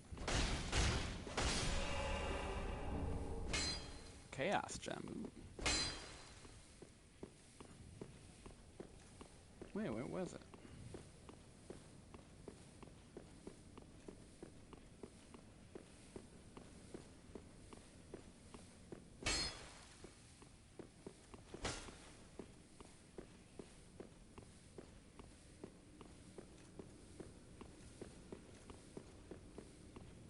I like know one of these is an invisible wall.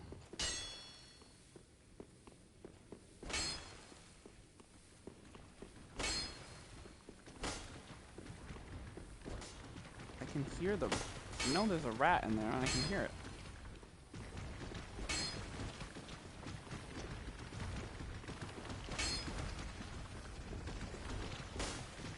What the heck? What the helly?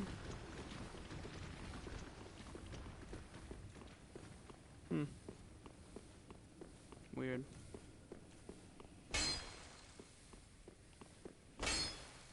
See, this barely even affects the durability of my weapon. That's weird. I'm pretty sure there was one, but whatevs.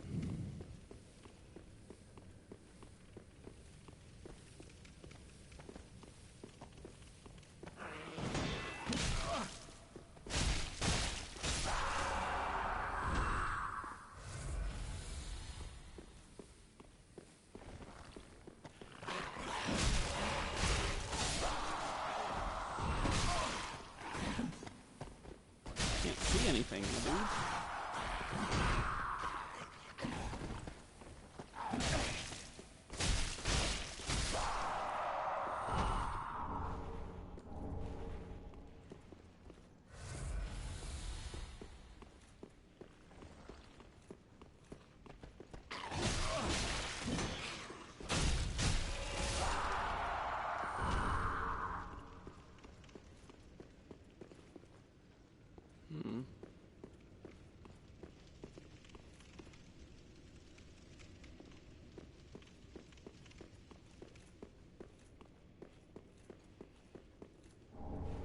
Ember.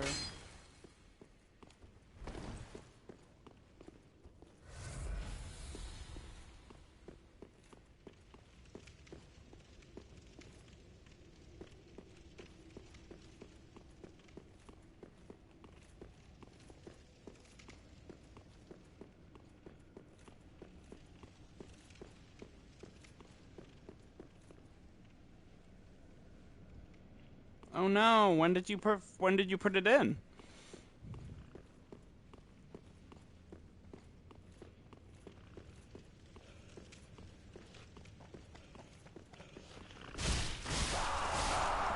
Oh no, that's awful. That sucks. Here are the dog version of these things.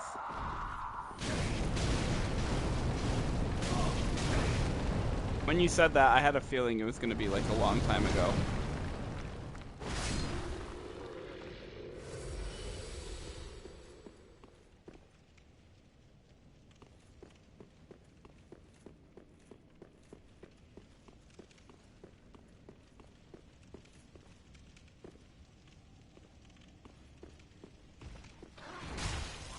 That's where the Black Knight was.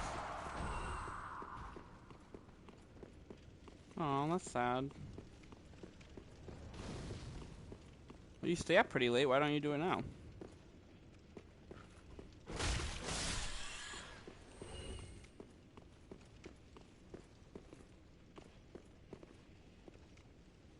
Being summoned again? Damn, these guys really need help.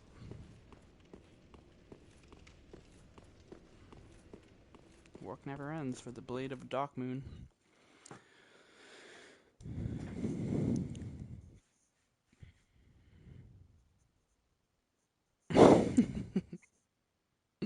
No, that's fair.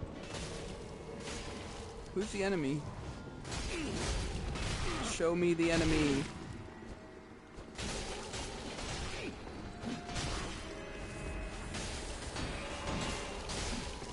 Nobody can stop my spamming. Bright neon pants? Hell no.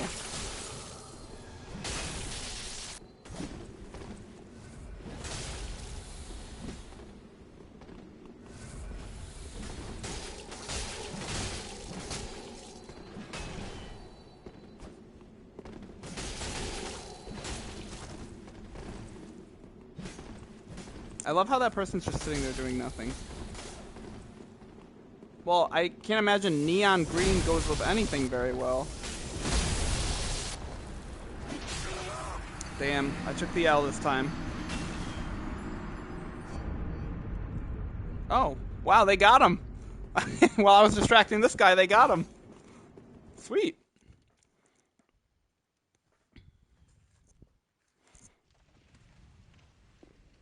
I mean, you could always just,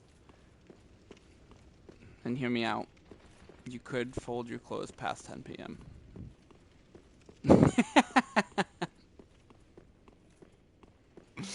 I mean, I feel that.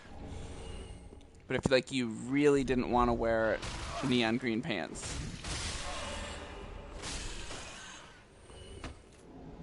Invisible wall.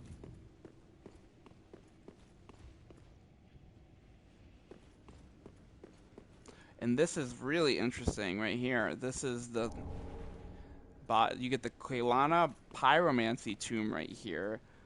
And this is looks like her sister right here, the dead body of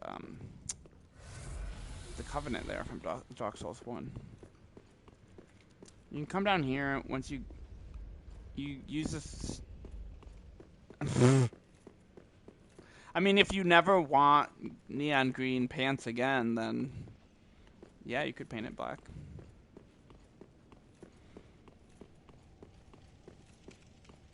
To walk through that lava, there's a trick where you can use the black iron great shield and like just shield your way to the item, but then you'll pretty much immediately die afterwards. You'd rather go to the store and buy pants at this time than fold clothes? At least with folding clothes, you could stay in your house. I feel like I'd be, like, going out to the store, like, that would be more effort to me. This is where an invisible wall is. Well, you said you were lazy. I feel like it takes more work to... You need fresh air. That's fair.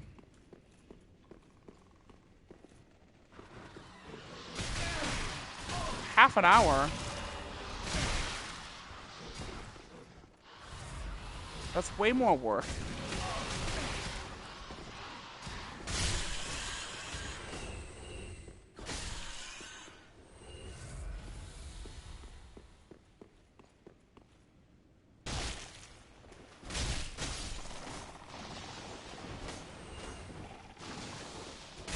Well, I guess problem solved. I don't understand the logic, but if it works.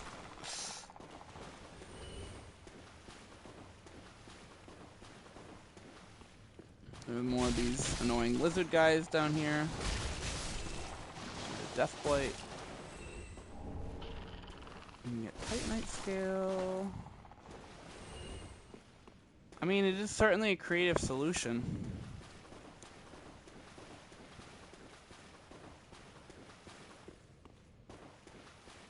Down here, there's going to be a NPC PvP fight.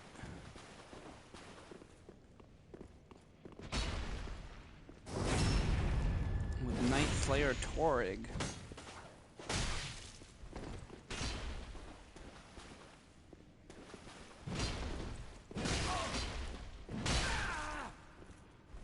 He has the Dragon Greatsword.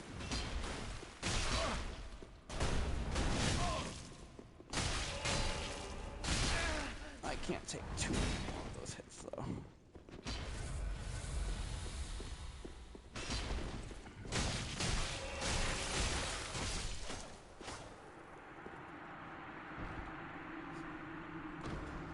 So I spam. You get the Black Iron Great Shield and the Fume Ultra Great Sword, which is a throwback to Dark Souls 2. And the Black Iron one's been in all of the games, and that's what you use to get through the lava. You just shield your way to your item. He also drops the Night Slayer's ring.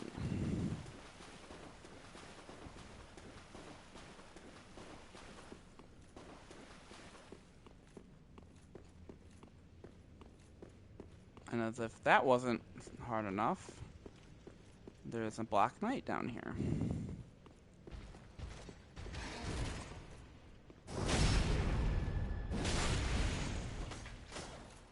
But whatever he drops, it's not going to happen now. I think he survived, but then he just died because he fell into lava.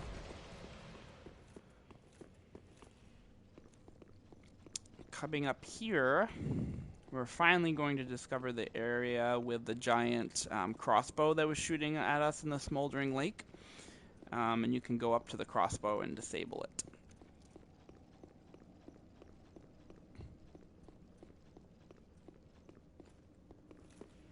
Now that we've broken the wall to get the speckled stone plate ring, we don't need it to be shooting at us in that area anymore. But probably won't be going into that area much anymore anyway, because I did everything there I needed to.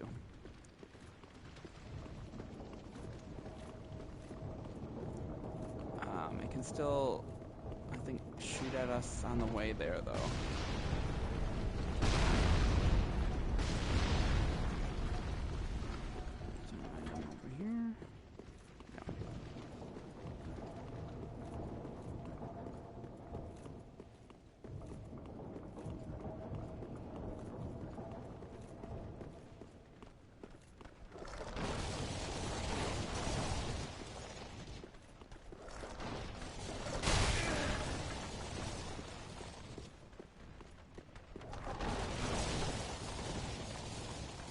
Nothing down there.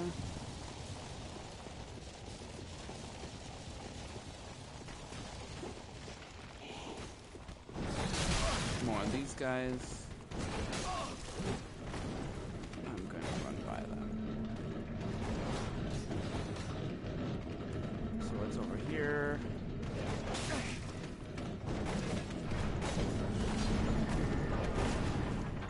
That turns it off.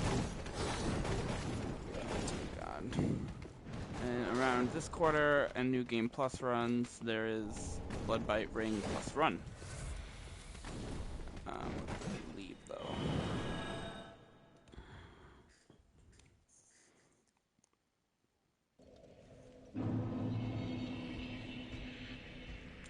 And honestly, I think that's it for the Demon Ruins. That's all the main things that we need to do there. So the next area is Irithyll. But very, very cool place. I mean, you could grab some of those items in the lava down there, but I had already gotten them at other playthroughs, so nothing super important. But moving on with the main story will take us to Irithyll of the Boreal Valley. And this place is very pretty and has some cool night-like enemies. And we'll end in the boss, Pontiff Sulyvahn. So that's the giant lizard guy thing I was talking about. And right here at this point, there would be a giant invisible gate blocking you from progressing.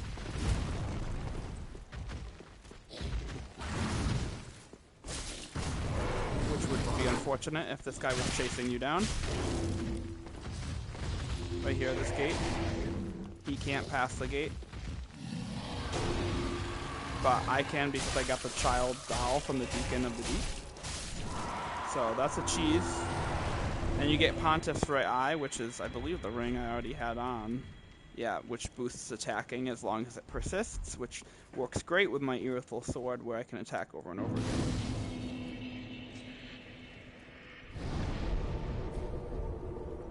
So this is the main bonfire at the start of the area.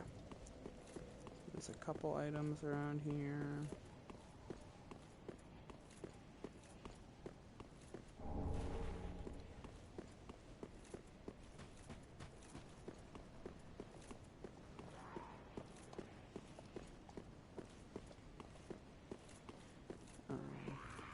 Over there you'll be able to unlock that shortcut later, and these are like the main knight enemies of the game. They're Pontiff's knights.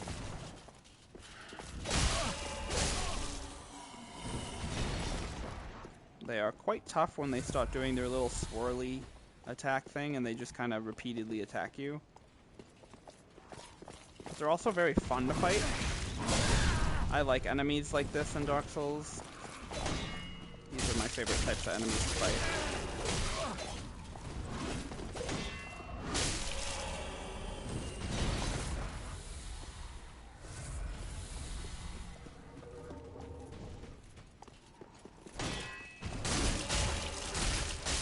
With my Irithyll straight sword, I'm all good.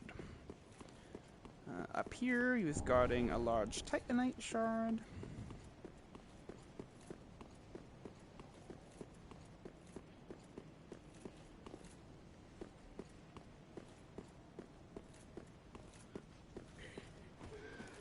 There's also going to be these shadowy guys. There's an area, moving through this area where they hide in the dark and they can kind of like blend in. But out here they're just kind of creepy looking. There's also that that guy which will blast fire at us from afar. It is a fire witch enemy.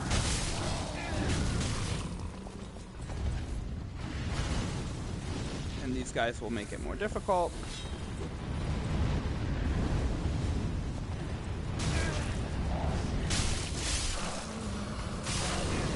There's also another one blasting us, I think, from up there. Yep. In that particular area.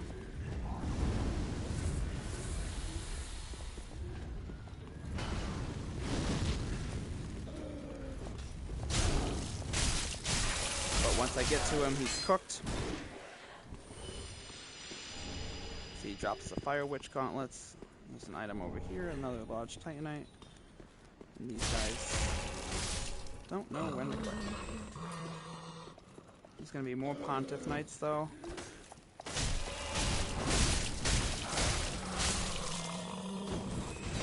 But I can basically just spot. Attack driven. Disrupted. Die and leave me alone.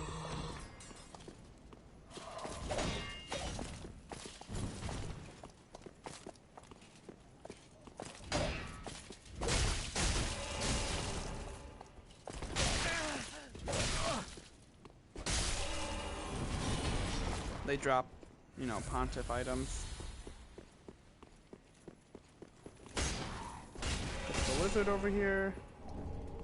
And I believe... Is it like... Yeah, this is an invisible path back down this way.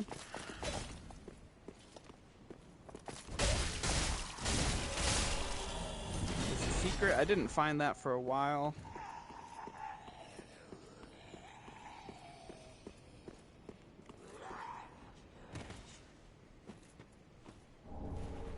Witch tree branch. Shot. Wow.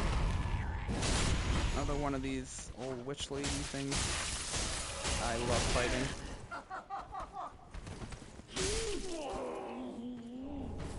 She drops Adore His Snarling, which is a spell. And then you can unlock this shortcut that we saw at the beginning.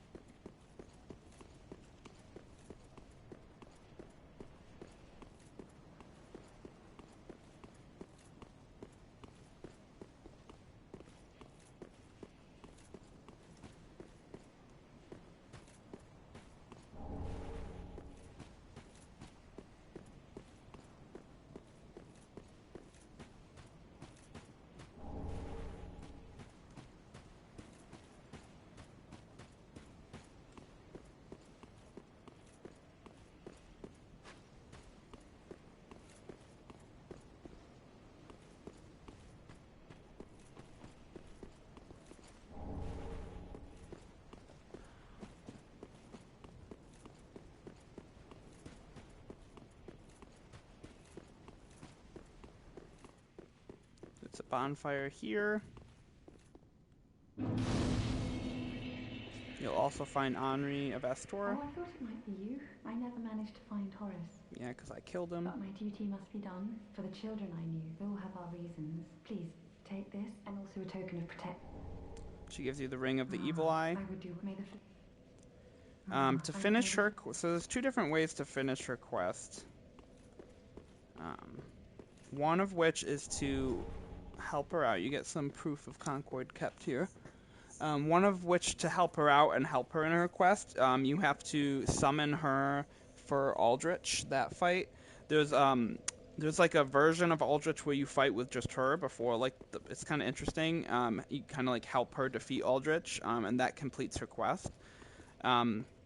Or you can help the Dark Covenant people, and there's a secret assassin hidden over here in this corner that is trying to kidnap her for them, like Yoel of Londor, that whole quest line.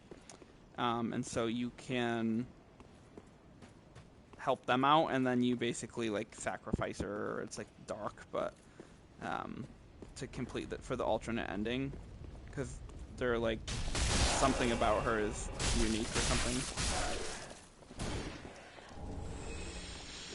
So you can do one of those. I've done both before, just so I could get all the different options for items and all the endings and everything for the trophies.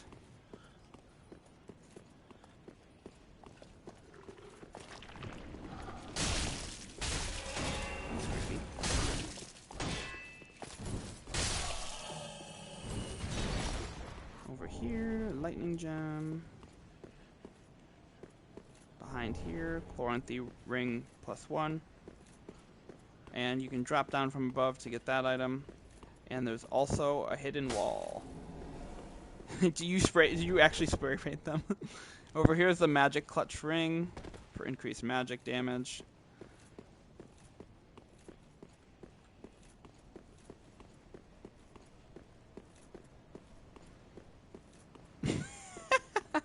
That's so funny. You're just like, shit, I haven't done laundry. All I have are neon green pants. Let me just grab my spray paint, and now I permanently have black pants. That's hilarious. Crafty.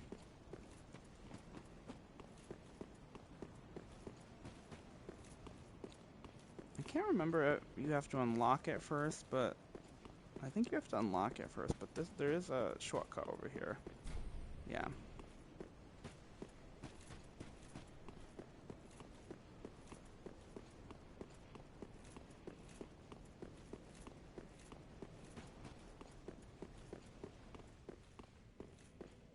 So from this bonfire you can also go... Oh, that's awesome. That is like the most wholesome nerdy shit ever.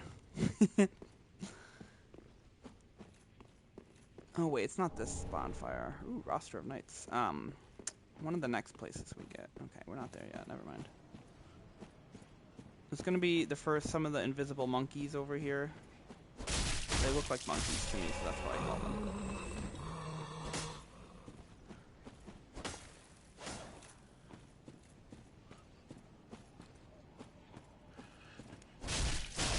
You can kind of see them by the dark thing above their head, but they're kind of invisible. I think there's another one over here. You can come grab. That's not really good. Oh no, this is one of the Homeward Bone. And behind this, Undead Bone Shard. This is one of the bone shards for increasing your Estus. It's very easily missable though. They've hidden them in some unique spots already. Grab this. Also not really worth anything. And you come down here, and there's like a tunnel thing down here, and this is where, well, first we got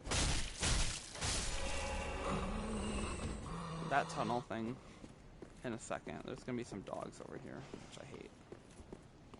A couple items, so.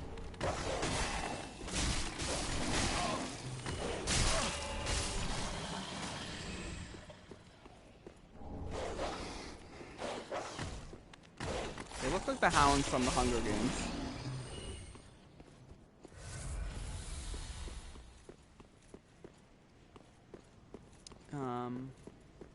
So coming back down there in this tunnel now, basically there's going to be, it's really dark in here and there's going to be a lot of those guys hiding.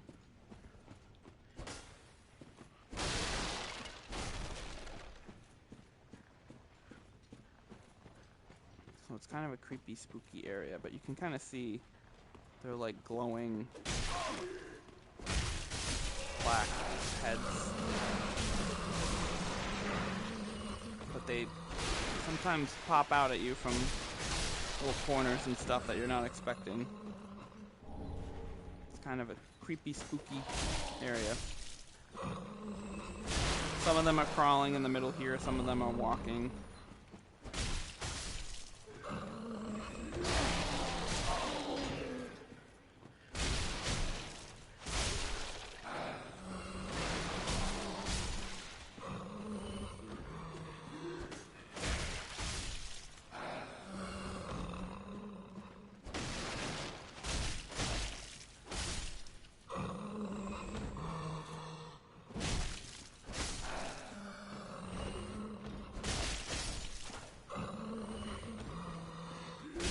Can temporarily turn it invisible right before they're going to attack you. Oh, I can see it from afar. I guess they also drop blood gems.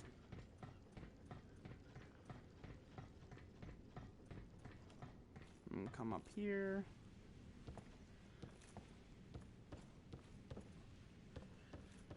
Get a shriving stone.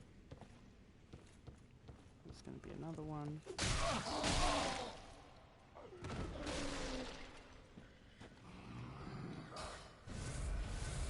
Coming down.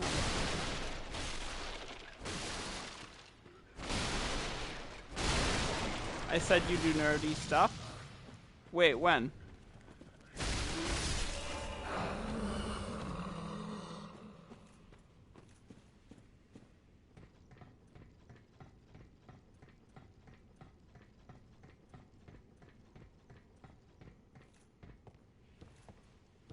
I did, yes.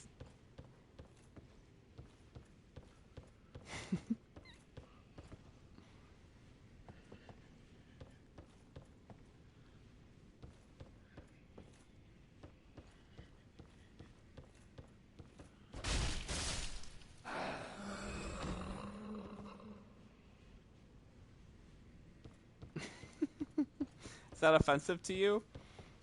I think it's a compliment.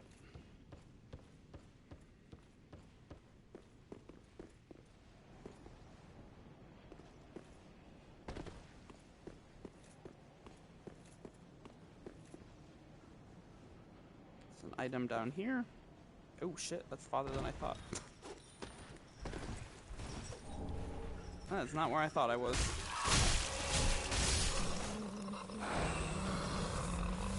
You don't think it's a compliment? From me? What do you mean?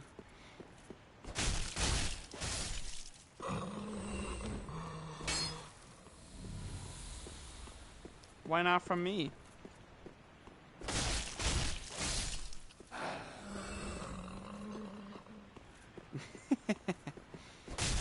Good. And I believe my exact words were cute, nerdy stuff.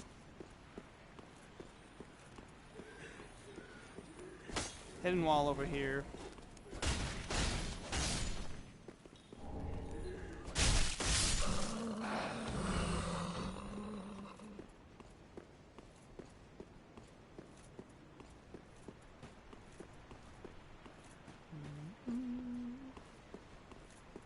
Okay, I definitely dropped down way too early.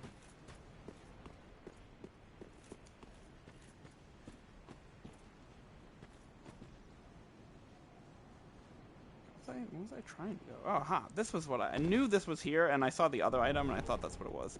The Covenant's Gold Serpent +1 is here. That gets you extra item discovery, which is pretty good. There's also going to be these disgusting centipede things in the water. These are like my least favorite enemies in this game. I hate centipedes. Rather fight the lizard guys in the water from Dark Souls 2 in the Shrine of Amana. But anyway,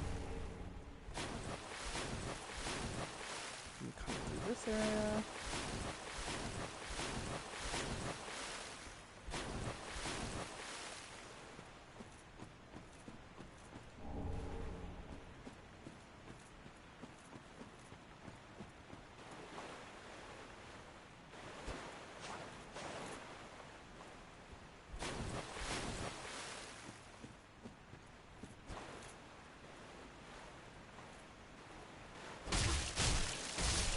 And they have long hair too, like what the hell?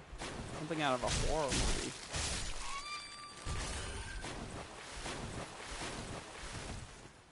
Over here you can grab the Great Heal spell for the platinum.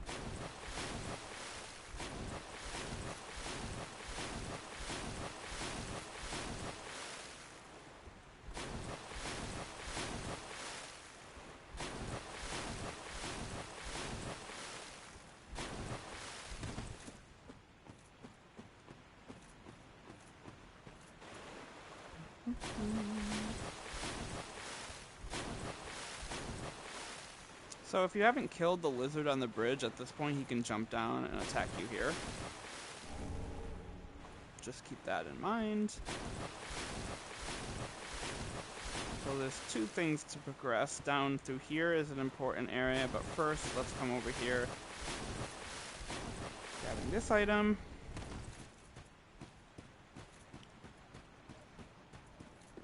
Down in here is a next bonfire.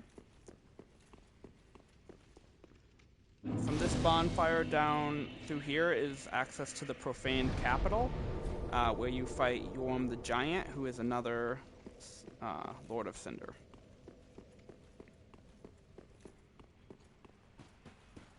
But first...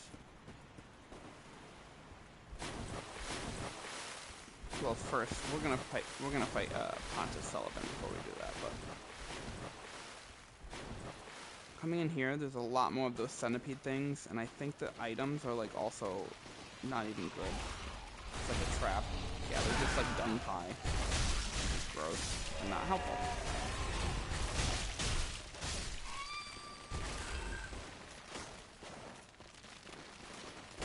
It's like glitched in the wall. It's kind of funny.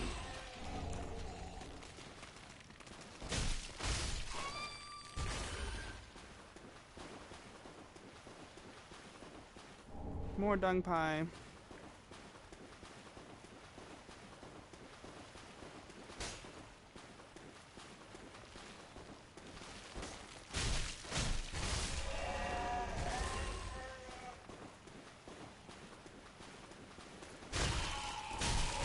There's a bunch of them over here.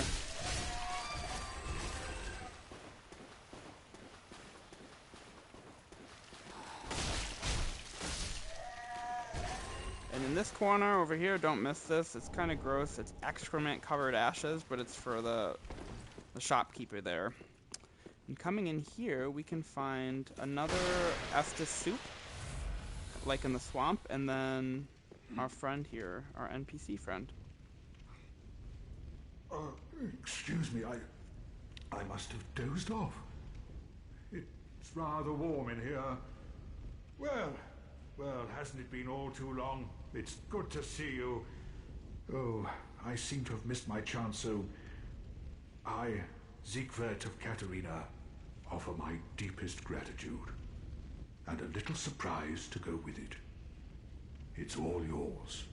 So he gives you the Emit Force, which is a spell. I know. I make a fine Estus soup.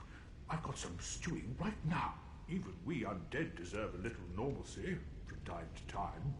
And finally, upon this rendezvous, let us make a toast.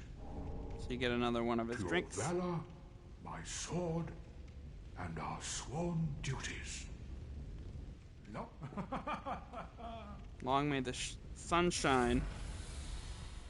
Have you heard? Somewhere, hidden right here in Irithyll, is a deep dungeon. And even below that, the profaned capital, home of Yorm, the reclusive giant lord.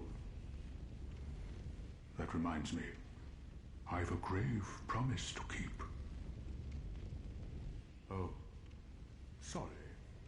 I'm afraid I've cast a cloud over things. Well, I'm going to have myself a little nap. The only thing to do, really, after a nice toast. So back to sleep he goes. If you keep talking to him at this point, you'll learn the sleep emote. But I already have it, so.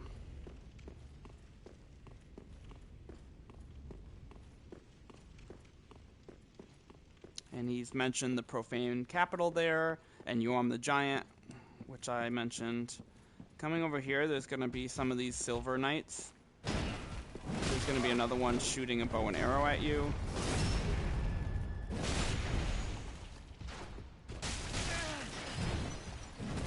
But you can come around this corner.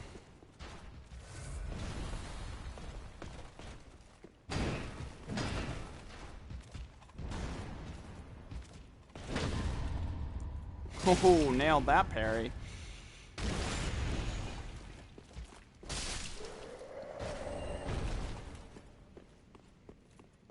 Coming up in here, this is where we go up the stairs to the person shooting at us.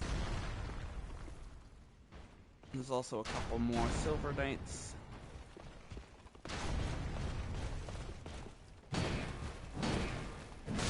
Ugh, parry timing off.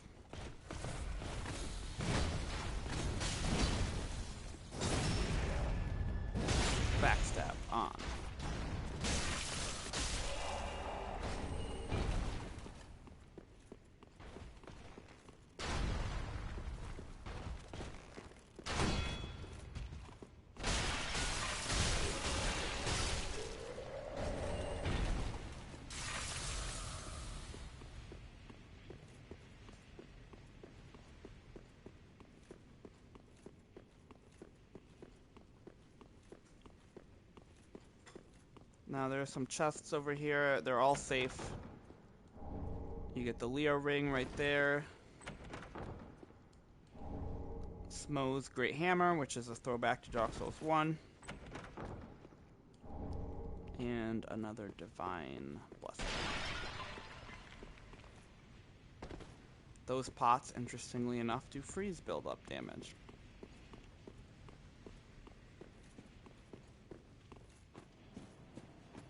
And around this corner is another item. The Wood Grain Ring +2, so it's only on New Game Plus runs.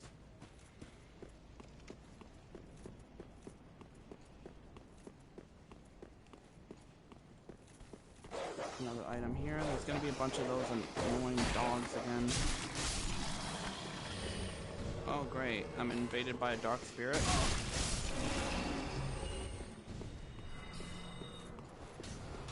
Let me kill this guy then, because he's sniping me. And here's our dark spirit. But we're going to come back down here so that I don't have to worry about the other enemies.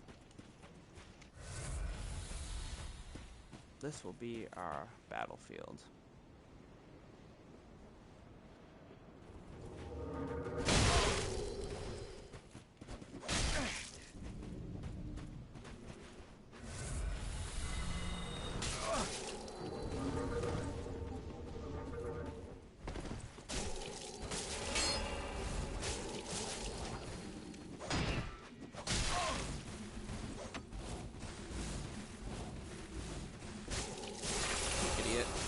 Save you.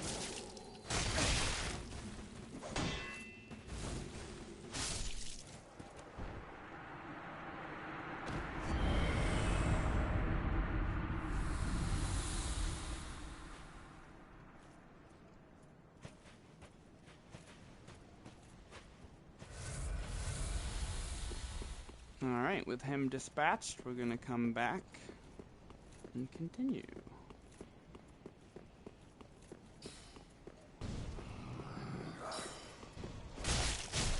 Man, I've been rocking the PvP game so far.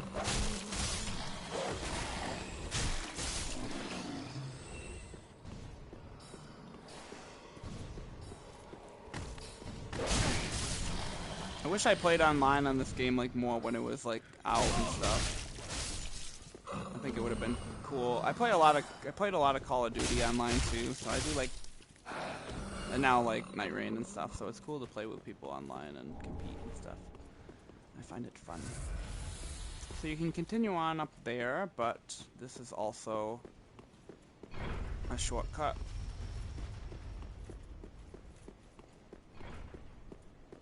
So make sure you grab that. That shortcut goes up to, I believe it's across from one of the church bonfires that we were looking at before.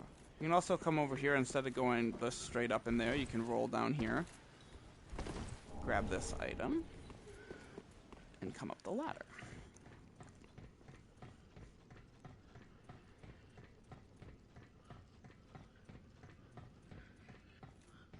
There's more of the invisible guys that were waiting up here to surprise you.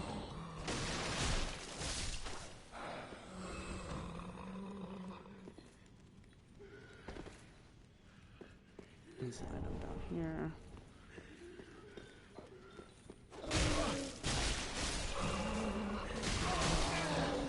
Surprise. Like 5 or 6 of them. It's crazy, there's honestly so many.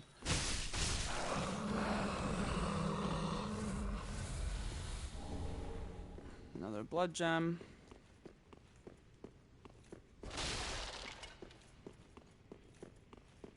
And coming up through here, there's another item, and then you've got the final ascent to the Pontiff boss fight, and some more of those Pontiff Knights.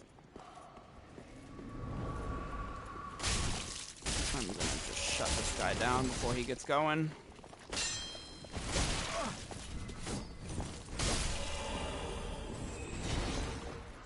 There's a summon sign right here for the boss.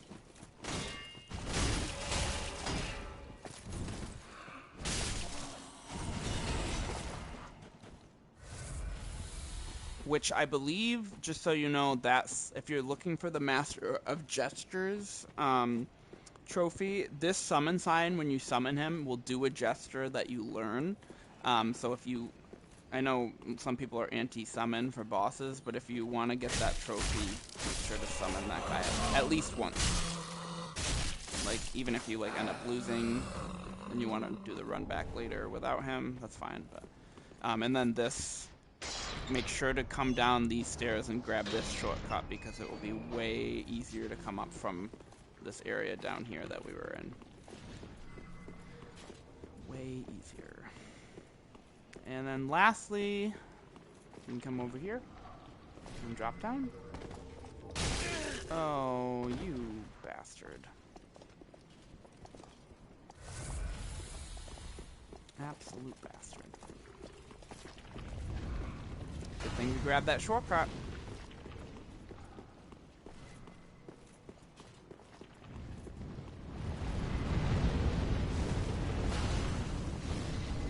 Ring of the Sun's Firstborn. And now I'm gonna run like all hell back to the bonfire.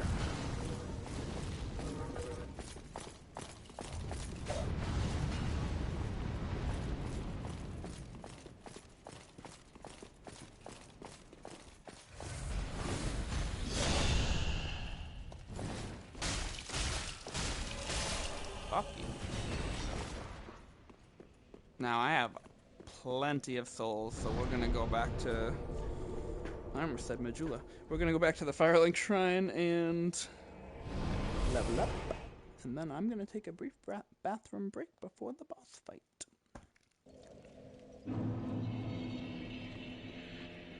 Welcome, host. Very well. Then Hagen.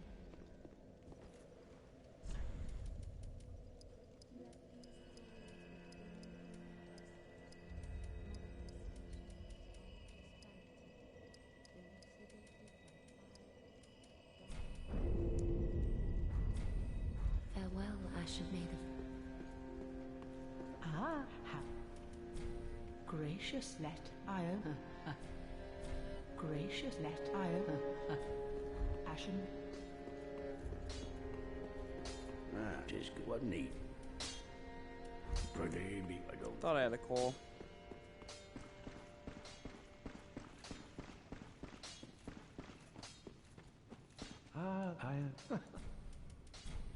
We have a ton of pyromancy tombs. Then you're brilliant. Now the by the gods.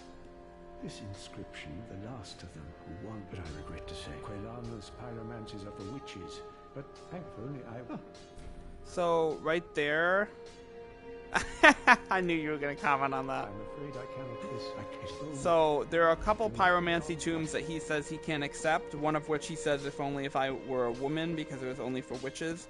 So that's going to be the NPC that we get later on, a little bit later, that will also be the one that we're going to give the Deep Braille tome, and the other one that we can't give to Irina. So we'll give all those to her. You know I'm a petty thief. And you can come over to Grey Rat. He offers to do a raid to get some extra items for you. Thank you. And you can send him to pillage. And so the next time you come back here, he will be absent. Over here. Oh, we fucked up. Okay, so I did 4 of the 5 free levels up, and then I must have beaten a boss that if you don't do the 5, he dies or something by the time you do that boss. So I messed up. Just so you know, if you do all 5 and get the free levels up, I think he dies at some point anyway, but he'll be replaced by a woman over here who's going to be Yuria of Londor, and then you can complete the Dark quest with her. You do them in the Undead settlement. Well, he's got to come back. Oh, you mean you just like grind in that area and then come back and do it before? Yeah, I mean I've done it before, because it gives you the alternate ending. But this time around, I kind of was just flying through the game and I did 4. I kept checking back with him. Yeah. I know. That's true. So yeah, dying 15 times, but I don't even die that much. Yeah, this game has multiple endings. Dark Souls 1 has 2 different endings. Dark Souls 2 has I don't remember Dark Souls 2, and then Dark Souls 3, this one has at least 2, if not 3. Probably 2. I don't know. Elden Ring has yeah, Dark Souls 2 has 3, so this one has 3 too, I think.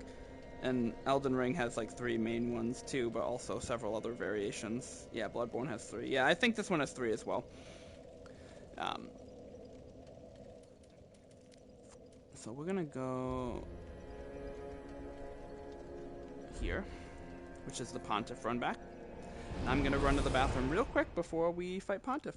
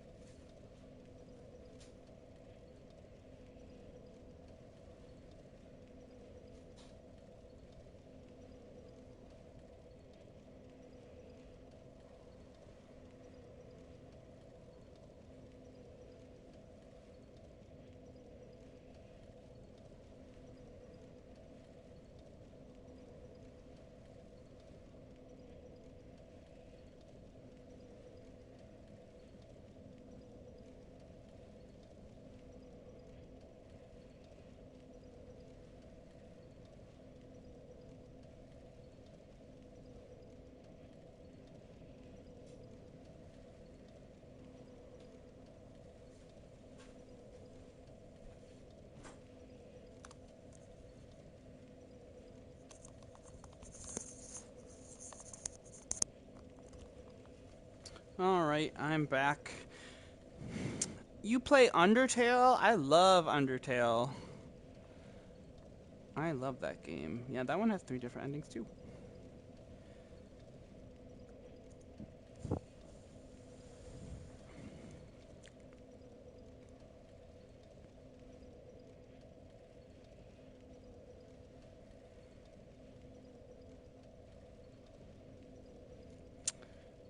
So Pontiff is weak to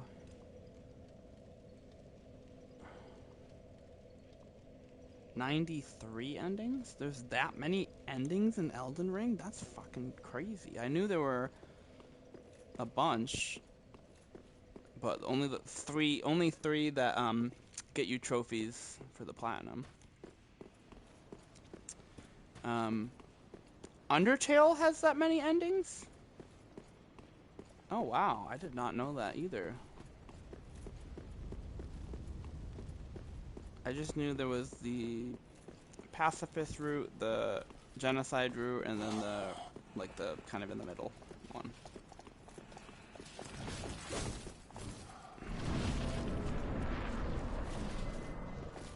So Pontiff is weak to lightning and fire and a whole lot of things actually. So we're gonna use either Lothric or Lorien's greatsword. This fight is sick. It is one of the coolest fights early game, if not in general.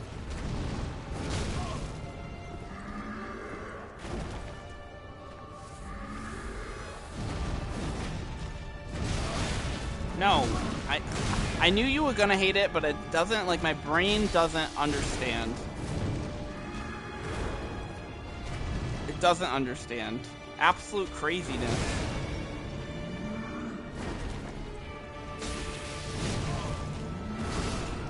What do you mean it sucks? My brain cannot comprehend it.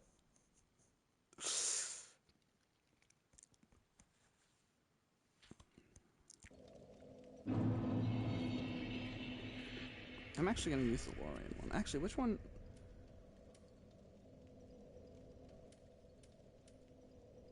Oh, wait, that's not what I'm trying to compare. I know you do, but I just don't understand.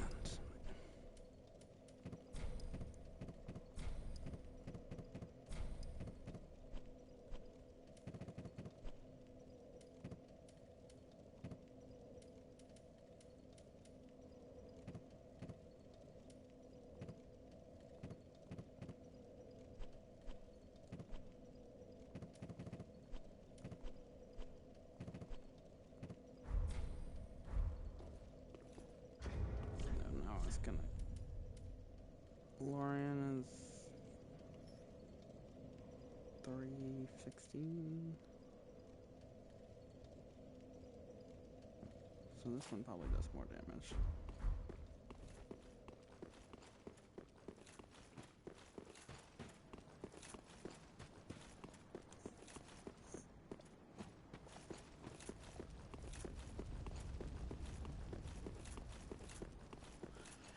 You have to at least know that it's like an unpopular opinion though, right?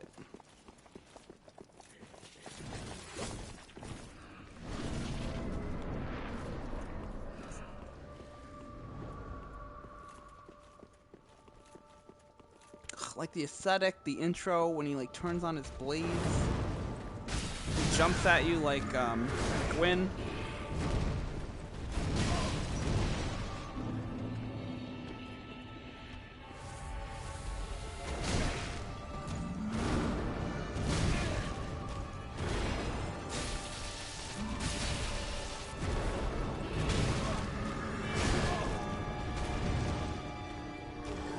I gotta learn the timing again, though.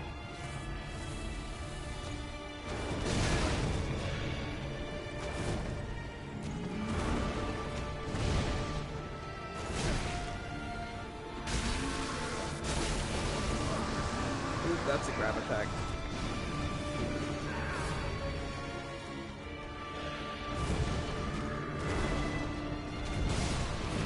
Ooh, and I'm dead again.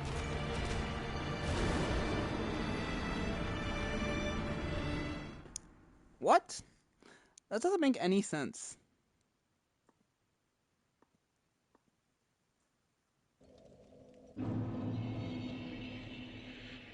That makes no sense.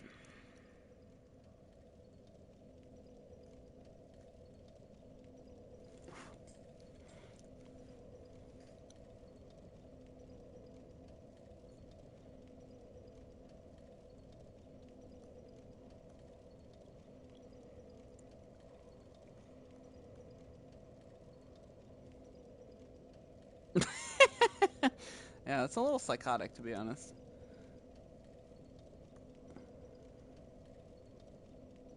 Is your mom a narcissist?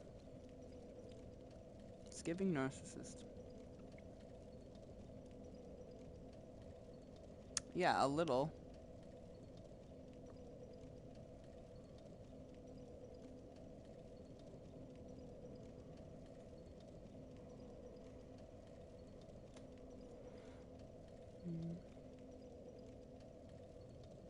You know what narcissistic means. Don't play dumb.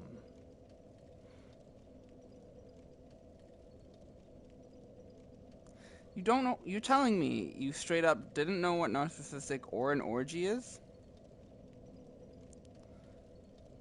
I've had to teach you those two things in one day? Well, God, how do I even describe? Let me see.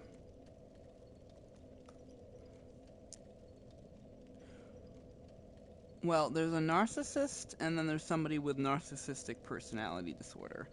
A narcissist, in general, is somebody that kind of has a disconnect with, like, empathy with other people, kind of has, like, a really high ego, can sometimes be emotionally manipulative or abusive, kind of does things like gaslighting people or, like,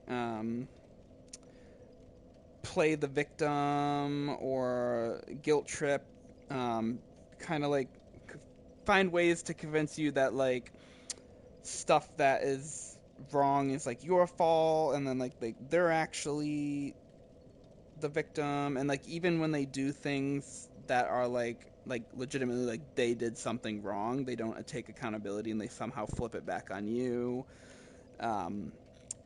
Yeah. Stuff like that. And like you have to like yeah, you said that, and it just, as a therapist and as seeing a lot of different people with that problem, I just kind of, it just felt like that. It was giving narcissism. Yeah, it's really hard because you have to like navigate their moods and like figure out when the best time is to like bring stuff up, and like she forgot to take your Switch. Good, I'm really glad. It didn't sound like there was any actual reason. She probably was just in a mood or whatever struck her fancy at the time. But yeah, it's difficult to deal with people like that.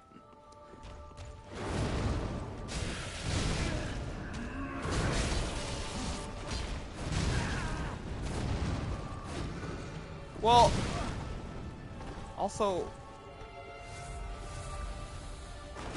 like, there's no reason.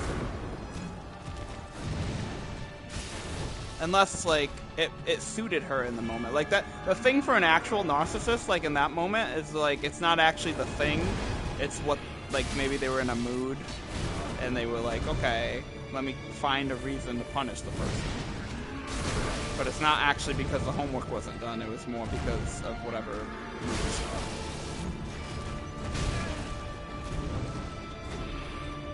With, like, an actual narcissist. Man. His attacks are absolutely crazy. Oh, yeah.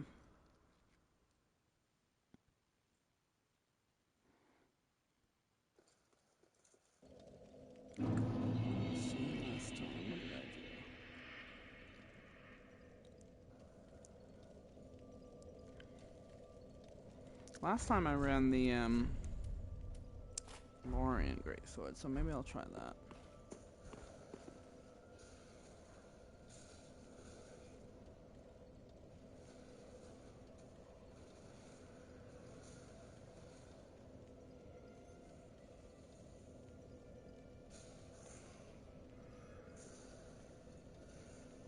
What game?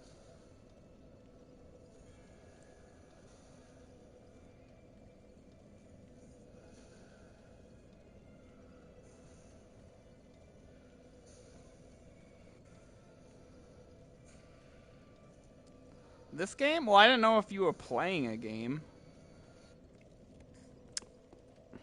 This game is not that easy.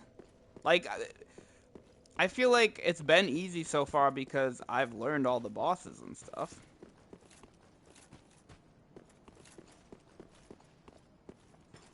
But the bosses are actually pretty good, and some of them are pretty difficult.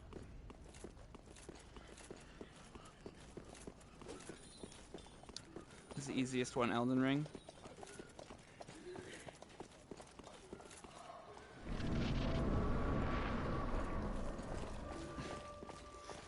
Interesting. So the later games with better mechanics.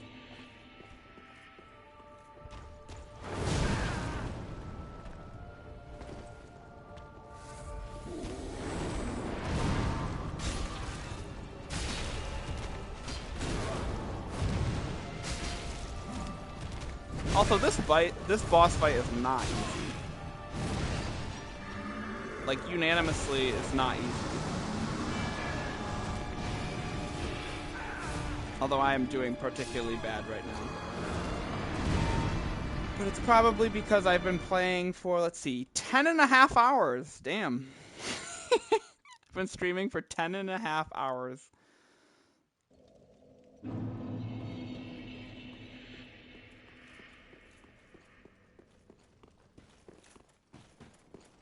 Oh my god.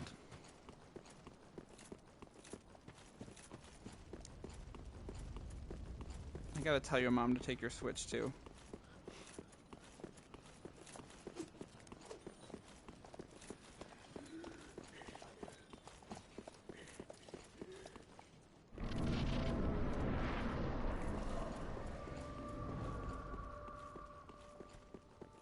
You would have streamed 2,000 hours in one day?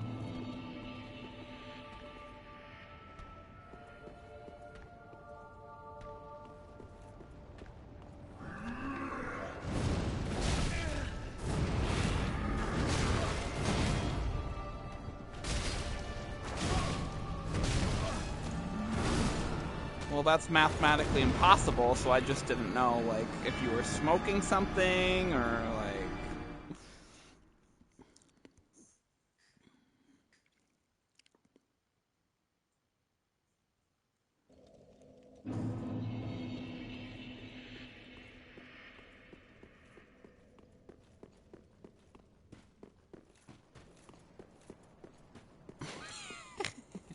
I love how you're 15, you're a devout Christian, and you have, like, the darkest past. You've done so many things. I've met so many people in your generation who've just been through so much fuck shit, and they're just, like, so young. What is happening?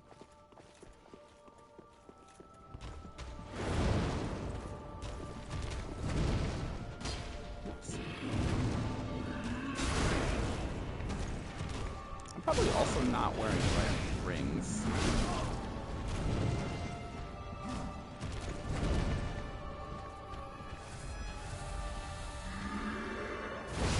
Oh, he got me first. I reminded you of some trauma.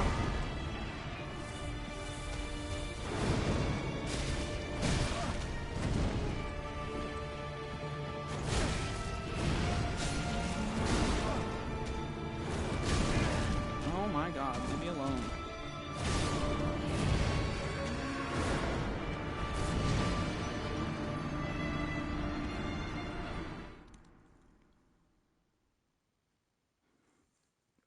That's crazy.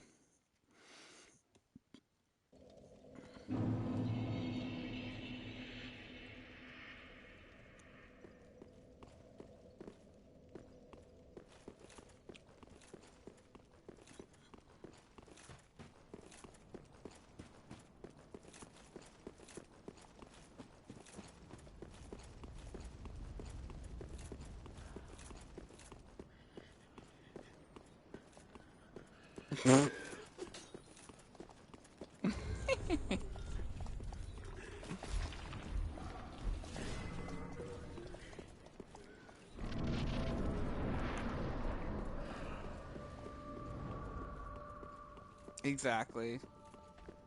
The proof is in the pudding.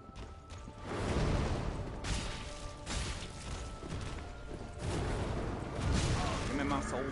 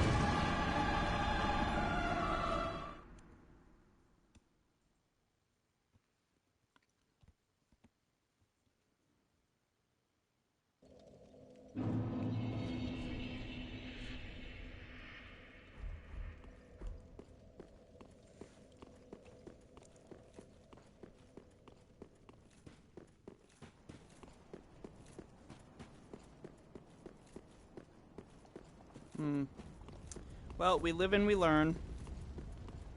past mistakes only teach us, you know, the best things to do in the future.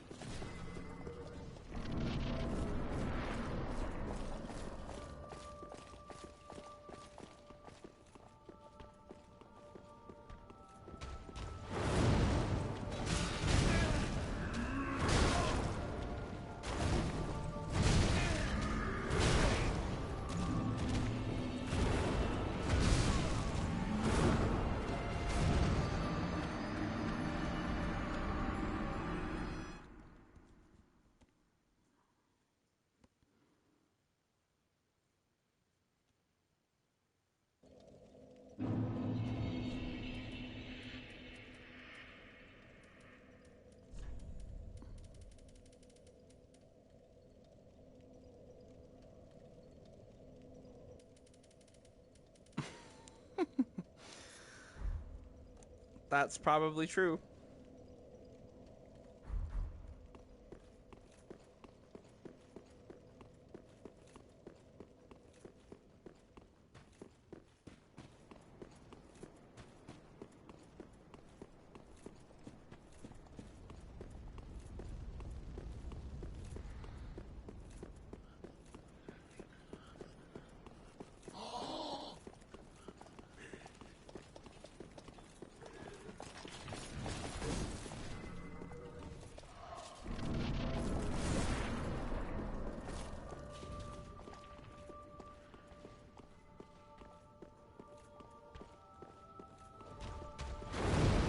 I did not. Well, that's not necessarily true, but I kind of like kept to myself a lot. So like I wasn't around enough other people to do shit with them. And I followed all the rules in school and stuff. I always did well in school.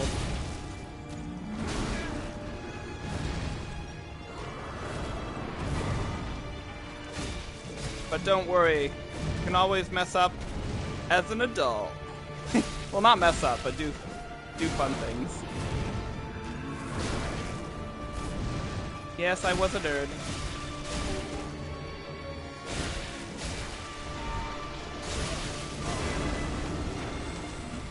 Wow, you actually melt him pretty good with these blades.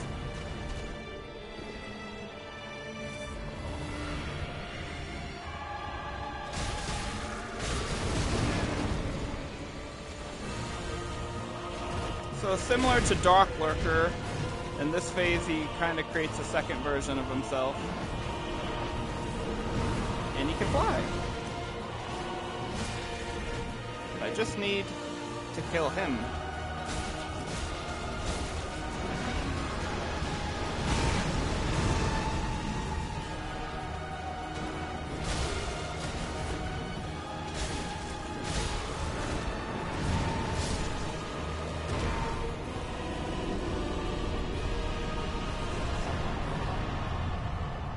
Hell yeah, let's go. That was cool. That was the first time I beat him with these blades. That was sick.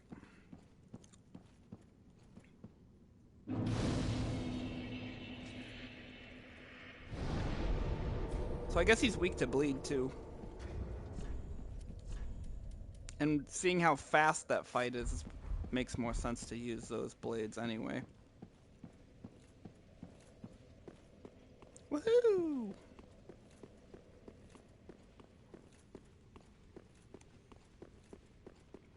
Yes, I was a nerd.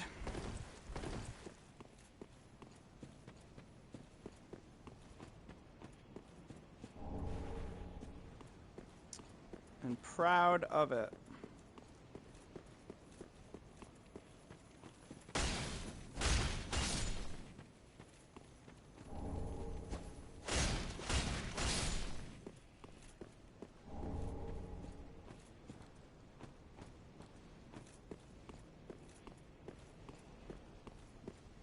Well, I don't really think there are, like, good kids and bad kids, per se.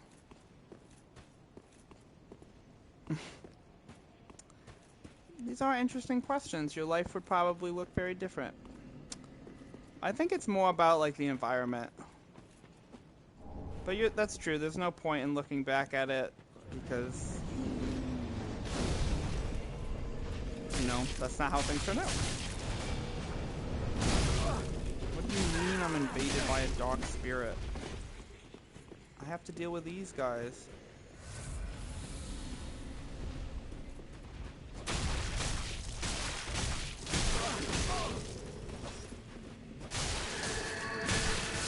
How about I deal with you too, huh?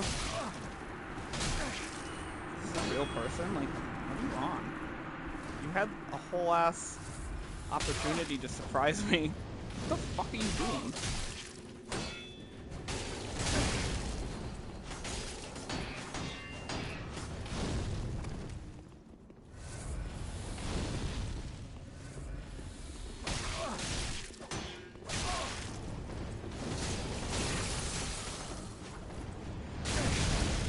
Part of the reason the sword does so much damage too is the freeze proc, so not only can I repeatedly attack like that with my stamina, but it builds up freeze damage on them. Oh, that was cool. How about we take this fight indoors, huh?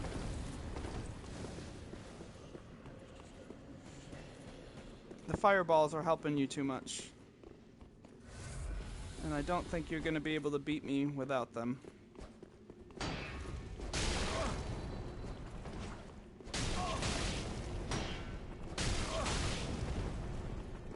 Oh, he changed weapons.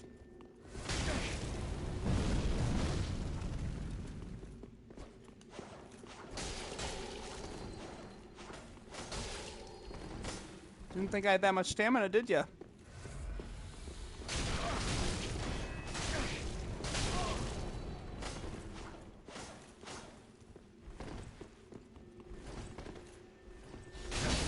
Oh, that was a mistake. Rookie mistake. Fuck.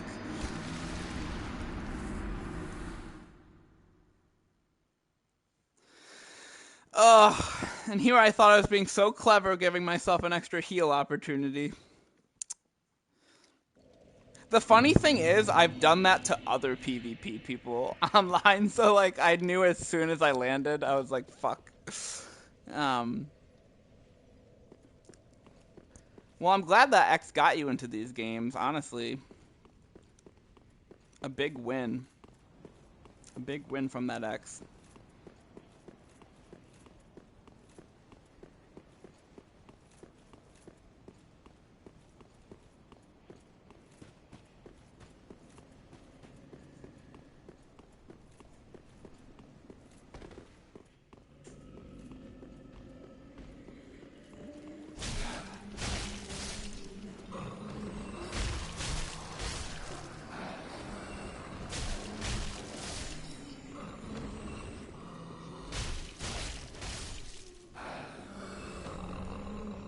Dark stone plate ring down here.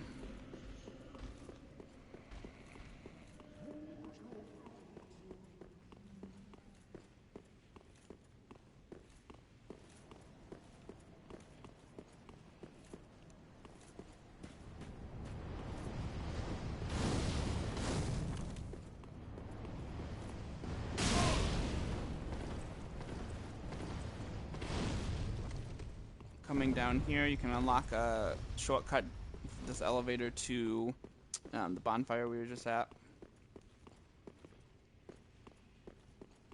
There's an item back here in the New Game Plus series, Ring of Favor +1. And down here, I believe, is a mimic.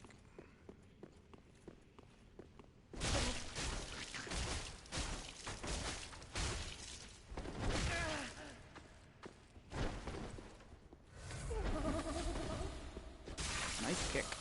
I like when they do that. And he drops the Symbol of Avarice and a golden ritual spear. The Symbol of Avarice is good for farming items. It increases item discovery. It just decreases your health slowly over time when wearing it, so be aware. Oops. What does the Lloyd's Talisman do? Doesn't that prevent somebody from healing or something? Or am I thinking of a different item?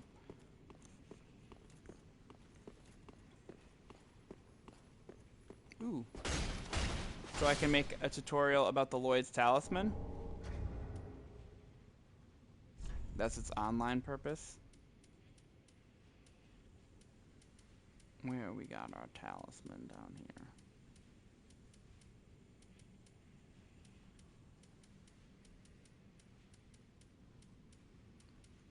Wait, do I even have one? I definitely do.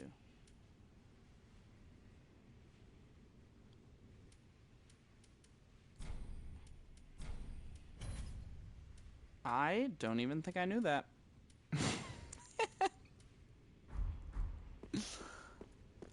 That's awesome.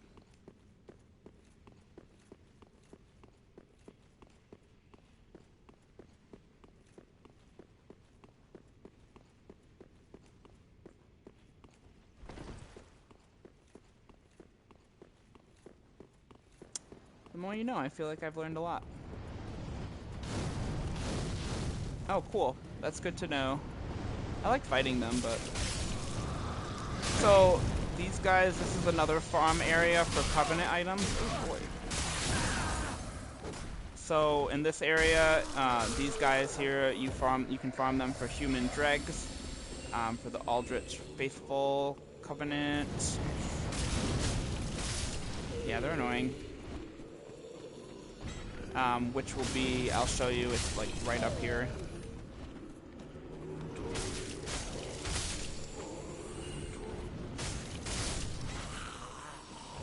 There's a lot of creatures in these games that are pretty ugly.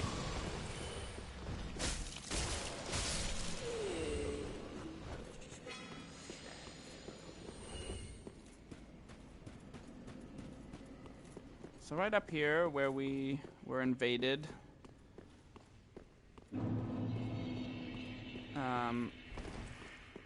if you come down here, there's an invisible wall. They're especially ugly.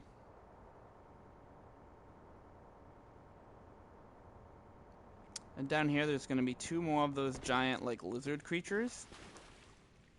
One over there and one over there. And in the corner there is where you do the Aldrich Faithful Covenant. So if you're getting all the Covenants and the trophies, and those human dregs right there, that's what you're going to farm for that Covenant.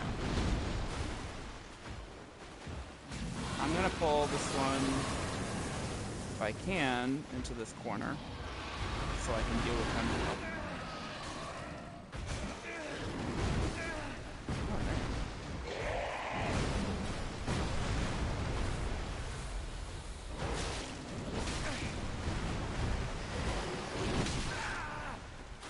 Bro.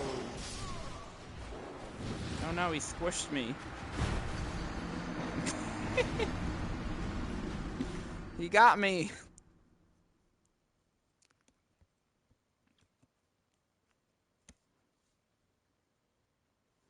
Well, the goal was to pull him in the corner so I could deal with him one-on-one. I think they're also weak to lightning.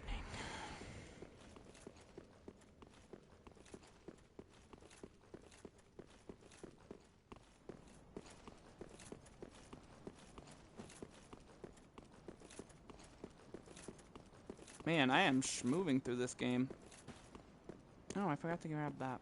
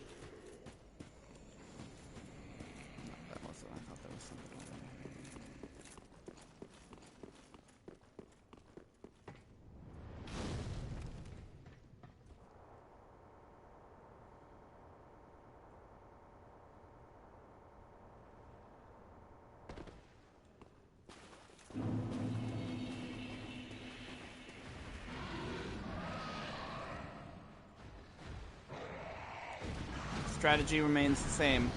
Execution needs to be better. So far, not better.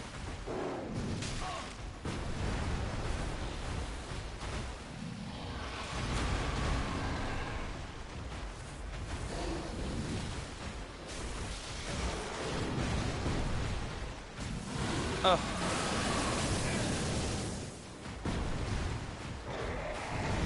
You will not trick me into going over there. I missed.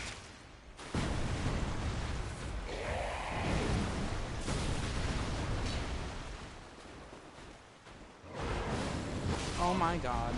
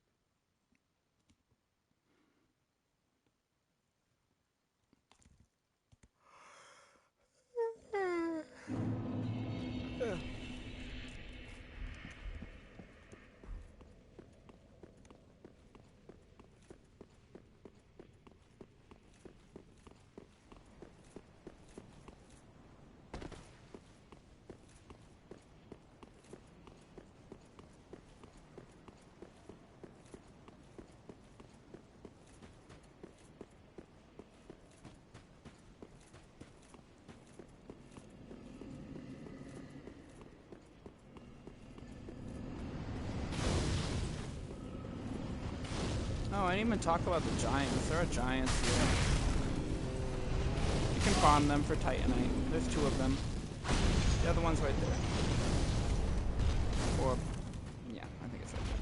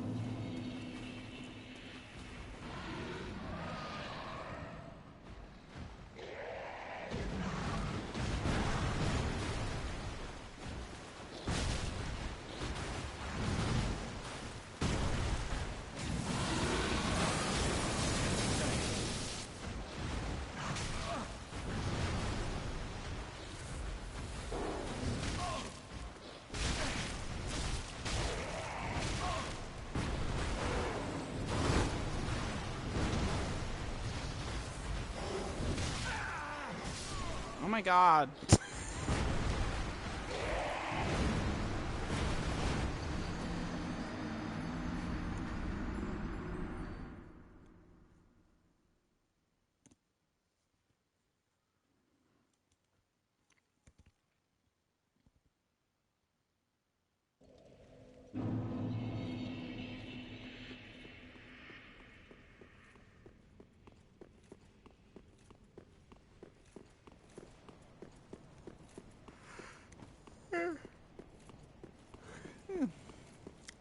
Sleepy.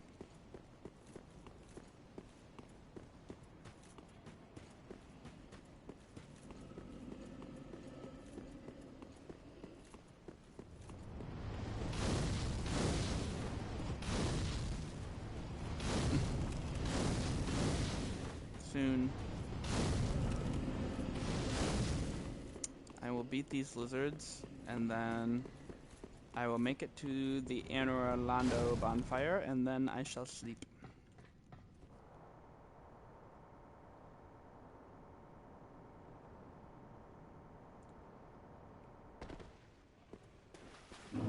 This is false.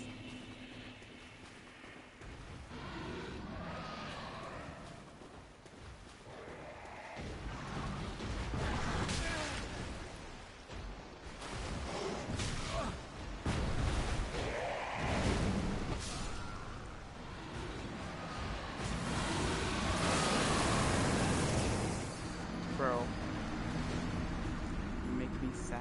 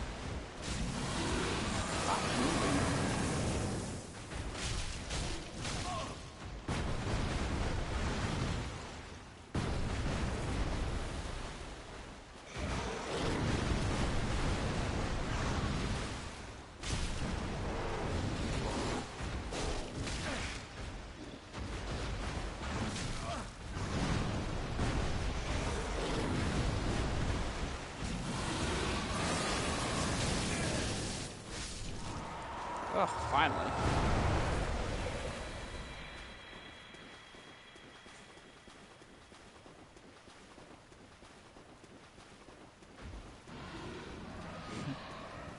I will face my final enemy.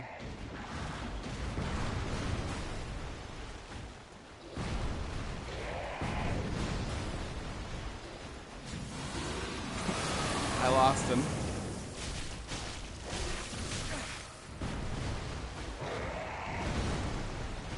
Well, I have no more space now to work with.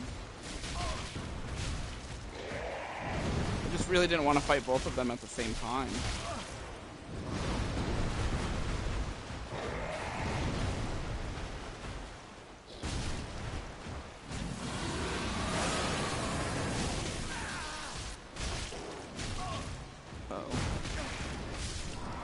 That was close.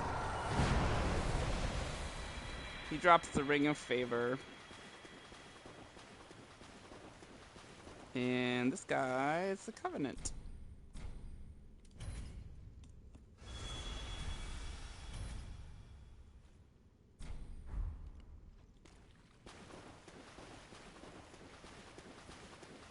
And now they're bonfire down here.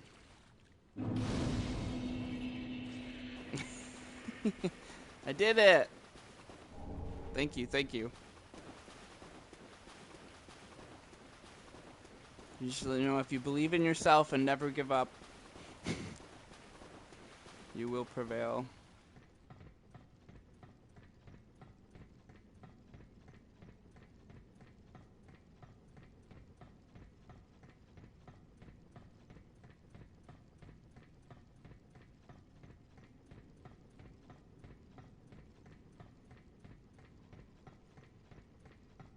This is the longest ladder ever.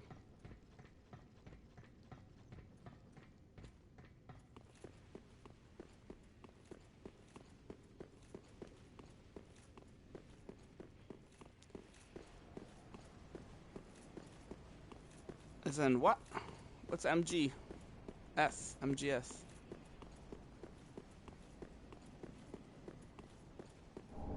Titanite scale over here.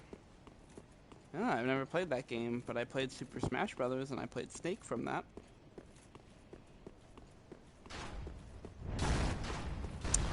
There are people once again shooting at you in Anor Londo, like in Dark Souls 1.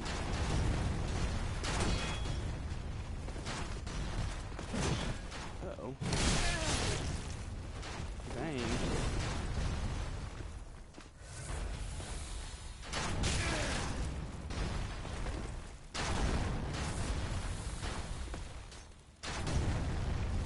I'm just gonna...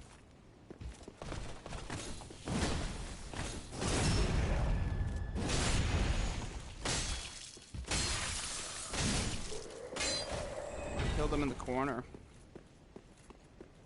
Oh, that's pretty cool. Or I guess not cool. But I didn't know that lore. Not cool at all, you're right. If that ladder was long and annoying, then it's gotta be even worse. Another guy down here.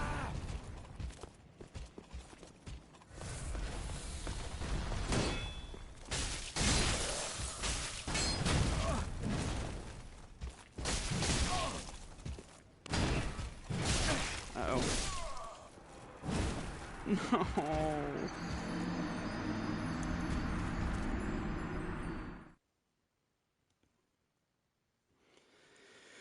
Ugh, well, I don't feel like climbing the ladder again, so I guess this is where we're gonna stop for the night.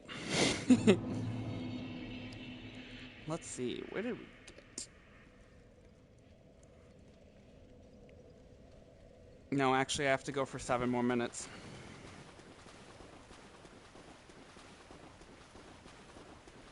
"71-minute cutscene?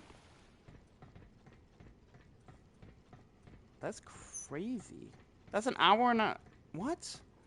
That's over an hour.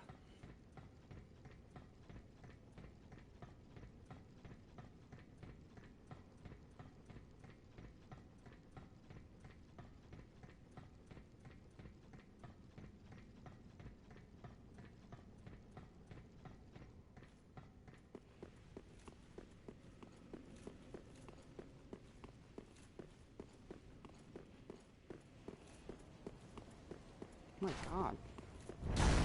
Can you skip it at least?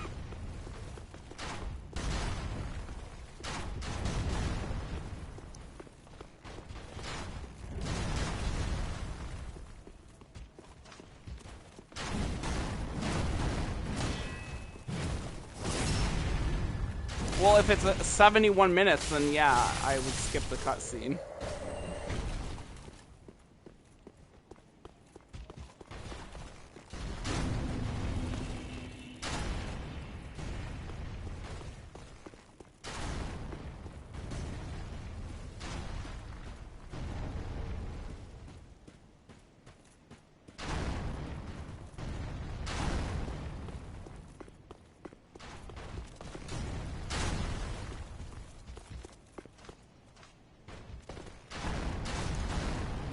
Easterner ashes down here.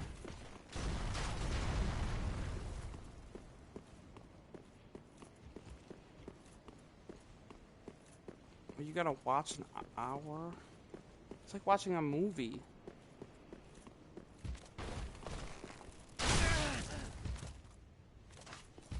Yeah, because it's a movie.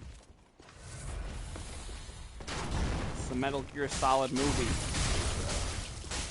Well, I love movies too. Okay, that's fair.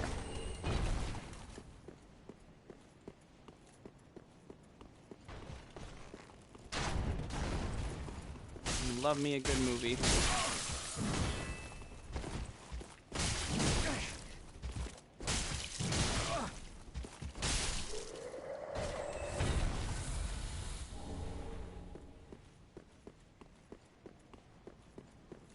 Yeah, it was sick. You've already watched it.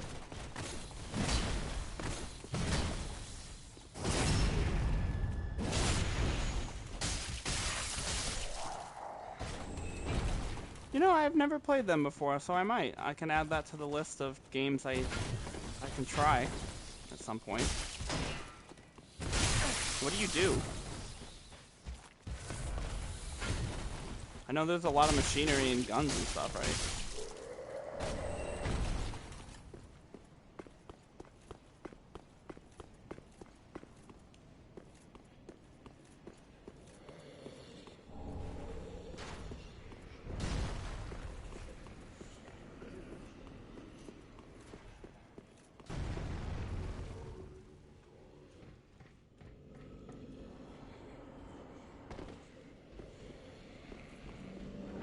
This is a shortcut down here. Oh, cool. That sounds fun. I like sneaking around, shooting things, and fighting bosses.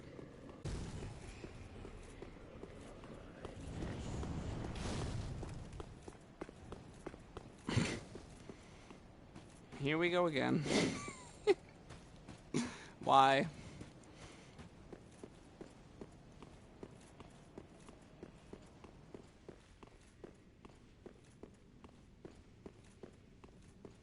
Oh, wow.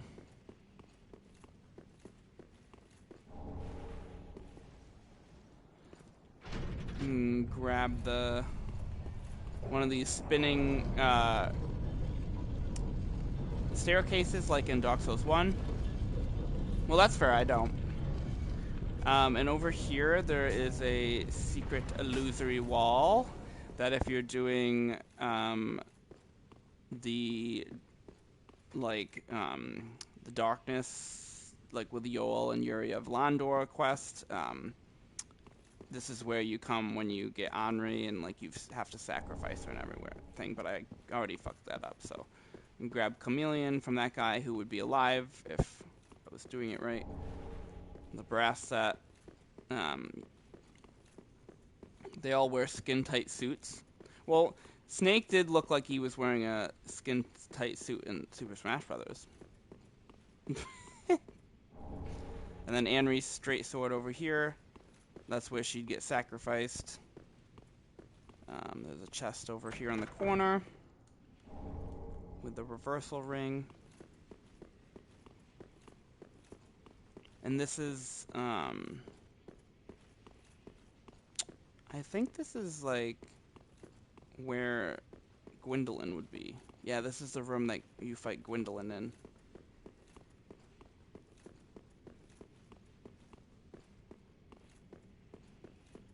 So it's kind of like a Dark Souls 1 connection. Well, that does sound pretty gay. But like I said, there's nobody gayer than straight dudes.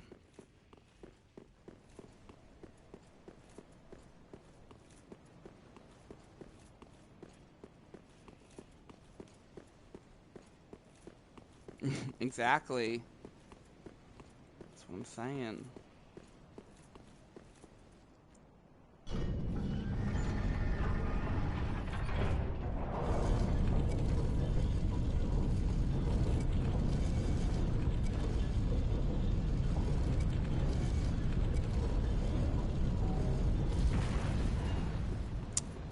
And here we are at Anor Londo.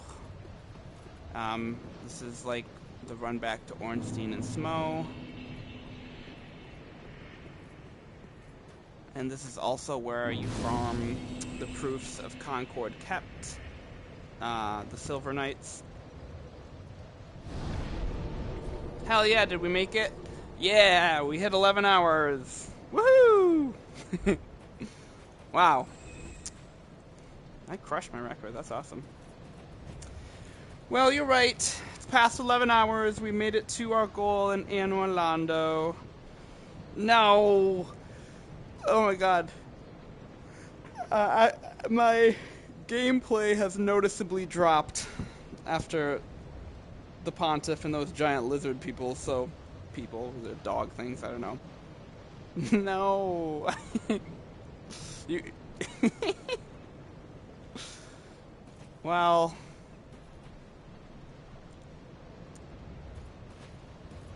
Alright, but I have to grab a snack. Fine. I'm going to grab a snack, and then I will be back.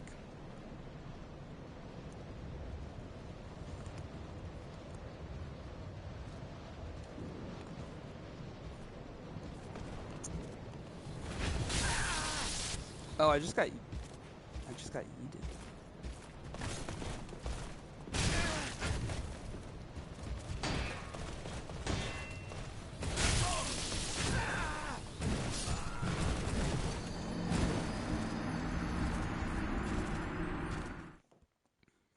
Well, I mean, he's like right there.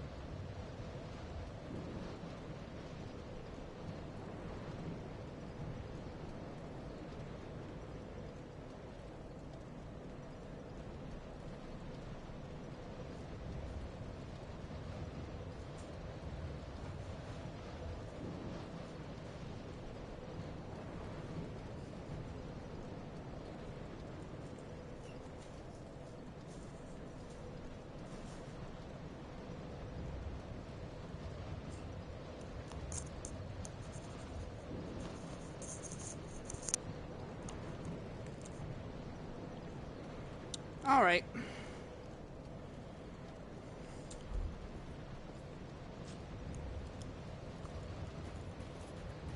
Up we go.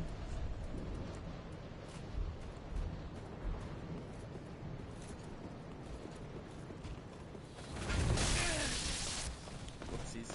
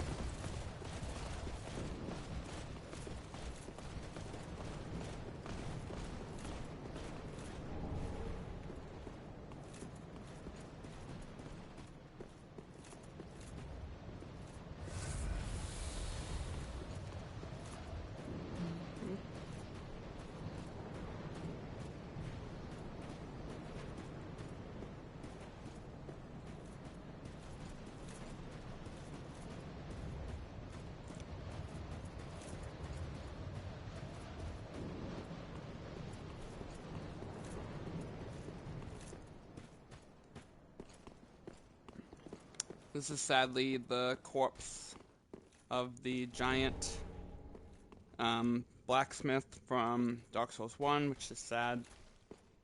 And you get the giant's coal there.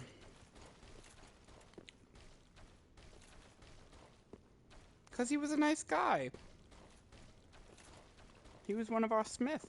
He helps you get all the boss weapons. Why?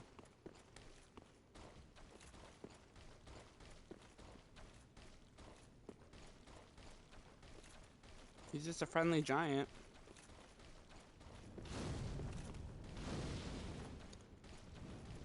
And you're funny. It's gonna be another one of those weird creature things, like in the Cathedral of the Deep. You can do this to open the door. This is obviously the same area that you fight Ornstein and Smo in.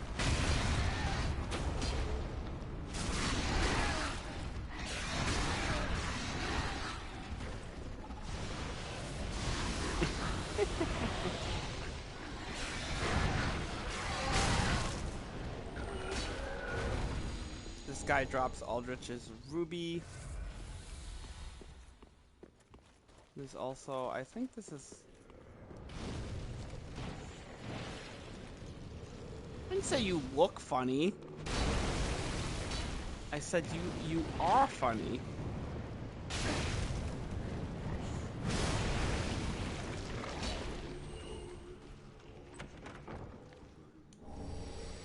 Astashad upgrade over here. I don't know what you look like. You make a good point. But I don't think I would ever say that anyway.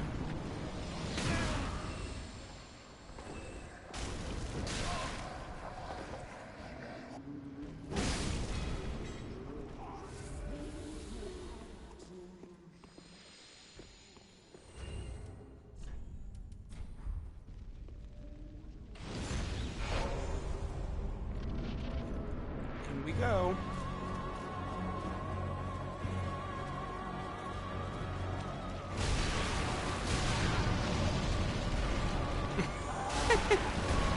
I guess you're sensitive about your looks.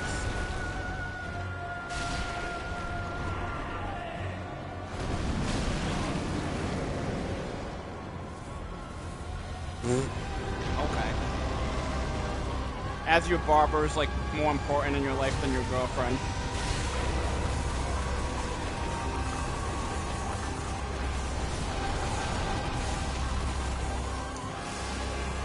Well, like I said, I wouldn't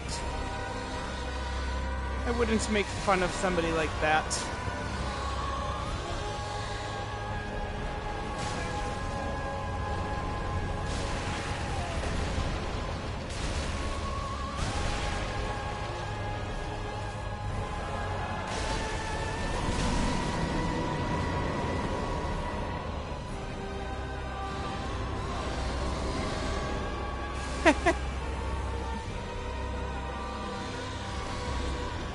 Glad you can come to your senses.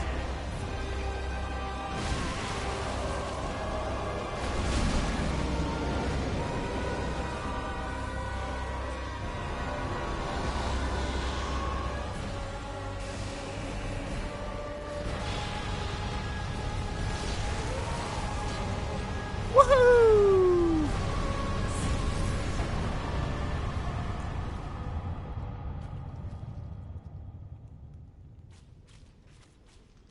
We got Aldrich, Cinders of a Lord.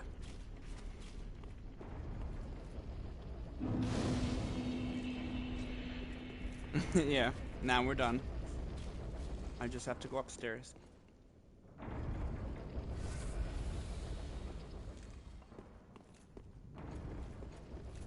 No, it didn't. No, you were right. I was like, alright, he's right there. I'll do it. This is where Guinevere was. You get the Sun Princess ring. That was one of the covenants you could do in Dark Souls 1. And now we're done. Probably at the start of next stream, I will show... I wonder what your favorite part about that was. I literally said, you weren't following me then, but I literally said in the stream, this is one of, like, the straight guy's favorite characters. I said the same thing about Quelaag, too. I gave you a shout-out. Yes, that is the reason. I gave you a shout-out when you weren't even there. Next stream, I'll probably show you guys the secret Dark Moon Covenant. Yeah, well, a lot of straight guys like her, I don't know. Probably because she's naked from the stomach up. I'll show you the secret covenant, and then we'll move on from there. Man, we hung out all day. Sweet.